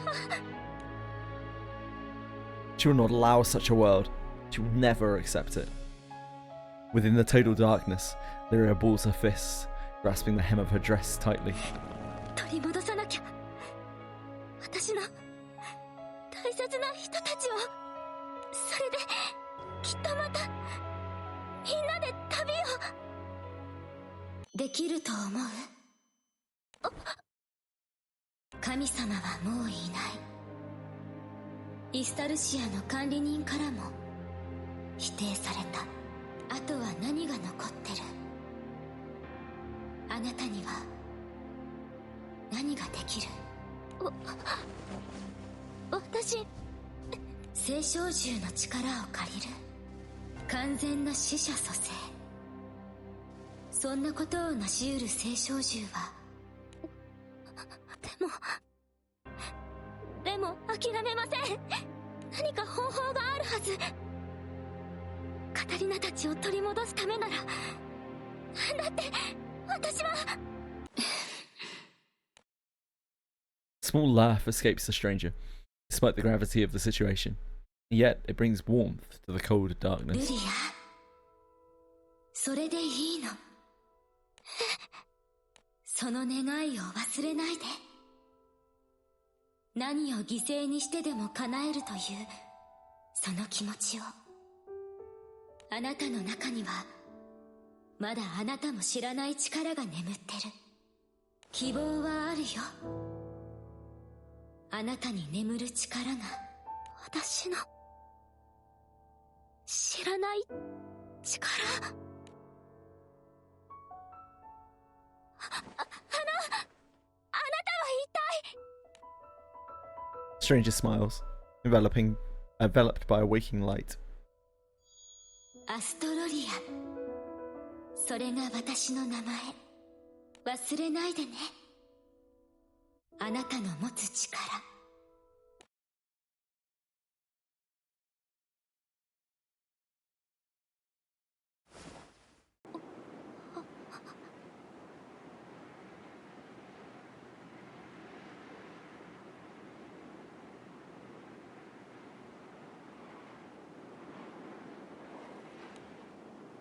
Slowly waking, Lyria sits up and surveys her surroundings. Chapter am I on? 183, I think? Oh, I forgot Loki was with us. どうやらはぐれてしまったらしい。ロキさん、さっきのは夢？ Yeah, we're doing okay. We're soldiering on.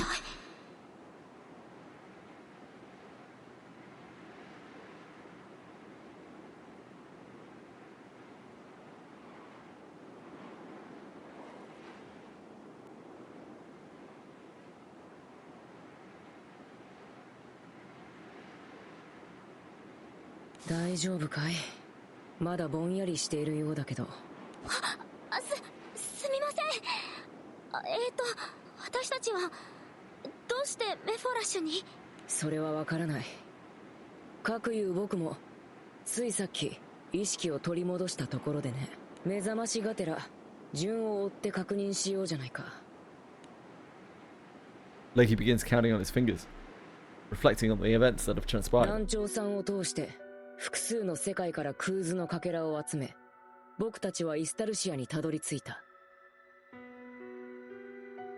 本来イスタルシアは死後の世界であり、イスタルシアの管理人レルにビーとルリアを狙われたものの、団長さんのお父さんの助けでなんとかこれを退けた。その後だね。レルが僕たちに何かを仕掛けて、気がついたらここにいたんだ。Lyria revisits these events in her own memory as she tries to surmise the situation. 私たちはイスタルシアから追い出されちゃったんでしょうか。だとしても妙だね。なぜ団長さんたちの姿がなく僕たちだけなのか。すべてはあのイスタルシアの管理人レルの思惑というところなのかな。半分当たり半分外れ。いつの間に。 When Ray suddenly appears without a sound, Loki tenses up, ready for a fight. The caretaker pays him no heed and continues こ stalking. こは心象空間と呼ばれる魂それぞれが作り出した場所で、まだイスタルシアの内側です。心象空間に貴殿らを分断したのは僕ですが、ここに呼んだのは僕じゃないです。呼んだ？じゃあ誰が？すみません。どうしても聞きたいことがあって、本当に方法はないんですか？方法はあります。でも認められないという話をしてるです。認められない。 We don't need approval. 死者は蘇らない。Run around breaking laws all the time. 世界のルールなのです。Rules don't apply to us. Rod looks downward with introspection, as if to avoid Lyria's 理 gaze. 論ではいろいろ言いました Sorry, there's が a cat in the way of my 僕は貴殿 monitor. らの行いを評価してるです。でも世界に責任を負うのは神の役割であり、どちらも摂理であり、世界が正しくあるための決まり事です。意地悪したいわけじゃないのです。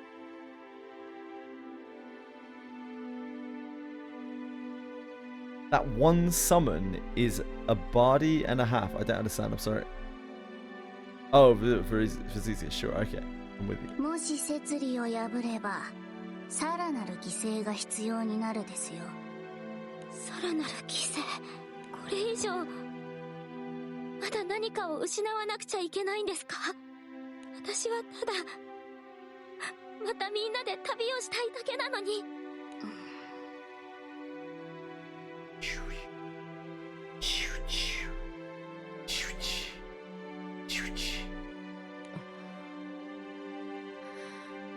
こんなことを言うのは我ながら柄じゃないと思うけど、どんな逆境だって君たちはいくつも奇跡を起こしてきたじゃないか。だから諦めなければきっと何か希望はあるんじゃないかな。 Maybe, baby. あなたの中にはまだあなたも知らない力が眠ってる。希望はあるよ。あなたに眠る力が。 Lyria is silent for a while. Rel glances at her again before taking a step forward. 僕は他にもやることがあるです。だからあとは好きにするですよ。 Lyria and Loki watch as Rel walks away toward a man standing in the distance. 悪いね、無理を言っちゃって。これくらいなら許容範囲です。摂理に反することはしない。分かってるならよろしいです。少しお話と警告をするだけさ。僕はこれで。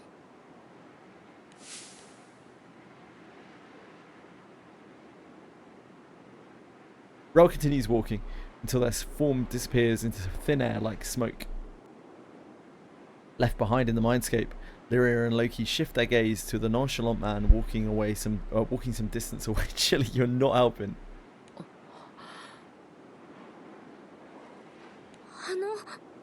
あなたは兄さん。お兄さん？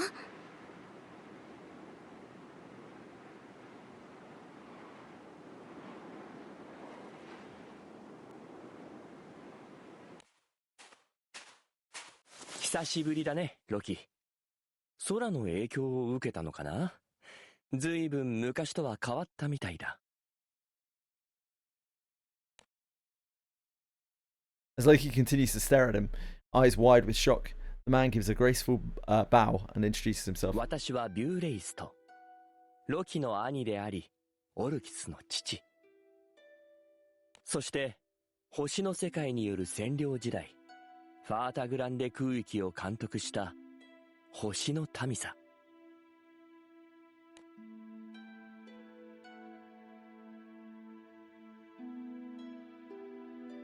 He smiles with somewhat melancholic eyes as he watches Lyria and Loki, who remain speechless. Hidden behind the man's smile, however, is both longing and grief for the sky realm he once loved dearly.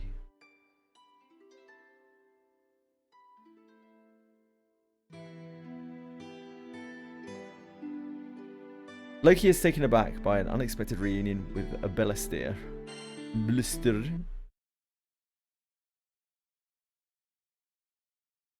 Be a bad choice, but if I had enough for 200 pools, I'd try this rate up banner. Maybe. Why would you do it with 200 pools, Lucy's brother? Anyway, you don't want to do it with 300, surely, right? It's always 300 in this game. Sparking's 300, is it not? Yeah, Sparking's 300, right? Yep. いや、そうか。空に帰化して、空の世界で命を落としたから。死後のことなんてあまり考えていなかったからね。I don't know. But it's just as well that we've rectified that. You wouldn't want to think it was 200? Go 200 deep on a banner and be like, right, I'll just go and spark. Ah, shit.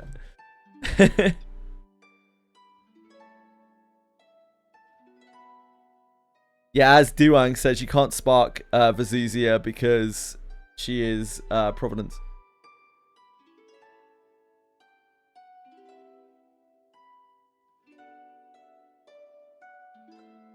Blister's cheerful tone quickly grows stern. それで、ロキ。お前ずいぶん好き勝手やってたね。娘やエルステにはずいぶん迷惑をかけたみたいだけど。Waifu gets waifu.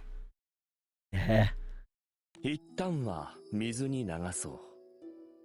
ところどころ許すつもりはないけど。Should I buy 17 Shiva Omega Anima with FP? Probably not. That seems like a bad usage of FP. それもこれも。You should probably just go and farm Shiva. のおかげだ。私からも礼を言わせてほしい。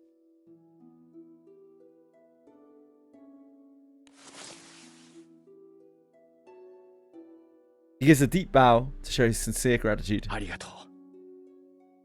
本当にどれだけ感謝を。You're gonna need everything that you farm from there anyway. The FP has so many good things attached to it. I wouldn't be using my FP on that personally. いえ、そんな。私たちはそれでもあの子たちが今笑顔でいられるのは間違いなく団長さんたちが導いた結果さ。On the 30th, I'm going to be forced to pull. Like the game is actually going to stop me from playing the game until I pull 30 times from the tickets that we were given.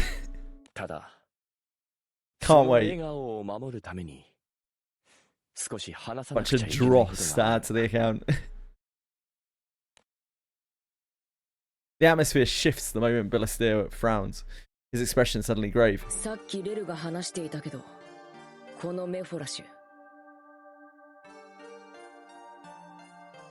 新章空間に僕たちを呼んだのは、その通り。本来君たちは別の新章空間に送られるはずだった。ただ、伝えなければならないことがあって、私の新章空間に呼び込んだんだ。本当は団長さんたち全員をここに呼びたかったんだけど、縁がないと厳しくてね。それで、面識のある君たちだけでも、ここに呼び込ませてもらった。Lyria cocks her head, puzzled. オルキスちゃんたちとはお友達ですけど、ビューレイストさんとは初対面ですよね。いいや、Because we have seen Ballestera before, briefly in Pierce the Astrals. But otherwise, this would be the first time meeting, I believe.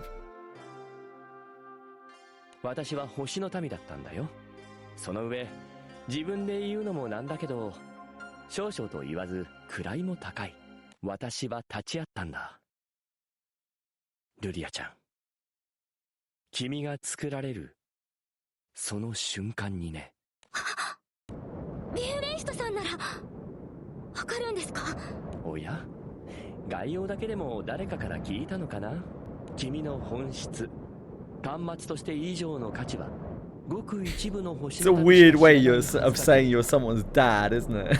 I know he's not, but just the idea that I was there the moment you were made. It's like, okay, Dad. With Australia's words fresh in her mind, Lyria steps forward from a resolve in her eyes. 教えてください。その秘密は今の私に必要なことかもしれないんです。現状を打開する鍵になるかもしれないという点については、私も同じ期待を持っているよ。Ballester puts a finger on his temple, as if to stir something in his memory. どこから話したものかな。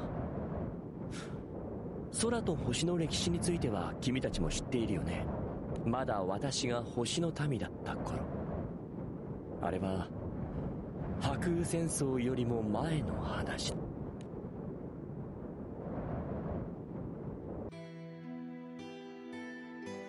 Ballester reflects on the astral invasion and explains the secret behind the power sleeping within Lyria.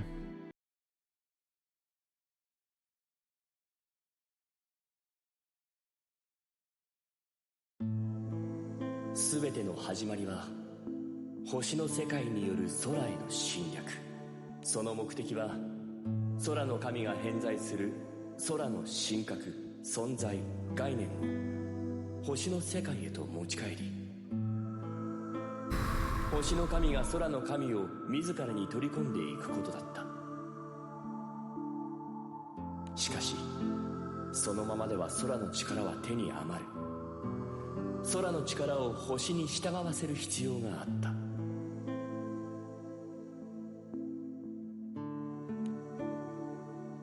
そこで私たちは空の存在を核として星の力でコーティングした星照獣という存在を作り上げた。これならば空の存在を私たち星の民が自由に扱うことができ、星の世界へも持ち帰ることができる。しかし破壊と再生、進化を繰り返してきた空の世界は私たちの想像以上に豊かでね。私たちが個々に持ち帰るにも限界がある。故に星照獣を統合する端末が必要になったんだ。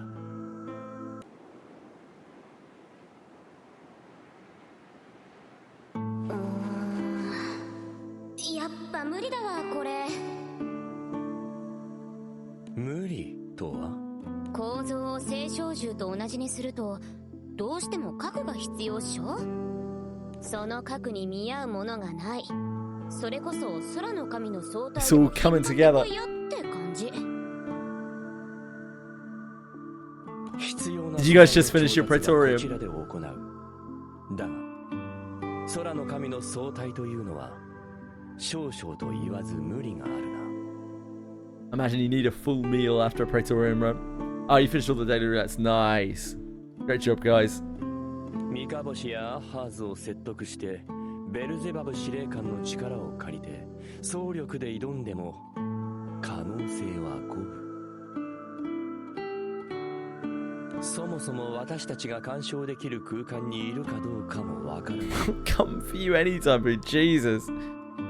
Box is going down a slippery path here. Yeah, Praetorium's the perfect time to eat.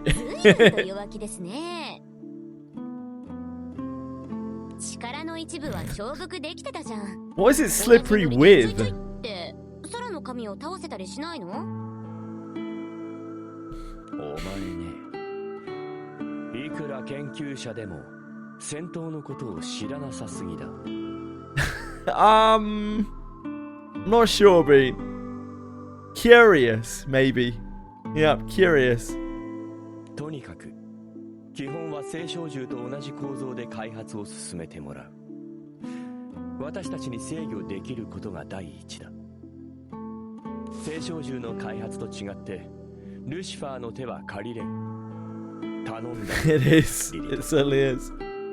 当時端末の作成は最重要事項であり、空の世界を監督する星の民たちによって開発が進められた。つまりは私や三日星、そしてカルエス・グランデ空域担当のリリトなどだ。リリトはルシファーに次ぐ研究者でもあり、頭脳は優秀だったんだが、少々と言わず無茶をすることがあってね。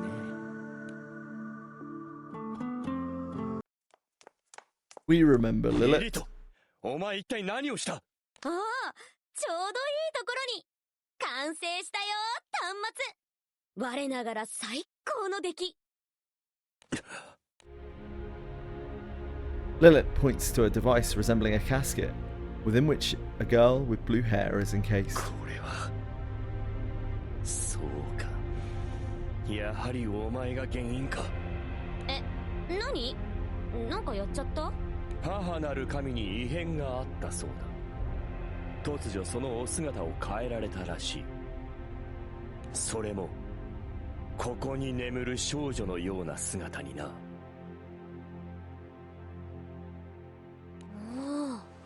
なるほど、超面白いじゃんそれ。こっちが逆に侵食したってこと？話してもらうぞリリト。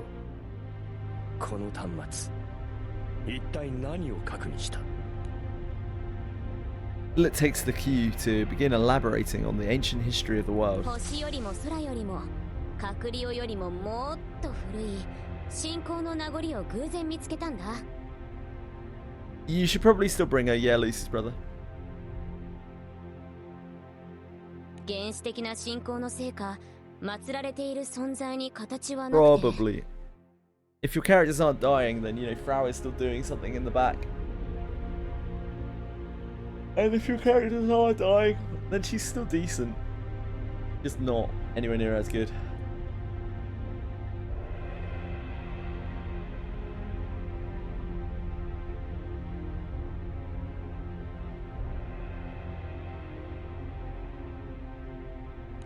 Going back to see Mom, yeah. 運命、集合的無意識のようなものを信仰しているみたいだったんだよね。創世神よりも曖昧かつより古い神のような存在か。そんなものがあり得るのか。 Godlike existence older than the omnipotent. Oh, it's me. これを見つけたときは、私も興奮してさ。星と空の統合、世界の統一に使われる端末にこれ以上ふさわしい核はないでしょ。とはいえ形すらない曖昧な存在なんて私でも扱いきれない。だから信仰の記録から信仰対象を疑似的に再生して抽出した因子を核に入れたわけ。そんなわけのわからないものをお前、私たち星のために制御できることが第一だと伝えたはずだが。制御はできるよ。構造としては青少獣とおおむね同じだから、核にはそういう因子が入ってるけど、側は星の力だから通常の運用には問題ない。ただ青少獣本来の力を刺激するには空のWhoops. Perplexed, Ballista thinks it for a while before coming to a conclusion. Look how big that text is. 端末の核についての情報は空を監督する私たちと母なる神のみが知るものとする。最高評議会にはカバーストーリーを伝えておく。お前も口外はするなよ。いいじゃん。創世神すら凌駕するより古く曖昧な存在。母なる神が両世界を滑るための端末にはふさわしいと思うよ。幸い母なる神への影響はお姿が変わっただけだが、もしそれ以上の影響が出ていたらどうなっていたと思う？より高位の神に進化することはあっても悪影響はないと思うけど。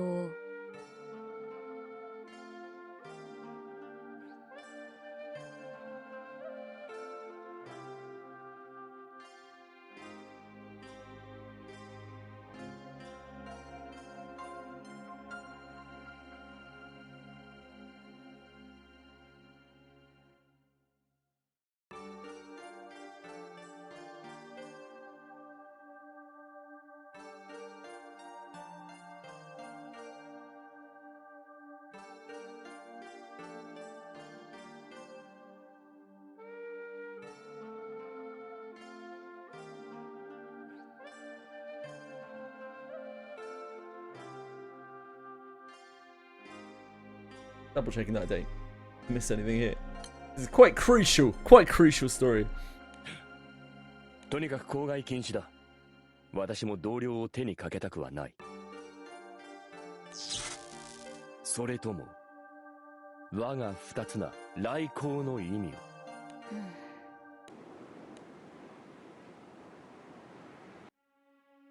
ルリアちゃんの秘密を知る者は私やリリトを含む空域の管理者7人、そして星の神本人のみとなったわけだ。まあ三日星については同族と慣れ合うことを嫌っていたからこの話を伝える場にも来なくてね。なので彼女に限ってはルリアちゃんの秘密を知らなかったと思うが、形のない曖昧な古い存在、その因子が私の中に。 Lyria unconsciously reaches up to put a hand on her chest, yet she can feel nothing but the beats of her own heart. それで兄さん、警告というのは言っていたよね。ルリアの秘密が現状を打破する鍵になるかもしれないって。つまり打破しなきゃいけない状況に陥ってるということだろう。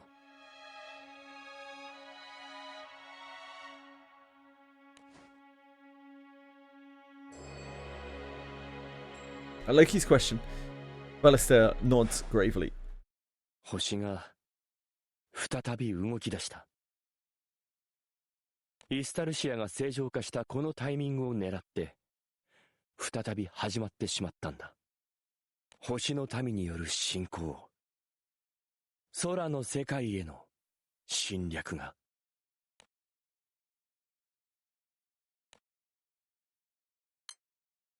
Threat creeps up on them silently, as if it were simply another happening on a normal day. And yet, it is a spark that will soon light the worlds aflame.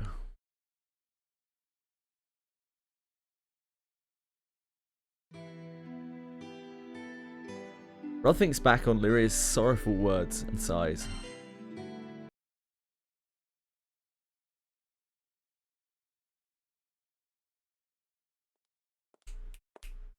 Meanwhile, in a different part of Estalucia, Rel trudges along in solitude.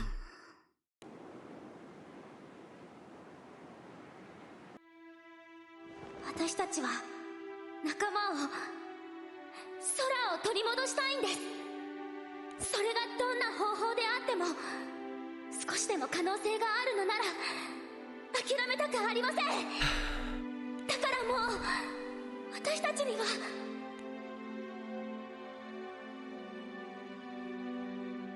さらなる犠牲、これ以上まだ何かを失わなくちゃいけないんですか？私はただまたみんなで旅をしたいだけなのに。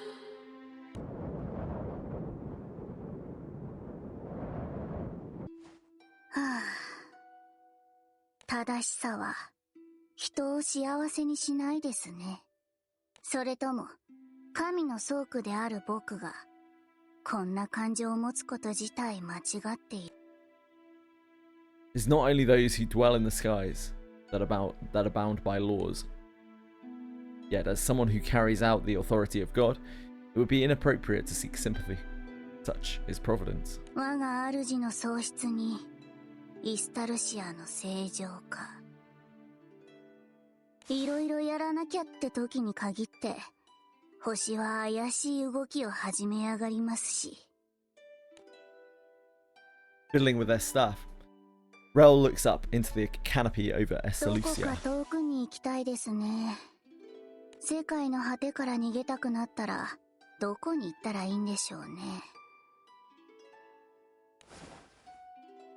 As they whisper their question, that is without an answer, Rel extends their hand into the air in front of them, as if to part an invisible curtain.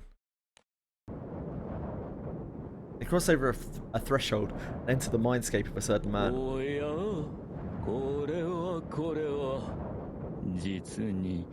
実に懐かしい匂いだ。ちょうどお会いしたかったところです。神のそば使えたる預言者。僕は会いたくなかったです。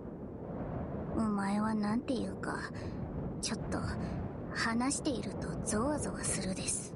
これは手厳しい。しかしながら見ての通りの飯痛み。いいえ、お前の目が見えていた時からあまり好きではなかったですよ。Wow.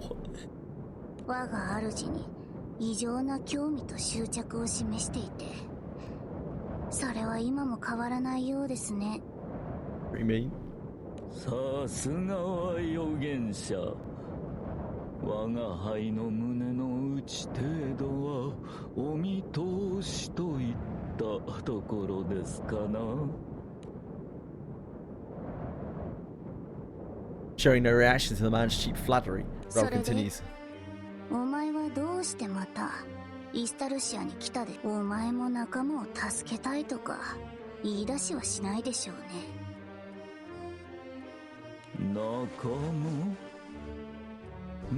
間、我が輩に。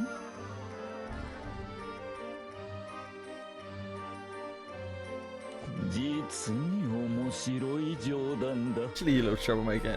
喜劇作家の才は貴殿の方があるやもしれませぬ。お前、気空艇グランサイファーに乗っていたでしょう。彼らの仲間ではないのですか。In response to Rel's obvious suspicion, Repty nods to himself, his expression curious. なるほど。人の機微を排せば同行者は確かに仲間と捉えう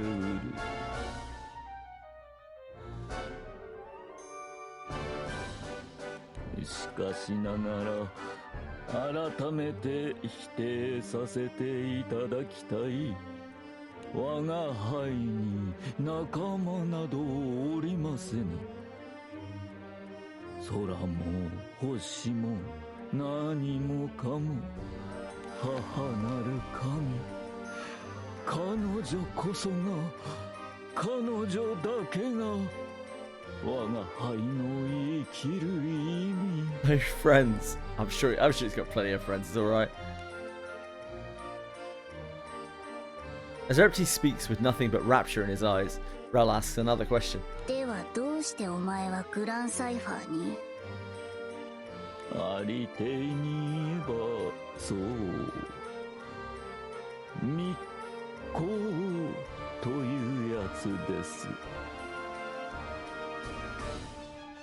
密航って。いやまあ、でもそれは手段です。目的は。They're just ravaging my arm, and then suddenly spooks herself and runs off. Classic cat behavior. The moment Rel lowers their gaze in thought, Repty takes the chance and disappears from sight. 空を殺しに来たのです。そしてその死をもって神はついに降誕なさる。もっともと Clown music for a clown character, like. 神が In a flash, Repti appears in front of Rel, places a hand on Rel's neck in a theatrical manner. Rel immediately pushes his hand away, puts distance between them once more, keeping their eyes on the man. 相変わらず悪趣味ですね。僕はあくまで預言者ですので、空と星の争いに関わるつもりはありません。あの世界が空のものであろうと、星が占領していようと。ですが、 After a pause, Rel swings their staff in mourning. もし世界そのものを壊すような目的なら、これは恐ろしい。我が輩など矮小で非戦な星の民。そして何より我々は侵略者。我々は得るために侵略をするのです。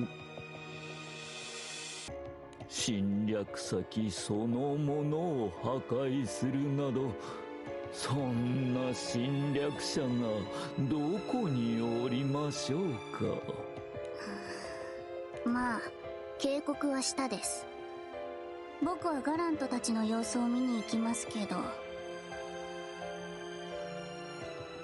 変なことをしようものなら容赦はしないですからね。 Oh, damn. And with that, Rel melts into the air once more and vanishes.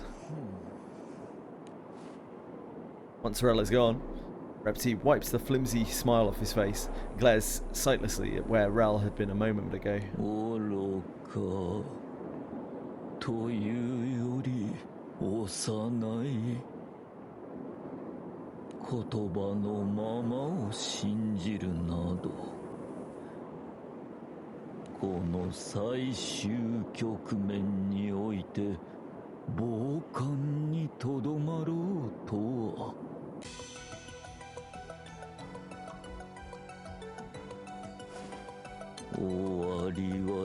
Traces of magic can be seen on the fingers he used to touch Rel's neck earlier.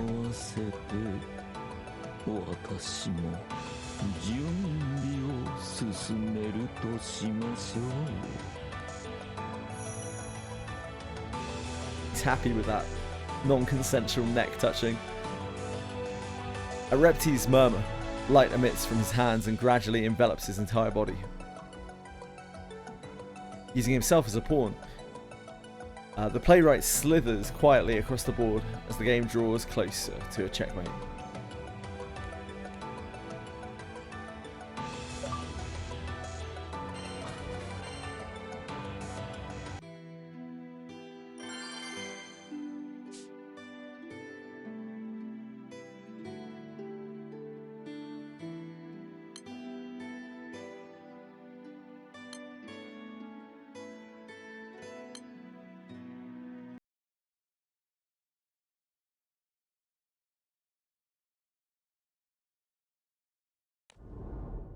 時は来た。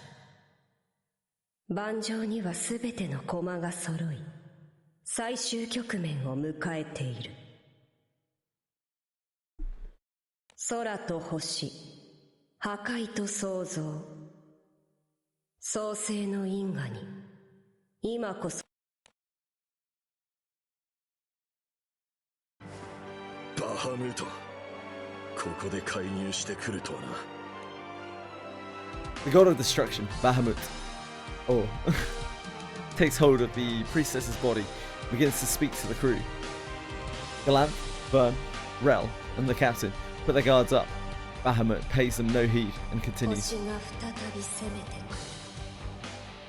今度こそ。なんだって星の進行を迎え撃つ。それが干渉してきた理由ですか。肯定する。星の権限はこちらにとっても好機である。かつて還元星を食らうことが叶えば、我が力は創世の高みへと至る。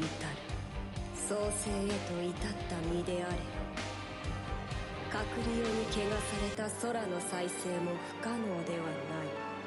空の再生、空の世界を何とかしてくれるってのか。待て B、 空の神、神は神、そう都合のいい相手じゃない。 Taking note of Galant's doubts, the god decides to tell him of its plans. 現在の空はことごとく破壊し、新たな空へと再生させる。破壊と再生をもって進化し、かつての脅威を凌駕する。これが空のあるべき姿である。神聖した空は隔離を程度の脅威では揺るがぬ、より進化した世界となるであろう。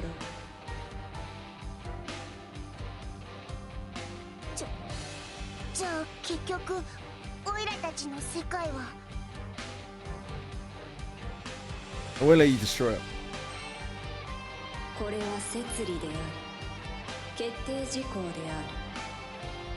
死と得意点に賛否は求めていない。 We're gonna have to beat you up then. 再び真意を邪魔するのであれば、今度こそ死をもって償ってもらう。 Hello, Chiwi. 再び It's a hell of a meow.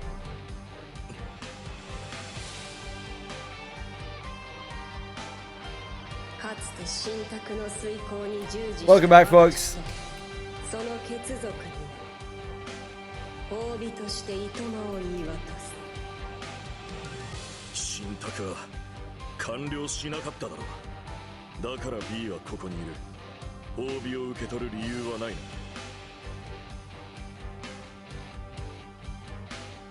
一部の聖少獣が形を失う。結果、空における星の影響が薄まったことは事実であ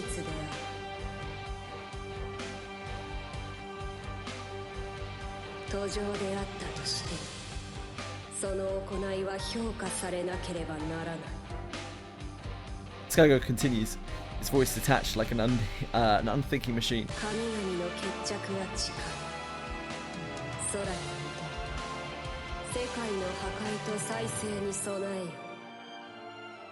世界の進化を経て新たな命を生きる我が民たち。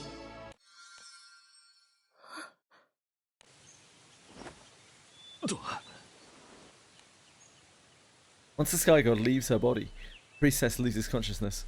Galant leaps forward to catch her.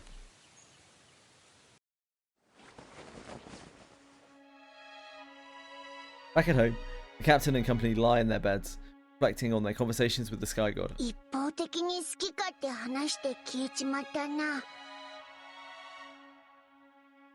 神とはそういうものです。神託なんかもそうでしょう。意見を求めてるわけじゃないのです。っていうか、お前なんでしれっとついてきてんの？お構いなく。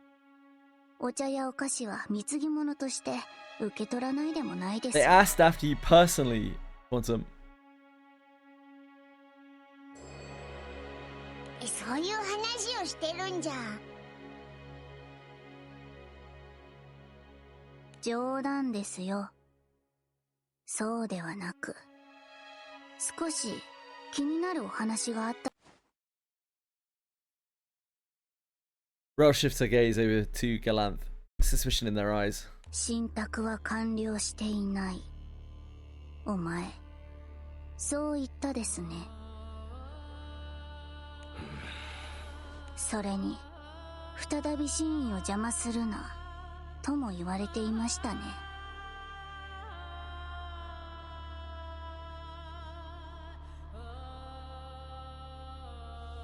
そういやバハムートが出てきたりですっかり飛んじまってたけど、結局おふくろさんには何があったんだよ。親父さんの旅の。そうだな、話す約束だったよな。分かってる。俺がバルフリートたちと旅をしていたのは話したよな。 You could just clear 3 quests, yeah? その旅の It's one way to play the game. 信託によって俺たちが導かれた場所はエクセグランデ空域のとある島だったんだ。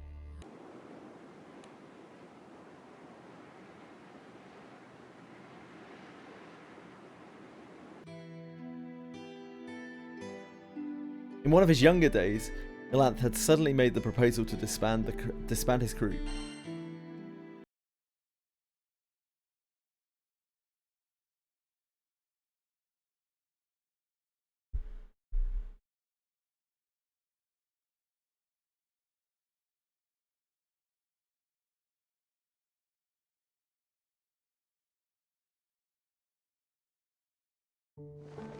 Galanth。悪い。もう決めたんだ。旅はここで終わりだ。気空団も解散する。理由を教えろ。突然そう言われて納得すると思うのか。それともそんな簡単に終わらせられるほど私たちの旅は儚いものだったのか。当時気空団に残っていたのは俺とリン、ビー、そしてバルフリートだけだった。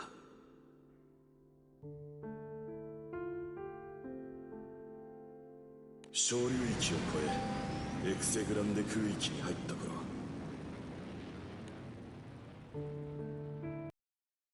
破壊の神バハムートから B を通して新たな信託が下ったんだ。還元期への星のかけらの蓄積を確認した。集めた力の提出を求める。おいら。ま、そのためにエクセグランデまで来たわけだからな。ようやくだね。ザンクティンゼルを出てここまで長かったな。だが新王とはまだ決着がついてねえ。リンの妹のためにも早くイスタバイオンに。還元期 B は力の提出とともに我が身に帰る。以後は新たな還元期を使わせる。我が身に。役目を終えた還元期は破棄となる。新たな還元。待てよ、星の力を渡したらそれで終わりじゃないのか。還元期 B は破棄する。集めた星のかけらとともに我が身に昇華される。そんな、それが B ちゃんの旅の終わりなの？以後の信託の遂行は新たな還元期をもってせよ。信託なんてどうでもいい。 B はお前に食われるために旅をしてたってことなのか。 Yeah, that's right. You get loads of mats for it. You actually get fragments of each type as well, apparently. You get loads of mats. Loads of Evoker mats. 還元期はそのように作られている。これは摂理であり決定事項である。真意に背くことは認めない。つつがなく信託の遂行に努める。 Indeed, Libra. あれ、オイラどうしたんだリーン。今にも泣きそうな顔して。ピーちゃん。たくまたガラントが変なこと言って泣かしたのか。 I feel like the best and easiest to use ones for earlier players are probably like Frau, Hesselia, and I'm probably.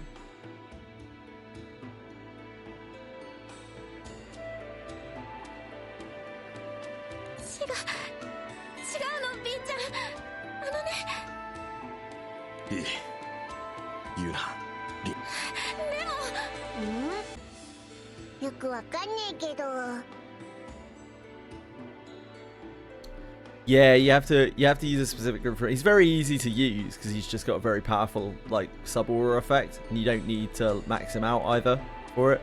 But you do have to modify your grid to make him work. Seeing the two's grave expressions, Vern gives them a bright and reassuring smile.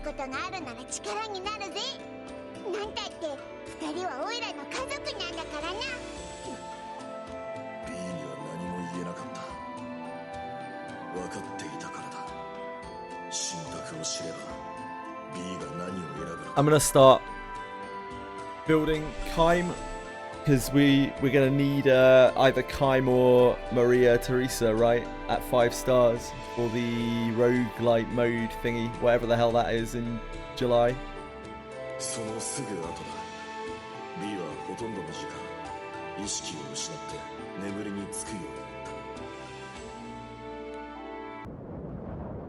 B が関係しているのか。最近伏せっていることが多いようだが。そうだ。これは家族の問題なんだ。 Wait to see if we get some sort of Arcarum event or something along those lines. 本当に進まない。 Is Raw Dog in it? 分かってくれ。Ain't gonna feel too good. 家族の問題か。 Yeah, I guess you would really like Maria. Kaim might help you farm water though. There is that. They're both kind of useful to you. Galant lowers his head in apology, concealing his expression. Wilfred heaves a sigh. お前にとって家族とは。分かった。そこまで言うのなら、私も私の家族のもとへ帰るとしよう。ただし、一つだけ条件がある。この気空艇、グランスルースは、私がもらい受ける。ここから先は気空団ではなく、お前たち家族の戦いなんだろ。ああ。俺とリンが神に抗うことになろうとも、B を諦めるつもりはなかった。つまりここから先はバハムートとの破壊の神との戦いになる。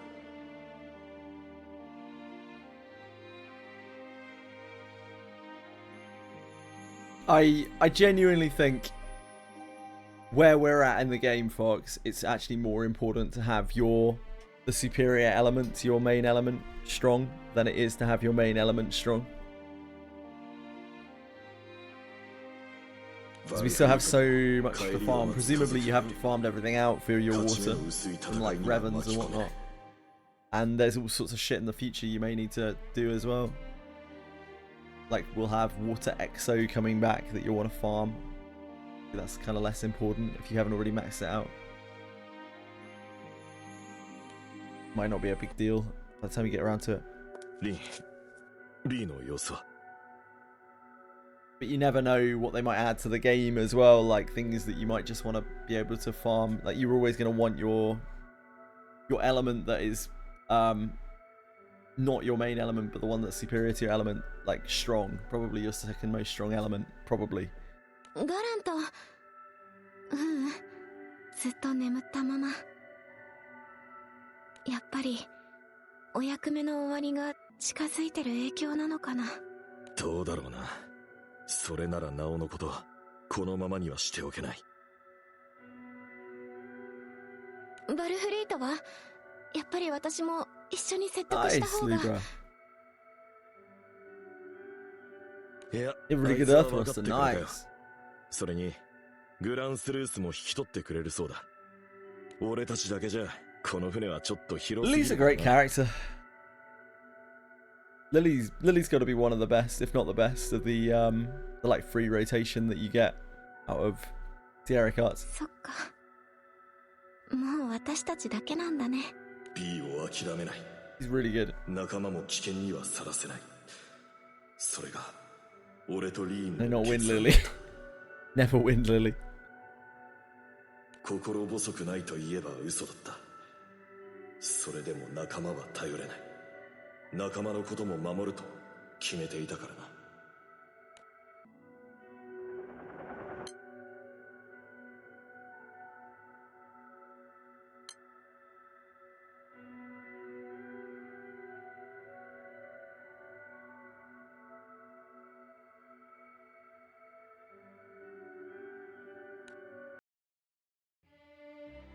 バルフリートと別れ、船を乗り換え、バハムートの待つ島を目指す。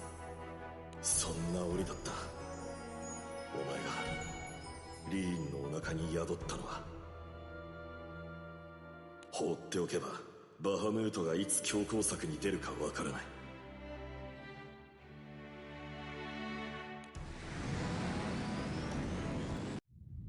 俺は一人でもバハムートと戦うことを決め、リーンの出産を見届けた後、最後の戦いに臨んだんだ。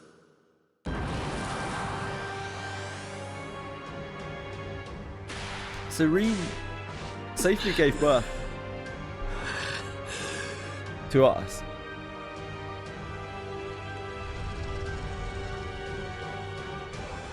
She must have died, like, not as a direct result of childbirth. Despite being a mere envoy, you possess enough power to conquer even a god. Which extraordinary evolution can only be attributed to it to a true sky dweller. 随分余裕だな。ここまで想定していたのか。俺たちが神を裏切るって。No, but it changes nothing. God is omnipresent. 何? Consider the battle against the astrals that is to come. Such evolution among my people is pleasing to me. To honor such power, I will disregard your betrayal this time. Pray you do not neglect your diligence in the future.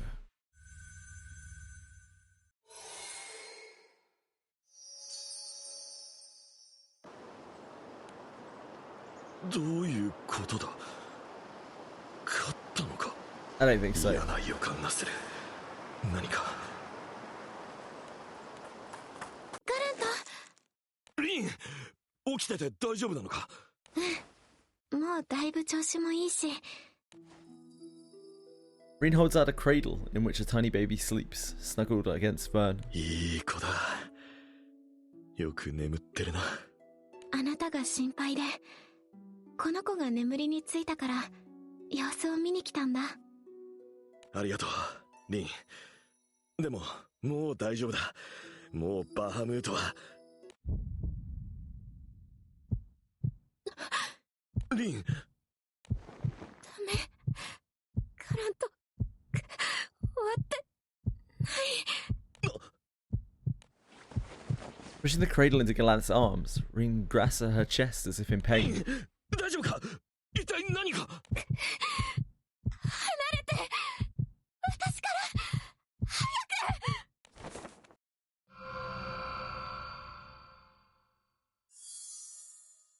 In that moment, a blinding pillar of light swallows up Reen and robs Gallant of his vision. なんだ。 The light gradually subsides, and Gallant regains his vision. リン。いいな。この身は今この時を破壊の神のよりしろと相なった。ざっと。総体を破壊された我が身を世界に留め置くにはよりしろが必要となる。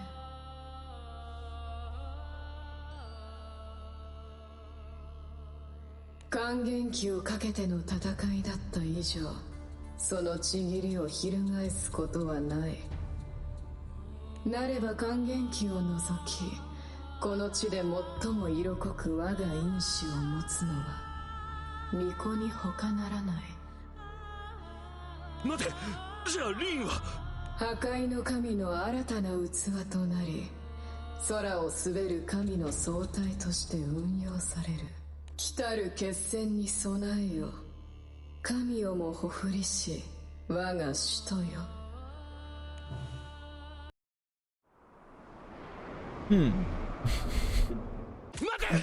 That's not ideal. ふざけんなよ。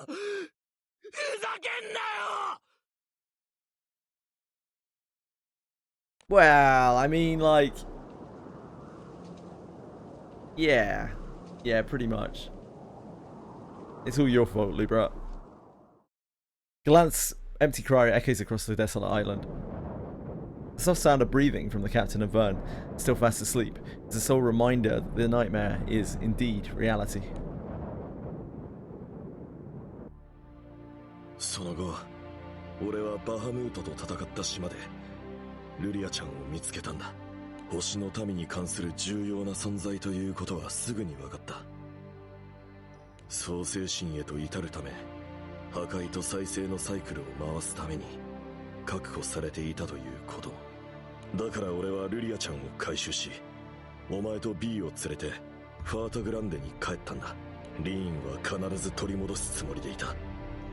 だがあの時はどうすればいいのか見当もつかなかったからな。 That's why Reen isn't here. Reen isn't even dead. Reen isn't dead. We could save Reen. Probably. Seems very anime, doesn't it? Beat Vizizia. Save Reen. Things are gained. Things are protected. Things are lost. Galanth continues his story, reliving the bitter pain from the end of his first journey.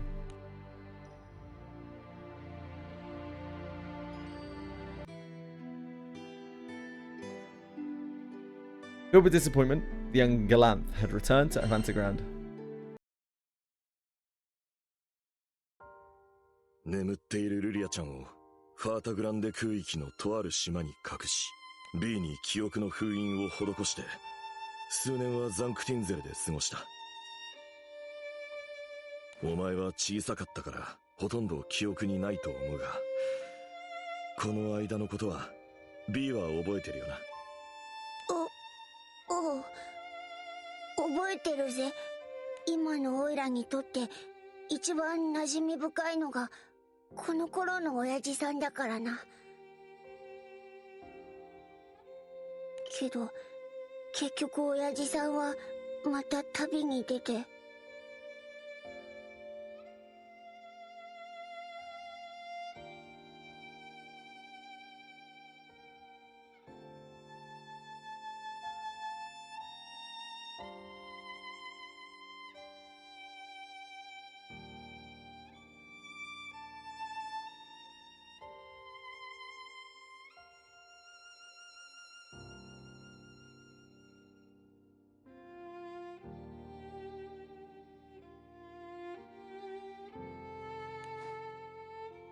Galanth nods, his expression serious. 破壊の神に囚われた以上、リーンを助け出すためにはそれ以上の力を頼るしかない。だから俺は創世神の力でリーンを解放させるためにイスタルシアを目指したんだ。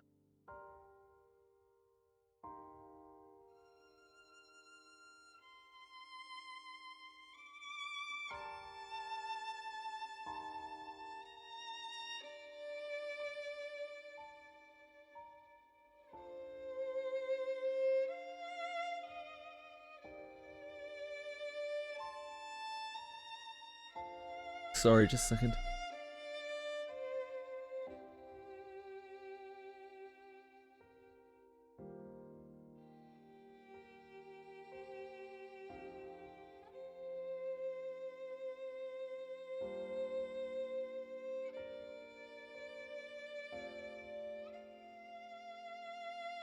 Apologies.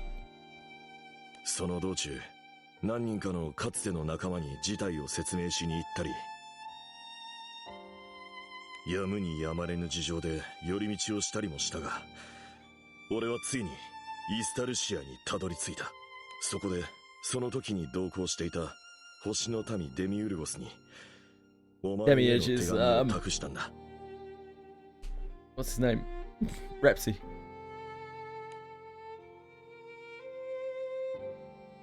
Finally, Gallant's travels come full circle, connecting back to the captain's own journey.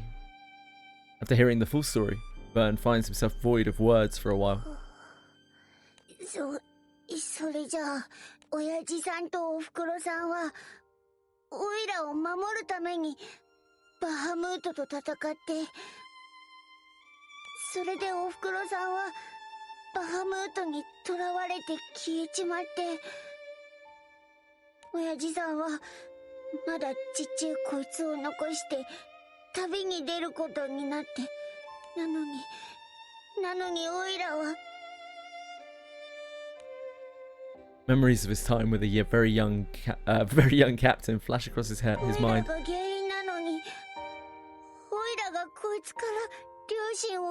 That's ridiculous, man.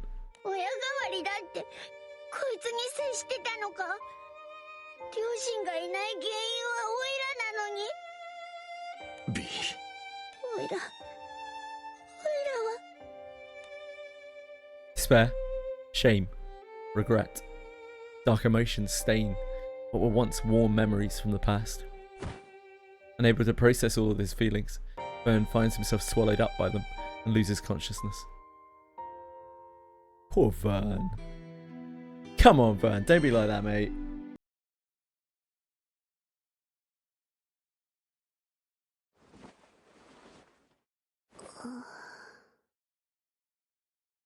You okay?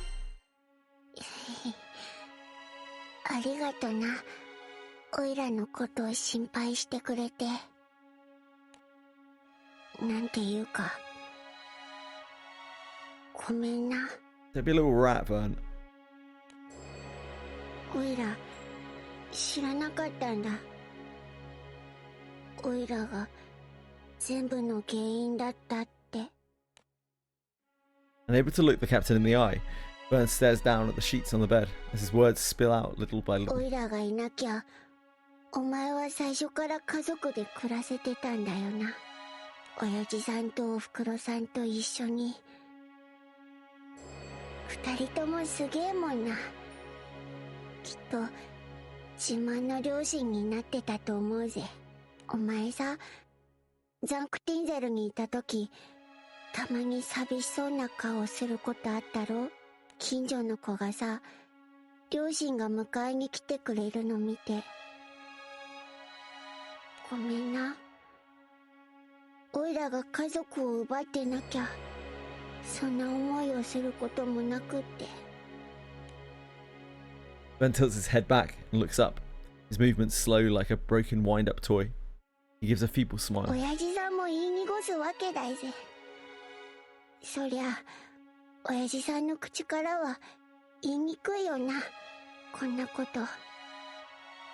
お人よしにも程があるってのな。そういうところはほんと、お前と親子っていうか。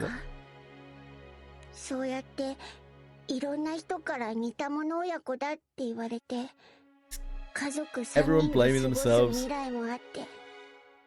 でも、It's nobody's fault. でも、おいらのせいでなくなっ Any ちまった。meanie Bahamut's fault, 家 right? 族の時間を奪っちまった。おいらがお前のあるはずだった幸せを奪っちまいたいな。That's not true. 全部おいらのせいじゃねえか。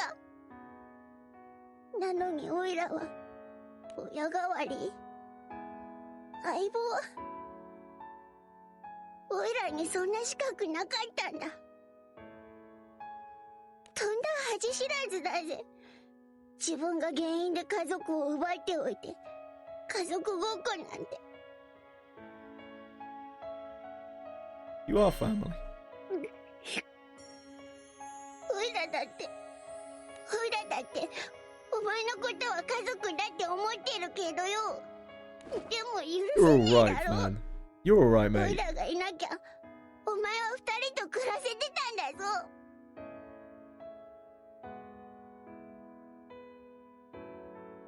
But I want you there. おいらも一緒にいていいのか？ Hell yeah. You're only annoying like 40% of the time. That's like significantly less than EA. That's like 70% less than EA.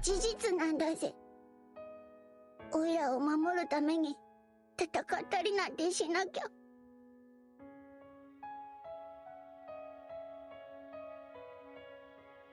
I'll fight for you too. なんだよ。なんだよもう。 Despite his usual verbiage, a tinge of embarrassment and joy can be heard from Vern's voice. そんなとこまで親子で見なくたっていいじゃねえか。優しすぎるぜ、まったく。そんなこと言われたら、おいらだって、いつまでもうじうじしてるわけにはいかねえよな。Yeah, stop being a little bitch, Vern. Come on.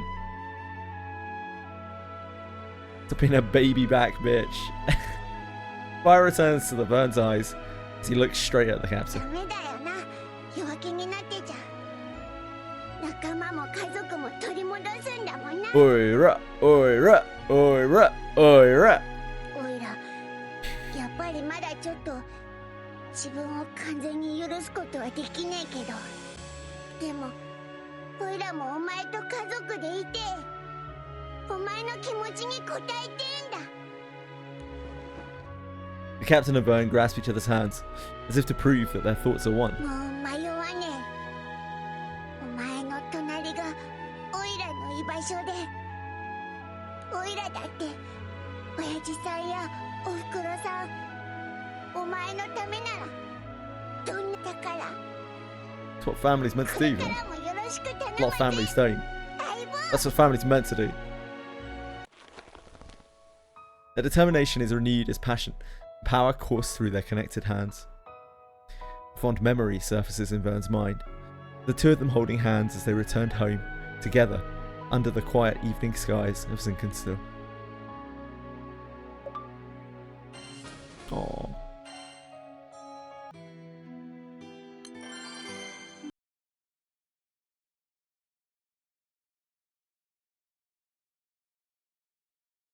Poor Vern.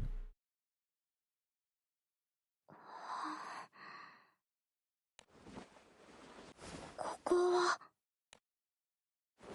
どう？決心はついたかしら。その姿。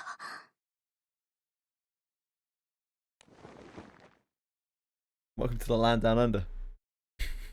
Lyra clenches her fist, as if to give it herself the courage that she needs before fixing her gaze on the girl in front of her. アストロリアさん。 Australia?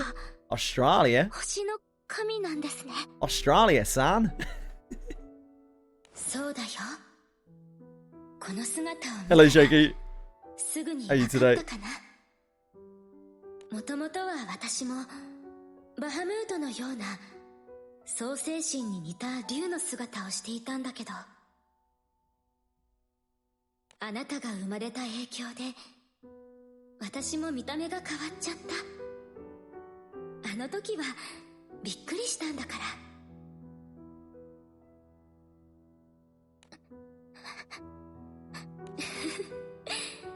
すごい顔してる。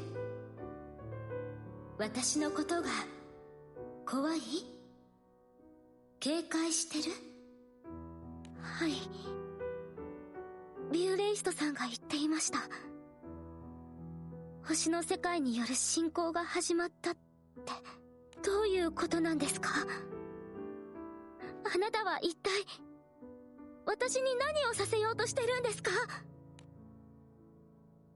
Australia furrows her brows slightly at Lyria's question before continuing, her voice gentle. あのね、ルリア、あなたの敵は誰？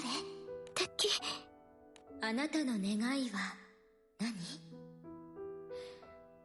あなたの願いを阻んでいるのは誰？私の願いを。 Is that Dawn Rel stopping us from getting our friends back? 死者は蘇らない。それが摂理です。世界のルールなのです。 Yeah, frickin' Rel. 世界が、摂理が、あなたの願いを否定してる。 Well, oh, we'll just get back to Akaram then. Thanks, Australia. Take that, world. 世界の敵同士、手を取り合えたら素敵じゃない？ Yeah. 私はそんなことないってそう言える？ All roads truly do lead back to Akaram. 言えないわ、あなたは。仲間のことが何より大切で、そんなあなたの優しさに。 Australia puts a hand filled with gentle warmth on Lyria's shoulder. いつもそう。世界は冷たくって優しい子ばかり涙を Oh, it's Akaram, yeah. I'm gonna have to do that. そんなの So far away, we wait for the だっ day. てそうでしょ。 Anything I could think of. どうしてあなたのような優しい子が悲しい思いをしなくちゃいけないの？違います。私はそんなこと。私なら全て叶えてあげられる。気空団の仲間たちを蘇らせて、またみんなで旅を。イオちゃん、オイゲンさん、ロゼッタさん、カタリナも。もちろん私は星の神だもの。意地悪な空の摂理なんて関係ない。それに侵略だなんて、私はとっても悲しいわ。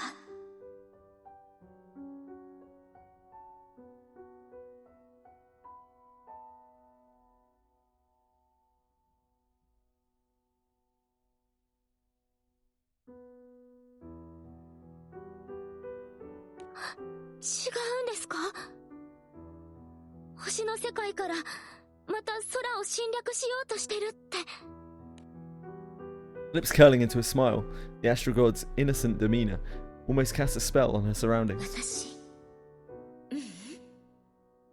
私たちはね、世界をもっとより良くしたいの。空の世界と争いたいわけじゃなくって、私たちの願いは空と星は共存だってできることを。あなたたちは誰より。 Lyria finds herself swayed by the overly sweet words, tempted by the promises to fulfill her every wish. それなら教えてください。どうして私の前に I came to realize that both the internet and cable were down.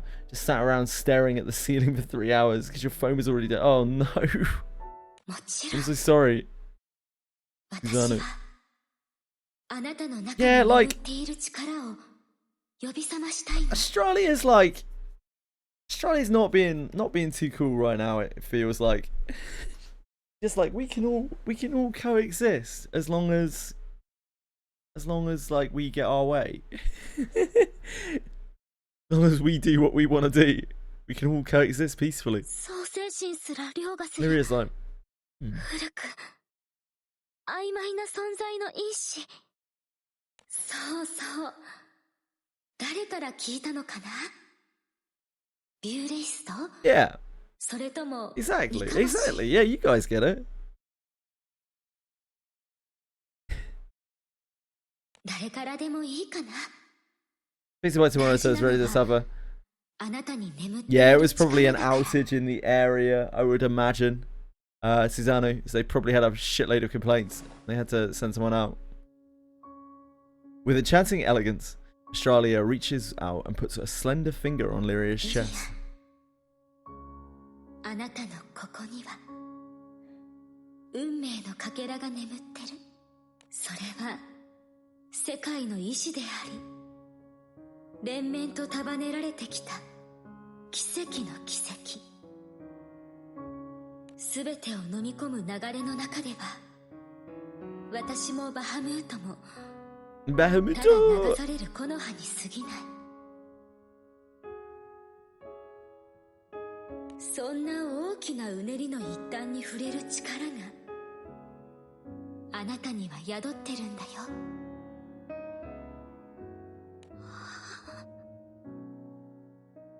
これは星の力ではなく私の力でもない。あなたという器だけが触れられる力を目覚めさせてあげたい。あなたの望みを叶えるために。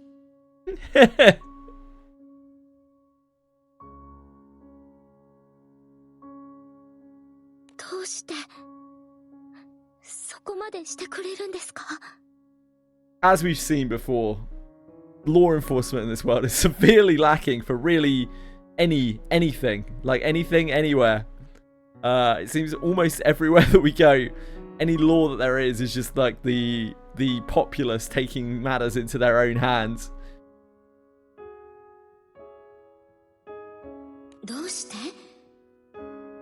お母さんが子供に寄り添うのに何か理由が必要？お母さん、私はそう思ってるわ。ルリアのことを大切な子供だって。 Her sugared murmurs are a ray of light in the darkness, offering an irresistible warmth in an otherwise dire situation. 因子を目覚めさせるにはあなたを形作る意志を確かなものにしなくちゃいけない。始めましょう、ルリア。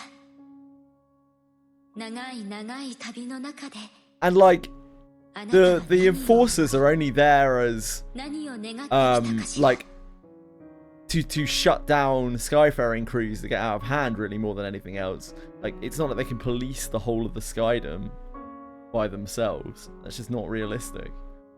There's just like no law enforcement anywhere. There are a couple of places that have like guards or an army or something, and that's about the closest you get to it in some of the major cities. And outside of that, everywhere else, there's like no one. There's nothing. There's no like police. There's no guards. There's no fucking anything in all of the like towns and villages that are spotted about. They intend to, but yeah, they can't be everywhere at once because they're not omnipresent. And yeah, even if they can't stop crews that are more powerful than them. I mean, look at in the Seeds of Redemption storyline, right? They can't stop the Eternals either. Like, they can't do shit to them. They can like try to play, like, as long as the Eternals play nice with them, then it's all chill. But like, if they had to like try to actually forcefully take down the Eternals, they would not have a particularly good time. So it's not just like your crew they would have a problem with. Like, imagine them trying to take on like Loki's crew. It's not really fucking happening, is it? あなたの思い、あなたの願いをお母さんに教えて。 Yeah, indeed. They do their bit too, but it's all vigilanteism as well. Like both the enforcers and the Eternals. In fact, all of us, all Skyfaring crews in general, like, it's all vigilanteism. Like, it's not actual law enforcement. If anything, we are just criminals going around doing what the hell we want, and because we got the power to back it up, we're like, everyone's just like, yay, please don't hurt us. Yay, thanks for all the good you do, please don't hurt us. Yeah, indeed, that was why when we started going into the True King's Skydom, which one is it? Erlagranda, is it? I was like, as we was playing through the story, I was like, wait, this place has actually got like education and enforcement and all sorts of shit. And I was like, wait, is the True King actually the bad guy? And I thought it was just like an oversight in the story, but then it turned out that the True King actually isn't really a bad guy. He's just like making choices for the greater good, which actually makes quite a lot of sense. Good storytelling from them, really. Yeah, like, it's a pretty lawless world. As cute and pretty as the whole world is, and how like nobody really dies, like barely anyone dies, etc, etc, etc. Like, it's quite a gritty world in that respect. It's like, if someone does something bad, it's up to the populace to punish them, to teach them that things are wrong. Yeah, the True King, not a great father. I think we could probably agree. Not a great father, but a pretty good ruler. Tyranny, I mean, like, I think in some places, especially in a world as lawless as this one, you have to have a bit of tyranny, to be honest. People will cry and be like, oh, but my civil liberties. And it's like, dude, sometimes people don't know what is good for them. Sometimes a lot of people really don't know what is good for them, and they need someone to step in and be like, yo, this is fucked. This is fucked. We gotta change this, whether you like it or not. The True King is probably like one of the best forces of good in this entire world, but unfortunately, you know, has to do really, really shitty things to do it. I don't buy into the whole, like, your children are children of prophecy, you have to treat them in some really fucked up way. That's fucked up. That's on him. But, like, his general treatment of the Skydoms, yeah, feel like he kind of did what he needed to do to bring order and peace. And it worked. Like, looking at his Skydom, like, a lot of the places in his Skydom, really, really happy and civilized and learned. Suddenly, memories come flooding back to Lyria's mind. The colours, the air, the scents. Yeah, you buy liberty with power in this world. And again, this is probably looking way too deeply into it, because it is a very kind of like anime, fun, kind of happy-go-lucky world for the largest part. But at least from all of the side stories I've read and all of the main story I've read, like, power is the only thing that buys you liberty in this world. And if you don't have any power, you're fucked. You are at the mercy of everything and everyone, and you don't have a force to go to be like, please help me. It's just not really reasonable. It's very much like a D&D world, to be honest. The less of a person you are, the less liberties you have, the less anything you have. And there's no one, and there's all this crazy supernatural shit going on around you, and you're just like, oh, well, I guess I'll just keep my head down and hope for the best. With Australia's prompting, Lyria revisits all that she has felt and experienced since the very beginning of her journey. And the Eldritch Horrors, yeah, they had a small impact as well.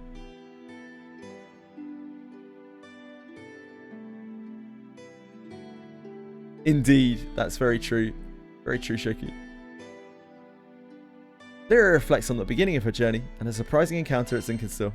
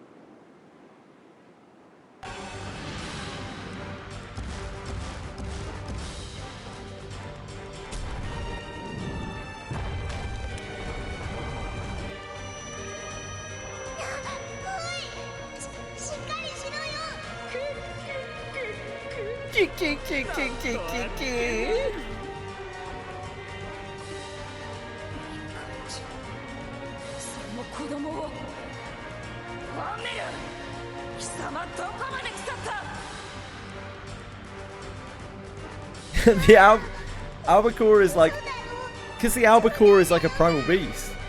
The albacores are all primal beasts, so they all have like superpowers. Yeah, it has a human form.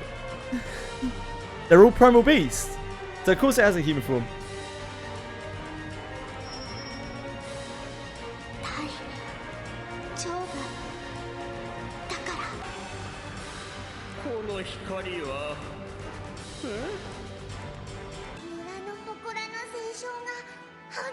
But fish! この嬢ちゃん。ほう、これが例の祠だったわけですね。しかし、これは一体。Yes, Marshmallow. Absolutely, sir. How are you? 大丈夫。私の力、あなたに預けます。Soul me up, baby! Mash! Mash! 私と彼は Potato mash. 一緒になりました。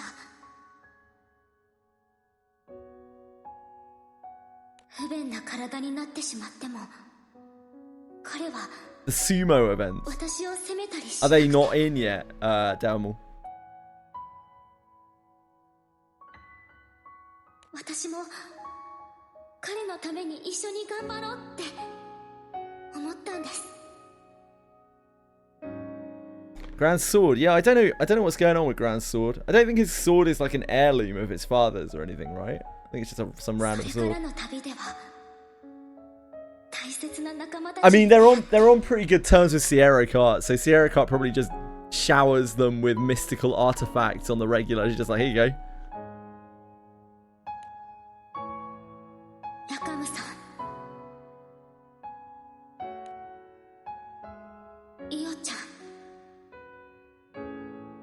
Imagine crossing Sierra Cart as a Skyfarer recruit. You'd be absolutely boned. It'll be all over for you.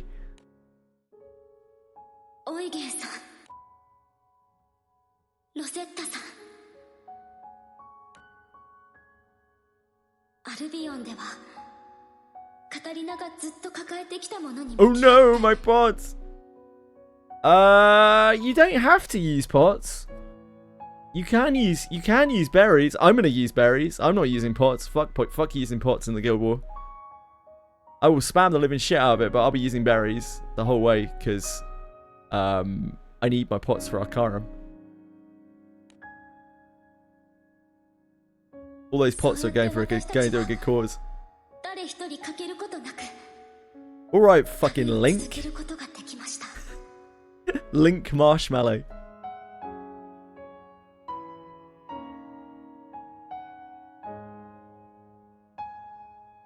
Sierra Cart, like, Tataru actually has nothing on Sierra Cart. Sierra Cart's insane. Sierra Cart is like a superpower by herself. She seems to have a monopoly on everything in the entire world.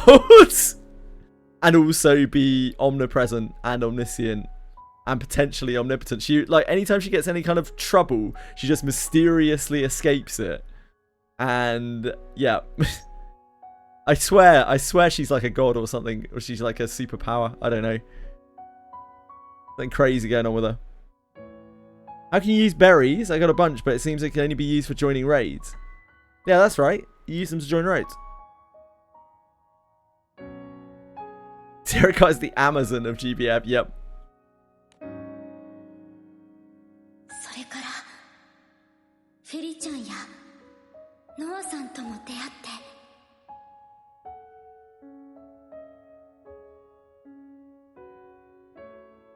Sierra Bezos.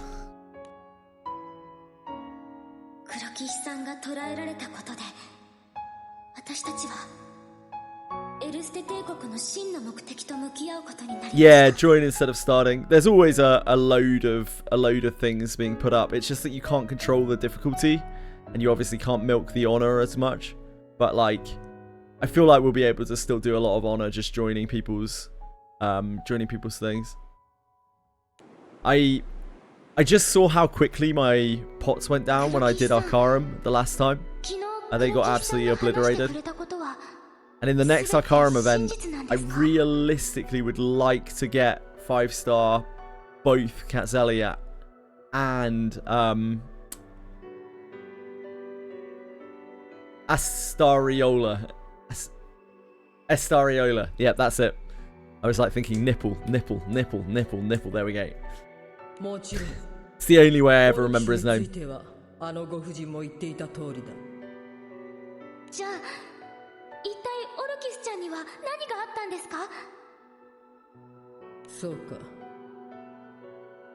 それをまだ話していなかったな。だが残念ながら私もあの日あの場所には居合わせなかった。 Assuming that they rerun them, yeah, that's right. Akiben. Assuming that they cycle through them, it was mentioned to me before by by at least one of the like quite experienced players who comes through here that there's no guarantee that they will actually rerun them after they've done one set of them. I don't know how true that is. I have no idea. 何かがあったというのだな。あのご婦人の話では10年ほど前だったか。I don't really have a way around like maxing Astariola and Katza. I really need both of them. Like, if I want to do wind, I have to. I just have to. Don't really have a choice. Yeah, there might not be a third rerun indeed. オルキスのご両親は死に、彼女は今の人形のようになった。 Because they might end up doing a different event from then on, Akiben. It's entirely possible, especially now they've got that alternative currency for the evokers.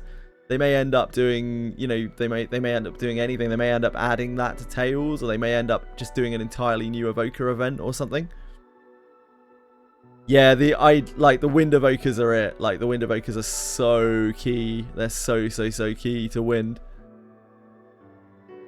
To any wind high level stuff.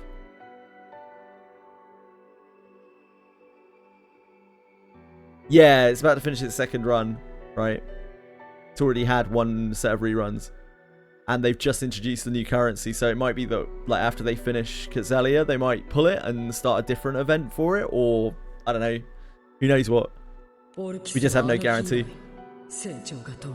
Hey apprentice! Thanks for following. That's very kind of you. おいおい。何が起きたらそんなことになるってんだよ。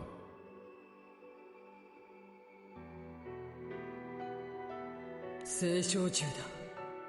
聖焼銃に絡んで事故があったらしい。 Yeah, they do retire events, indeed. らしいというのは私が駆けつけた時にはすでに全てが終わった。 Well, I'm gonna want a 5-star Kaim as well, because of the roguelite event thingy. We're gonna need either 5-star Kaim or 5-star Maria Teresa. I really don't want 5-star Maria Teresa anytime soon.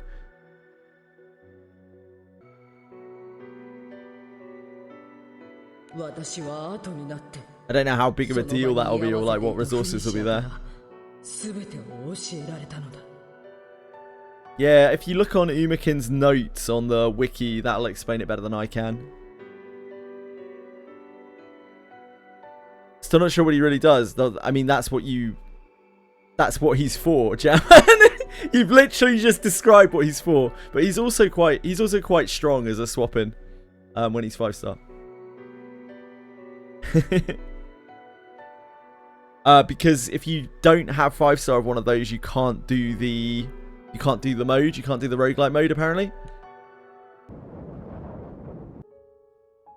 黒騎士さんは全てを犠牲にしてでもオルキスちゃんを取り戻そうとしていました。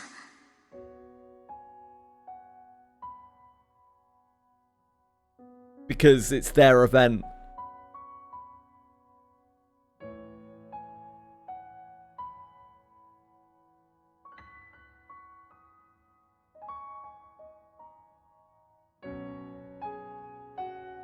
You go.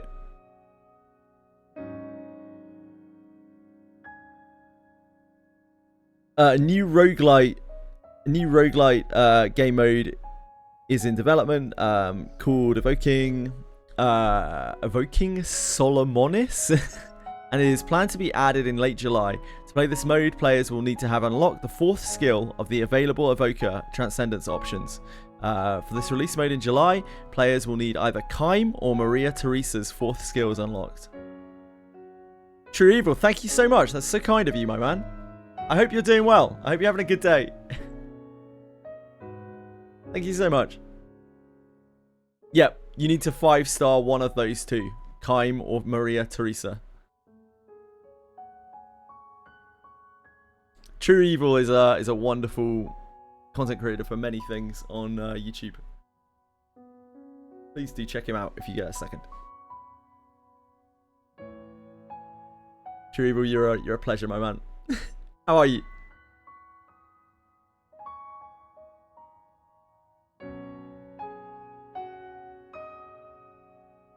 I'm gonna wait and see if there's like an Arcarum event or something. So the sets of them are here. So the first one's Maria and Kaim. It's the same order that they were released. So Maria and Kaim, then Nia and Este Ariola, then Frau and Lobelia, then Geisenberger and Haselia, then Alanan and Ketzelia. So you're gonna need one of these 5-star to do this event each time it runs. I don't know how big of a deal it'll be. I don't know what kind of rewards we're looking at or anything like that. I have absolutely no idea at all. It might be like the most minor thing in the whole world, or it could be crazy shit.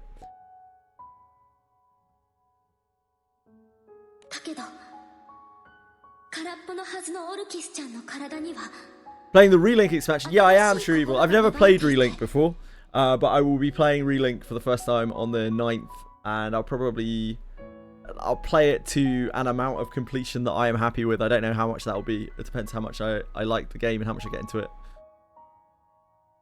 over the course of the month. Of course it's going to be grindy. It's Granblue Fantasy, isn't it? Obviously it's going to be grindy.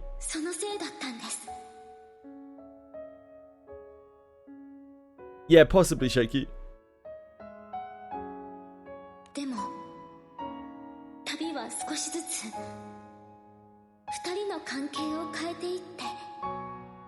He's gonna pick the blue girl. ふざけんなよアポロ貴様どういうつもりだ私への嫌がらせのつもりか違う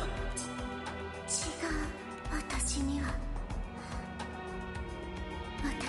もうきっとアポロにとってそれでその身を犠牲にしようとそれがバカだと言っているんだ確かに私の計画の全てついえたいや性格を期するなら You gotta if Fox is talking about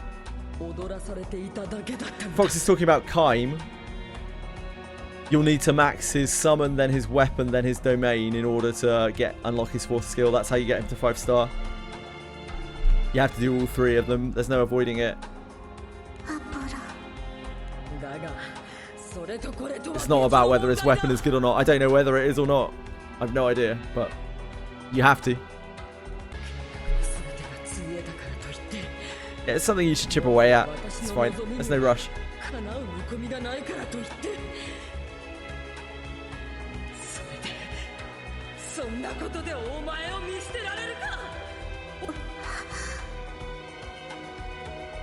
But Frau, ja.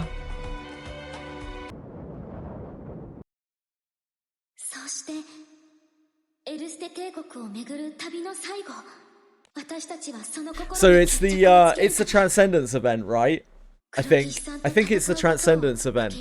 So like it might be that you're just getting mats to fully to further transcend those characters from the event, or it might be that you're I don't know. I have no fucking idea. Edward Elric needs to stop yelling at Orcish. Yeah, true.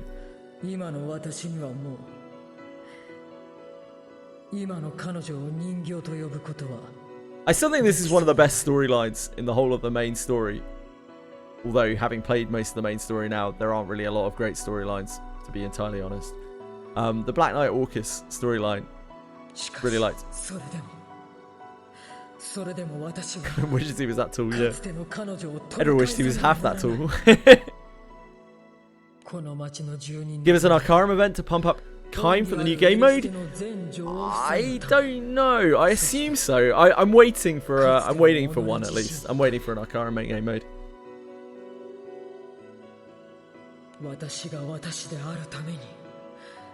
かつての制約は履行しなければならない。そしてそれらを抜きにしても私には覚悟が足りなかったのかもしれない。この選択に対する覚悟が到底足りていなかった。しかし選ばなければ前に進めない。だからこそ私はお前たちと雌雄を決したいのだ。 Black Knight fixes a fierce gaze on the captain. もはや私には選べない。どちらも等しく失いたくない。だからこの黒鎧の源泉になった思いとこの黒鎧が積み重ねてきたもの、そのどちらの方が強いのか、その結果に私は私の心を委ねたい。黒騎士さん、オルキスちゃん、そしてオーキスちゃん、一人一人の決意が、思いが誰も悲しまない結果へと導いてくれました。私たちを冒険に導いた最初の事件はこうして幕を下ろしました。でも私たちの旅はまだまだ続くんです。イスタルシアを目指して。